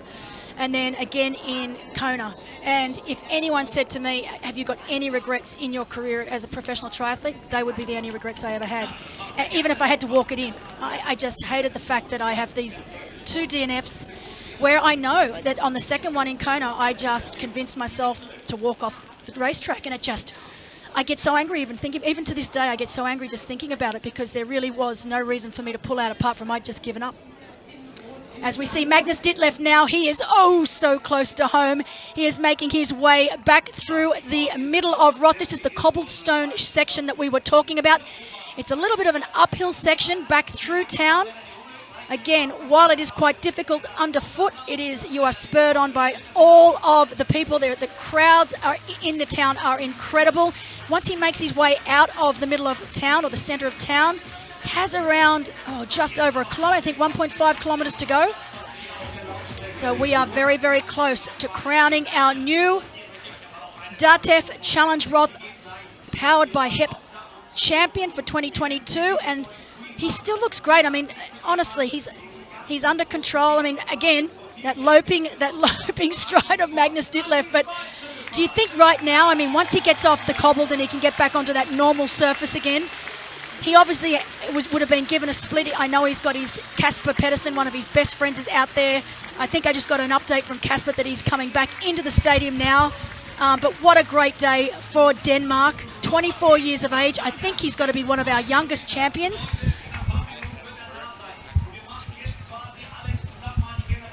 We have one of our youngest champions. We'll have to get a little bit of a check. If Torsten Rade is out there listening, try and do some research for us and see if indeed Magnus Ditlev is going to be our youngest champion in the last 20 years. But you can see now that split at 27 kilometres for our professional women. Annie Haug leading Fenella Langridge by just over a minute and a half as she heads out to Buchenbach. She heads back into town and out to Buchenbach. And there we've got Fenella Langridge still looking strong. Yeah, this is quite a nice section on the course actually. You get a little bit of a downhill in the shade, so you're getting the best of both worlds there. They have to do a very small out and back that's about 1 kilometre long. There's an aid station there so they can refuel. That bit takes you then back down and then you will start to head towards town. So I feel like they've got obviously the flat section out the way, but they're starting to get the reward of some shade, and soon they will hit the town where the crowds are electric. Everyone is having the best time. It's like a mini festival in the middle of the town before they go and do the final uphill out and back section. So both ladies looking incredibly strong. I mean, Fenella here, hard as nails. She's just toughing this out. She's not going to give in. She might have gone into that second place position, but you know what? She's got a gap behind her, but she's still not going to give in. She's going to keep going all the way to the end. And Annie Haug made it abundantly clear in the press conference and all the interviews that she's done leading into this race that this title means the world to us. She is the local. She's Franconian. And really, you need to be German to understand just what this title means to the Germans here on home soil. I know when Andy Dreitz won the title a few years back, he said it was as good as winning a world championship. It's so incredibly important to the athletes here in Germany. But hats off to this man, our defending champ, Patrick Lange. He had a nasty bike crash back in February. He had to undergo surgery. He literally only got back in the pool in early April. He wasn't able to swim properly till the end of April. Wow. So to get himself back in shape, and I remember when Felix rang me and said, you know what, I just got a call from Patrick Lange. He's only literally just got back in the pool. He couldn't even rotate that shoulder properly yet. He said, I don't care. I'm going to do everything I possibly can to make sure I'm back on the start line this year. He's done that. I mean, that's the ultimate motivation to get back, isn't it? To be on this start line, healthy and back racing. It's a great way to get back on the race circuit. It is indeed. And you can see now behind us, it is a full stadium. So we are a full house here, ladies and gentlemen. We are literally, I think, 1 kilometre away from crowning our new champion. It is going to be Magnus Ditlev, our 24-year-old from Denmark. He is an incredible young athlete, so composed, mature beyond his 24 young years. Yeah, what a day for Magnus, what a day for Denmark. This is incredible. And you know, of course, the Tour de France started in Denmark this year. I know Michelle Vesterby was at the Tour de France for the start.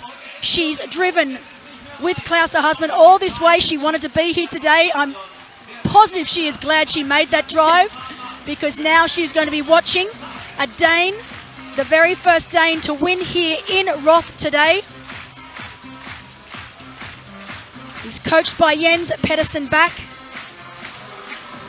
He's ranked number 9 on the PTO World Rankings.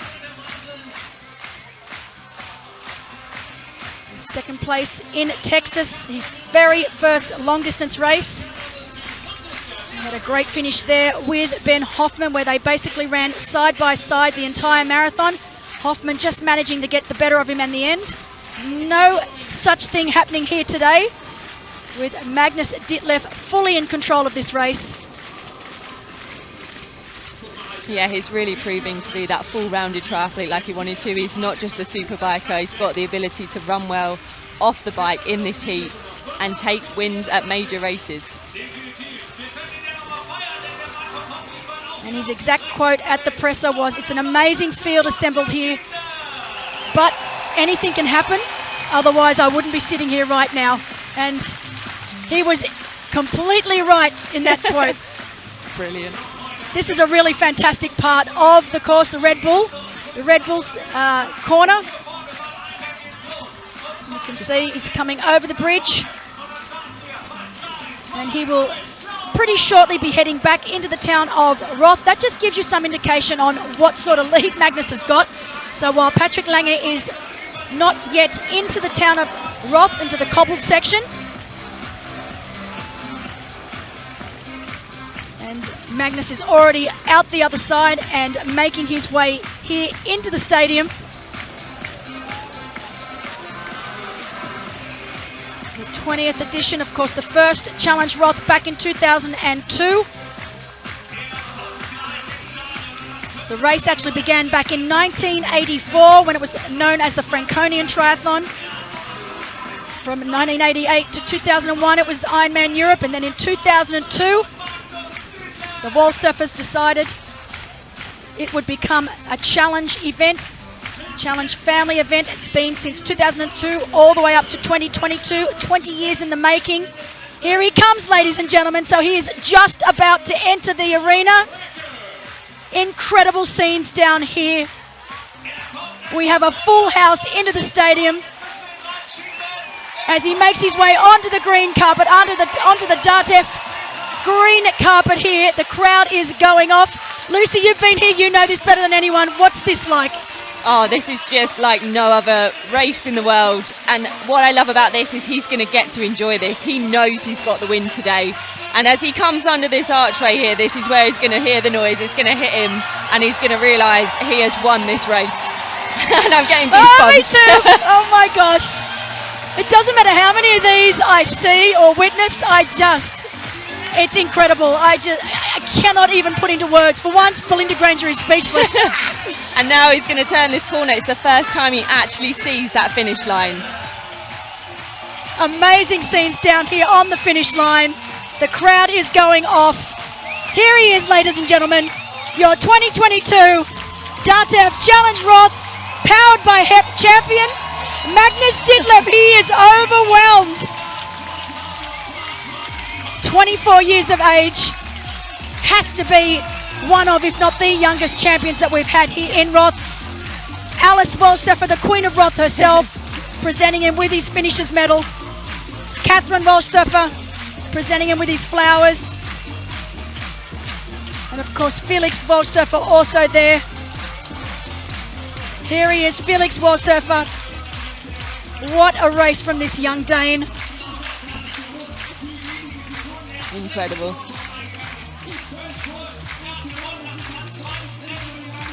And the great thing is, the Walshseffer family, Alice, Catherine and Felix, will be down on this finish line all day and night long.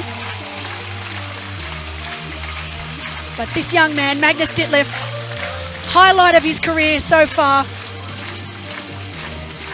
And Mr. Erdinger himself presenting him with, now this is the interesting thing, I see so many of our champions as he goes out to thank the crowd. What an incredible crowd we have here today.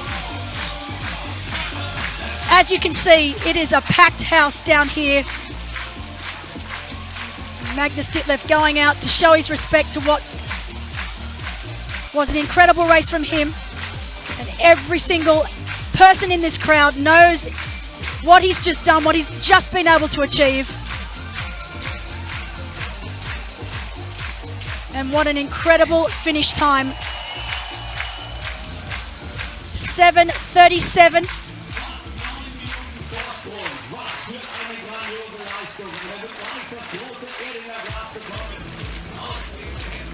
Yeah, the stadium belongs to Magnus right now. He's got it all to himself. He can thank the crowd for supporting him out there all day long. Absolutely brilliant.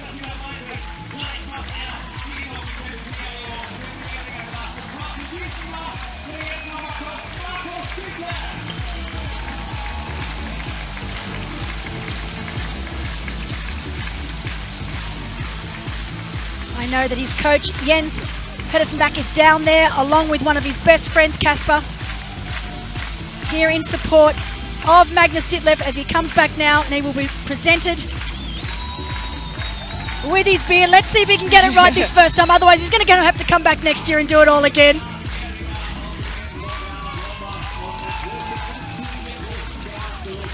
There he goes. Little sip. Come on, Magnus. What a great athlete. And what a future this young man has ahead of him right now.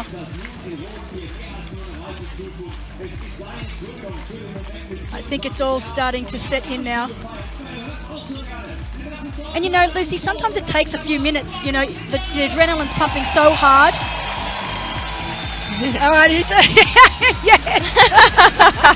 As expected. No one ever gets it right the first time. Oh, fantastic effort. But, you know, when you finish, you're running on such high adrenaline. You just want to get across that finish line. You're almost on survival mode, and it does take quite a bit of time before it actually sinks in what you've achieved today. Absolutely, and you know what? The body was hurting up until he probably entered this finish line, and then he's forgotten all about that. The atmosphere's taken over, and he's got the title. So, you know what? He might make up tomorrow, and it won't have sunk in. He'll be like, did that really happen? Did I so really it's going to take a while. But as I've said many, many times with this young man, he is mature above and beyond his young 24 years. He knows exactly what he wants, and he's doing everything in his power to make sure he gets it.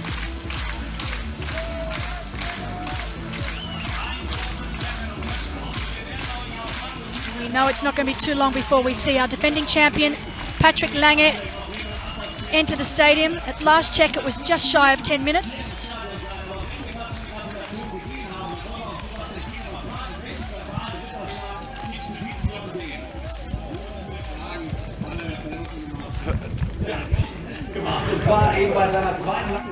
We have here the winner of DATEV Challenge Roth, powered by HEP 2022. Magnus, would you have believed that if someone had told you this morning you're going to win this race? No, definitely not. If the things I'm saying now doesn't make sense, I'm just out of words. I can't believe what just happened. Everything just went according to the plan, and it's very rare that it does that. So I'm so grateful for a fantastic event with spectators all over the place. It was like you just get carried all the way through. How did the moment feel when Frodo had to drop out? For all of a sudden, you were in the lead after you have ridden the bike together. What was this moment like? Yeah, it was a bit of a bummer really, because we were running the same pace, and I was looking forward to a good battle. It's not fun to win that way, but yeah, it seems he has some problems still, and that's really a shame, because it would have been fun to go head to head. We had 250,000 spectators out there. Give us a ride through this. How did it feel out there? Yeah, just from the start, even on the swim, you could feel the spectators. I've never experienced that. You could see them all the way through, and then once you got onto the bike, there was not a moment of like you were not alone anytime, so it was just fantastic. And onto the run, it maybe even more spectators, so that was incredible. Congratulations, a fantastic race. By the way, a new bike record, a 2:40 marathon, a well-deserved win, Magnus. All congratulations. Thank you so much. Thanks. So this was our winner down here from the finish line area, Magnus Ditlev, a fantastic race. Belinda, I give it up to you.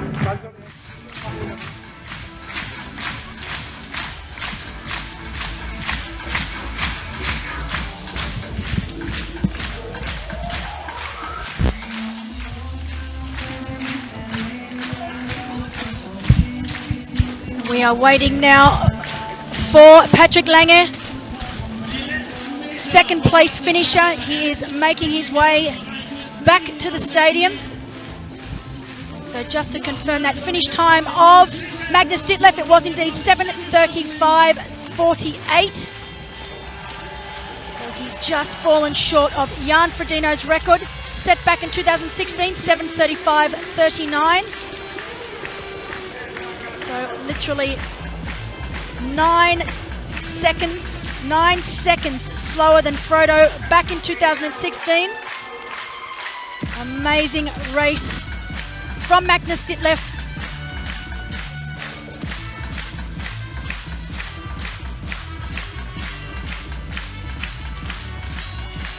See now, Patrick Lange is making his way into the Festplatz here in Roth.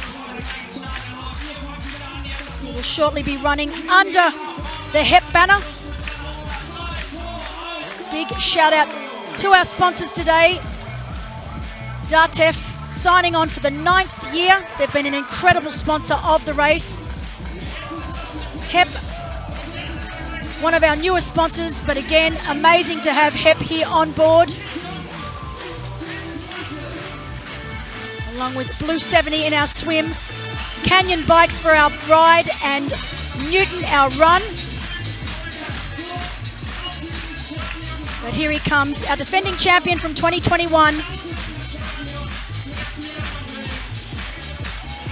Here we go, about to come under that arch, and here, getting the biggest cheers as expected. He is extremely popular here in Germany. Former world champion, as he makes his way around the stadium. Crowds going wild. Amazing race from Patrick Lange. Of course, I'm sure he wanted to defend his title, but considering the year he's had and the things he's had to overcome, incredible effort. And he is absolutely gone. His wife is here, Julia. She'll be down in the crowd.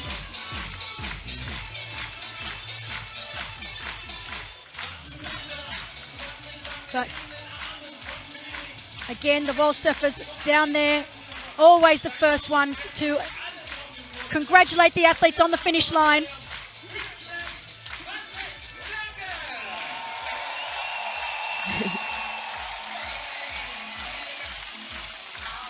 But one of the greatest things about this race is it really is a family affair. The wall surfers, they lead by example. They really do. They have an incredible team behind them and an incredible community here, not just in Roth itself, but all of the surrounding areas. And it just shows you how much it's taken out of Patrick here today. He's definitely left it all out on the course today. And the great thing is, this is confirmation. You know what? He had that crash. He's back racing. He's back healthy. And you know what? Yeah, it might have been sweeter to get the win, but for him, when he kind of signed up for this race, he probably thought, you know what? I don't actually know if I'm going to be fit when I'm on the start line, overcoming this injury. So, yeah, you can see the emotion there. It means a lot to be back. And of course, he's been a long time member of the Team Erdinger, ever since I can remember. Here we go. Let's see if he can get it right. Oh, yeah. He's a pro.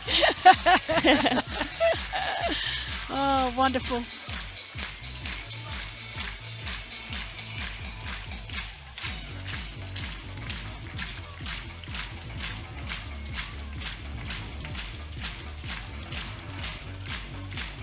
We do have Julian down on ground. We are hoping to get an interview. We also know how popular Patrick Lange is. It's always tough. I'm sure he will go out now. Yep, and thank the crowd, the incredible crowd that we have here today in Roth. Look at them all. Amazing weather here today. Sitting currently at around 30 degrees Celsius. Barely a cloud in the sky. Of course, while we're cheering on all of our professional athletes coming across the finish line right now, we've got a whole other race going on with our age groupers and our relays. who will be going long into the night tonight. I think 11 is our cutoff time. And then we have a really incredible laser show. Definitely worth staying around for.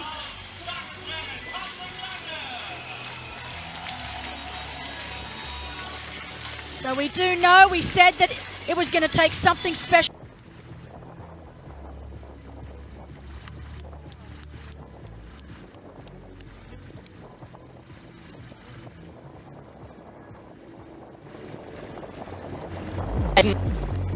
Even though he knew, you know what, maybe I'm not going to get the win today, but I'm going to see how fast I can run, even in this heat. 2:35. Wow, 2:38 for Patrick Lange last year to take the win, 2:35 this year to come second. Just shows you the calibre of our sport right now.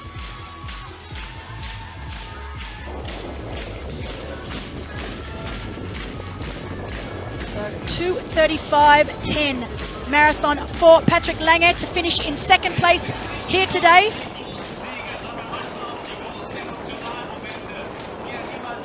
In fact, that is indeed a new marathon record. I know that Luc van Leerde held that record at 2:36.49. We know last year Felix Henschel went 2:35.40. So 2:35.10 is indeed a new marathon record for the race here today. If anyone was going to get that record, it was going to be Patrick Lange, let's be honest.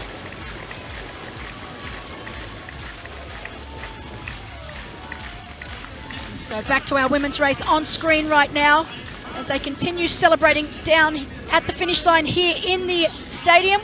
Fenella Langridge, she actually looks really, really good right now. She's stayed strong all day long. I think once you let it go, you know, obviously in that initial stage when Annie Haug goes past and you're sort of thinking, well, what do I do? And trying to get that change that mindset, but she looks like she's definitely still completely under control. Absolutely, she looks exactly the same. Like she's still obviously gritting it out, but she is not looking like she's slowing down at all. We know that Annie Haug on screen right now has a 2:47 lead over Annie Haug. Over Fenella Langridge. So Annie Haug leading, Fenella Langridge in second.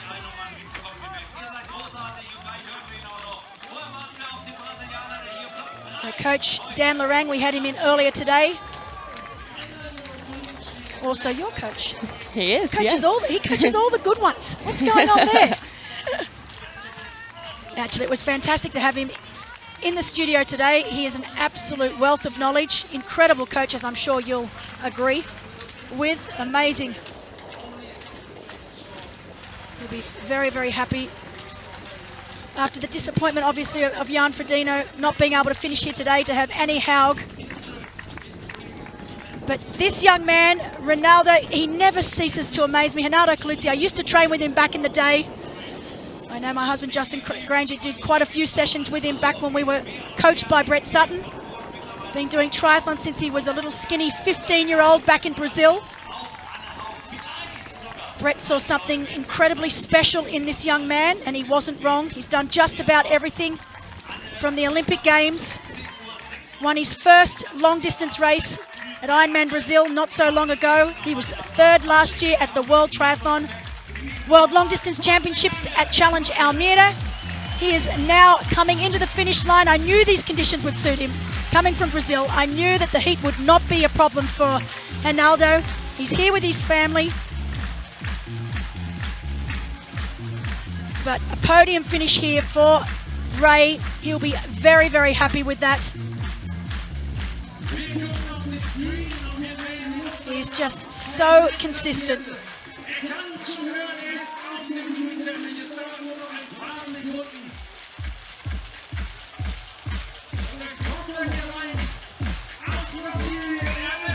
So our third and final podium position here. He's just about to make his way under the archway.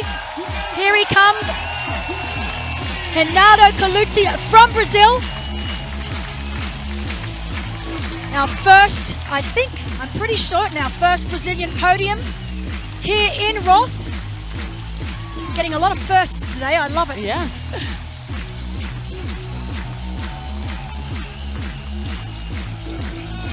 Fantastic race from the Brazilian, big smile on his face. While others in front of him faltered on the marathon, he stayed strong all day long. He was in that initial breakaway group of 5. He eventually had to let them go, which was the right thing to do because it's meant that he could use his strength, which is his run. And what a great marathon from Ronaldo today. Absolutely, and it was quite a brave move to let those guys go, but you know what? He trusted in his run and it's paid off. He's got that podium spot.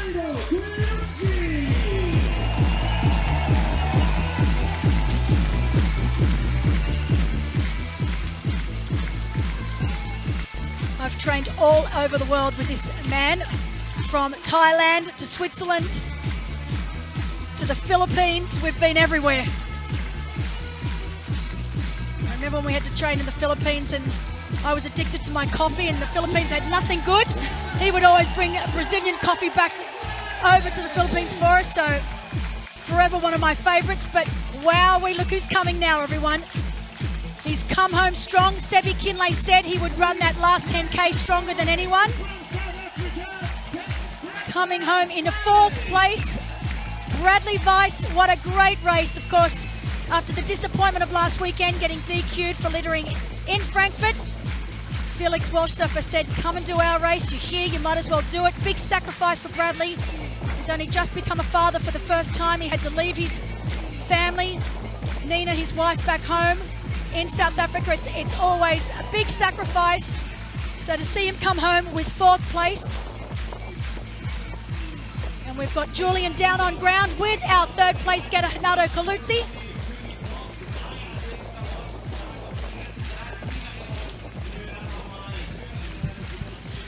We are down here on the green carpet together with our 3rd place, Reinaldo Colucci from Brazil. Reinaldo, a fantastic race of you, 3rd place. Have you dreamed of this? Well, this race, when I was a kid, I had a VCR tape at home when a lot of leather broke the first time, 8 hours here, and I watched like 100 times when I was a kid. And that's my first time here, and to come here to race in this epic course and also break 8 hours for me is like a dream come true. I'm so happy for my day.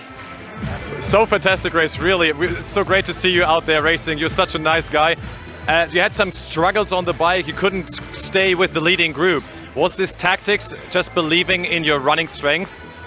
Well, first lap they were too fast for me. I tried to hang it out as much as I could, but I just realized the pace was too strong. So then I thought, okay, it's better to do my own pace and believe in myself, believe in what I can do. And same thing on the run. The guys start really fast and I just pace myself and keep it going.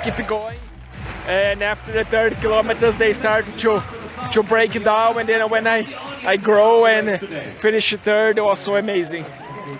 Now, you did Solar Hill here in the stadium. How does it feel riding up Solar Hill? Wow, this is epic, man. I've been raced so many places around the world. I've been to 2 Olympic Games, been to Kona, and man, this race is epic. Nothing is compared to Roth. Well done everybody to be there to cheering for us. The crowd really make the difference. Thank you so much, and congratulations to a fantastic 3rd place, Reinaldo Colucci from Brazil. Awesome. Thank you. Our 3rd place, such a nice guy. We got to meet him at the Long Distance World Championship already last year in Almere. Fantastic race there. 3rd place here. Who would have thought, though? I give you back to you, Belinda, with a so happy crowd here.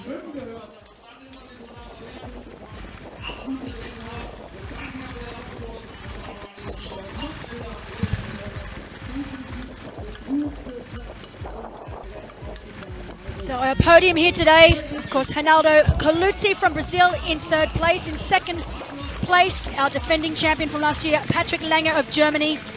But there is no doubting that the number 1 athlete today was no other than the young 24-year-old from Denmark, Magnus Ditlev. Incredible race from this young man. So while our podium has been decided, Here for our professional men, we know that Annie Haug is making her way to Buchenbach. Information out on course is she is looking faultless. She is still running extremely well. Fenella Langridge, not too far behind. Continuing to lose a little bit of time as expected, but still looking very, very strong in second place. Going to go to a short commercial break and be back with you in a sec.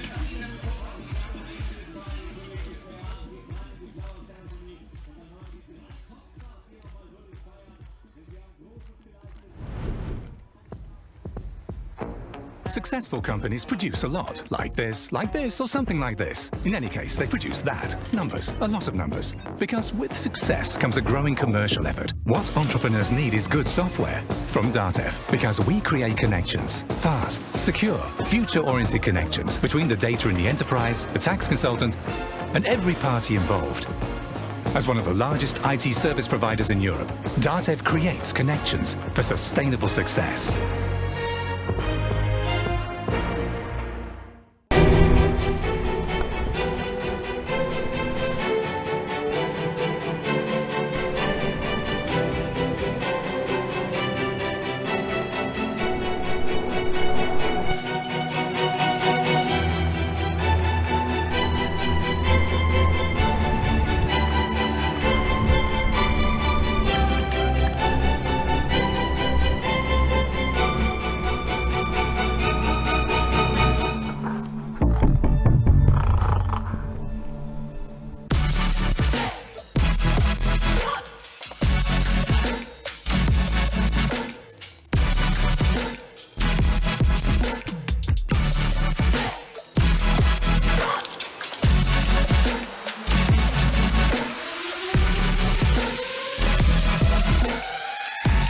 I'm part of it. What about you?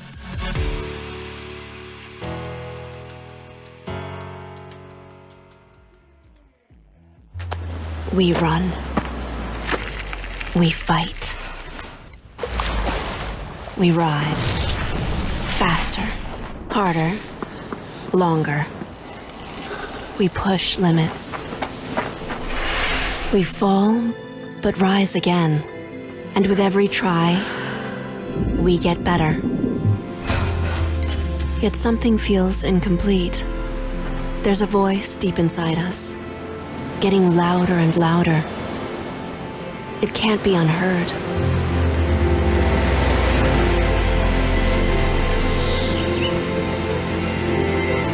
It reminds us we are more than just athletes.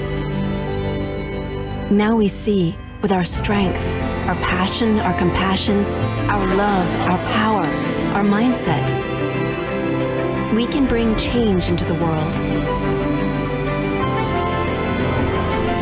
To work together on our differences and find potential within them.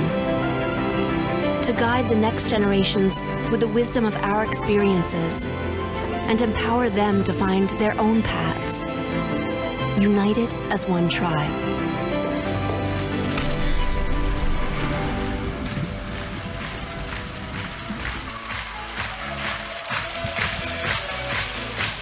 While on the commercial break, we did indeed have our 5th place finisher, Robert Callan from Sweden. So the young Swede, 26-year-old Swede, home here today in 5th place. He hung tough all day long.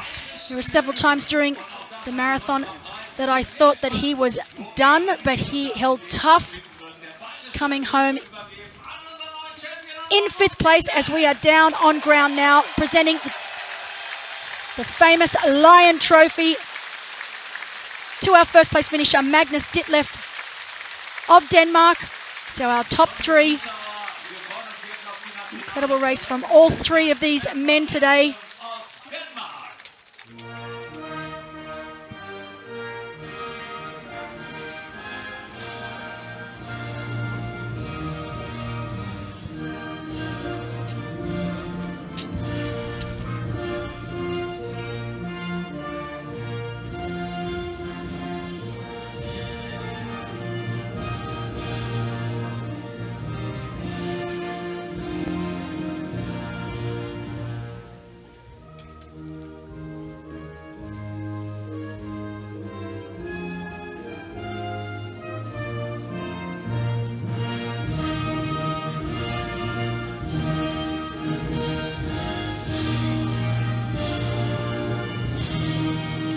incredible race from these three men. Magnus Ditlev in first place, 7:35.48, falling 9 seconds short of Jan Frodeno's record. In second place, Renato Caluzzi of Brazil. Third place, Renato Caluzzi of Brazil. And in second place, Patrick Lange, our defending champion from last year. In fourth place, we had Bradley Weiss. And in fifth, rounding out our top 5 here today, Robert Kallen of Sweden.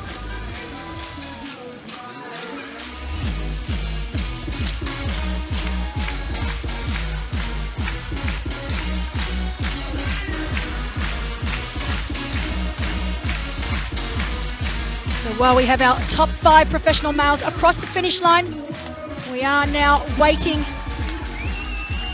for our professional females to come across. Champagne showers down there for our top 3 pro men. And they are getting Magnus Ditlev left, right and centre. You can see that Patrick Lange has done this quite a few times before, Lucy. He's experienced in the champagne showers. So again, our top 3, Magnus Ditlev in first, Patrick Lange in second, and Renato Caluzzi in third. Incredible scenes down on ground. We have a full house down here in the stadium.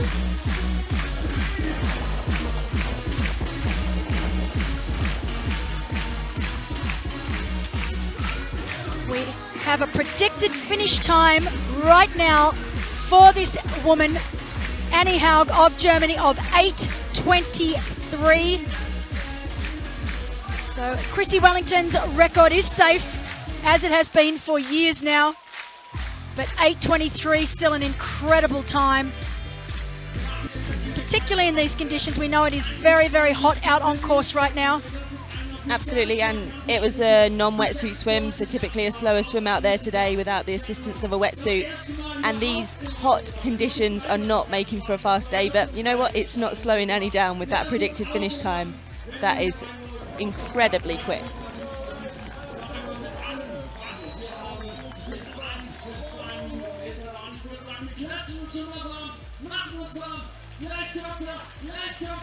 Torsten Rada has predicted right now, so the predicted time for Annie Haug's marathon will be around that 2:47-ish mark. So just shows you how quickly Annie Haug is running.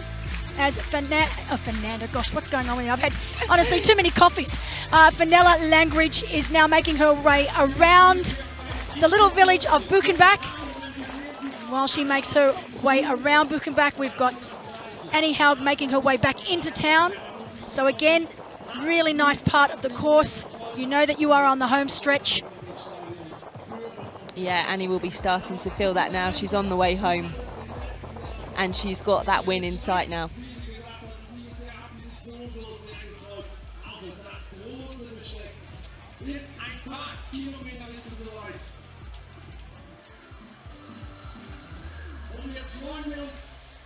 Fenella Langridge now around 5 minutes in arrears of Annie Haug. As you can see, great overhead shots. She has now completed that loop around Buchenbach and is now on her way back home towards us here in the heart of Roth.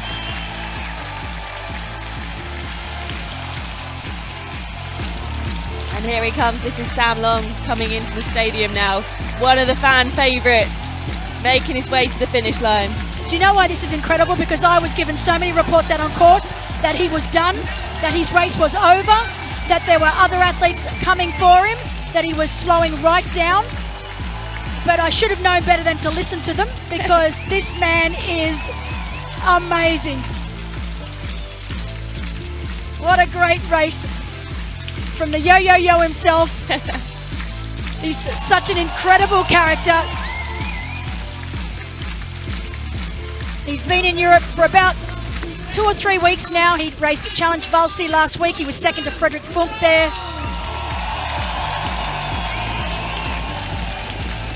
He is 6'4". He's an absolute unit. I look at him and I wonder, how does he run as fast as he does? Utmost admiration for each other, these two. 24 years of age for Magnus, 26 years of age for Lange. They are the future of our sport. They are the next gen. I say that about Sam Lange, although I think this was his 17th full distance race. Something ridiculous. He did do his first one incredibly young, I think, maybe even 18 or something. He did. He's a triplet. Lives in Boulder, Colorado with his partner Lara Gruden, who's been here all week long supporting him.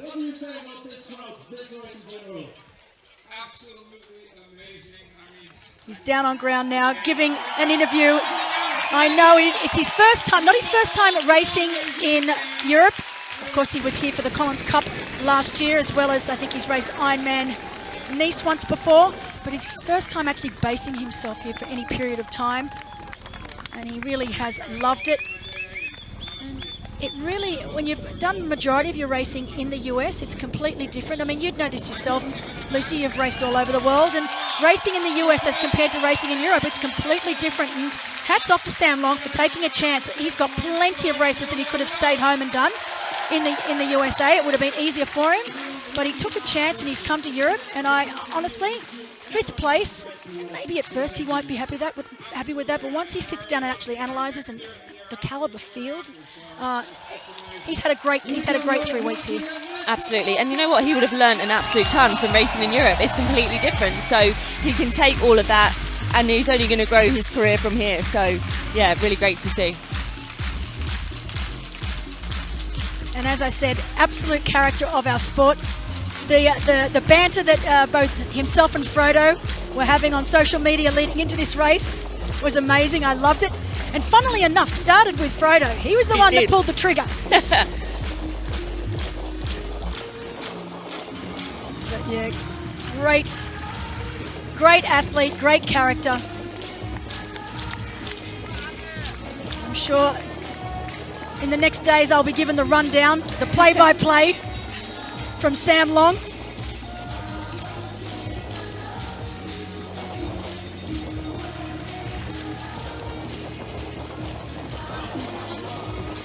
It is down for Edmonton, so it'll all be, for a lot of these athletes now, it's all going to be about recovery. I mean, Edmonton's not that far away.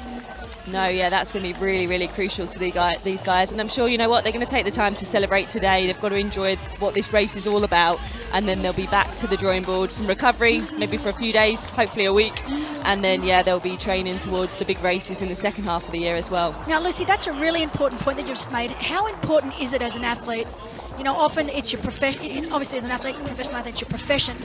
But how important is it to allow yourself to have that downtime, to actually celebrate, not just if you've won it, but if you've come top 5 or if you've come top 10, to have that downtime and just, you owe it to yourself to give yourself a pat on the back before you then get back on the horse and start training again.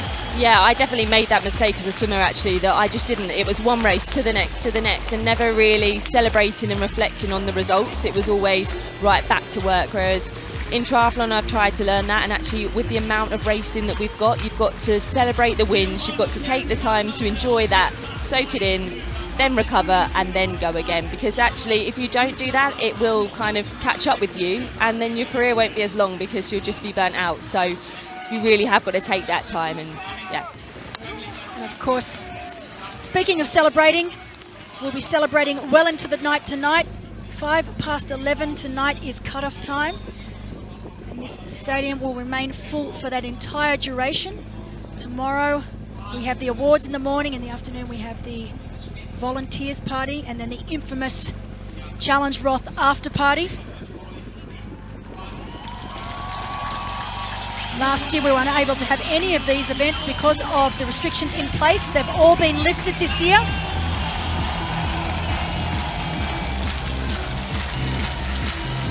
But as you can see on screen now, our leader, our defending champion from 2021, Annie Haug, making her way back into the town of Roth. She's almost there. Still looking absolutely faultless.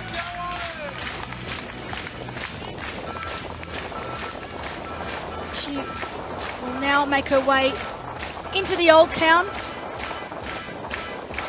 back onto those cobblestones.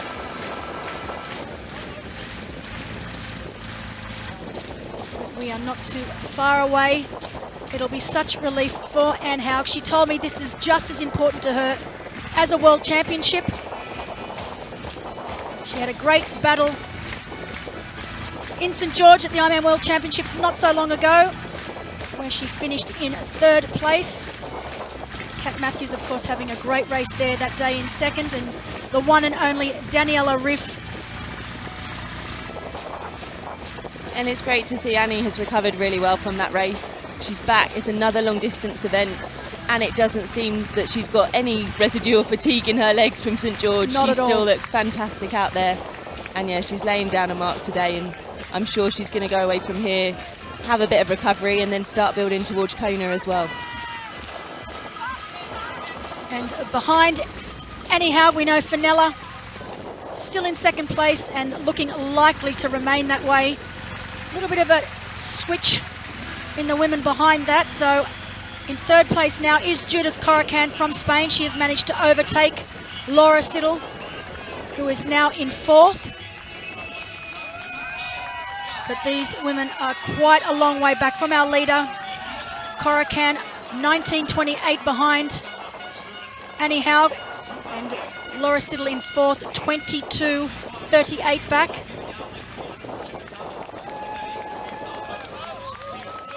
And just looking at Annie there, as she takes these corners, it doesn't even look like she's running a bend. She just still looks like she's running in a straight line. So super smooth all the way through the course.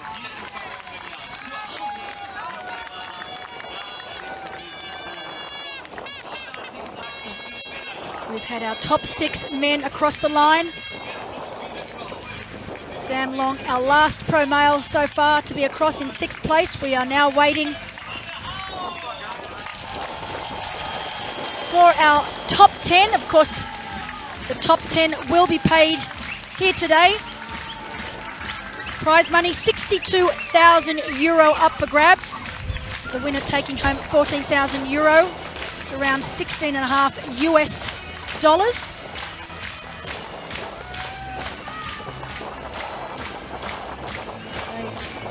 Athletes will also be taking away with them valuable points towards the end of year Challenge Family World Bonus. Right now, with a 6th place finish for Sam Long, he will be getting more points. He is now leading, well, he has been leading the World Bonus all year long. This is just going to strengthen his lead. I think he has around a 250 to 300 point lead over his next rival, so it's going to be very, very difficult to beat Sam Long. Not quite the same story with the women. Sarah Perez-Sala still leading the women's World Bonus. Annie Haug, of course, today will be taking home some very, very good points. Annie Haug was the winner of the World Bonus last year.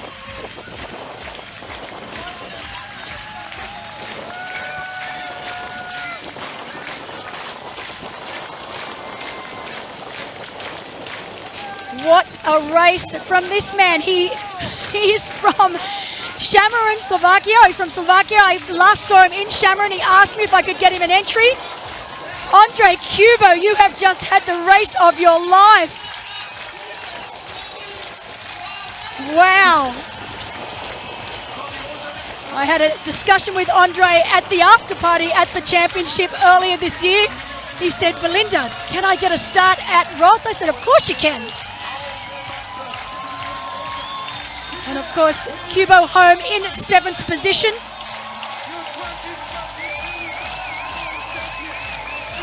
And Maurice Clavel of Germany, he has given it absolutely everything out there today. Coming home in 8th position. He's one of the HEP athletes. He's an absolute character. He really is a great character, a great personality in this sport, and he has absolutely left everything on the line today. He's had a pretty tough start to the year. He got COVID. It took quite some time for him to get fully over the effects. He had a great swim bike today. And he really has left it all out there on the marathon. So our top 8 professional men through.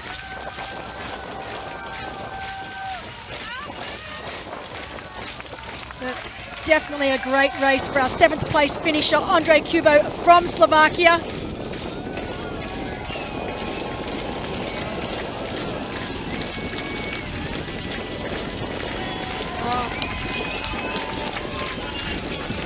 He really has given it everything that he's got.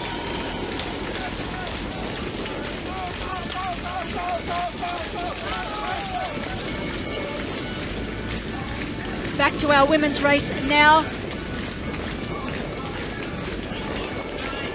This looks like Fenella still, I think, just in that shady part of the course. Again, she'll be starting to hear the noise from the old town as she heads back that way. Still comfortably in that 2nd place position. And I can't see these first 2 positions changing at all from here on in. Lucy, I think they've got such a lead over the rest of the field. We do know now that it's about 6.5 minutes between Fenella and Annie Haug.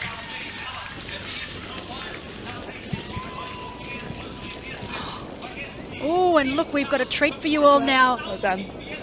Good to see you back. Joining us in the studio. Let's get in there. We have got our 2nd place finisher. And I must say, it looks like he's had a little bit of a wardrobe malfunction there.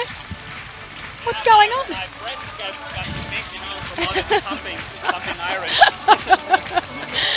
We have Patrick Lange with us in the studio. He smells a beer. What an incredible race, honestly. You gave it everything. You gave us a race. It was amazing. Thank you so much. How was it out there? Stupid question, I know, but how was it?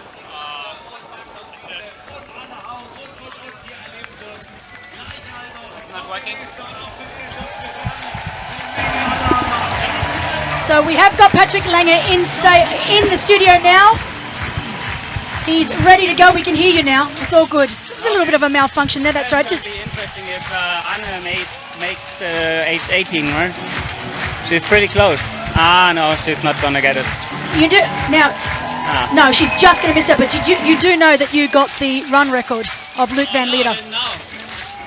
And actually, of Luke van Leer, which was the official record, but also Felix Henschel last year had the run record, but you've beaten them both. Oh, really? Yes, you have. Oh. Yep, you have. Amazing. I think it was that's pretty sick. 2:35 low. Wow. Yeah. So not all bad. Of course. And in those conditions, I mean, I keep telling our audience, it is hot out there. Oh yeah, it's brutal hot. It's brutal hot. Yeah. Getting back to the race shortly before Anne enters the stadium. Obviously, it was a tough day from the start to the end. I had to give it everything, everything. I don't think I have ever had to dig so deep for a win. Not even like never, you know. And in the swim, I was a little bit cold. I got tight hip flexors. On the first hour on the bike, I pushed over more than 20 watts more than I wanted to push, but they just outrode me like hell. And I was thinking, what the hell is going on here? Explain, just walk us through that really quickly. What's that like mentally to know that you're pushing more watts than you would normally push, but still you're losing time to these guys out in front? I mean, how hard is it to stay focused? We discussed it before, you know, with the coach, and we had different race plans, and obviously we didn't know what really happened, what will really happen, because the shoulder obviously, gave me no time to race, so I have no racing experience this year. That's, I think, what was missing the most, the toughness from the races. And right now I can't move my arm over 90 degrees, so that shows how like tight the schedule was. And but we had this plan that if I will be isolated, then I just stick to my plan and do whatever I can and try not to give like this this thought of giving up, no space, you know, and just keep pushing. When did you hear, where were you on course when you heard that Jan had stepped off because his Achilles just wasn't right? Like everyone literally shouted that to me when I started the run, but it didn't affect my race No, of course at all. not. Like I stick to my plan. I just wanted to give everything I have, which I did. And with Magnus, nobody would have beaten Magnus. No, today. he was on fire. Nobody in the world would have beaten this guy today. This is really the most insane performance in triathlon that I've ever seen. Wow. He is definitely the big guy for the future. He absolutely is, and we've been calling him the next gen. He's 24 years of age. So young. Really young. I keep saying it over and over again, even though he's only 24, he's mature beyond his years when it comes to racing. Very, very sensible young man. He's got a great coach. Smart, like super smart. He appears like a scientist. Yes. But I love that. I mean, it doesn't get any more Danish, right? No, very Danish. And we know with these, with the Danes, with the Norwegians, they mean business. Yeah, the Vikings are on fire. They really are. Now we are literally, if you look on screen now, Patrick, minutes away from our defending champion, Anne Haug. She is about to enter the stadium. Can you stay with us and help call her in with us? I mean, yeah, she's... Sure. I mean, she is. Fenella also has an amazing race and grinding teeth now, definitely. I think she was leading quite... She was. So Fenella Langridge led with the swim. Okay. She also led off the bike. She was overtaken on the canal, but you know, a reasonable long way into the canal they're almost at the end of the canal by the time that she was overtaken, and she's held tough. They've got a huge lead over the rest of the female field here today. But yeah, great racing from both of these women. In third place still? No, Laura's moved back to 4th place. We have actually got Judith Corican in 3rd, Laura in 4th. But here she comes. Here she comes. Incredible. She is now on the green carpet. She's made her way into this finisher stadium. So well deserved. Oh, absolutely. I'm so happy for her. She's amazing. Like all the effort she puts in, it comes down to this moment now. And I tried to explain to our audience because, you know, if you're not from Germany, you do not realize just what this title means. She's a local, she's Franconian, and for her to win today, she likened it to a world championship. Is that how it is for Americans? I know Andy Dreitz was the same when he won it. Is it really important to celebrate this moment because this is so amazing to watch? Like, it's so special, like hugging Felix Weisshöfer there, and you see she gave everything that was left in the tank, and yeah, super happy for her. What a time! I mean, what a time! Truly remarkable. Is it? Honestly, look at the run time. Unbelievable. WTF. So that's 8:22.42. Amazing. For Anne Haug, second time winner. She was our winner here in 2021. She is now our 2022 winner. Incredible time. Not too many have gone faster. Of course, Chrissy Wellington's time still safe for yet another year. Yes. Do you know any woman that works harder for this success? I mean, honestly, like all the women, every professional athlete is putting the work in. Everyone is working so hard. But I think mentally, I never met someone that special like Anne Haug. She's done it all. She stays like half a year in Lanzarote. Like if I stay 2 weeks in Lanzarote, I'm so sick of crazy. And she just grinds through. And I mean, I'm super happy for her. And she's so humble. Every time she stops and say goodbye. That's it. Say hello and yeah, what a run time, 2:46. 2:46.04. That is. She could have been under 46 if she would have run, but you don't run this channel here. Like you don't run the stadium. You have to enjoy it. Of course you do. It's so special. It's something that Lucy Charles Barclay said. You know, you don't get many opportunities to win, particularly particularly getting harder every year. And if you don't enjoy it, you regret it later on down the track because you may not get another crack at it. I mean, as a professional athlete, you're so in the tunnel, and you're just so like focused and on racing, getting fit for the next race, and putting the work in. And so I think we take too little time to take a step back and reflect and enjoy it. Enjoy and you know. But here, I think it's different.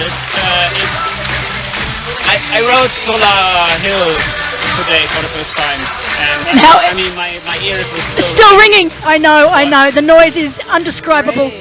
Undescribable. Look at her, like, absolutely smashed. And that's what we want to see, huh? We've seen quite a bit of that today. Let me tell you. Oh, yeah.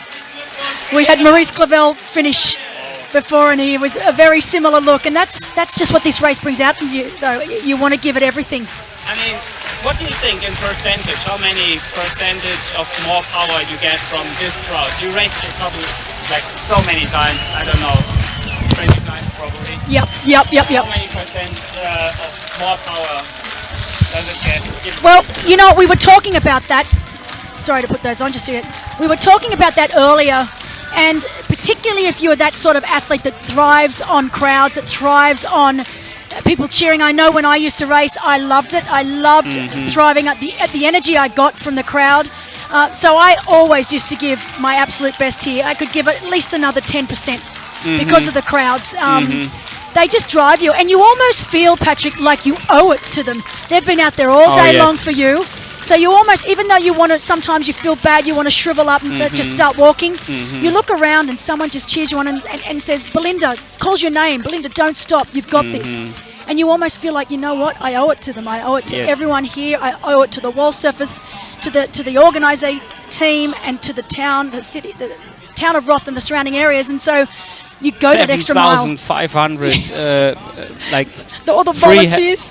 Volunteers, and they take vacation for it. Exactly, we were You talking don't stop, and you continue racing. Absolutely. I mean, if there's no health issue or risk, like it's just. And I would agree. I also said 10% is a really I feel the same, and yeah, I felt it today.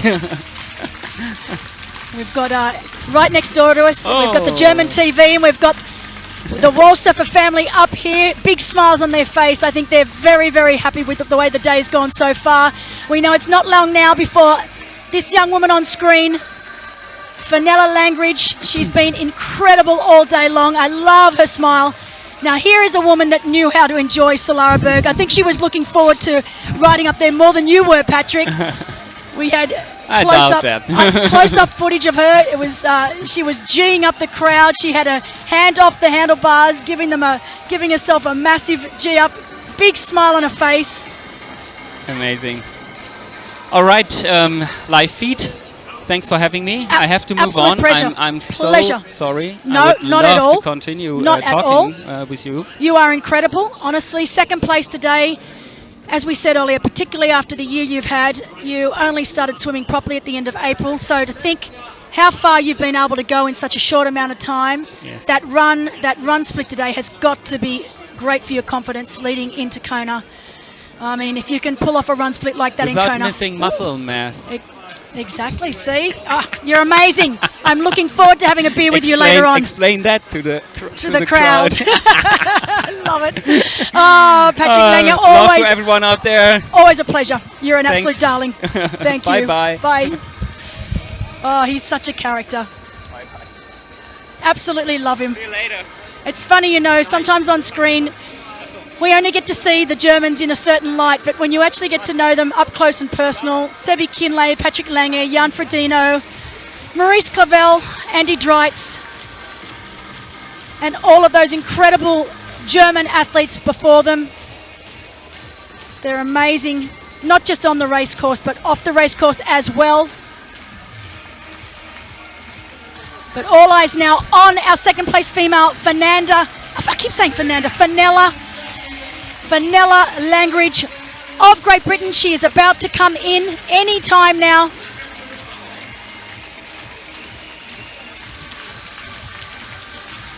We are expecting her here in around 2 minutes time. She led out of the water. She's giving a thumbs up to the crowd out there. She led into transition. And it took Annie Haug practically the entire section on the canal before she was able to catch her.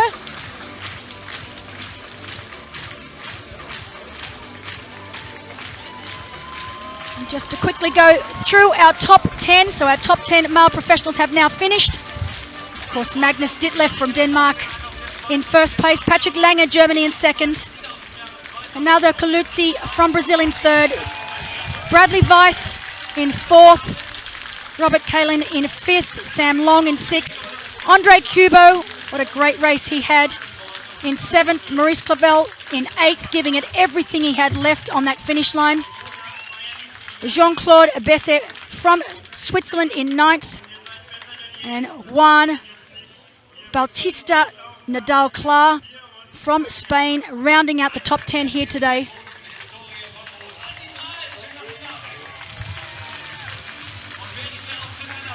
We are now waiting patiently for Fenella Langridge to make her way into the stadium. Judith Corican from Spain, currently in third, but a full 22 minutes in arrears right now.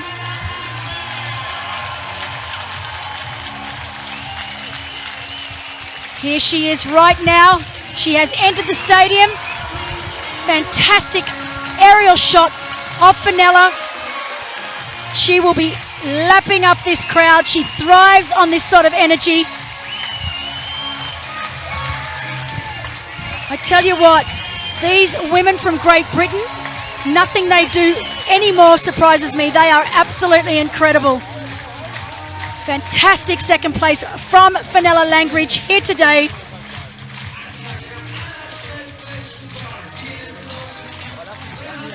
She really made Annie Haug work for it. And even once the pass was made, she held strong. Terrific second place finish. Her partner, Billy Harris, who also coaches her, will be out there in the crowd.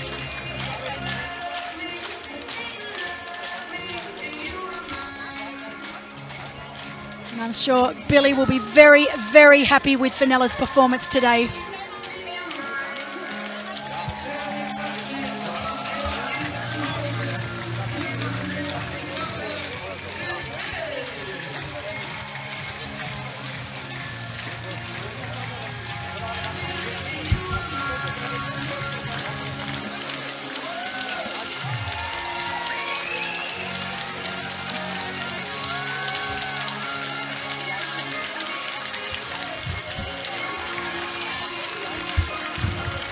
So an overall time for Fenella today of 8:31.41.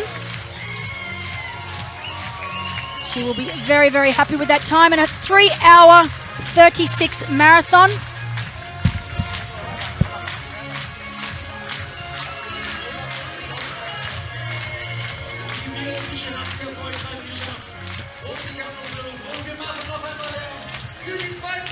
So that is well and truly a PB. Overall, both overall and the run. For Fenella, her PB before this race was 8:59.49 in Coeur d'Alene last year. And PB for the marathon was 3:11.55. So she has well and truly obliterated both of those PBs here today. She was the winner at Challenge Salou earlier in the year. Fourth at the championship in Šamorín, Slovakia.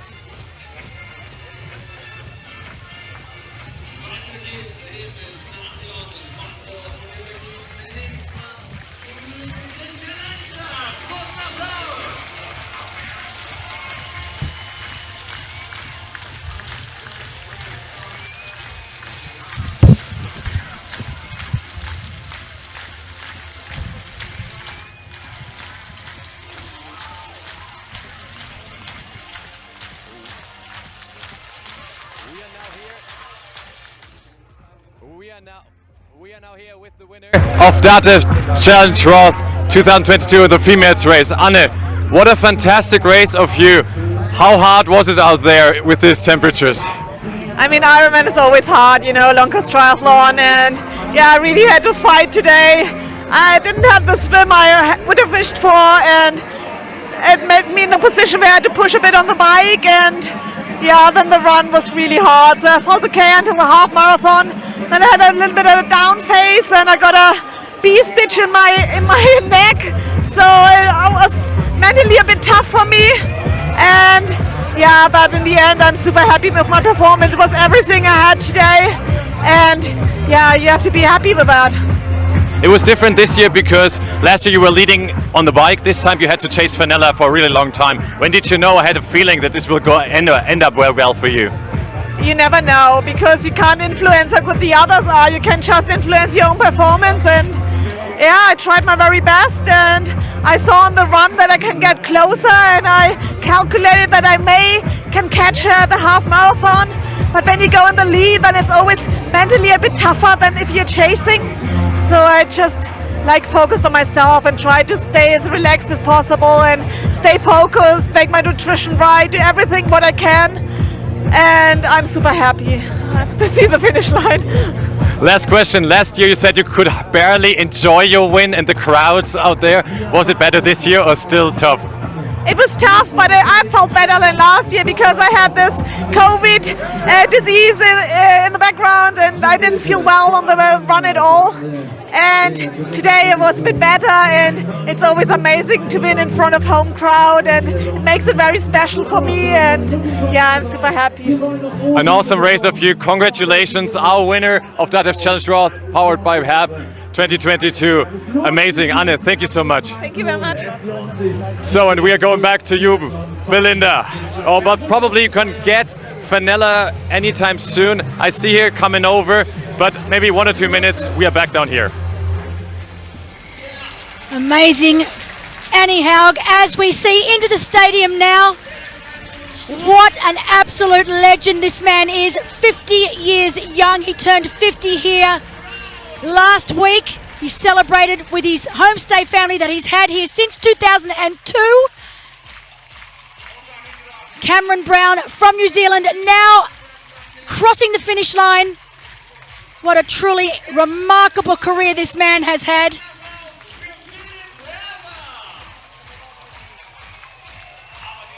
He's done around 70 of these full distance races now. I think the only athlete to have done more is Peter Verbruzik. But what an absolute champion. One of the greatest long distance athletes out of New Zealand. He's done pretty much everything. He's finished second here. He's also podiumed at the Ironman World Championships. I know he's got the rest of the year to race, and I think he did mention that Ironman New Zealand next year might be it for him, although I never say never when it comes to Cam Brown. But incredible race from this man. What a stellar career he's had.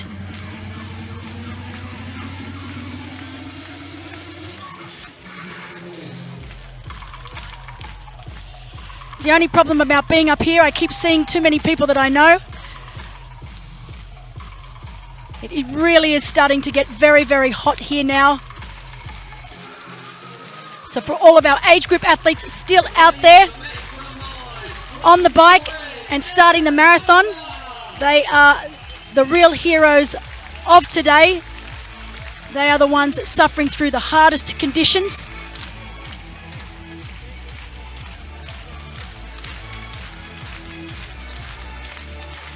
We do have Julian still down on ground, and he will be interviewing Fenella Langridge, our second place getter, as soon as he is able to grab her. But it's been incredible racing in both our men's and women's races today. We've got a little bit of a gap now back to our third place female.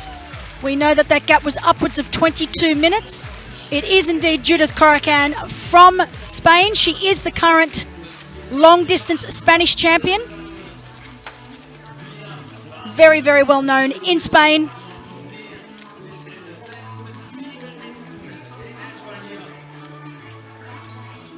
But fantastic scenes down there on the finish.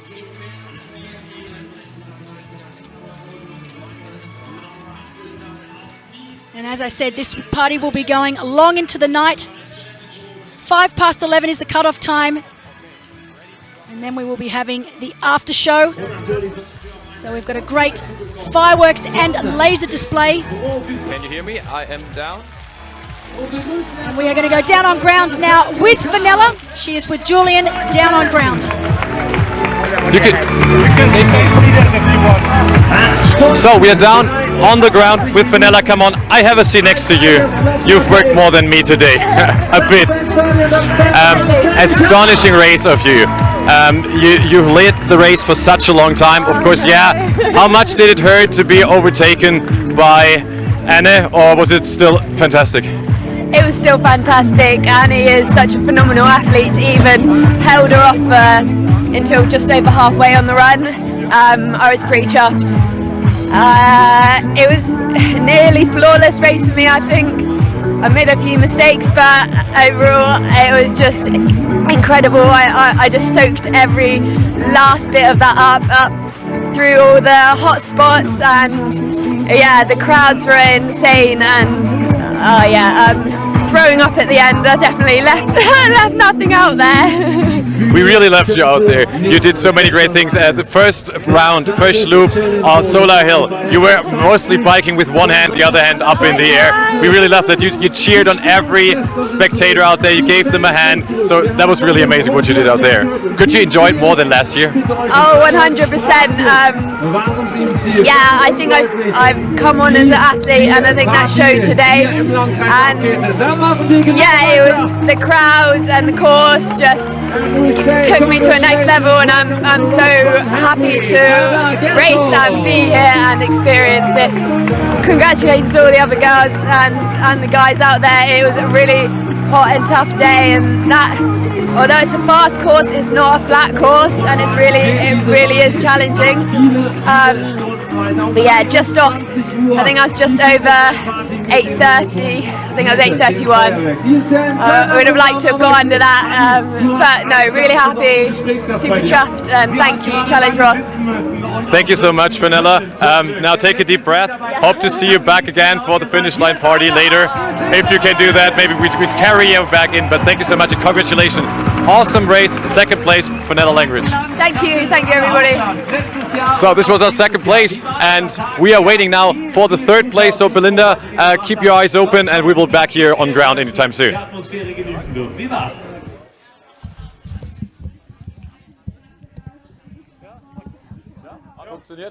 So we've had our first two professional women across the line. Annie Haug from Germany, winning it in absolute style. And then second place, Fenella Langridge from Great Britain. We know that out on course, Judith Corican is currently in third, with Laura Siddall in fourth.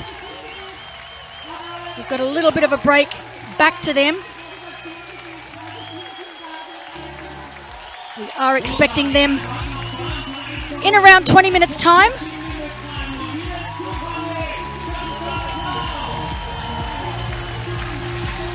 Laura Siddall still in fourth, hanging tough.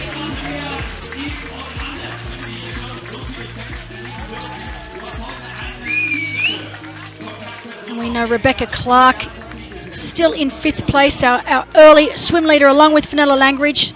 So Beck Clark from New Zealand in fifth place. So that's our top 5 women. We are still waiting for our last podium place in our women's race to cross the line. We're expecting her through in around 18 minutes' time.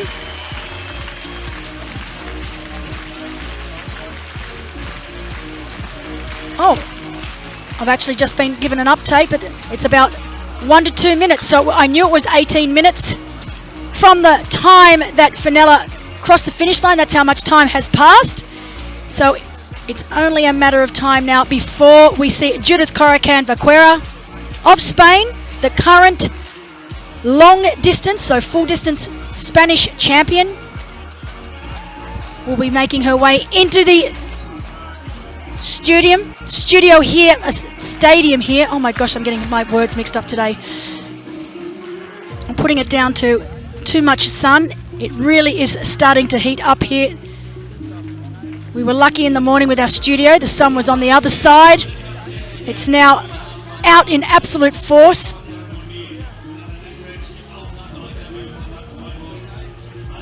But we are only a few minutes away from welcoming our third professional female here into the stadium.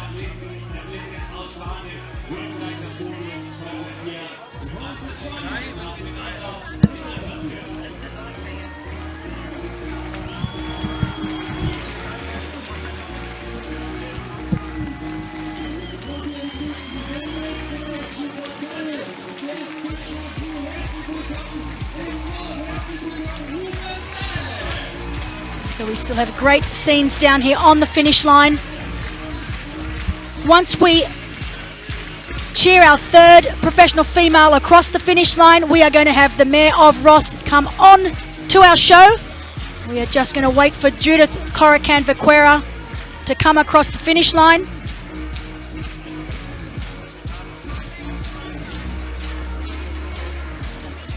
Big thank you to Julian, who's been down on ground grabbing the athletes for their interviews. And here she comes now. Ja, das habe ich schon verstanden.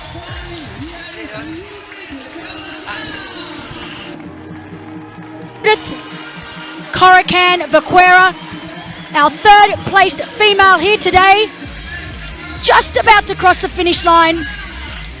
8:46.28. Fantastic race from Judith. She will be very, very happy with that. She's a very close friend of Juan Fernandez, who owns Challenge Siddall. He told me earlier this week that she was in a very, very good form coming into this race. He wasn't wrong. But fantastic race from Judith Corican-Vaquera. As we welcome into our booth the Mayor of Roth himself. I actually haven't met him yet, so lovely to meet you, Andreas. Yes. Now, Buchreis. I'm not so... mein Deutsch is nicht so good. My English is not much better. Love it. We're a good pair then. Yeah, I love of course. Now, obviously, new mayor to the town. I mean, how long have you been mayor now for? Since January this year. Wow, so really new, honestly. Yeah. And you know what I love about the mayor, or the mayors that I've known in Roth? You're all so young. It's really refreshing, and you obviously come in with big shoes to fill. Yes. You've obviously grown up with this race. It's been here for so many years now.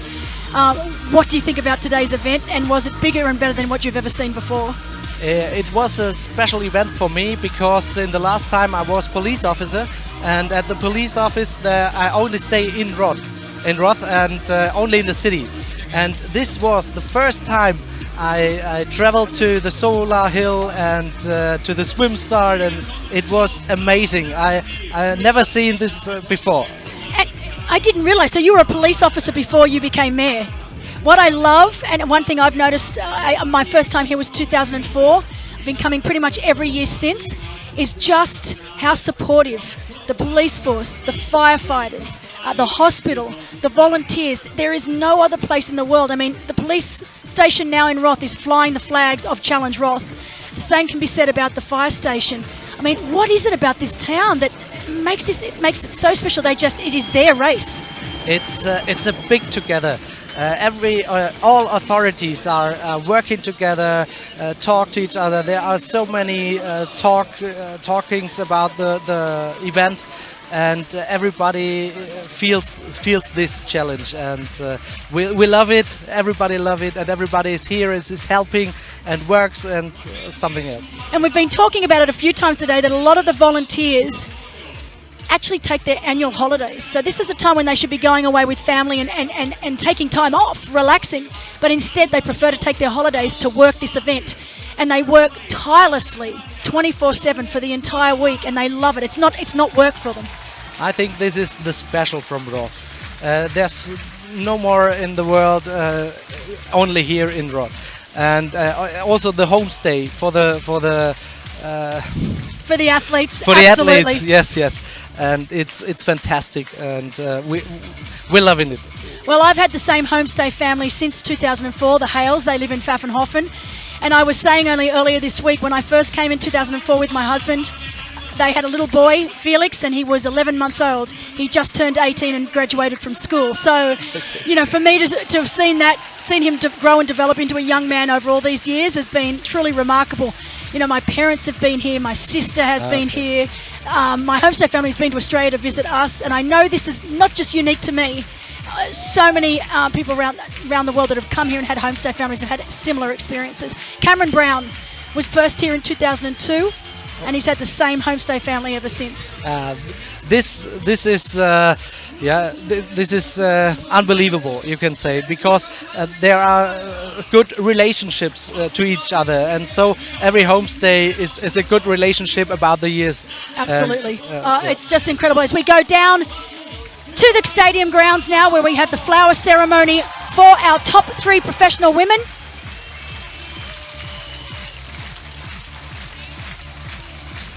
We have Judith Corican-Vaquera in 3rd place, Fenella Langridge in 2nd place, and here she is. She was the defending champion. She is now the champion 2022, Annie Haug of Germany. Fantastic podium.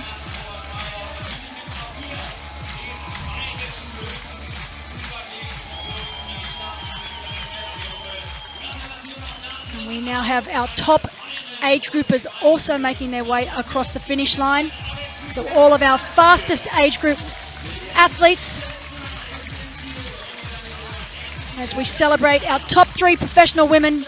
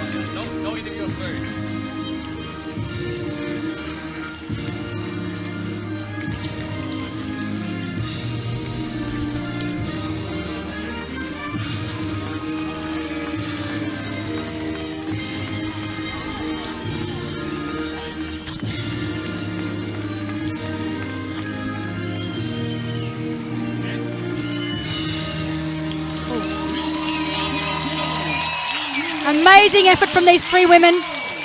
And right now in the stadium, we have our 2nd place finisher from last year. She's hung tough all day long. Coming home today in 4th place. She's an absolute favourite here in Roth. She's so incredibly supportive of this race.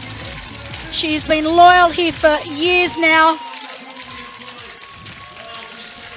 4th place for Laura Siddall from Great Britain.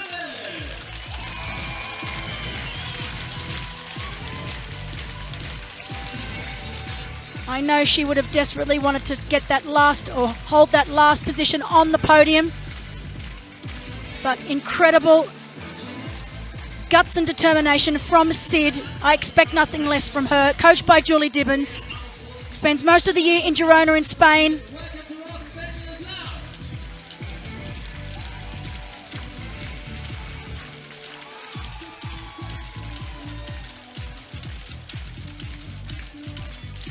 But Andreas, honestly, amazing to have you up here in the studio with us.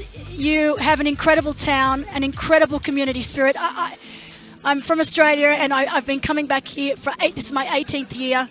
I'll continue coming back here as long as they'll have me, because you truly have something so special not just with this race, but the town of Roth and the surrounding areas itself. So thank you so much for joining me.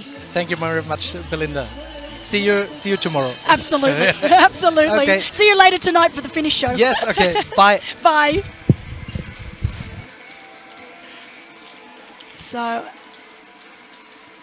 incredible to have the Mayor of Roth up here in the studio. He's been supporting this race since he was a policeman. Now, of course, Mayor of Roth. And great scenes down on the finish line now with Felix Volschsurfer and Laura Siddall.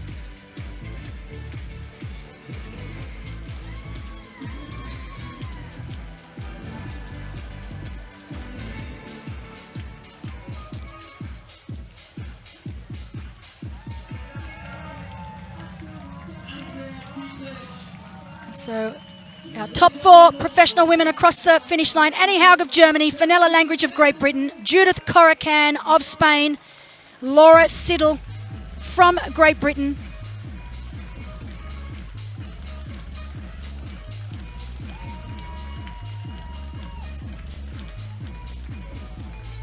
we know that Rebecca Clark is holding on to 5th, but Magda Niewald is in a 6th, around 4.5 minutes down on Rebecca Clark.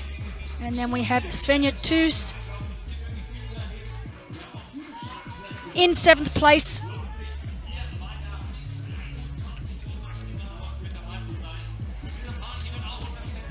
So I hope you've all enjoyed the coverage here today. I certainly have. It's been incredible. One of the best things for me is that triathlon is finally back with a vengeance. No restrictions, back to what we know and love. And I just hope that this is a sign of things to come for the future. I think we are in a really great place with the sport of triathlon. I know for this, the 20th anniversary of the DATEV Challenge Roth powered by HEP, it's been an incredible day, probably one of the greatest days that I've ever witnessed here. Some incredible champions. Magnus Ditlev of Denmark, 24 years of age.